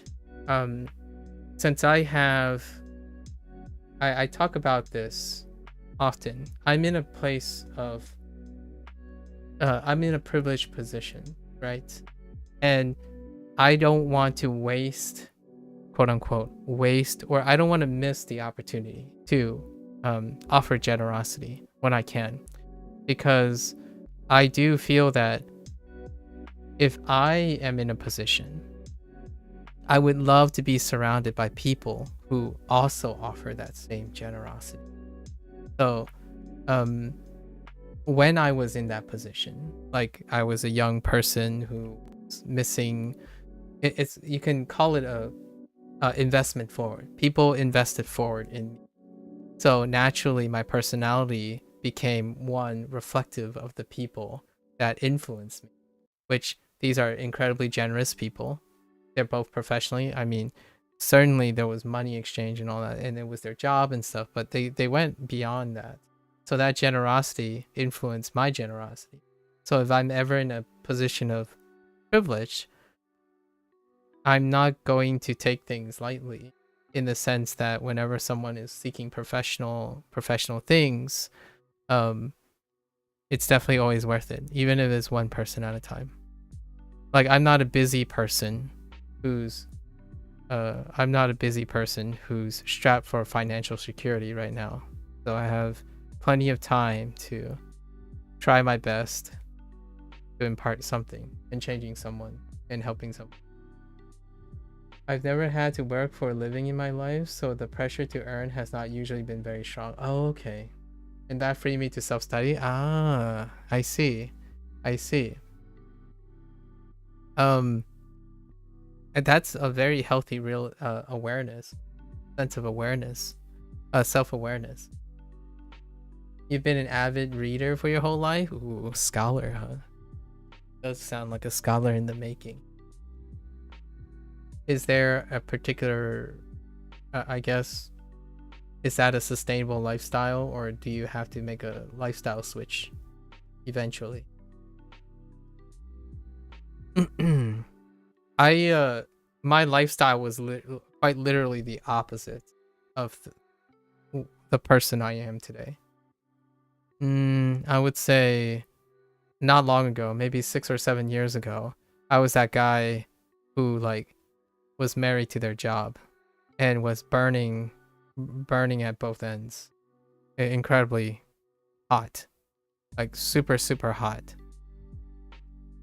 People have been telling me to get a salary job. I see, eventually. Okay. Well, self-study does quite lend into that. I think finding that inspiration for someone. Honestly though, if you have someone who you can follow, who resonates with your thing, like finding someone who resonates with your interest is certainly a place to start for inspiration on how to turn self-study and interest into something perhaps monetizable. I think I'll switch at some point, though I don't know how long. Okay. Me, in a weird way, me too. Actually, at the moment. What? I can definitely vibe with that. 用我用，我想用手机手机玩游戏。玩游戏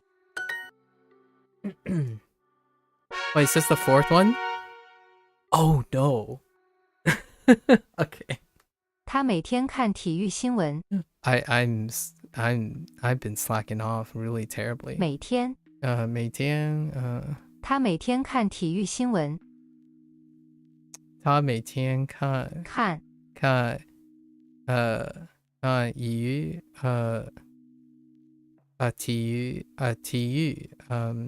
体育新闻。体育新闻你爱看韩国电视节目吗？ Your job is your dream is a creative job where you can become a roach person? Roke person? I'm not familiar with that term. I don't know what this term means. I need to be educated. What is this term?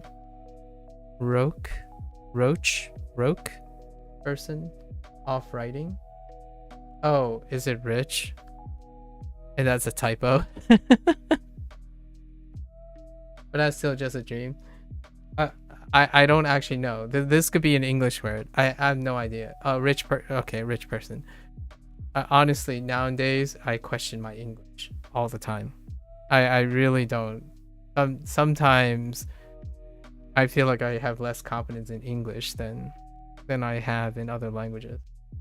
I don't know if I do well in a corporate environment where you can have to deal with office politics and all. Yeah.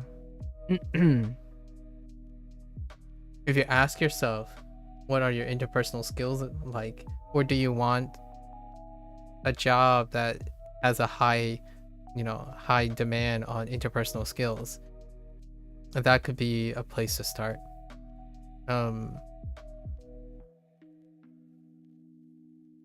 I always think of this fun thought experiment, right? If you go to a convention, this is kind of more like harking on anime and Japanese like fandom, right? Otaku. If you go to an anime convention, can you command a room? Right? If you walk in and if you give yourself 30 minutes, can you command the room? Like, can you elevate yourself and get like 10 to 12 people to listen to you? I think ultimately that, in my opinion, is a great starter and primer to understand if you're kind of cut out for corporate environments. Because honestly, the most skilled people are not necessarily the ones that thrive in a corporate. The one, it's large. I'm not gonna try to reduce it too much. It makes a significant impact if you're able to do that.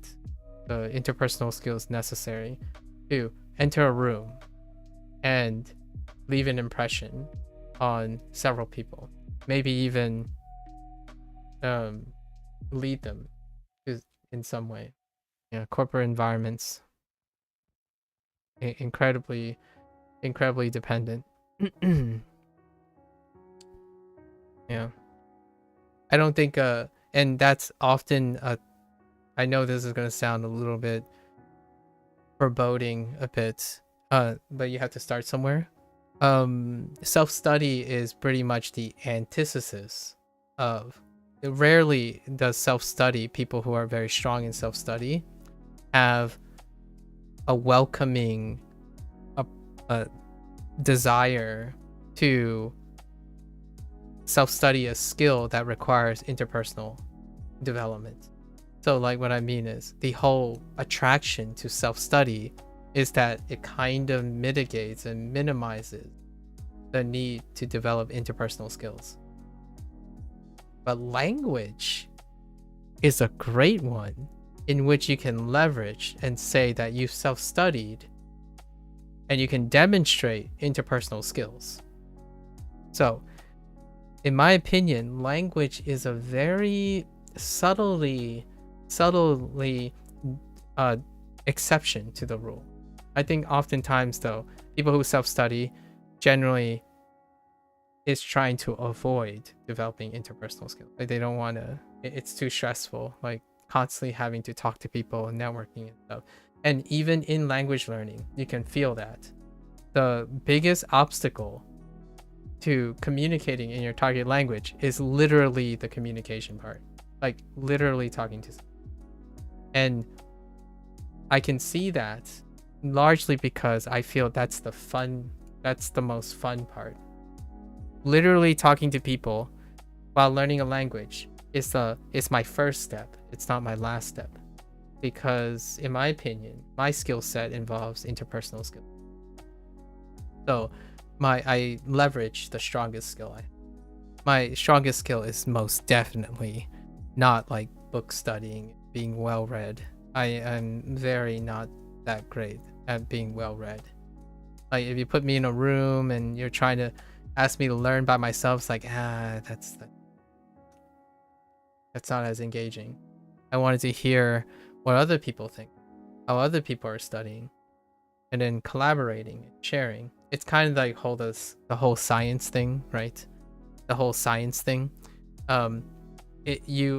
Your science and your research is impeccably elevated when you're aware of your peers, like peer review, always getting advice, always banking ideas off of a collective, even within a small group. The larger the better, actually, if you have access to that. So I'm quite legitimately the opposite when it comes to that. So when it came time to figuring out how I'm going to self-study, quote unquote, self-study a language, I've chosen to stream it. Because self-studying for my own benefit is not as challenging, not as engaging. So for what it's worth, even those people who yell at me for using Duolingo and stuff, that's the stuff that keeps me going. It's legitimately the opposite. When I'm deterred from something, it means I get to interact in an interpersonal way. I take on the challenge because it's an interpersonal thing. At least that's so if none of this is radiating I want to do that, perhaps like in an empathizing way, if you're telling yourself like, oh yeah, I want to do that, that's how I feel, perhaps a corporate setting is a great place, or academia or academics, perhaps that's a place. If it sounds like I don't want to deal with people, or like, man, what if I get stuck with people who are lazy or sucky and I don't want to deal with that, then probably not a corporate setting. Or an academic setting for that matter.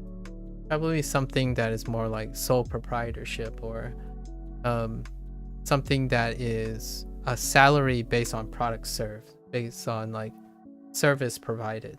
Something that's quantifiably based on performance, as opposed to like networking and strongly influenced by one's own charisma, right? Like people-centric. Like a craftsman, for example, like fine craftsman, or something that you're offering as a product so that it can be quantified, as opposed to what people say about you, who you know, and whatnot, which is very, very strong in certain professional fields. There's an escapism in self-study for many, isn't there? Yeah, there really is. Yeah, and you can become a digital monk, basically. Yeah, or my phrasing would be, you can become an internet expert. And there are pros and cons to being a well-read internet expert. Sometimes my wish is that all those beautiful people who are able to self-study are able to find the inspiration to be able to channel that self-study and all the knowledge that they acquired in an interpersonal way, so that they can find places where they belong or feeling affirmation. Because I earnestly think those who can spend a lifetime self-studying have a skill that, obviously, on the opposite end of the spectrum, people who speak and rely a lot on interpersonal skills may not have a lot of developmental skills to be self-sufficient. because a lot of times at the opposite end, there are people who are exceptionally dependent as well. So it's like it's a balance. If you move to the extremes, you'll see that there are pros and cons to either side. At least that's how I marketed things. I'm an average Joe, I think, ultimately, in many of my skills. On average, my average is pretty I'm a pretty average guy, with a few exceptions. Certain specialized skills. And one of them does involve communication. So in a way, that kind of goes along. Because I can leverage it, right? The question you have to ask yourself is, what skills can you leverage? And then how to demonstrate it, right? I think in my long history of going to college and graduate school, that degree is what it symbolizes is the ability, or the successful ability, to be able to do just that. To explain, teach, and educate what I'm worth to the other person and how it may interest that other person based on how much I can observe about the other. Other than that, whatever you learned, like the context, right? Is it Japanese? Is it science? Is it biology? That's kind of topical. It's very topical. Those are subject to change. They rarely ever vary between people. So your employability is largely due to the differentiating factor. Do you think I might see success as a teacher or something? Unfortunately, I don't know about you enough, Timmy. It would be wonderful if you can show yourself that you're able to even go into a room and disseminate some information, right? And then ask the person, how do they feel about how you explain things?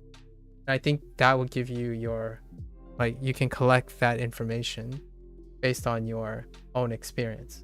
Obviously, I personally can't tell at all.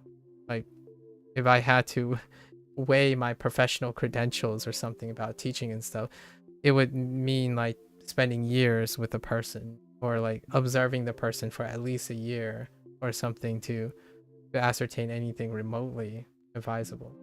But I think you can probably find that out on your own. Like, try to create a course or something of English, and then asking your like Japanese friends, hey, how helpful was it? Like, how helpful was it? Did you like, what parts do you like? What parts didn't you like? And then the parts that they don't like, how approachable is it that you can change those things? If you can approachably do that, I think you would be an excellent teacher, right? But it really ultimately ends up on your perspective. The idea is, as a teacher, you have to be able to disseminate information, and then there has to be enough positive core foundations of that education. And then when people cite some weaknesses and stuff, are you able to quickly like work around it or improve it and whatnot? And that in itself is not exhausting or unsustainable.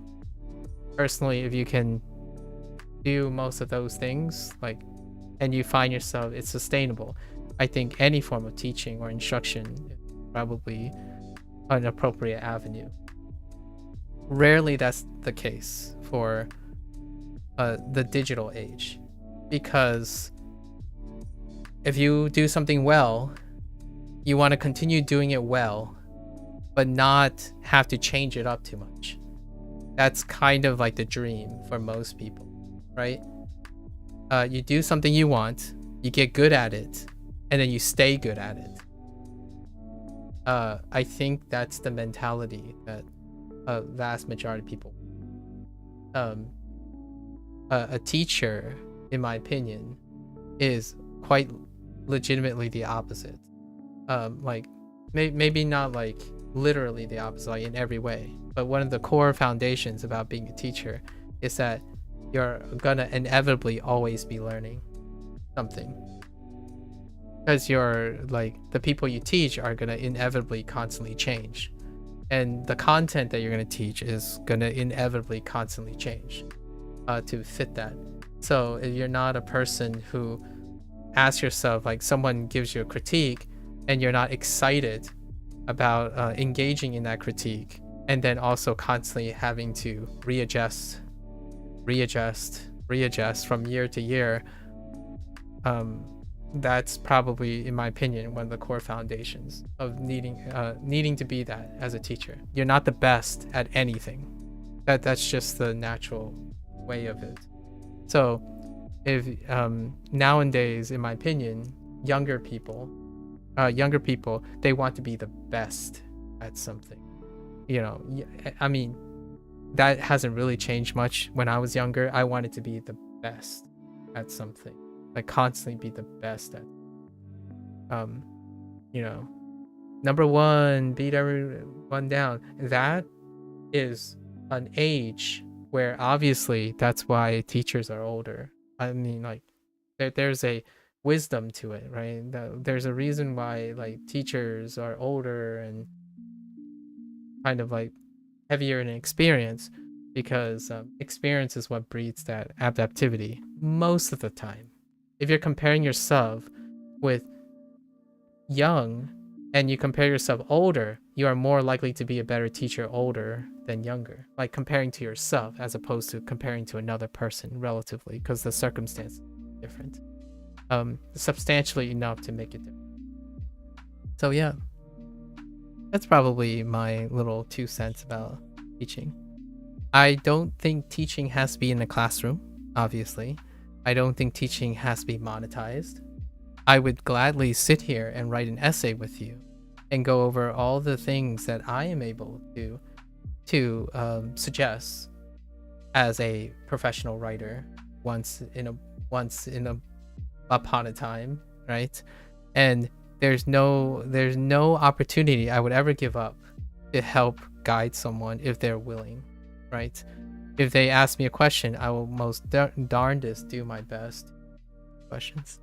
And I think that is the evidence necessary to suggest that someone is a good teacher.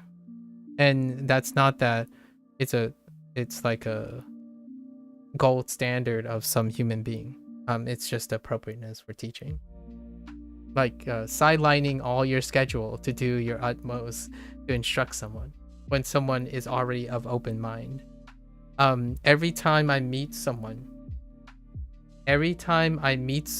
who's amenable, right? If they have an open mind, if they're asking me for advice, is the best opportunity for me to demonstrate that I have the skills of a teacher.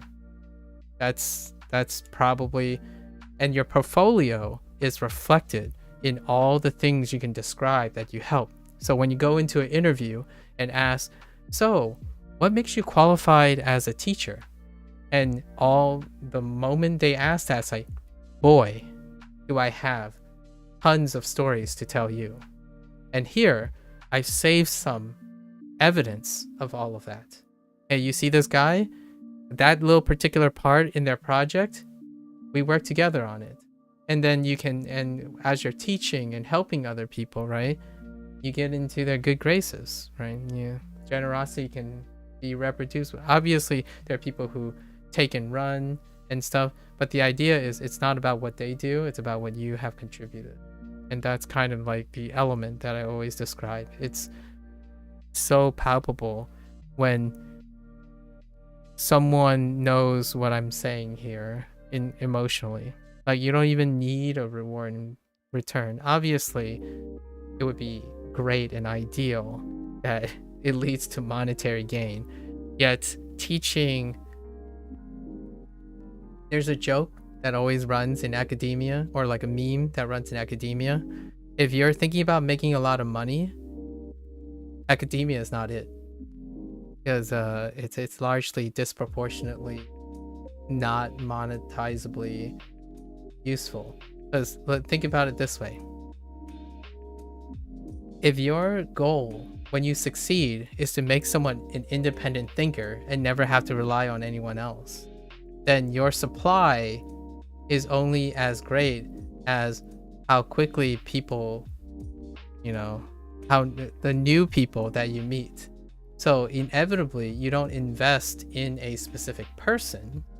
You invest in your craft to attract new people, right? It's not one of those careers where if you make a product and then that product sells itself, and then you make a product that has a limited time or something, like then they'll come back, right? They'll come back for more, right? You make a phone that lasts 2 years, then they're gonna come back for the phone every 2 years. Teaching, if you're doing an excellent job, you may never hear from that person ever again, and that's a job well done. And that's how I treat streaming most of the time. If this person is very upset and I met this person, right, and they're really depressed, and my success is that they become less depressed and they move on. So the likelihood of them sticking around is possible, but usually the most happy things I can think of is when a person disappears and they come back like a year or two and say, my life has been great, thank you. And that's the most rewarding thing, a person who has the capacity for, right? Your goal is to be someone who makes that person independent again. And that's kind of the bittersweetness being a teacher. You don't keep them latched onto you. That's a businessman. That's other careers. A teacher wants to see all the people that they teach go on to make great things, whether they remember you or not. I am trying to find out how to teach the basic principles of tying a knot. I don't know how to tie a knot. Yeah, that's how I approach things. So naturally, teaching is not great for content. Like, if you're a content creator and you want to teach things, you need something to keep them coming back. So, to me, like, I'm trying not to throw shade at people who know how to make money because they know how to do something I can't. Ultimately, teaching at its purest form tries the best to not keep the person with you. So it's quite literally not great for like content creation and monetization. You are legitimately trying to push people away because you teach them something. It's like, dude, go, Star Wars. You want your Padawan to grow up and do their own thing. It's like, it's time. Like, no more hand holding. You're ready. Go and do something. Maybe once in a while come back and say hi, but you gotta go do something now. You don't become a billionaire by being a teacher. Yeah, you don't. And that's not a bad thing. Or like that, for a person who likes teaching, it was never the goal in the first place. So that's kind of one of the things. Yeah, the pleasure comes from other things, indeed. So if that resonates with you, I think you're on to something. If that resonates with you. I can see myself saying the same exact thing, disheveled, maybe hairless, because maybe I have a receding hairline, or maybe like I'm crazy and I have a disheveled white hair everywhere, like full head of white hair. In 60 years, I'd probably be saying the same. Sitting in a minimalist room with my one PC setup and a camera and still talking about all the things I've learned, as opposed to check out how topical I am. The billion you're watching is a billion people educated. Hope so. I love certain influencers who are doing that very thing today, and I think they have a skill set that is very, very wonderful that I don't usually do very well.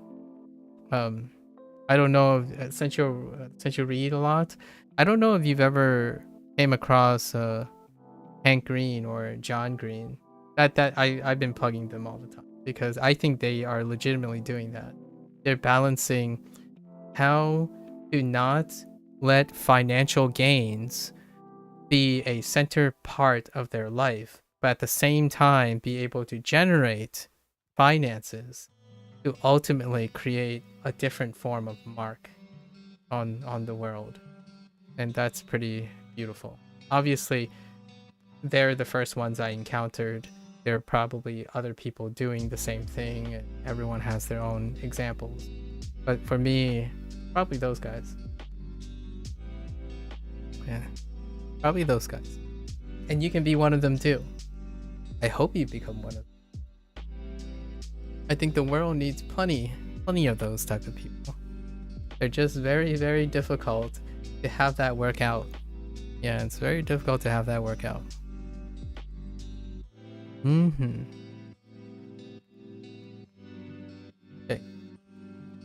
你爱看韩国电视节目吗？节目 Okay. Do you love watching Korean programming? Wait. Oh, just kidding. Family? 我不看体育新闻。我 不看. I'm curious. What do you usually watch Twitch for? Timmy. What do you usually hang around Twitch? Or I don't know if this is like some a common thing. I think most people find that this is an unexpected thing. 我不看体育新闻。不看体育新闻新闻体育新闻。他在中国是一个明星。他在中国是一个明星。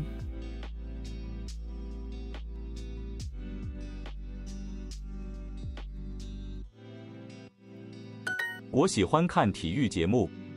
我喜欢是你好你好喜欢我喜欢看体育节目。看体育节目，我喜欢看体育节目。我喜欢听韩国音乐。我喜欢听韩国音乐。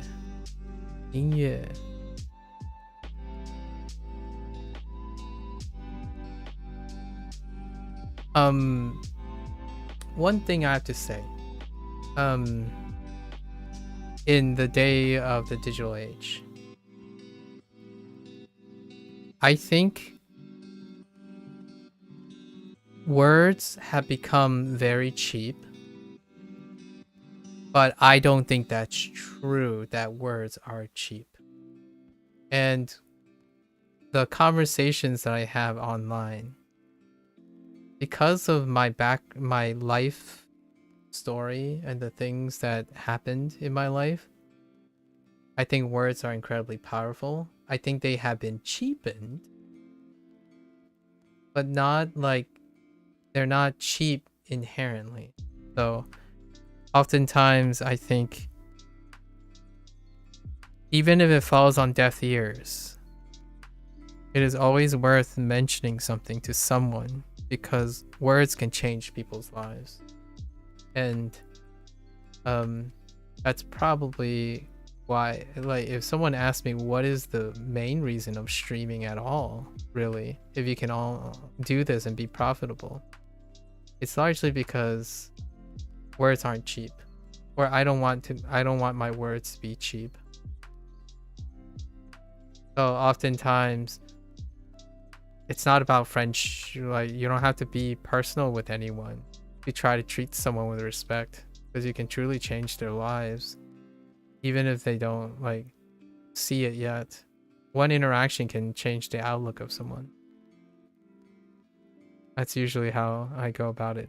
Someone have talk to me who truly believe that you don't have to talk the talk if you can walk the walk. And I made a comment way back when I was playing Yakuza 5. I still remember this. There was a dialogue in Yakuza 5 about like this hostess that said that she doesn't like people who walk the walk but can't talk the talk. And I made this comment before. In the age we live in, talking the talk is very much synonymous with walking the walk. If you don't mean what you say, you might as well not bother doing the thing anyways. Because oftentimes that's where it starts. Because in the digital age, you might not be able to do that little like proverbial walk the walk. So I try my best to make my words feel or be useful to people. I used Twitch partially as means of language acquisition. Okay. But I built strong online friendships. Yeah, that's great. So now it's wind. So now it's wind to some degree. Oh, so it's like, okay, so you've like tuned it, like it's not as prominent anymore. Yeah, interesting. I wonder how successful was that, the Twitch acquisition, like language acquisition. I haven't really used it myself as much because Twitch is rarely a platform for educational content, you know what I mean? So it's more like vicariousness, like it's more like immersion, a source of immersion, as opposed to instructional material or constructional material. Of course, in Japanese Twitch, it's largely reflective of Japan proper. Oh, okay. Oh, interesting. It was probably my single biggest way of immersion chatting. Ah, I see. Still is? Okay. Interesting.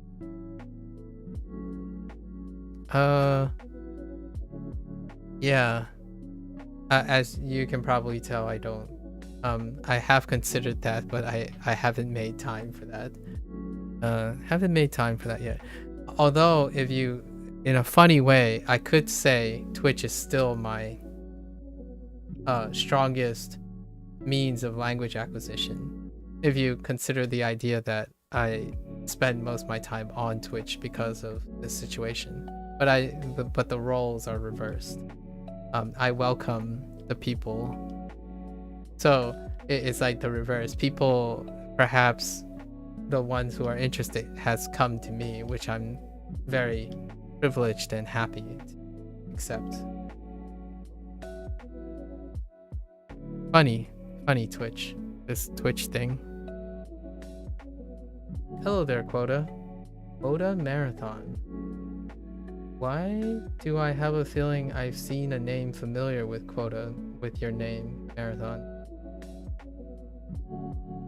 Yeah, basically you immersed yourself so heavily. Ah, I see. And how did that turn out?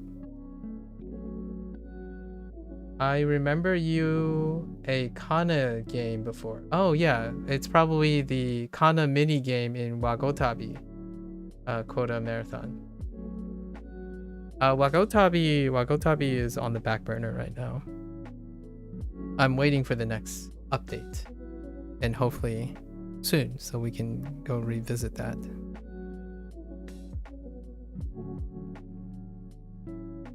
That I quickly learned how the rules of the roads were socially. Oh, nice. I haven't integrated with any like Japanese social structure yet. Yeah, for a foreigner. Fair enough. Yep, fair enough. 我喜欢听韩国音乐。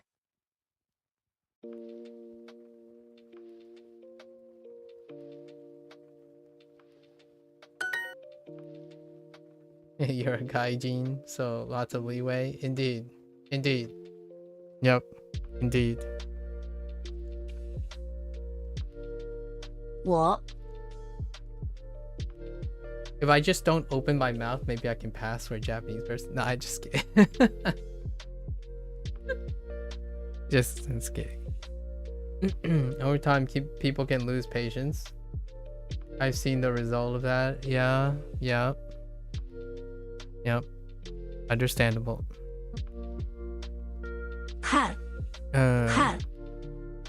我喜欢看体育节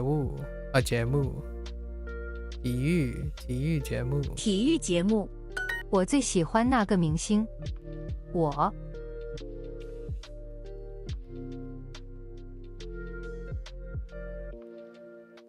what do you have going on now, Timmy? Like, what do you is there something you look forward to? Something you do? How hard do you think the Chinese course will be if you learn the first 2,000 plus most common kanji in Japanese? I think if I had to take a wager, 70 to 80%, you're gonna rock it. If you already did the 2,000 plus most common kanji in Japanese photo marathon. In fact, I spend most of my days while learning Chinese talking to other Japanese people who have no less than 2,000 plus most common kanji, and they're having a blast just watching me vicariously, trying to having a blast connecting the dots. Like I think Japanese learners or people who are experienced love the curiosity in how their Japanese relates to the Chinese.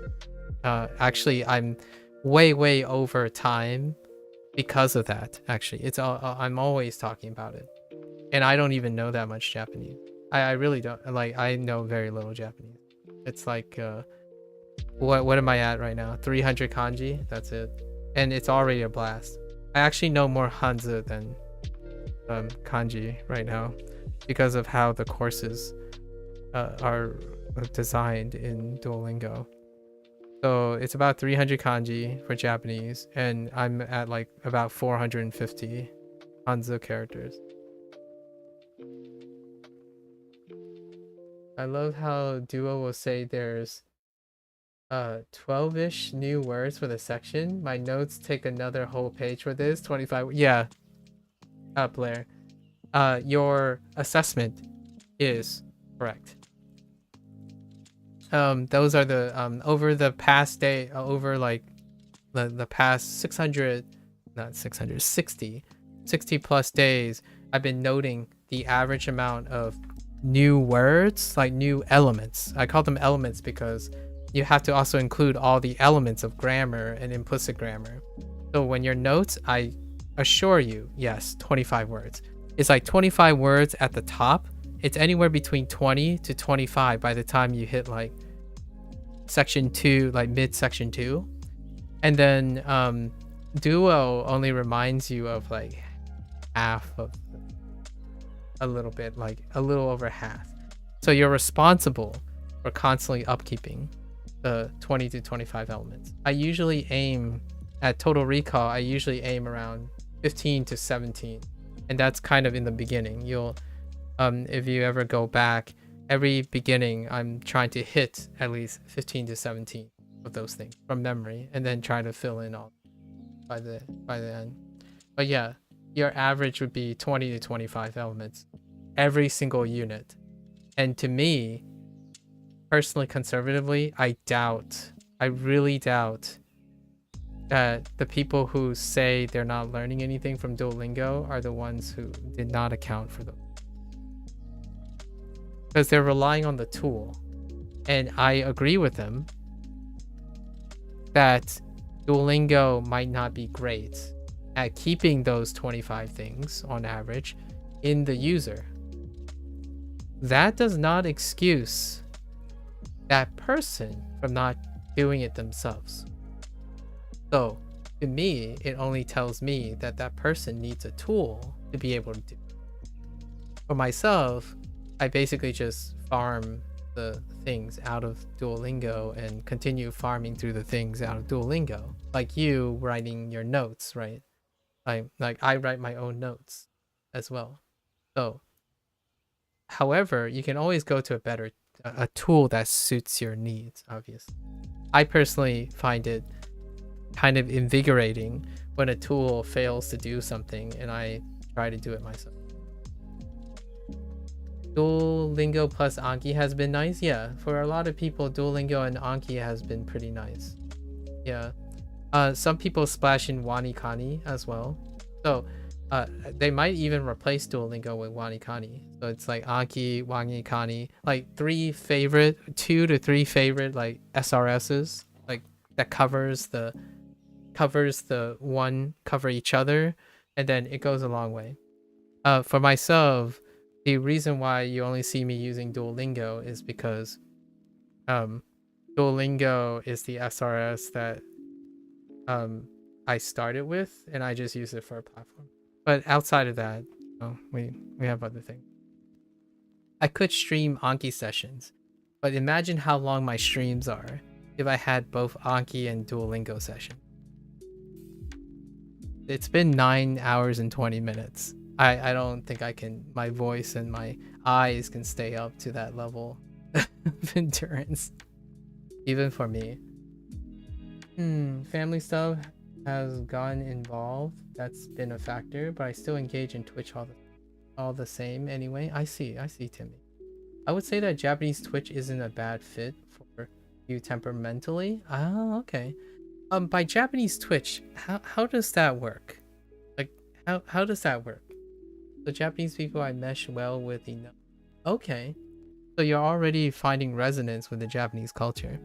I honestly feel that is something very valuable that you discovered, that you mesh with Japanese culture. Earnestly, I found that my interaction with people who love the Japanese language, for what it is, and like enjoy the Japanese language and like do topical pop culture stuff. Personally, from my experience, I don't think they behave or have an internalization of the Japanese culture. Like, not the entirety of an Asian culture. And what I mean by that is the stuff that Chinese culture overlaps with Japanese culture. I don't see that in a lot of individuals who like the topical stuff, like the pop culture. That's not largely the core of Asian culture. I think one of the biggest topics that I tend to talk about is face culture. Like, if you're not behaving a certain way, or it's very valuable and it can be seen in other cultures for sure, but the level of understanding when you're in a face culture is something that is very real when it comes to Japanese and Chinese culture. And if you're not into that, in my opinion, that goes a long way. And sometimes I do feel the parts of the Japanese culture that people enjoy is misunderstood a lot of times. Like, for example, the idea that quote unquote Asians, right? Quote unquote Asians excel at things, or Asians are publicly polite, but also,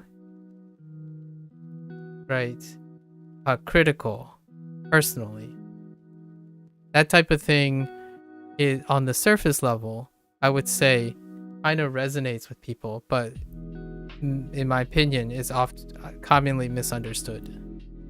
Like, where the motivations and how that appears. Sometimes, a lot of times, people think this thing means that you have to be really disciplined. You work really hard because you like it, because you love it, and like you love things a lot, that's why you do them well, that kind of thing.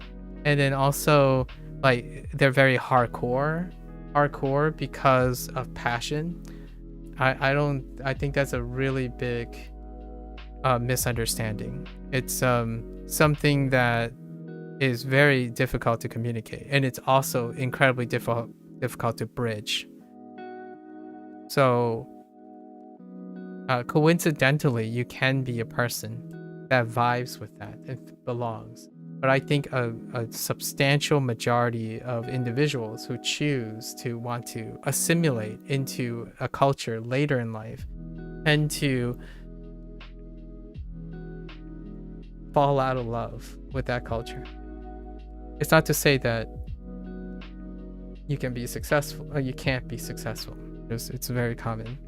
And it's very apparent to me, at least that part of things. Like if you're a person who wants to really show off how much Japanese you know by telling people how they should learn Japanese, that's probably one of the first red flags about what I'm talking about.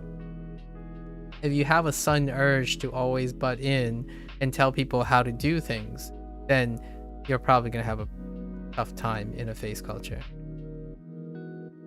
Because you're going to get polite passive aggressiveness back at your face. Like, oh yes, thank you. That's very interesting. I'll keep that in mind. What that actually subtextually saying is you're being rude and I didn't ask for help. But I'm okay. And you know, meanwhile, the other person would be like, well, I'm being kind, right? It's okay as long as I'm being kind. It's like, no, you're not.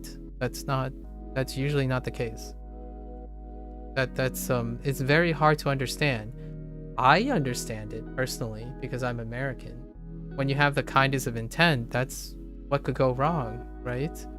But generally speaking, it is a very different form of miscommunication.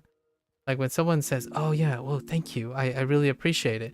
And then meanwhile, the person's like, they're being polite. Like you're being kind of rude. Like you're being intrusive. You're interloping. I'm not saying everyone, right? There's always going to be exceptions to the rule, but generally speaking, the significant body of people in a face culture does not jive well with an individualistic culture that prides on one's understanding. It's too prideful. It's almost borderline hubris. When you constantly go out of your way thinking that you know better, and you're implying that you know better in a face culture, you are very unlikely to make, in my opinion, long-standing relationships with a very deeply monocultural Asian culture like Japan, if that's the type of behavior that you participate in. That's kind of one of the big sticklers for Japanese culture and Chinese culture that I can say tangentially from an American perspective, because I'm also American. At least well enough. Yeah, okay. Polite really can mean passive aggressive in private if they don't like you. There was a streamer who was ultra polite on stream, but who banned you off stream later. I have stayed away from them since. That's understandable. Distance, right? It's not for you. The conflict of interest. I understand that ban as them saying they don't want me around there. Yeah, that's kind of what you have to take. So it's a mutual thing. Maybe it's not even personal, Jimmy. It's just, oh yeah, you know, like it's a different aspect. Sometimes culturally that's hard to bridge. So a lot of times individually in a westernized culture, individually that could be offensive. It could be taken as personal. In a Chinese sense, a lot of times, like that's business as usual. Like, oh, I'm sorry, like your type of personality or something just doesn't belong in this space. And like nothing personal. Let's take it as a business sense, right? It's better for you not to spend time around me, and I feel that it's not appropriate to spend time around you. We move on, depart in our mutual way. And that would be like the very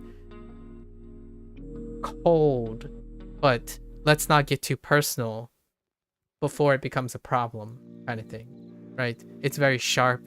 It's very almost passive aggressively direct, if that's an oxymoron. So yeah, that's kind of the type of action, like behavior, that I am more accustomed to when interacting in a face culture.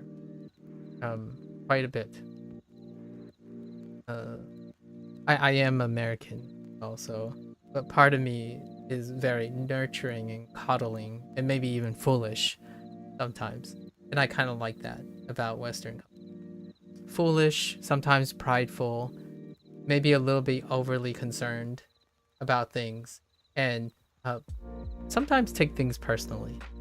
I would say I'm a little stronger towards the Eastern culture, where in a public space it's business. So if there's any fear attached to personal appearances and personal workspace, you cut it right at the roots. Like you nip it in the bud right away. It's nothing personal, it's business, right? If you're a personal friend, you wouldn't need that public space to interact in the first place. It sounds really cold, but that's kind of what I'm trying to illustrate here about interacting with potentially people who are like natively in a face culture. I had a guest say, "Oh, I don't know if you've ever been told, but you really are." I just looked at him and told him, "Yes, my husband tells me that." He laughs it off, but I wanted to hit him with the empty sugar dish. Yeah, exactly. Yep, that's professionalism in a nutshell. And in my opinion, that type of professionalism, Blair, or like restraint, is the thing that drives a face culture. So if you have that much willpower and that much, it's every day, in my opinion. It's almost largely every day as a standard in a face culture country. You deal with it and then you save it for later. You're always on a professional face outside. And some people might find that off-putting or disingenuous, but it's part of the culture. So it's actually the most genuine thing, actually, to be that way. I did take it personally at first. I had to adjust. I try to fit in, but that doesn't always work out. Not all Japanese are the same in what they tolerate. Exactly. And it's very finicky. So again, these are like trying to get at the core of certain things that may occur more frequently. We're not saying everyone or everything, or there aren't exceptions or variations. But one of the core things that I think gets a little hot, it gets a little hot most of the time, is the idea that self-importance is bigger than the whole. And usually behavior that centers around more people or more reach takes precedence over the individual. So oftentimes when someone like someone says, yeah, you know, they don't even say no offense, like the whole like consideration for feelings or anything. It's like, you don't do great work. Like, it's not for us. What that really actually just says is, to me, is like, yeah, you didn't make the cut. It's nothing personal. If you were in my position, you would do the same thing. But yes, absolutely. So, you know, you walk off, it's like, well, dang it, can't really do it. It's nothing personal. It's just not something, right? So that kind of thing, it can be tough to adjust. And it's hard to read subtextually. For someone who doesn't, like, if you're someone who's outside of the cultural circle, it's tough to subtextually read all these things. And to me, Japanese does that really well. Yeah, it's very indirect language. Japan has lots of social performance. Exactly. And this is a little bit lessened with Chinese. I honestly, it's to a lesser degree on Chinese. It's still pretty noticeable. But you have to get really used to that. Rule number 1 is that if 95% of Japanese people are doing something, then it's also okay to do it. Generally speaking, in a strict monocultural face culture like Japan, absolutely. It's unlike, the Western world, right? It's like, oh yeah, but I don't want to do that. Let's change it up. It's like, okay, you can probably get away with that. Not so much in Japan, in my opinion. So like freedom of expression and all that stuff, you gotta understand, if you're assimilating, you're gonna assimilate. Certainly you can try to express yourself every once in a while, here and there, but generally speaking, the freedoms I'm not saying like it's a crime or anything, but the fitting in thing, you're fitting in. You're not creating an environment around you. You're fitting in. Right? Drawing the line professionally without being outright rude is difficult for you. The South expects a certain amount of politeness, but stop trying to flatter me. That's fair. That's fair. People watching in Japan sounds thrilling, honestly. People watch. I could see that. I would love to people watch one day. Controlling your tongue is pretty important. There are times I say nothing to avoid awkwardness. You've got it. You've got it. Yep. It comes from, there's also really, this proverb has been used a lot in many different ways, but I think it's of Chinese origin, possibly. To some degree, something about if you feel like you don't know or you don't understand, then the last thing the thing that you would want to avoid is to open your mouth and remove all doubt, right? So I'm kind of like the opposite of that. So I not only do I find it incredibly endearing that someone is willing to take a chance and show vulnerability. See, that's my American. These are like my slightly westernized value system. I actually value people who are willing to take a chance at sacrificing their vulnerability or their credibility to give me a candid response, right? So like things like saying I don't know or I can't help you is not shameful. Now you might be thinking, what's so shame about admitting you don't know something? Go to China and Japan and find out how often someone does that. Asserting or removing any doubt that you're incompetent is incredibly fearful. Like, I'm not saying you don't do that, but it is something that you try to avoid. It is very difficult to admit you are wrong or you have a chance of being wrong. The time you interact is a chance you're certain you are right, as opposed to the other way around. I like being, this is gonna sound a little cliche, I like being an American to some extent because I like the idea that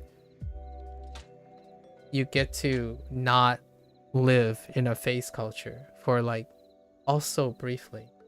I like people who are unapologetically clumsy because they're having fun, they have liberties, right? They can be goofy or be clumsy and whatnot, and it's a social acceptable because it's genuineness. It's a bit unhinged, but the idea is that self-expression is messy and it doesn't have to be bound by particular rules as long as it's not like detrimental or something.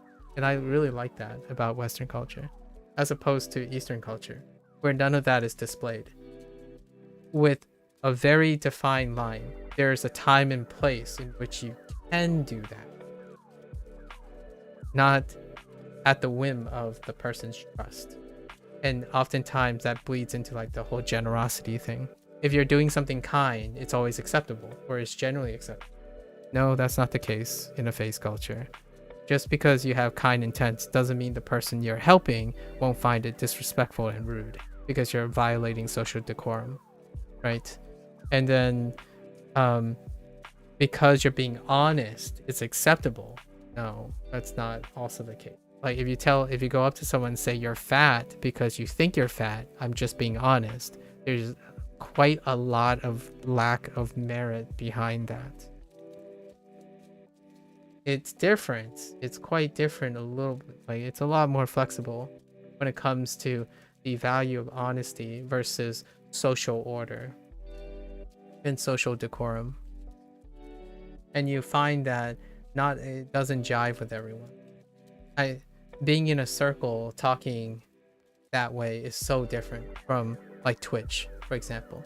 I know you said Japanese Twitch, that's why I'm very curious, because obviously it's going to be different from English Twitch, right? Or American Twitch, because American Twitch, the way communication works is very different. I've been living between these two types of worlds for quite some time, like going back and forth. Going back and forth pretty much all my life. So it's an ever-present. It's fun. I think it's fun. However, I don't think it's fun for everyone. Going back and forth. If you don't know, don't open your mouth and prove it. Yeah. It was something like to remove all doubt. That's how it like translated. Like, if you fear being incompetent or being seen as incompetent, the last thing you want to do is open your mouth and remove all doubt from the people in the room. I forgot what the actual attempt to translate that proverb was, but I'm pretty sure it was of Chinese origin. It might have been like a Confucius thing, a Confucius or a Taoist thing. It's around that age. I might be just talking out of my butt. See, you wouldn't be able to do this, in my opinion. This is something that I wouldn't do if I'm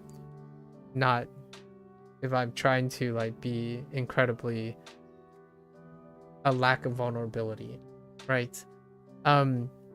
If I'm speaking to like a Japanese, like if I'm speaking to an Asian person, I wouldn't necessarily bank on the idea that making myself vulnerable makes me sound more charismatic, for example. If you appear like you're incompetent or you're unsure and stuff, that might not come off as being endearing or honest or genuine. On the other hand, if I'm speaking to someone who's westernized, saying like, oh, you know what? Let me just take a stab at this. I'm not very confident in this, but hear me out here. That is often construed as something charismatic because you're willing to put yourself in a compromised state to share a candid response or a candid negotiation. I would think that would come off more as embarrassment or potential embarrassment. And that fear of potential embarrassment is something that you avoid as strongly as possible in a face culture. You avoid that like the plague. You do not make yourself appear like you have any vulnerabilities in your knowledge.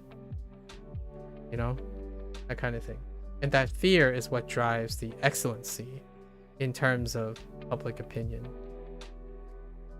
I make puns and jokes and such, and not everyone likes them. Exactly. That's probably one thing. Trying to fit in while also showing off my gaijin ass too much unintentionally. Not everyone likes that though. Most still think of me as a result of said status. That's probably very reasonable comment. Meanwhile, there are funny moments too, like someone asking me if I killed bugs using shotguns. Whoa. It's a level of authenticity to me that I like that. Yeah. I agree. I think the thing you described about like randomly testing humor and whatnot can end up being trying over time in like in a cold way. Here's a cold thing that I would say. I'm not sure if this resonates with Japanese people, but sometimes when you're thinking about like competence, right? Here's what's really scary about a face culture, in my opinion. When you're telling a joke, you don't tell the joke unless you know it's going to be funny. You see what I mean, Timmy? Like, I think when you're outside of a face culture, you could be like, oh, wait, guys, there's a chance this might not be funny, but I'm just gonna go for it anyways. And some people might genuinely laugh and find it's like, oh man, dude, at least you tried. I think that deserves an applause. Or like, I feel you, man. It didn't quite hit, but I totally get the feeling. To me, when I think about like being in a face culture, I think about, okay, if I'm gonna tell a joke, I better make sure it's funny, because man, that would be really embarrassing, and then people would think I'm not funny anymore. Like, maybe I would even actually make them like, I would provide distress on them by not being funny and wasting their time. Those are the thoughts that I would think about in a situation like that.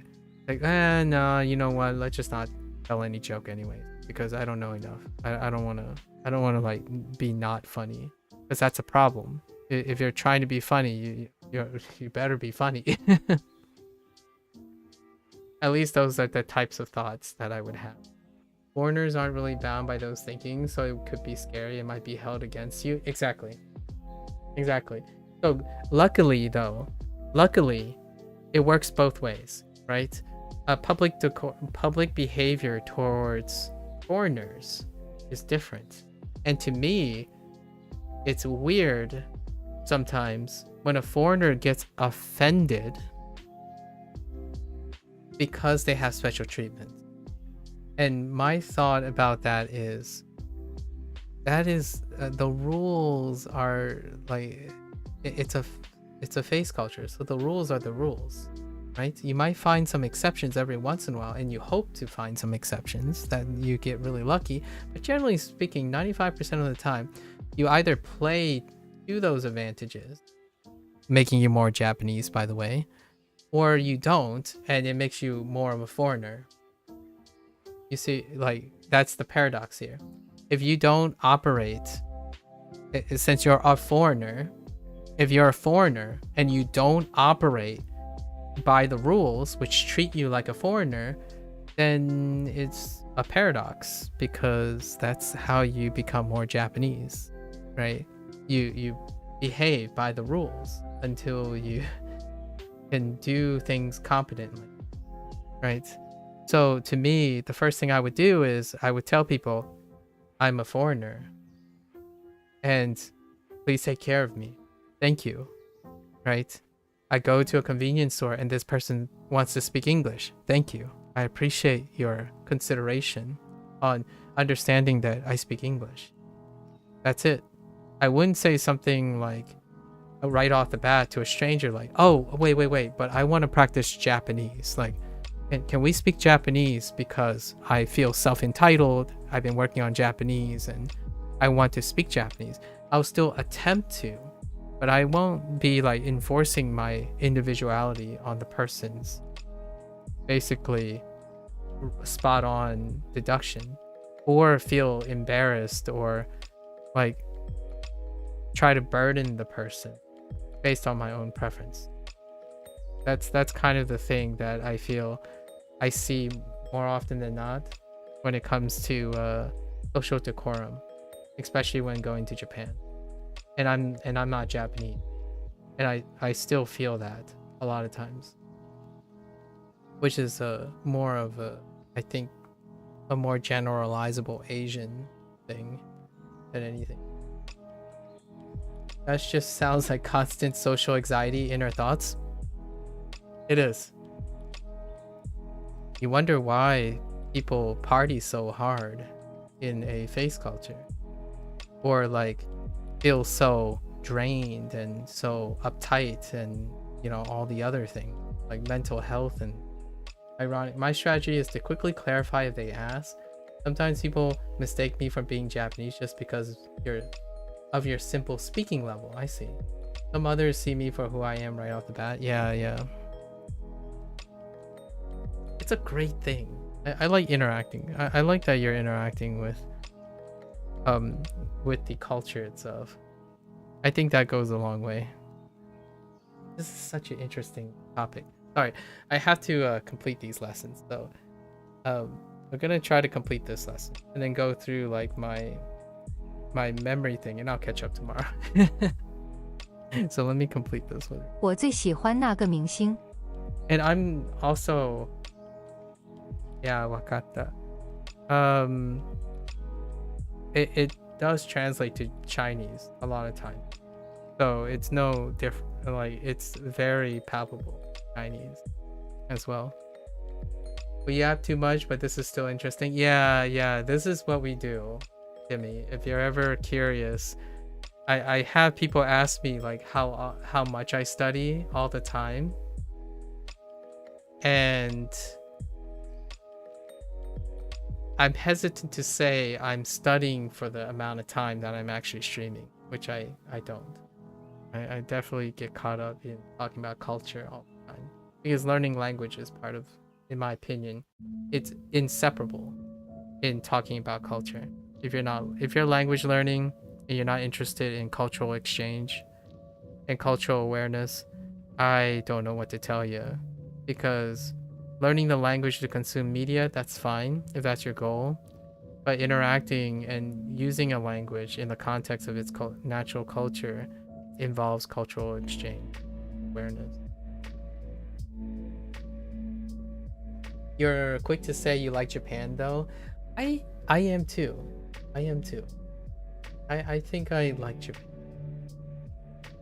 Probably not for the entirety of Japan. I like Japan as a foreigner, is what I'm gonna say, honestly. I don't think that's gonna ever change. I like Japan as being a foreigner. I'm not sure if I can truly say that I want to be Japanese, or I want to be like Japanese, or be treated like a Japanese person. Because I'm not a Japanese. I might try to be here and there, but the Chinese side of me says that you can't be something you're not. I know the American side or the Western side would say, well, if I behave and I speak and I do everything like Japanese people, like near native and stuff, I can be considered a Japanese. And even when I'm not Japanese, I can't even say that about being Chinese either. Understanding that, in my opinion, is nearly the paradox that you would have to consider in order to be really appreciative of the culture you're thinking you're going into. Right. So like, being able to be okay with that and still striving to behave by the rules and whatnot is in my opinion, a lifelong thing. A lifelong thing. So if someone is not comfortable and feel constantly negative about always being treated like not Japanese or not Chinese, that's probably a thing that will break the person eventually in assimilating into a Asian culture. You want to celebrate all the rules and benefits that you get, all the leeways that you get, and pragmatically integrate all the things that you can do without stepping on as many rules, in my opinion. It's kind of like the Asian thing, quote unquote Asian thing. Not go around saying you're almost native Japanese like when you're a foreigner, for example. I don't think that's a behavior that it might be commendable on the surface and it might be like great, but I don't necessarily think someone of the Asian persuasion would find that the most redeeming quality in someone that they consider a friend. Like, oh, you're proud, you're very, very proud, and almost not even being conservative and exercise humility in what you know. You go around telling people how fluent you are in Japanese. Personally, I'm not Japanese, but I would say that is a type of friend that is very awkward to be around. Someone who goes around bragging and taking pride in a skill that they have. That is very unlike an Asian person in general. They don't go around bragging about what they do well. That is not a social norm. Like going around and say like, oh, I learned 2000 kanji in like 1 year's time and I became fluent in 6 months. That is someone that personally, if I had the values, strictly had the values of like my Chinese background, or maybe even Japanese by extension, I would be very uncomfortable around someone who keeps drawing attention to themselves and overselling and constantly highlighting their own accomplishments. That's kind of weird. It's a cultural dissonance. Meanwhile, my American side says, live it up, bro. Like, you do that. You deserve it, right? You worked hard. You get to do that. That's my other side. That's the other culture that I grew up in. You're fine with not being considered Japanese? That's fantastic. People like friendly foreigners, which is enough for you. That is so good. Yeah. Humility, yes. Humility is very paramount. Boasting about your Japanese isn't really good. Yeah. In fact, I have a very Japanese-esque self-doubt. Yeah, self-doubt. For better or for worse, self-doubt drives perfection in a I keep saying, I know I sound like a broken record, but that's what the base culture is about. Self-doubt, that deterrence, that constant fear, in my opinion, is what drives adherence and compliance. There's a constant fear of messing up. There's a constant fear of not doing the right thing. And that is the normal feeling. And the desire for self-improvement, You can always do better. You can always do better. It creates a vicious cycle. Maybe even an unhealthy one that's not sustainable. I always feel so disheartened when I hear, the declining emotional and mental health of, without a lack of a better word, Japan and China and Korea, right? So the question is, would I want to live there or something? It's like mutually respectful. I would love to stay as a foreigner there, right? Like, think about it this way. If a Japanese person see me emotionally expressing something on the street, and then they say, oh, that's a foreigner. They're very expressive, and they can sometimes have mental breakdowns on the street. I'm okay with that. I'm okay with that. And then they might do things to help me, right? So to me, I don't see a life where I can not be that. I don't want people to bottle up their emotions. So a lot of people ask like, oh, are you gonna like move to Japan? Are you gonna live in Japan? Or do you want to be like native speaking? It's like, the answer is probably no. Is it better to be intoxicatingly confident or intoxicatingly doubting? Yikes. Like most things I say as a person, as a product of mixed culture, both. About a little here of this, a little here of that, from time to time, whenever appropriate, right? However you want to leverage whenever you can be intoxicatingly confident and intoxicatingly doubting. I want to say I go back and forth. Real talk. I actually go back and forth. Japanese people, when asked to rate things, oof. Wow, that's a deep cut. And I believe you when I believe your deep cut there that you just made. Avoid numbers 1 or 10. Yeah, do not hit that. And also know that it's skewed depending on how much they consider their public image is dependent. If it's something that's reflected on themselves, it would be slightly higher than average. If it's something that is not germane to them, it might just be average. But rarely are you going to get something that's abysmal.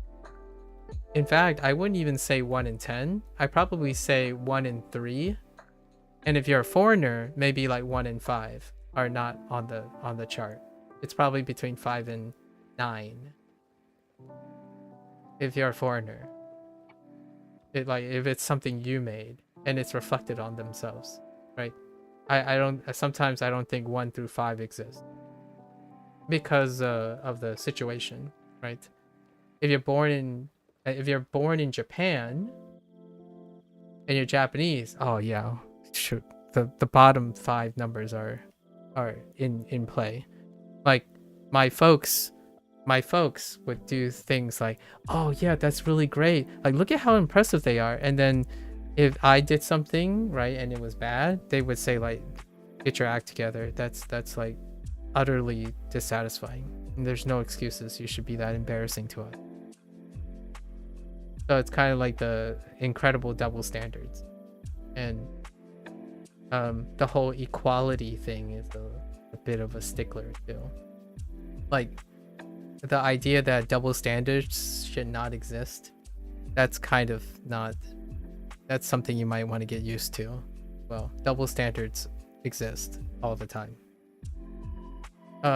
When you're a foreigner, when you're someone who's like in out group, not if you're born into, like if you're amongst the peeps, there's no double standard. It's actually gruelingly no double standard.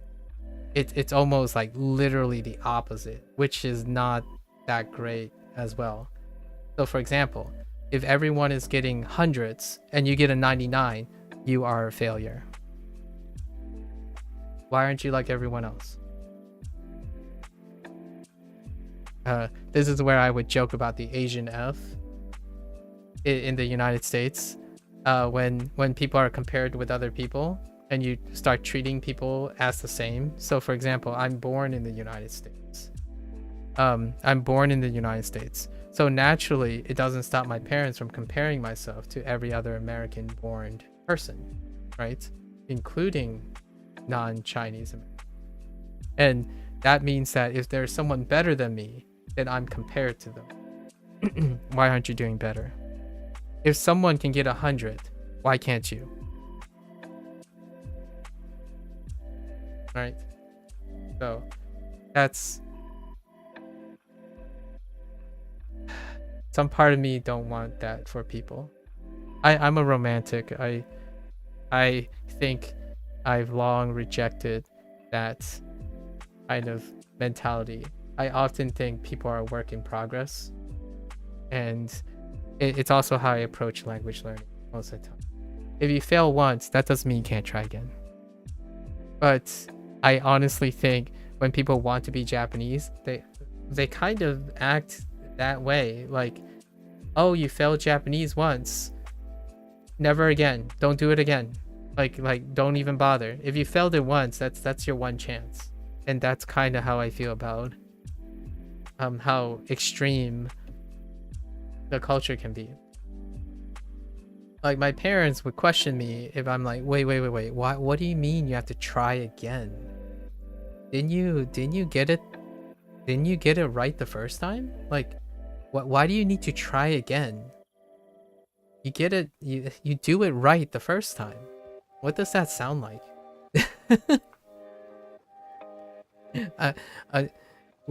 real talk. I think Japanese culture is trending really hard, and so is like other Asian cultures is trending really hard, because I think the internet, the digital age, kind of demands the same thing from kids. And honestly, what I'm doing is quite literally the opposite. I believe in sex. I want people to understand, in my opinion, that you can learn in a slower way, in a non-optimized way. You can do things at your pace because it doesn't have to be that way. However, here's the irony. I think Asian cultures are incredibly trendy because it kind of fits with how YouTube and Facebook and stuff is optimizing their algorithm to do things.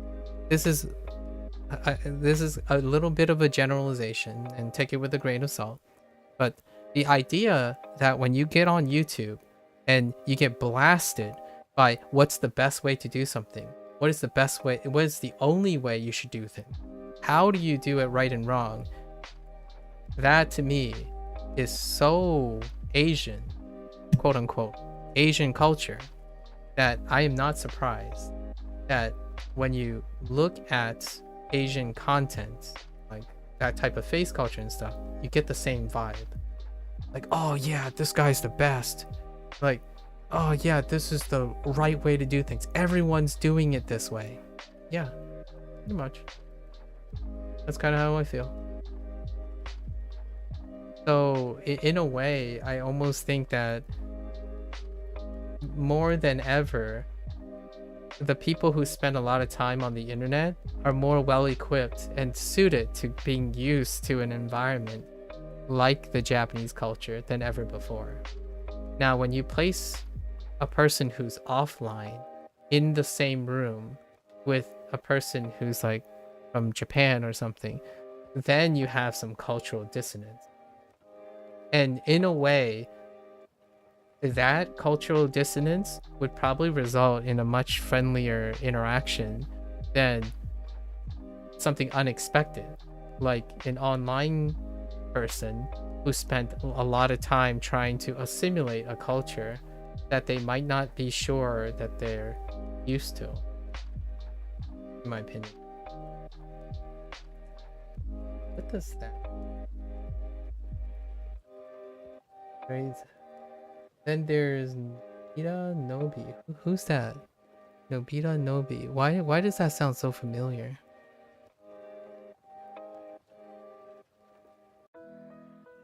And I don't know what that. I see.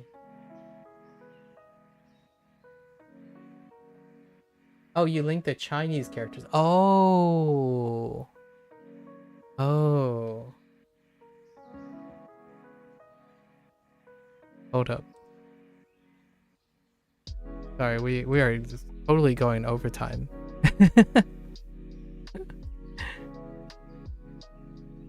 Oh, yes. Yeah. And then there's that. Yes. And then there's this. Indeed. Yes. I have yet to see all of this. I should really watch this. I have yet to see all of Doraemon. I guess Doraemon, right? Doraemon. No. Doraemon. How do you pronounce it? Doraemon? Doraemon? I always say Doraemon because of English, but yeah, Doraemon. Doraemon, right? Doraemon. If it's supposed to be pronounced that way. Yeah, Doraemon. I should watch this. Thanks for reminding me. I haven't watched this. I need to watch this. All of this. Yeah. Alright, alright.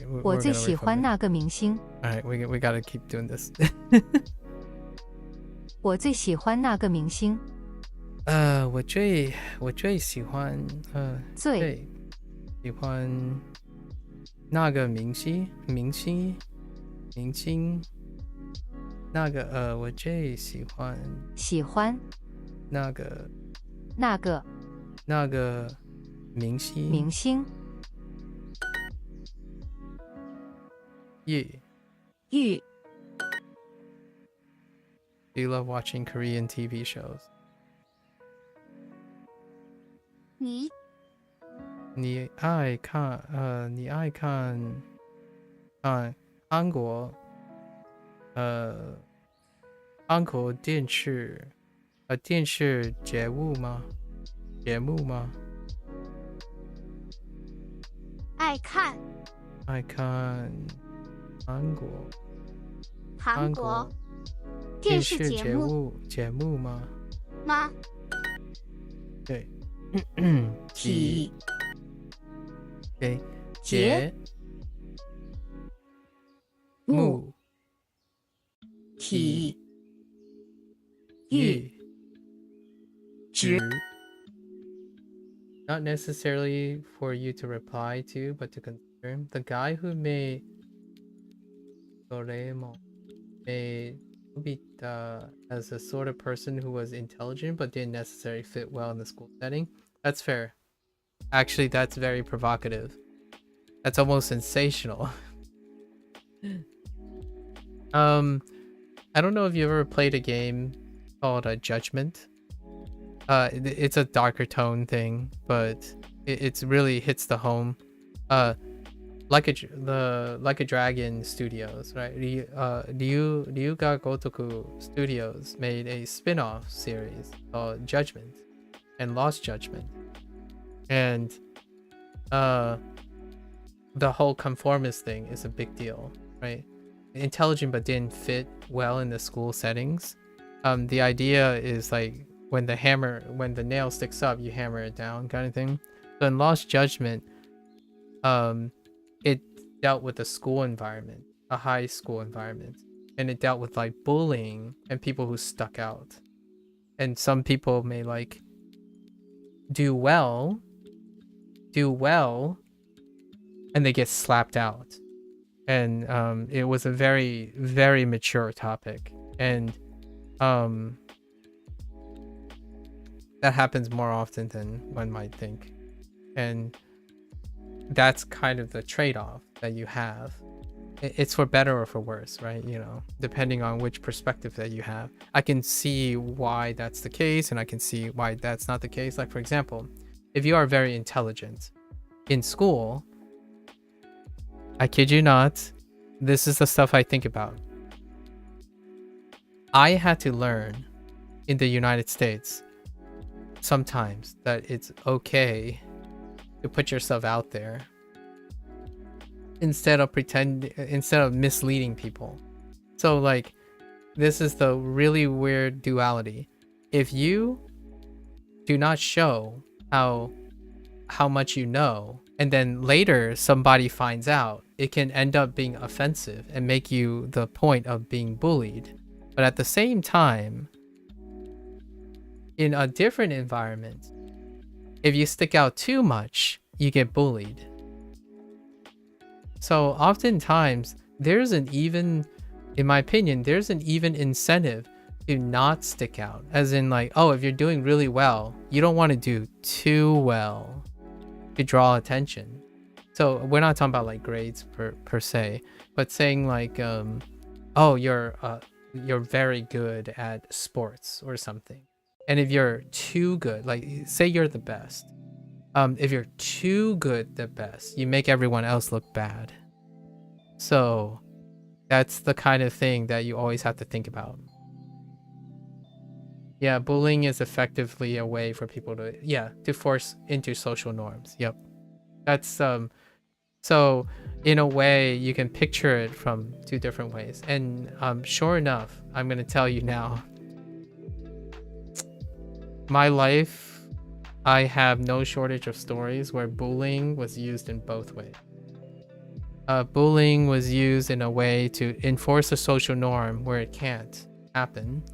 And then bullying, we call that, well, a lot of times, I'm not going to beat around the bush, we call that discrimination. Other times, bullying happened because the social norm was something that was voluntarily done. So like in both ways, it didn't quite work to my advantage in a lot of ways, right? I either stuck out because I appear different, or I tried to excel as a way to fit in because being good at things is kind of neat.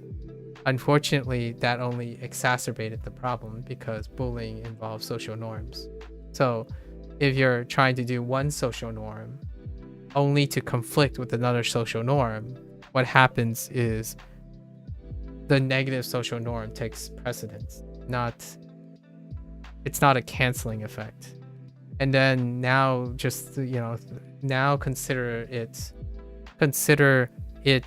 from a face culture perspective.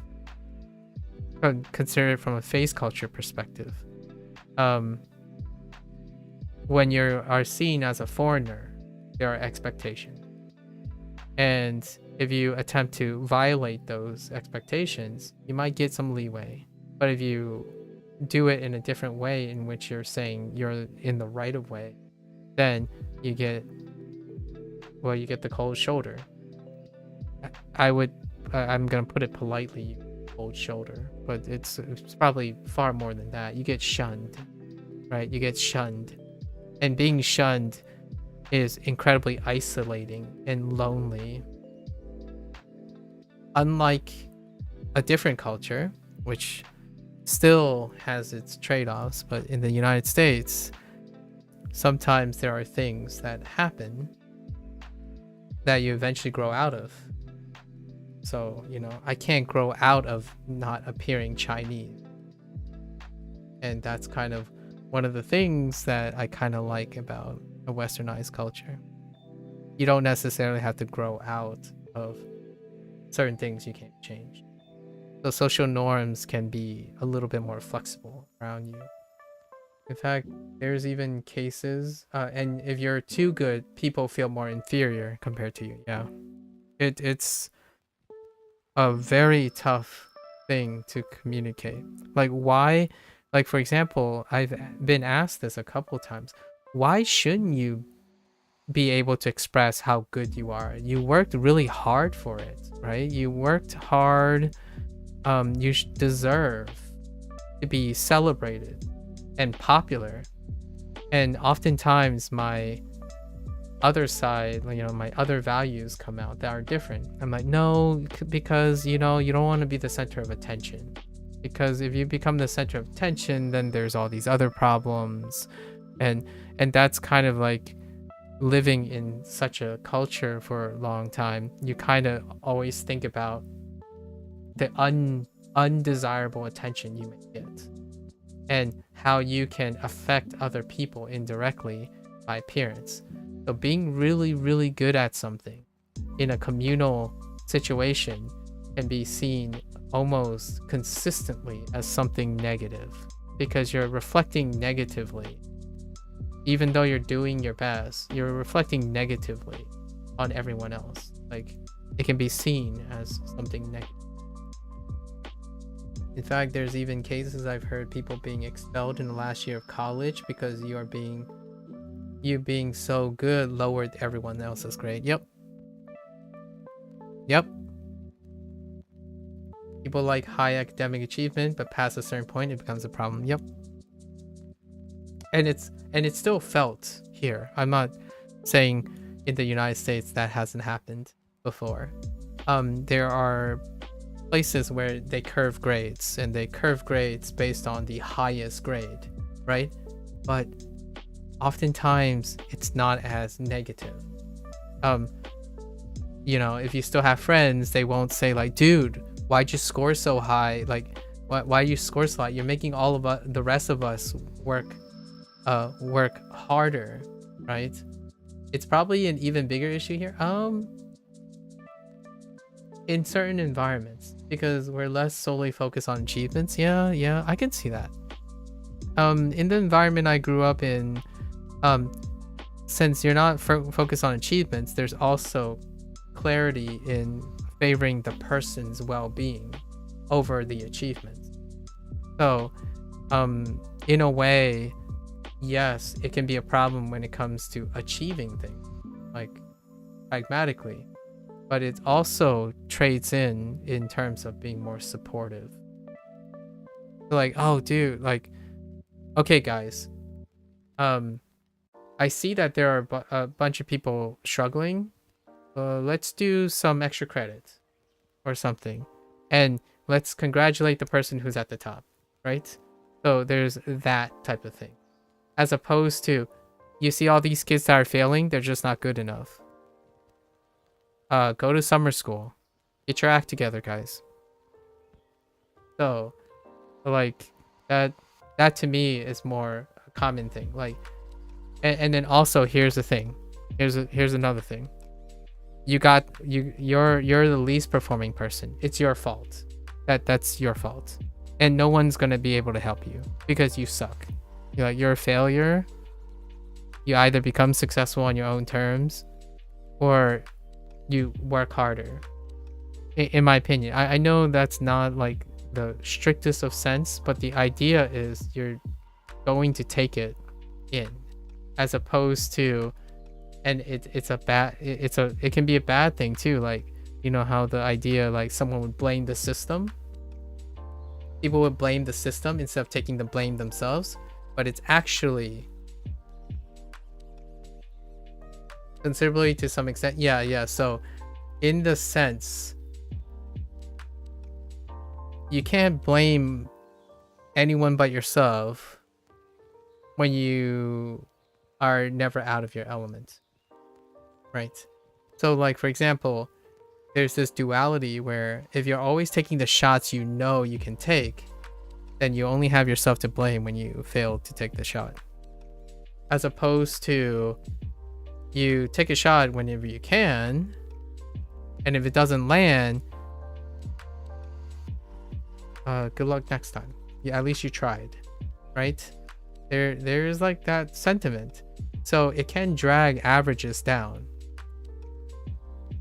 Self-blame is a thing that I find relatively healthy relatively tolerable. Yes, relatively tolerable, but it can take on some weird facets, and certainly can. And it's a lonely place if you're not good enough. I'm gonna tell you that. It's a very lonely place when you're not good enough. It dovetails into an honor culture too. Yes. Oh yeah. We won't even get started on the honor culture. A face culture can make honor, right, operating on an honor system possible.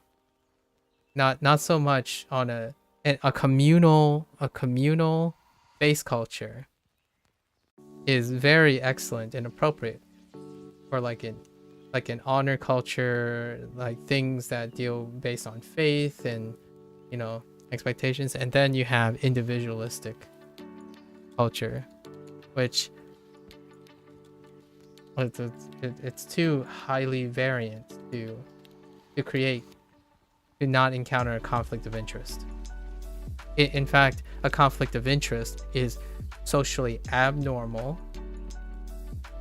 in a face culture and a monoculture.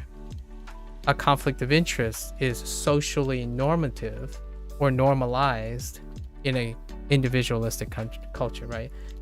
It kind of sounds like, well, duh, yeah, but sometimes these things are worth explaining or inculcating again, because that's how that works.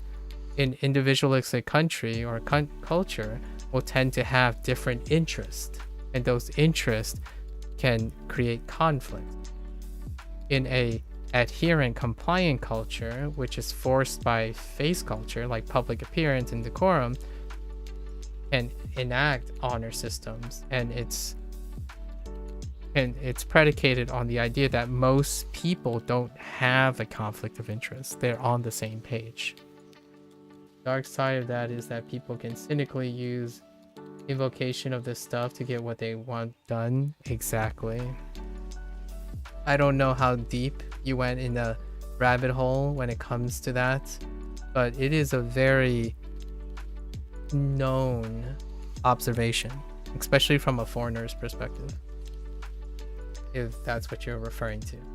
And it can get incredibly toxic. There's same feelings as over there, it just gets channeled differently. Yep. Both ways.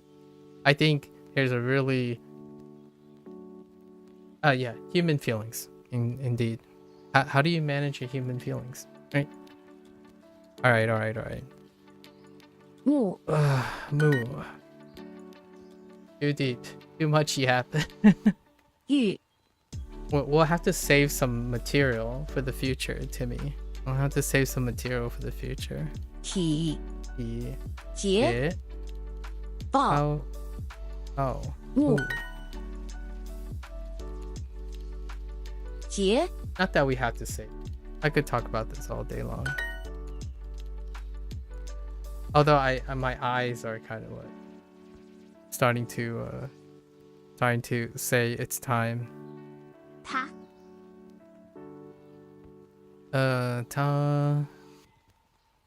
它是一个它是一个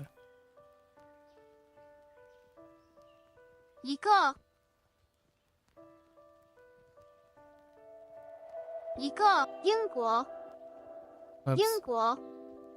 中国中国明星在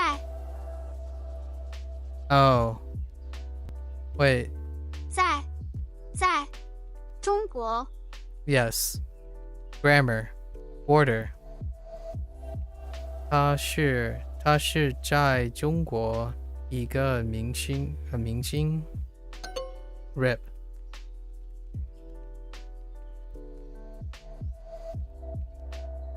Oh did I flip these? Oh no I didn't need the shirt. Wait. Right. 在中国 Right. 他在中国 Oh, I mixed it up. Yeah, sure. Okay, I mixed up the order. Yeah. We went deeper than Mariana Trench. Oh, yeah. There was one time, I think the discussion lasted for like 12 hours. Mariana Trench, eat your heart out. I'm talking about Journey to the Center of the Earth at this point. 你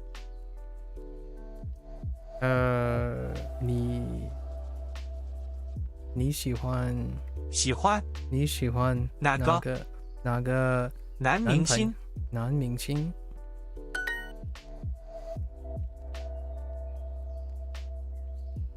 Wait, what does you oh yeah, great book. Yeah. Journey to the Center of the Earth. Indeed. Not so much the movie adaptation with Brandon Fraser. It was okay. I think it was pretty fun. It was a fun like I don't know if you've seen the live action Journey to the Center of the Earth. I'm pretty sure it was Brandon Fraser, right? Yeah, pretty sure he was the lead. Oh, wow. Oh, yeah, you're cutting off the E again. You're using colloquial uwa. Right? That's the colloquial way, right? Cutting off the E. You only read the book? Oh, okay. I think it might be kind of fun live action. Yeah. You're already doing that colloquialism. Right? I could have sworn it's colloquialism. Or maybe not. Oh no, just kidding. Maybe it's just uwa. Sorry. I'm referring to something else. Okay, it is just Ua. Alright, never mind. I'm thinking of something. You were actually homeschooled and you got that in 9th grade. Oh, you're homeschooled. So interesting. I've only met a few people who are homeschooled in my time. And the reason why they were homeschooled is their parents are professors at a university. Wait, are your parents also educators or professionals of some sort? Hopefully that's not too personal. 在中国，中国是一个明星。Okay. All right, I won't be able to finish this lesson. We gotta go and review this for tomorrow. It's not too bad, so I'm gonna have to review this now, and then we'll wrap it up.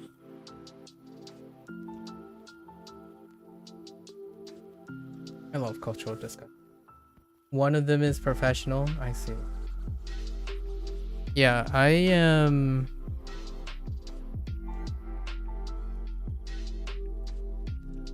I think I can confidently say that in my extended family, I am probably the most educated, like in that sense, and in a professional working capacity.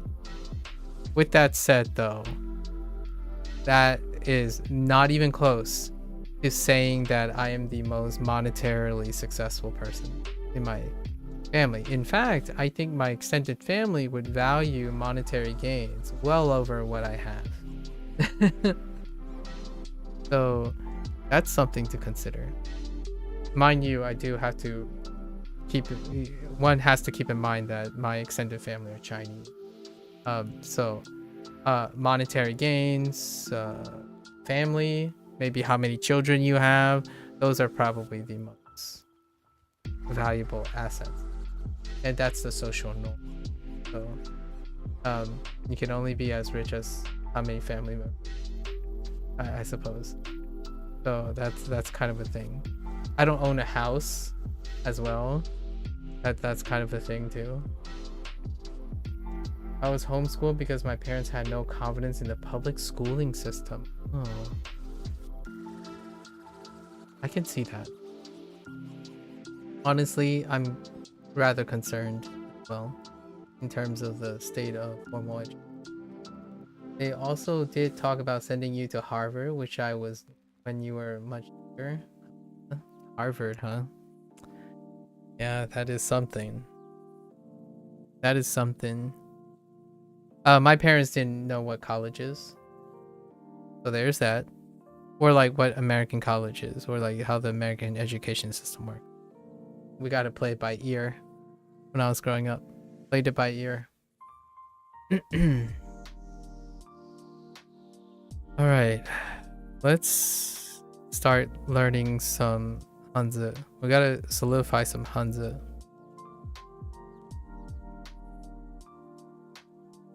Oh, it was like the dream, the Harvard thing. Harvard, Yale. Oh gosh, I can see it already. Harvard, Yale, Princeton, MIT, Stanford. If you're going into like medical field, maybe like you can throw in like Mayo Clinic. Or you can go the other route and go to West Point on a free ride. West Point, multi-generational West Point. Or like what was the other thing? There were a lot of those names get thrown around a lot. Those names do get thrown around a lot. In fact, when I was going to interviews for graduate school, basically those were the stuff that gets mentioned.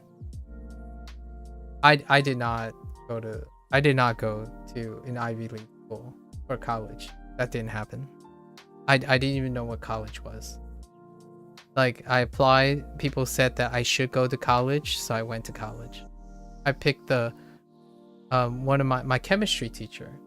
My chemistry teacher in my high school said that they graduated, or they used to like work at a place, and they graduated from that place. So I applied to that. That was it. Like, oh yeah, there's a good science program here. It's like, all right. And I packed up my bags and I went there. It wasn't that too far away from home because language barriers and stuff, and I wanted to be close to my parents out of duty. It was also, you were also bought an encyclopedia when you were 4. I was given my multiplication and division tables when I was 4. I always make this joke that I knew how to multiply and divide before I knew how to add and subtract. No, I'm just kidding. When I was right before I went to kindergarten, I knew my long division. Before, I feel like it was even before I could conceptualize what an object was. Like what's 4 apples or something. I just know that those numbers. So like for example, if someone put me like 12 times 12, right? It's 144. I knew this concept where there's these numbers, and then it creates a series of numbers before I could even conceptualize why these numbers are useful. And that's kind of how I feel about the way people learn these days. They know information. You know the information, but rarely do you understand the information. A lot of times. That's kind of the thing about like internet experts versus experienced experts, right? And I'm not saying it's a bad thing, good thing. I would love for these people to be given the opportunity to use their knowledge. And that's kind of how I feel when I was a kid. I know a lot of information, but I certainly didn't make use of all that information. And it became so impersonal. Like, here you go. I know all this stuff. That's great. I get good grades. What does that even mean? Like, what does that mean to me? Like, what can I do with it? And then I started thinking about that. And that's when my life changed. I started thinking about what is the meaning of knowing all those things. I guess you could say I had a very non-standard path re-education. I see. 20 plus years of majority self-directed stuff. Oh, interesting. That's a really long time. I got sent to public school. No doubt. I just got sent to public school. Here's the thing. I'm not saying you cannot learn a lot from taking your own way and self-directing. If I were to let my childhood be the reason I learn all my values without thinking about myself at any time, then I would not be such a caring person nowadays, in my opinion. So personally, that's kind of the lovely thing about being self-expressive, or being in a place that maybe self-expression is a bit normalized, because otherwise, what do you have?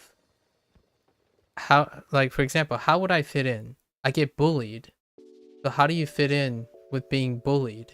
You bully someone else and you make them the target. That's kind of a way to blend in when you can't change something about yourself. I certainly didn't do that. And you can definitely see it in other cultures. Like stronger monoculture. You don't want to be the center of attention. So you direct that attention to someone else. So it's not you. It's not your problem if you're not the center of attention. So oftentimes when you think about things like that in that way, you're hoping someone takes your place. Like, oh yeah, people keep picking on me. I'm like, I hope the next kid that comes in, oh yeah, we have a new transfer kid. Now they're the center of attention. So the problem's not yours anymore. You fit right in. You're invisible. You faded to the background. And that's amazing. Unfortunately, I didn't do that. I tried to do that. I didn't succeed. I didn't succeed on doing that. It was very hard to change the way I look. So I did try to do that all of high school. And then it changed in college.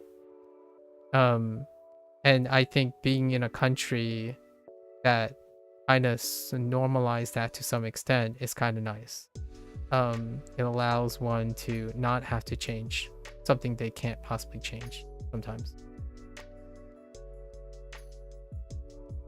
The most important thing you learn at school is social norms, indeed. And you either learn to reject them, embrace them, or get a mid feel. I feel oftentimes it's either accept or reject them as a kid, right? You're either gonna passionately reject them or a lot of times passionately accept them. Nowadays. And those social norms is a one size fits all kind of situation. And I respect parents who thinks that they have a close enough attachment to their child to understand that maybe the social norms don't meet their need, if you know what I mean. That's how I'm being fair to both situations here. The whole homeschooling thing, I can see it.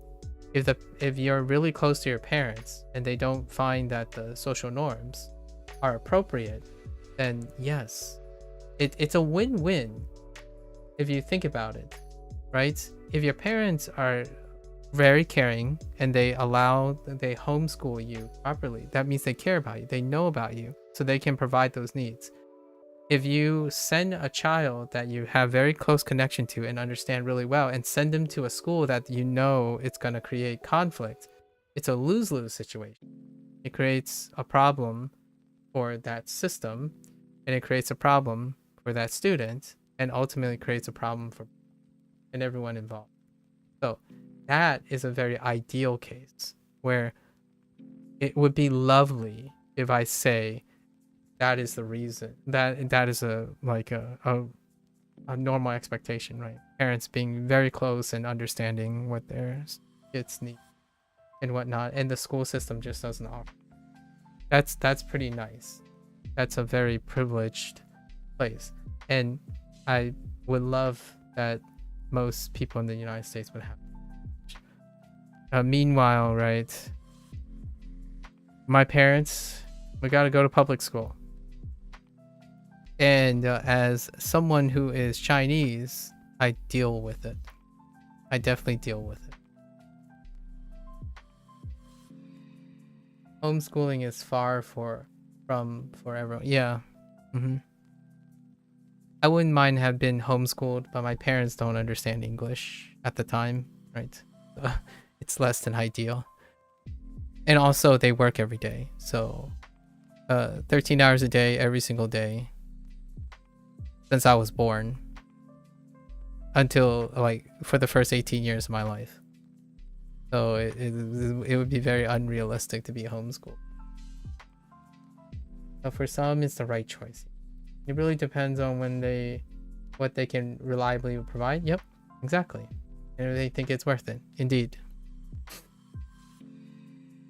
Indeed. I don't know what Japanese policy is for that. I think you either go to school or you don't. If you don't go to school, then you're just a failure. I think that's just how that works. And it's not anything personal. You do everything what other people do. If you don't go to school, then you don't get a chance to do other things. I actually truly don't think you can do that as a social norm. It's not a social norm. At least that's what my impressions. And China's even I'm not even sure which one's more extreme. But you have to prepare your entire life for that one exam when you become of age. and there's no exceptions. The social norms are strongly supportive of public education, you think? Maybe. It's hard for me to distinguish between supportive and prescriptive.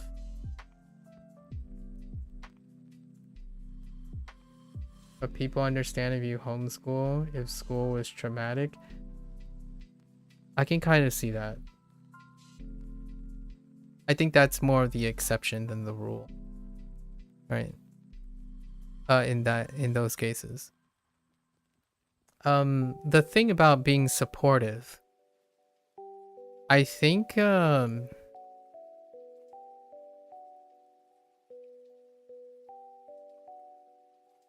don't know. I have a different feeling about the word supportive, right?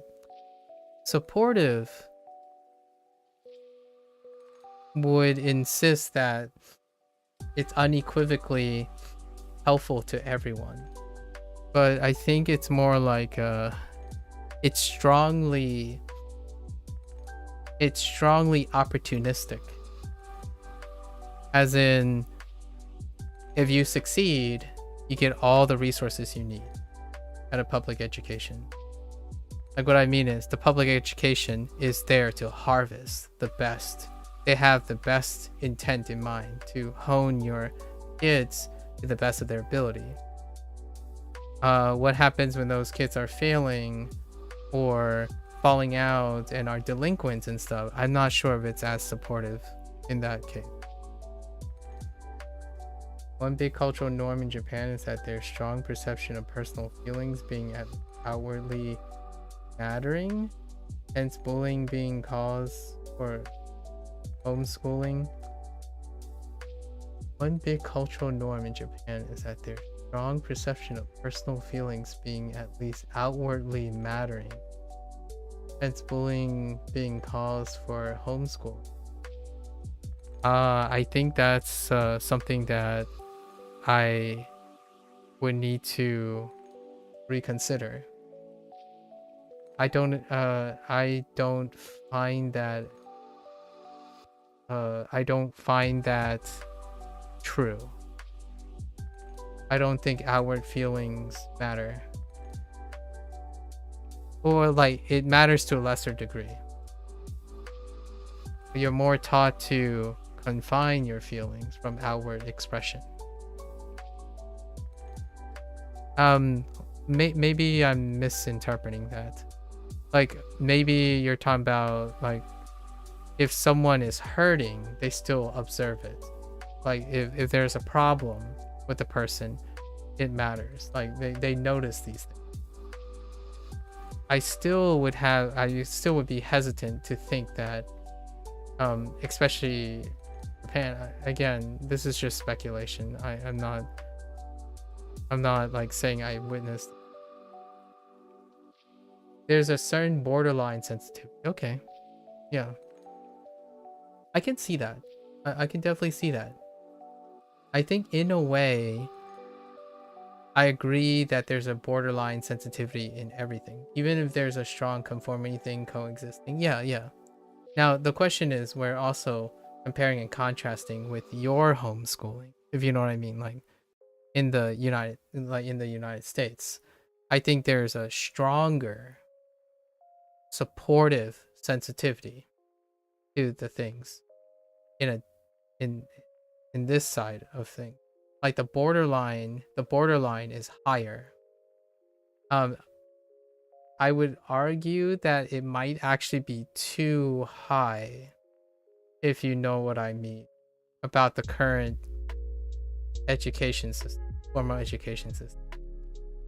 There's a chance that borderline thing is too high, where social norms aren't being established anymore. Especially social norms that deal with performance and meritocracy. So, like, while Japan certainly might have a borderline sensitivity, that borderline sensitivity is not at the expense of performance and conformity, right? Upholding standards. Like individuality does not subvert or supersede the necessity to be rigorous and stoic and composed and not outwardly expressive. Meanwhile, there's the opposite issue where the establishment is so responsible for sensitivity that everything is permissive. And because that everything is permissive, there are no more social standards or social norms. Exactly. Permissibility is growing. Yeah, and we're trying to, I don't want to like be too controversial this late in the evening, and I personally try to be as reasonable as I can because this is a public space. Need to find the proper balance, right? That satisfies a majority, a proper balance between how permissible something is and what are the social norms, like normative standards. I think the Japanese system, the Japanese people have a standard that is much higher in terms of social norm adherence than it is for supportive permissibility. So like sensitivity, supportive sensitivity, like borderline sensitivity has this trade-off with being objectively standardized. So in what, how high that is deals with how tolerant and supportive it is. So if you're saying everyone is expected to get A's, where's the borderline sensitivity when someone is struggling? Well, you could invest a lot of resources bringing that up at the expense of in focusing on all the people who are able to do it. And then nowadays that's kind of the opposite, in my opinion, currently in the social norm of things in terms of formal education. What are the standards?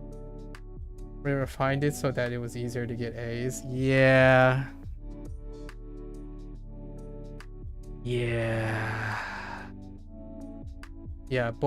The borderline sensitivity is so high, right? That has elevated so high that in order to compensate, you make the system bend to the sensitivity. Yep. That's a very, very defensible interpretation of what's happening. Your borderline sensitivity is so high that the system is bending to the sensitivity, as opposed to the system upholding a standard in which some sensitivity is available for those to try to adhere to a standard, the social standard. And that is the current battlefield education, in my opinion, currently. All right. We're good. Let's we'll save that discussion for now. All right, let me try to remember all of these things. So what was my narrative? My narrative is okay.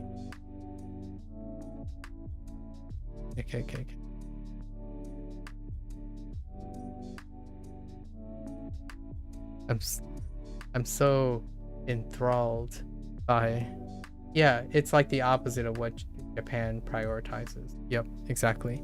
There's still sensitivity for sure, not the complete absence of sensitivity, but the priorities are definitely separate.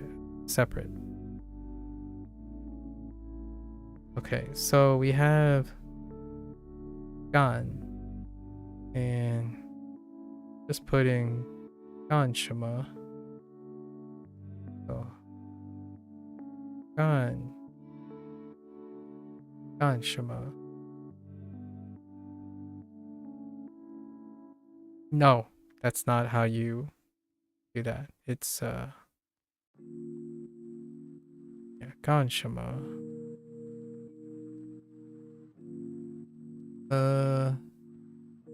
干什么？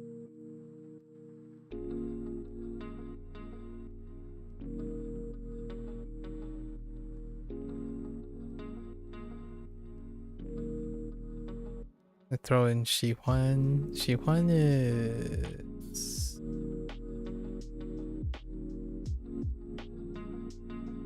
right. Yeah. 喜欢. Actually, I'm not quite sure if there's a tail. Is there a tail on this? No, there's no tail on this. Okay.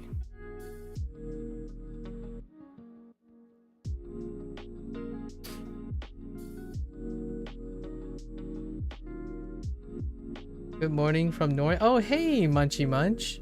Can't believe you are still streaming. I literally just woke up and sitting down to study myself. Oh, yeah. We got caught up in some deep discussions. And it kind of tackled educational system again. So, yeah, I gotta wrap up. My eyes are kind of like asking me to stop. And my voice is kind of asking me to stop. So I gotta at least... get this done. At least put it into my memory banks. So I need the key phrases.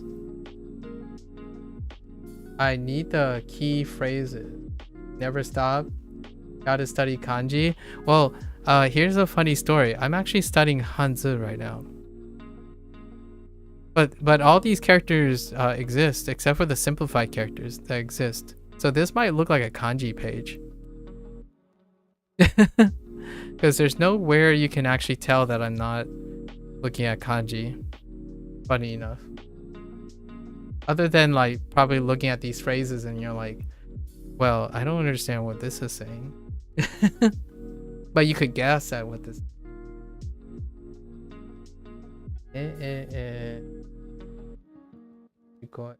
Boy. Oh man, Munchy Munch. I know you're learning Japanese and all that, but you are more than welcome to join me in the staggered study of Chinese. I think I started around after maybe like clearing like the N5 foundations, and man, Chinese is it's like a layer of it's an extra layer of context. It's almost like the Japanese is providing the context with Chinese and vice versa.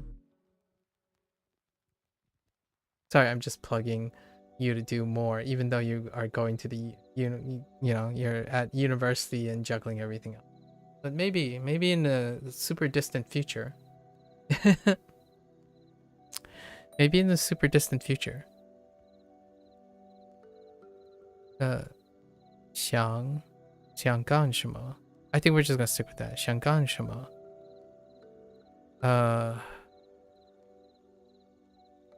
Kan. Let's just throw in kan. That's not kan. Kan is...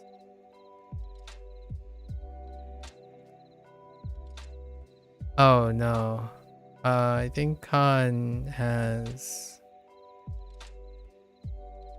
Man, that's so separated. My fatigue is setting in.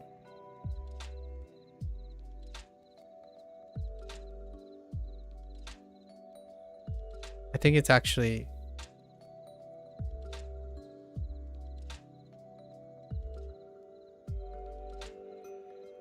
Yeah, I think this is fine. Actually, I'm gonna go check.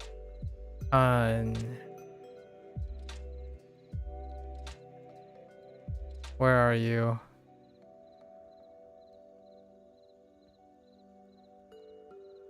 Where are you?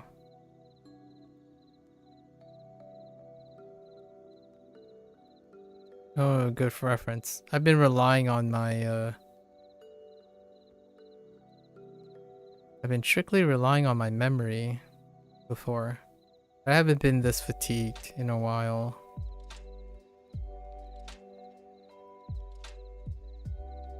It's this unit. I was expecting it to come up a couple more times, but... Did it not come up?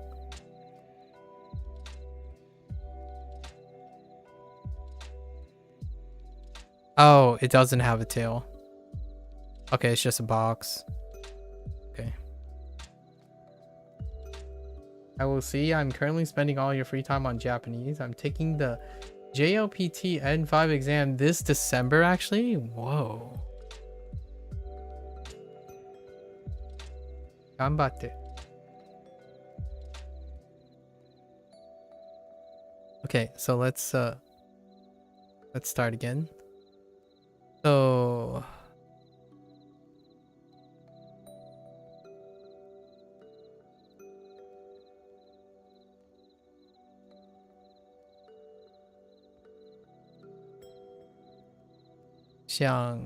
we'll just do... So we need to know this character. 想干什么? That's how I'm gonna contextualize it. My eyes, please. Okay, 想干什么? But we can also pivot to 看.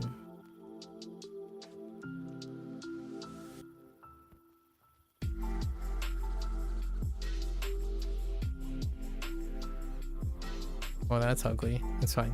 看,体育,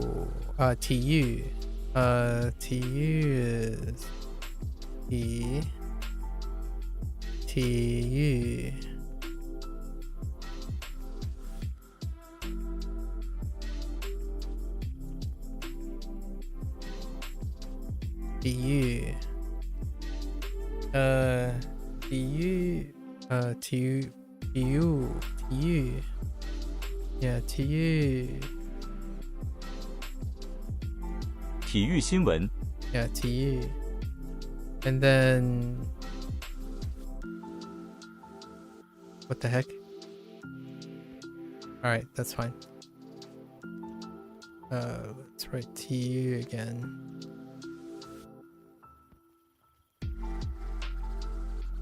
TU.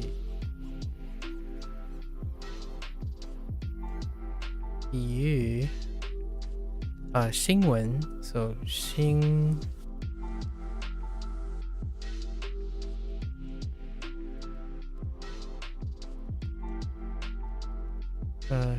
闻. When is oh,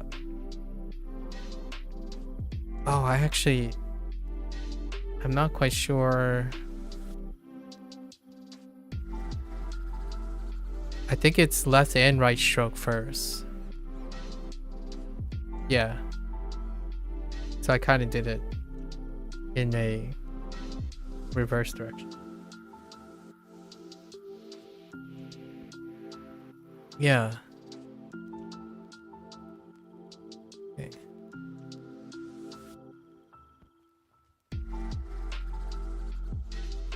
Oh, Xingwen.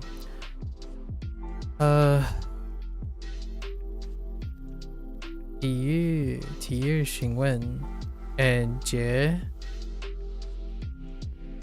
节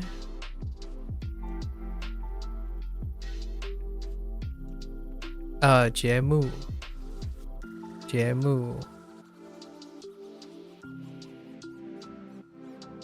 Is that it? Oh no, I totally forgot. The next I forgot you can also read 包子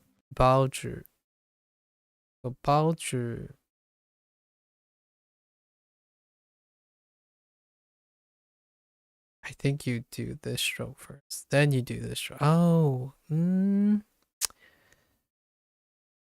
I think you do the vertical first. I gotta double check. Where are you?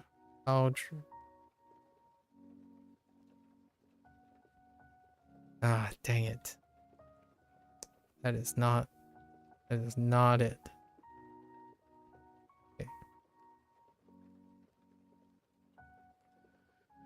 包纸 纸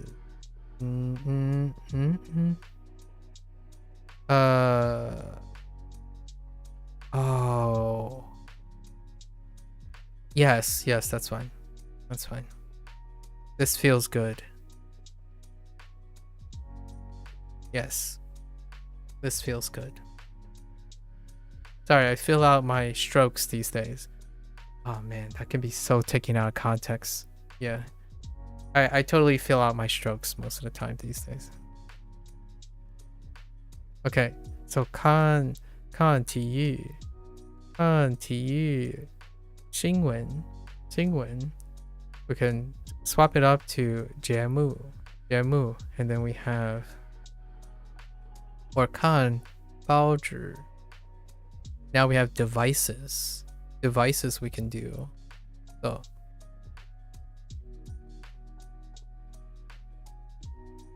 向往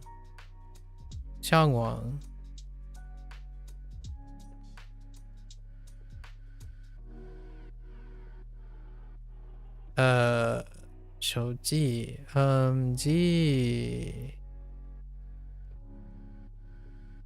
手机 and they pivoted to 号码 so how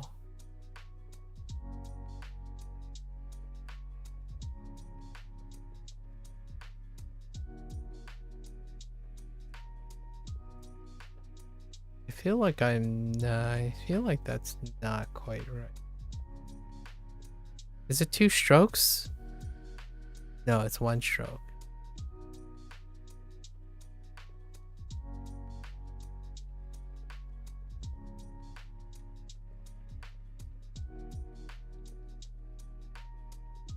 Oh, ma. So ma is this ma.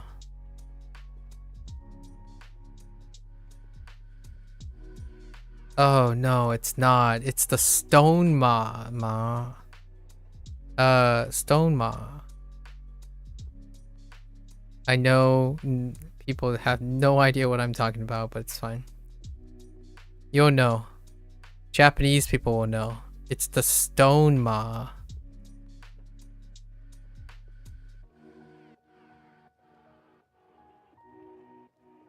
Come on, folks. Laugh it up. It's the stone ma. It's the kanji radical for stone. And ma. The simplified ma. Okay. Oh ma. So that's a pivot. And then we have, oh my gosh. We gotta book it.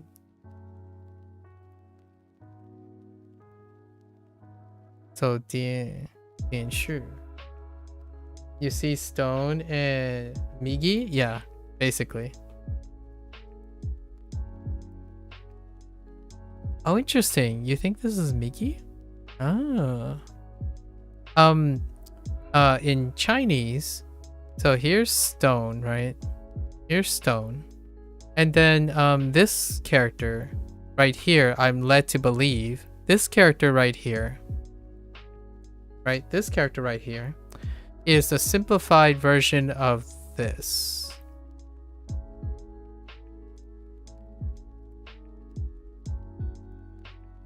And that's where you get ma, that ma meme, because this is horse in Japanese.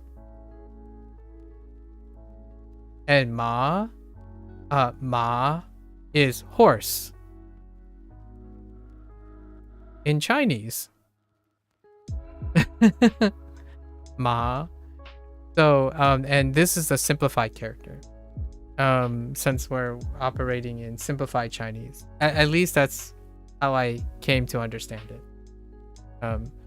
So yeah, it's a lot more simpler. And then the reason why it's not ma standalone is largely the left radical here, whatever goes in here, modifies the ma. There's multiple ma's. There's you know, ma, ma, ma, and each of the ma, ma, ma, ma kind of thing, or ma kind of thing, all of these can take on all the tones, but they're all used for a separate reason. This particular ma is used for hao ma, and then mama is this character again, but it has the feminine marker. You see, right? Like, so the ma, the ma for mama is the character next to the feminine radical. And that's why it's really awesome to learn Chinese logic. What kind of horse are we going to talk about today? Exactly. It is kind of neat though. One thing that I often advertise for Chinese is that when you write and when you look at Hanzi, it clicks. It clicks pretty quickly.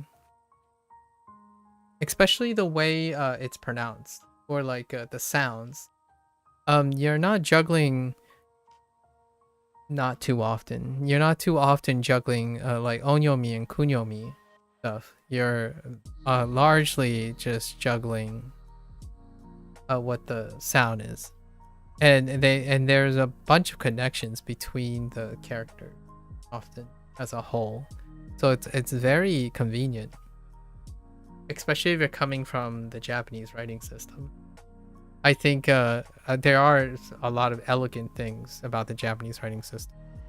I actually think the way the way you treat Hanzi in Chinese is kind of the same approach you would treat kind of how native English speakers learn how to read words, like guess on phonetics on words. There's a lot of parallelism in contrast to Japanese system. I think the Japanese system is a very vibrantly different type of experience. The one thing that connects them together is though their depictions, like their character system, and like this character system, like kanji and Hanzi, gives you that avenue to feel learning more.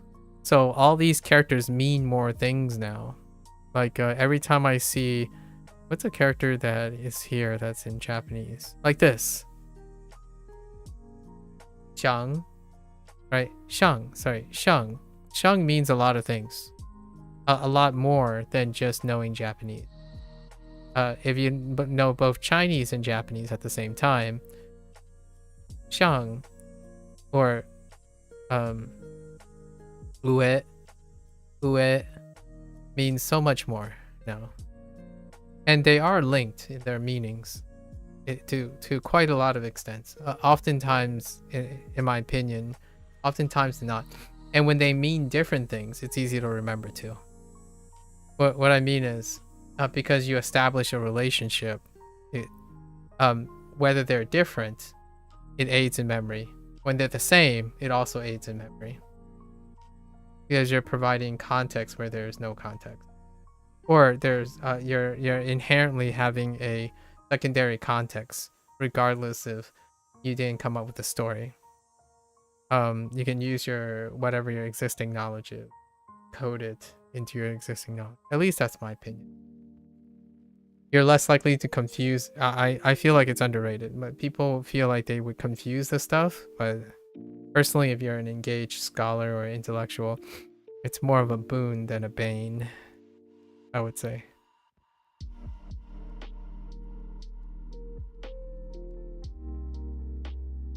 And sure.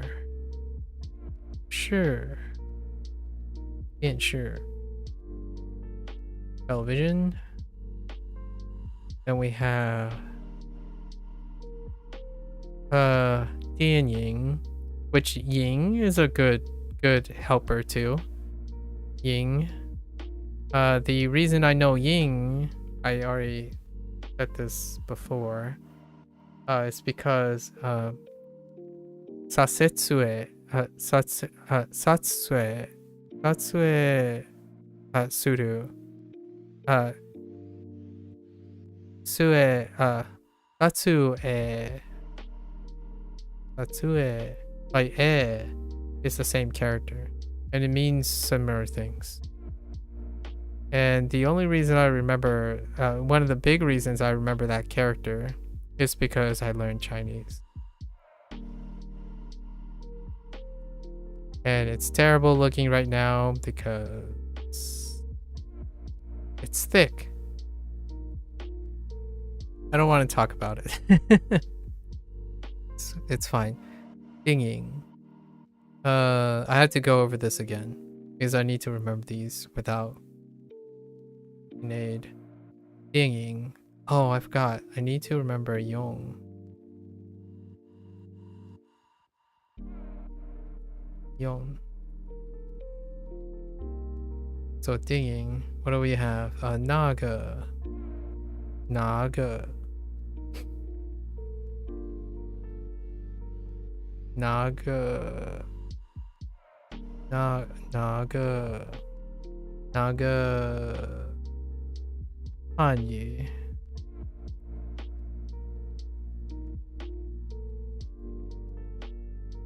Oh wait. That's not the right route. It's plus stroke plus 1, 2, 3 down. Yes. 汉语 No. 韩国 韩国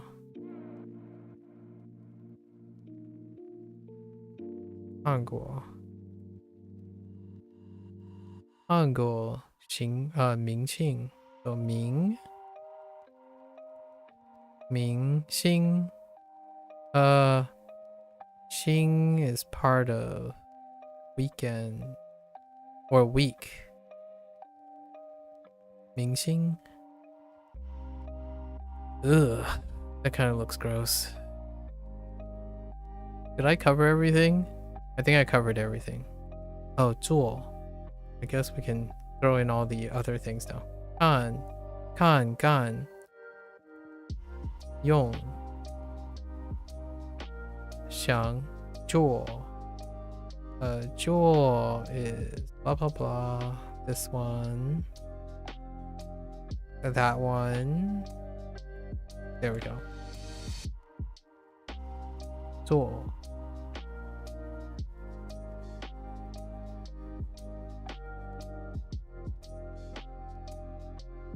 Okay.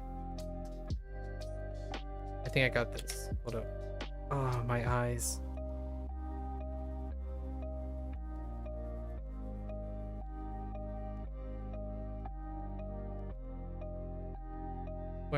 Don't worry. I'm okay. I'm okay.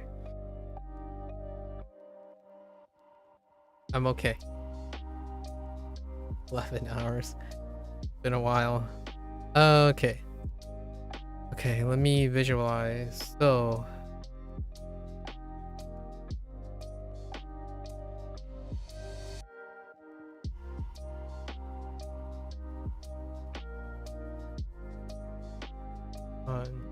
gun 包纸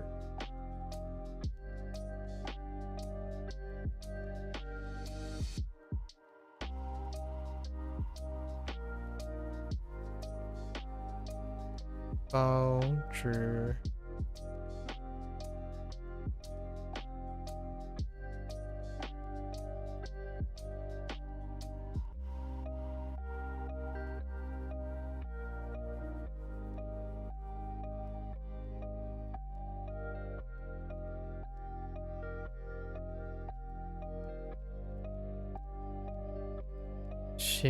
请问 when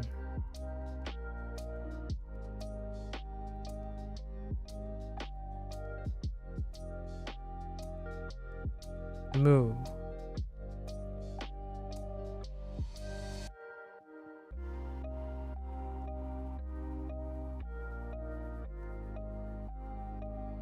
节目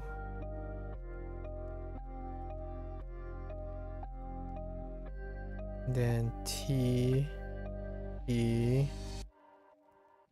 T U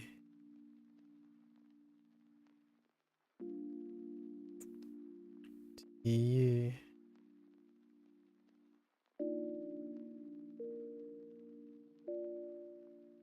Okay. We'll see how well we get this. Doesn't have to be perfect. If we drop one, it's fine. Okay. So our story starts with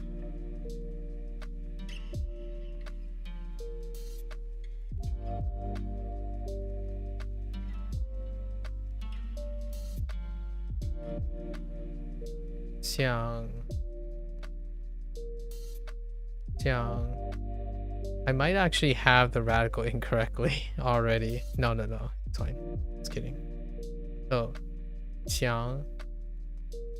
So we have our verbs of our verbs of choice, right? We have new one.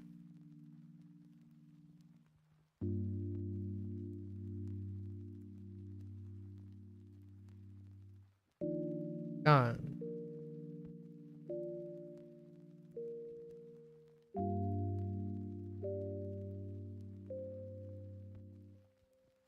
做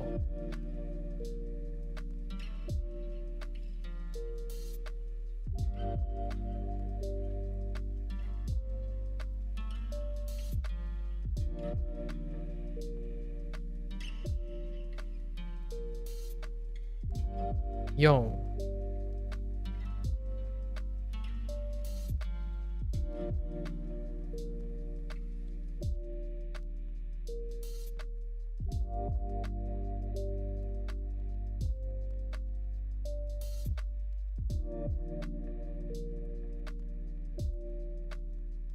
看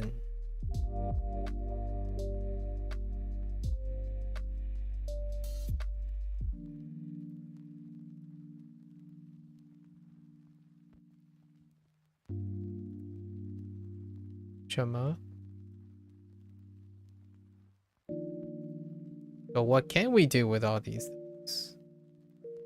TV and films. Okay.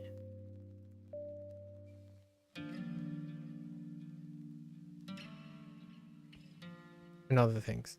So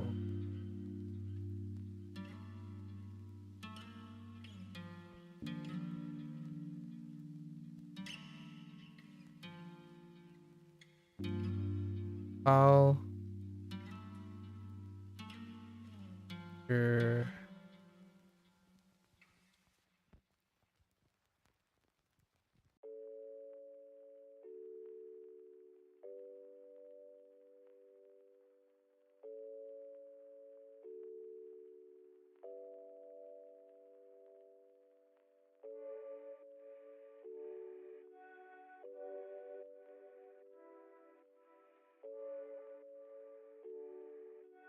That's so awful looking. Hold on.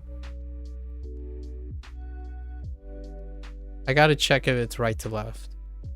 I'm not quite sure about that. Okay.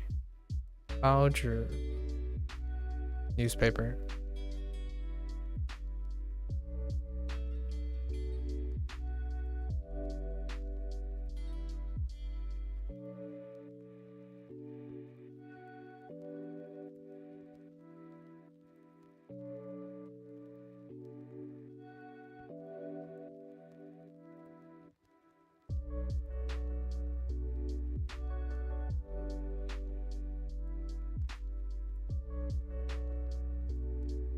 Penguin. News.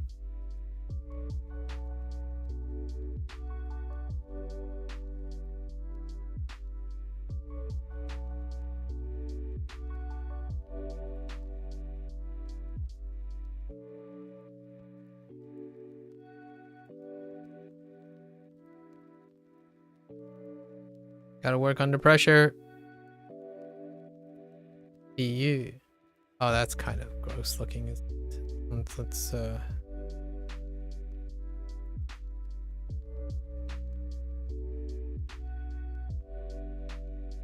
Right.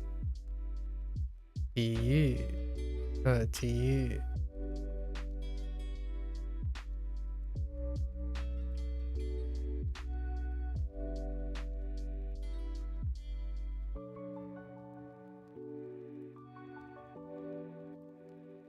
节目. So these are things we can watch. Now devices we can use. Or things we can do.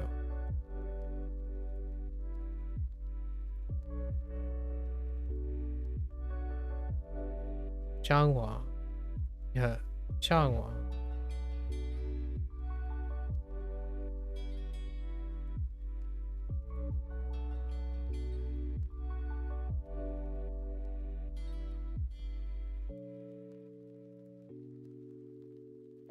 Chouji.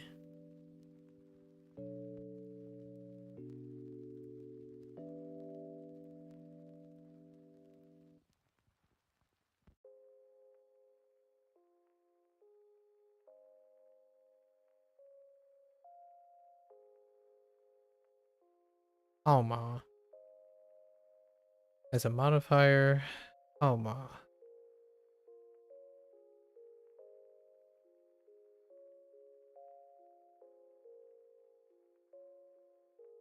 Uh-oh.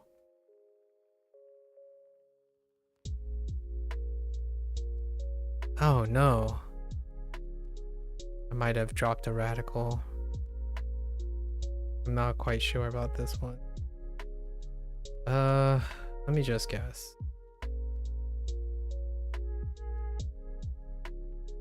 Nah, that doesn't look correct. Let's try. Yeah, we'll go with that. 电视.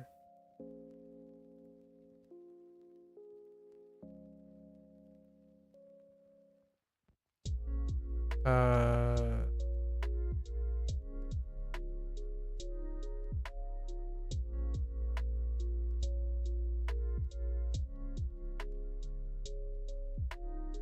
电影. So, TV and movies, which leads us to asking,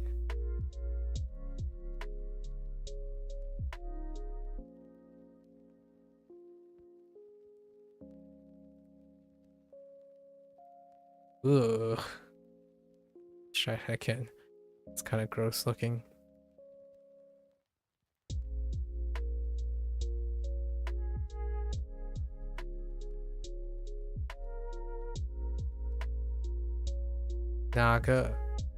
Naga and Angwo is our choice for topical stuff.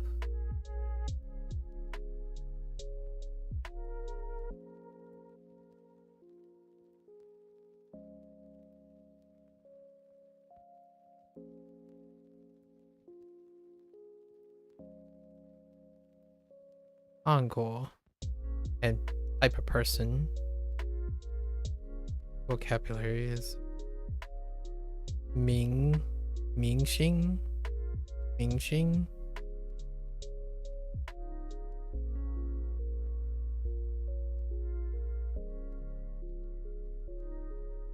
Mingxing. Is there anything else? No, I think that's it. That wasn't too bad. I was already exposed to this. So we covered I used up every character, right, on this list? Yes.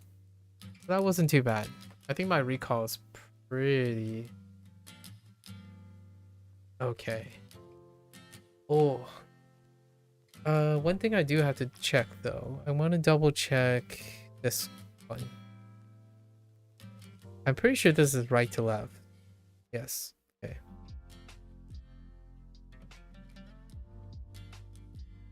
So we're good.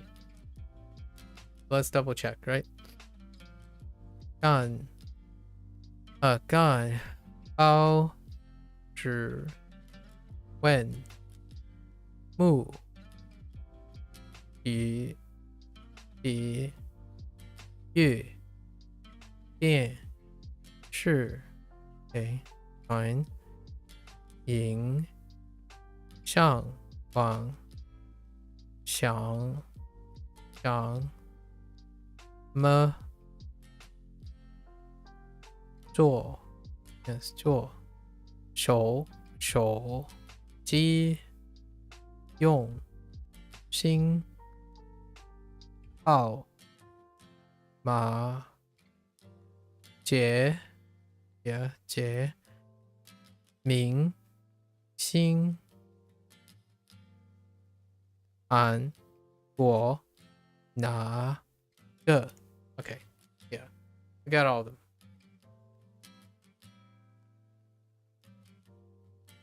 All right, wasn't too bad. We do have to complete these tomorrow. I'm one lesson behind, not too bad. We had such a great discussion. How about we write a take-home message? What's a take-home message? Oh my gosh. We talked about so many subjects today. I hopefully I didn't step on anybody's toes or anything. I like to speak conservatively. It's just impressions. Obviously, I'm not trying to say what is and what isn't, but there's a lot of things in the world, lots of things to talk about when it comes to education. So what's a take-home message? I think you did a lot of work today. I think you did a lot of work today, Timmy. You gave me a lot of things to talk about, and I really appreciate that. Don't worry about offending anyone. Just share your opinion. Nothing wrong with that. It's kind of funny, Munchy Munch. We were just talking about the West eats Meast. The West eats Meast. The West meets meet East concept, and the comment that I made is very Eastern, and then the comment you made is very Western. And yeah, I appreciate it because I'm also a West meets East kind of person. So like I'm like the kind of the product, not saying my parents are the product, but how I grew up is the product of West meets East. So I totally understand the a thing about like candid opinion sharing, right? Candid opinion sharing. And this is probably where I'm gonna end my like the closing remark, right? There's an appropriateness. We were talking about social norms. So social norms, especially like the Japanese situation or the Chinese situation. And when it comes to candid opinions, right? The comment that I made is my built-in system of face culture from my east side. So oftentimes, don't worry, I'm not worried about offending people per se. Sort of like what I mean is I am worried about it, but it doesn't hurt, like it doesn't weigh on my person. Like I like to navigate. I like to navigate my Eastern values, as in my values about public decorum, right? I like to continue to strive to be an agreeable person that, regardless of how candid I am or how casual this is, I genuinely continue to operate in a professional setting, right? I like to be agreeable, be amenable to a lot of people, while also trying to entertain occasionally my Western side, where I share candid opinions. However, I will generally say when I'm sharing candid opinions, and I did share quite a lot of candid impressions, right? So lots of times, what we were talking about was literally this subject about trying to balance the difference between like an individualized culture versus the face culture, which effectively the face culture tends to be communal in a sense. So lots of concerns and stuff tends to deal with the community that you're interacting with, or the potential of the community, whether you know it or not. So oftentimes it's err on the side of agreeable things. Comments and opinions are very welcome on streams, in your opinion. Yeah, and that's what I like to do. The context allows for, yeah, it's basically all about you, since you are the only thing we see. I like to say that for the Western audience. And then to me, since I want to be different, this is the fun paradox in all of this. We talked about a bunch of paradoxes, especially when fans of Japanese culture want to fit in, right? They want to fit in. We talked about how the paradox is that the best way, one of the most appropriate ways to fit in a Japanese culture as a foreigner is also to behave like a foreigner, and accept the idea of being a foreigner, right? And that's kind of the weird paradox in it. And when you're fitting in in the role of the social norms because of the community you're aware of, right? So being very agreeable myself but never back down if the context allows for it. I will share and point out nonsense. That's fair. That's understandable. The community is very important. It creates the platform, the context for you to be able to share your opinion. That's also fair. I wanna take a step back from what you mentioned just now. For me, since it is about me, right? It is kind of how you're leveraging Twitch's platform, which is often enabling the person to select a community. And what I mean by that is, as someone who is a public speaker and someone who focuses on expression and communication, I want to cultivate a community that is amenable to West meets East. And if one does not express or tackle these type of opinions, then one ultimately does not attract and develop a community that represents that.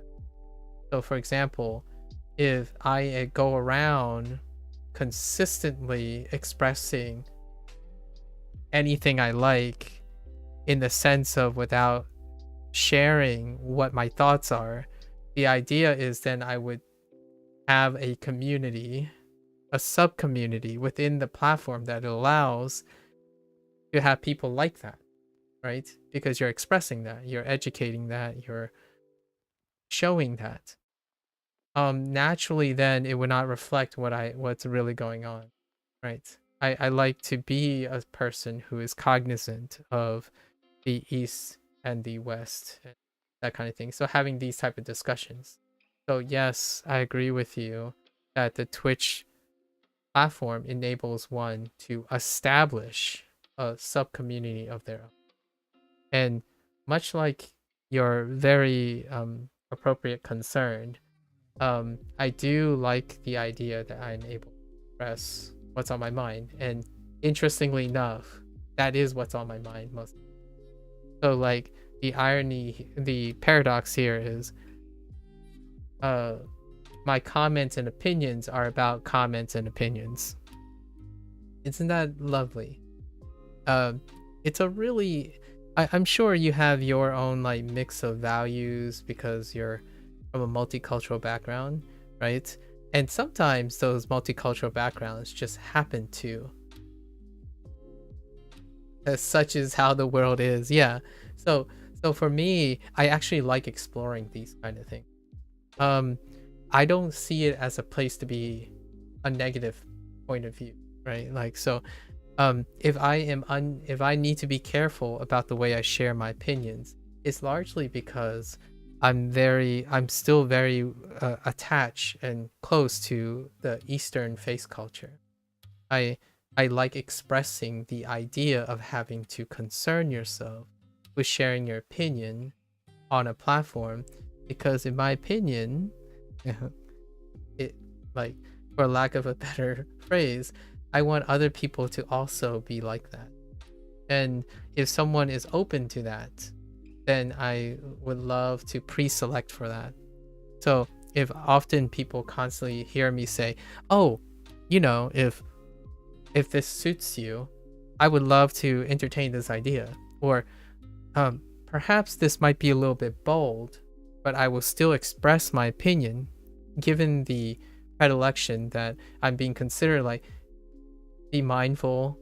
I'm trying to be agreeable, but at the same time pointing out something, right?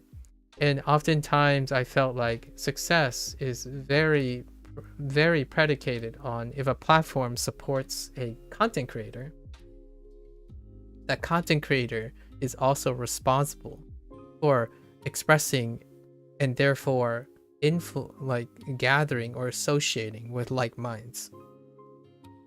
And I totally get the idea of being entitled or appropriateness, and I love that idea, and I think this is a natural state of my message most of the time. I think being appropriate and wearing different masks, if you will, is a part of teaching. Like all these different masks, all these different types of situations, situations in which I need to be appropriate, situations when I can freely express, all these things, all these awareness makes one a very efficacious speaker. And much like you, Much, I definitely agree that it's appropriateness, right? And Twitch does allow that. For like future reference, I tend to worry about these things. It's largely about the appropriateness. Yeah, I kind of get drawn to the East as it seems to lack many of the worst flaws of what you see, but then I see things that show things are just more mixed. So seeing how to navigate those differences is a valuable skill. Indeed. And oftentimes I like to remind people, right, that when one becomes part of the in-group, the flaws are more noticeable. When one is part of the out-group, one wants to see what is portrayed outwardly. And one can only see what's portrayed outwardly most of the time. So if you're looking into a culture that is predicated on outwardly appearance of proper decorum, then one cannot appreciate what is underneath until one is part of the. And sometimes one may never be part of the, as the thing that we have discussed, right? But you can get pretty close to one. And oftentimes when I see these things, I often think the realistic outcome is that it's a mixed bag. And you know what? Why I smile when I say it's a mixed bag? Largely because that is what it is like to be human. Like that type of expectation should be part of the human condition. That is the human condition. Expecting that there are flaws and ideal, like bad and good, desirable and whatnots, and positives and negatives and pros and cons, and being able to adjust for that to your liking makes you an adaptable to the situation, and always being wary of it, of course. Making good friends in a Japanese social context is critical, almost absolutely critical. Or if you want to be like part of any community, the idea is that your constant strive for experiences drives the ever-changing perspective on whatever group you're associating. And for me, my awareness for constantly thinking about other things is a driver for me too. So I enjoy actually considering the limits of my candid opinions on a platform and the limits of what I can say, because earnestly that keeps me like in check. I'm always like checking myself. It's not a place that I brings me grief or brings me exhaustion. I'm actually quite lovingly intellectually engaged in this way, and I feel this can also be a take-home message for learning a language.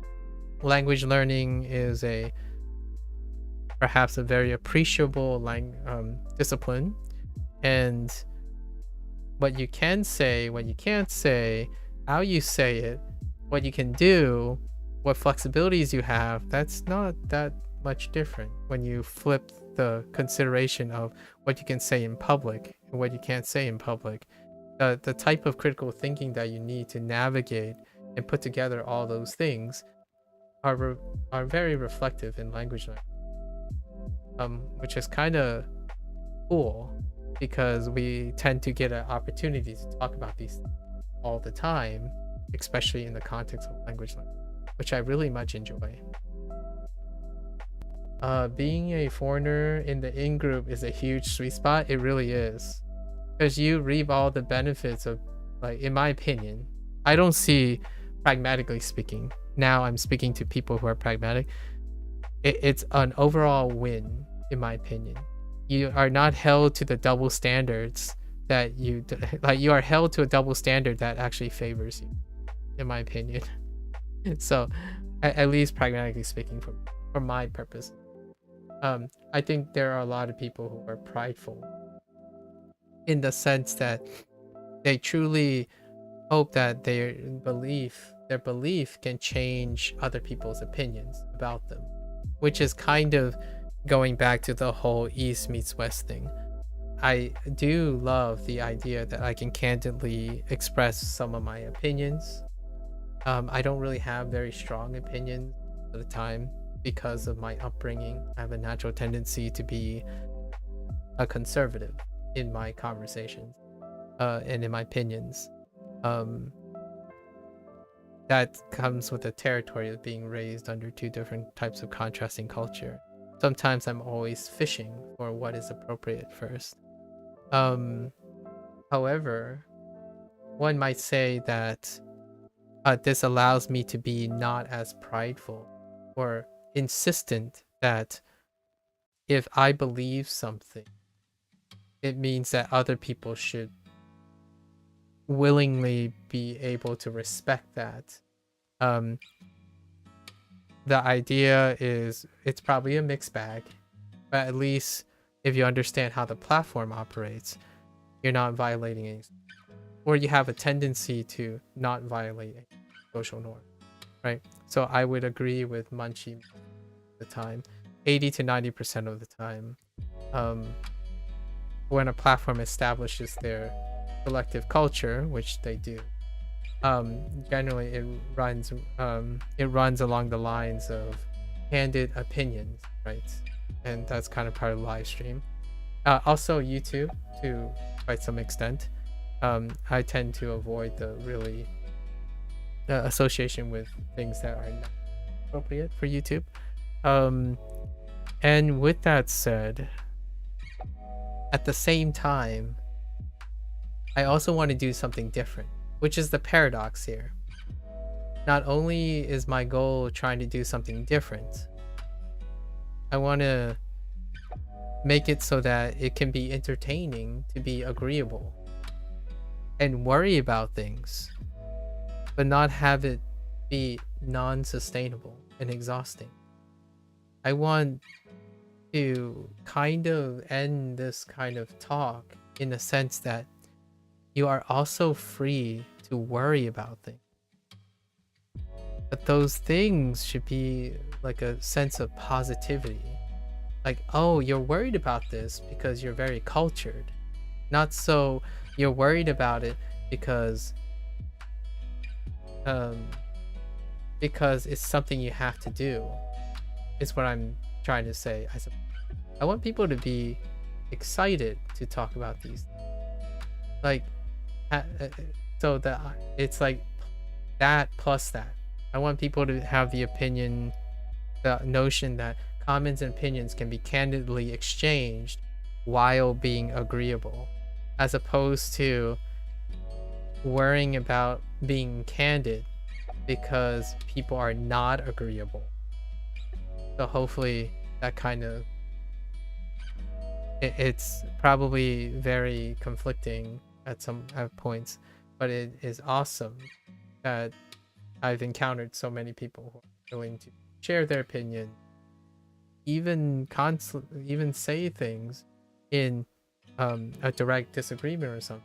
At the same time, we all have some mutual respect, right? I don't think the internet space has come to that a lot of times. I think oftentimes it's more like agreeability comes at the expense of directness, or like forward righteous indignation. Basically, like, if you're in the right, there's no reason to be angry at me if you're right. That kind of, like, if I'm right, that kind of thing. And you can still be wrong when you're right. And you have no control over that. They at least kind of know who you are and like you, so that's freeing and fulfilling. I think so too, with the foreigner in a huge sweet spot. Yeah, being foreigner in a...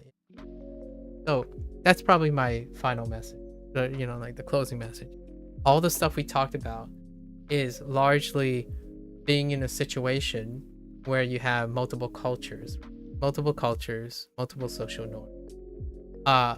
The language learning community is no exception, right? We live in an age where sub-communities happen all the time, and those sub-communities have their own tendencies and social norms. And I can already tell you, the specific language learning community that I've encountered a lot of times does not include Duolingo. So if either of you didn't say anything remotely representative of belonging to such a community, so that's, I'm really you know, I like that. At the same time, I don't mind if someone comes towards me and say like, well, you're wasting your life. I'm like, okay, that's fair. And then it's like hello and goodbye kind of thing, right? Or like, why are you chatting in English about social norms and culture? That's not the same as language learning. Gotten that comment. And I think ultimately, whatever you guys say is what I'm going to be focusing on. Otherwise, why, I say this really often, otherwise, why would I be streaming in the first place? I know that to other streamers, they have different priorities. But for myself, self-study is still self-study. This isn't necessarily self.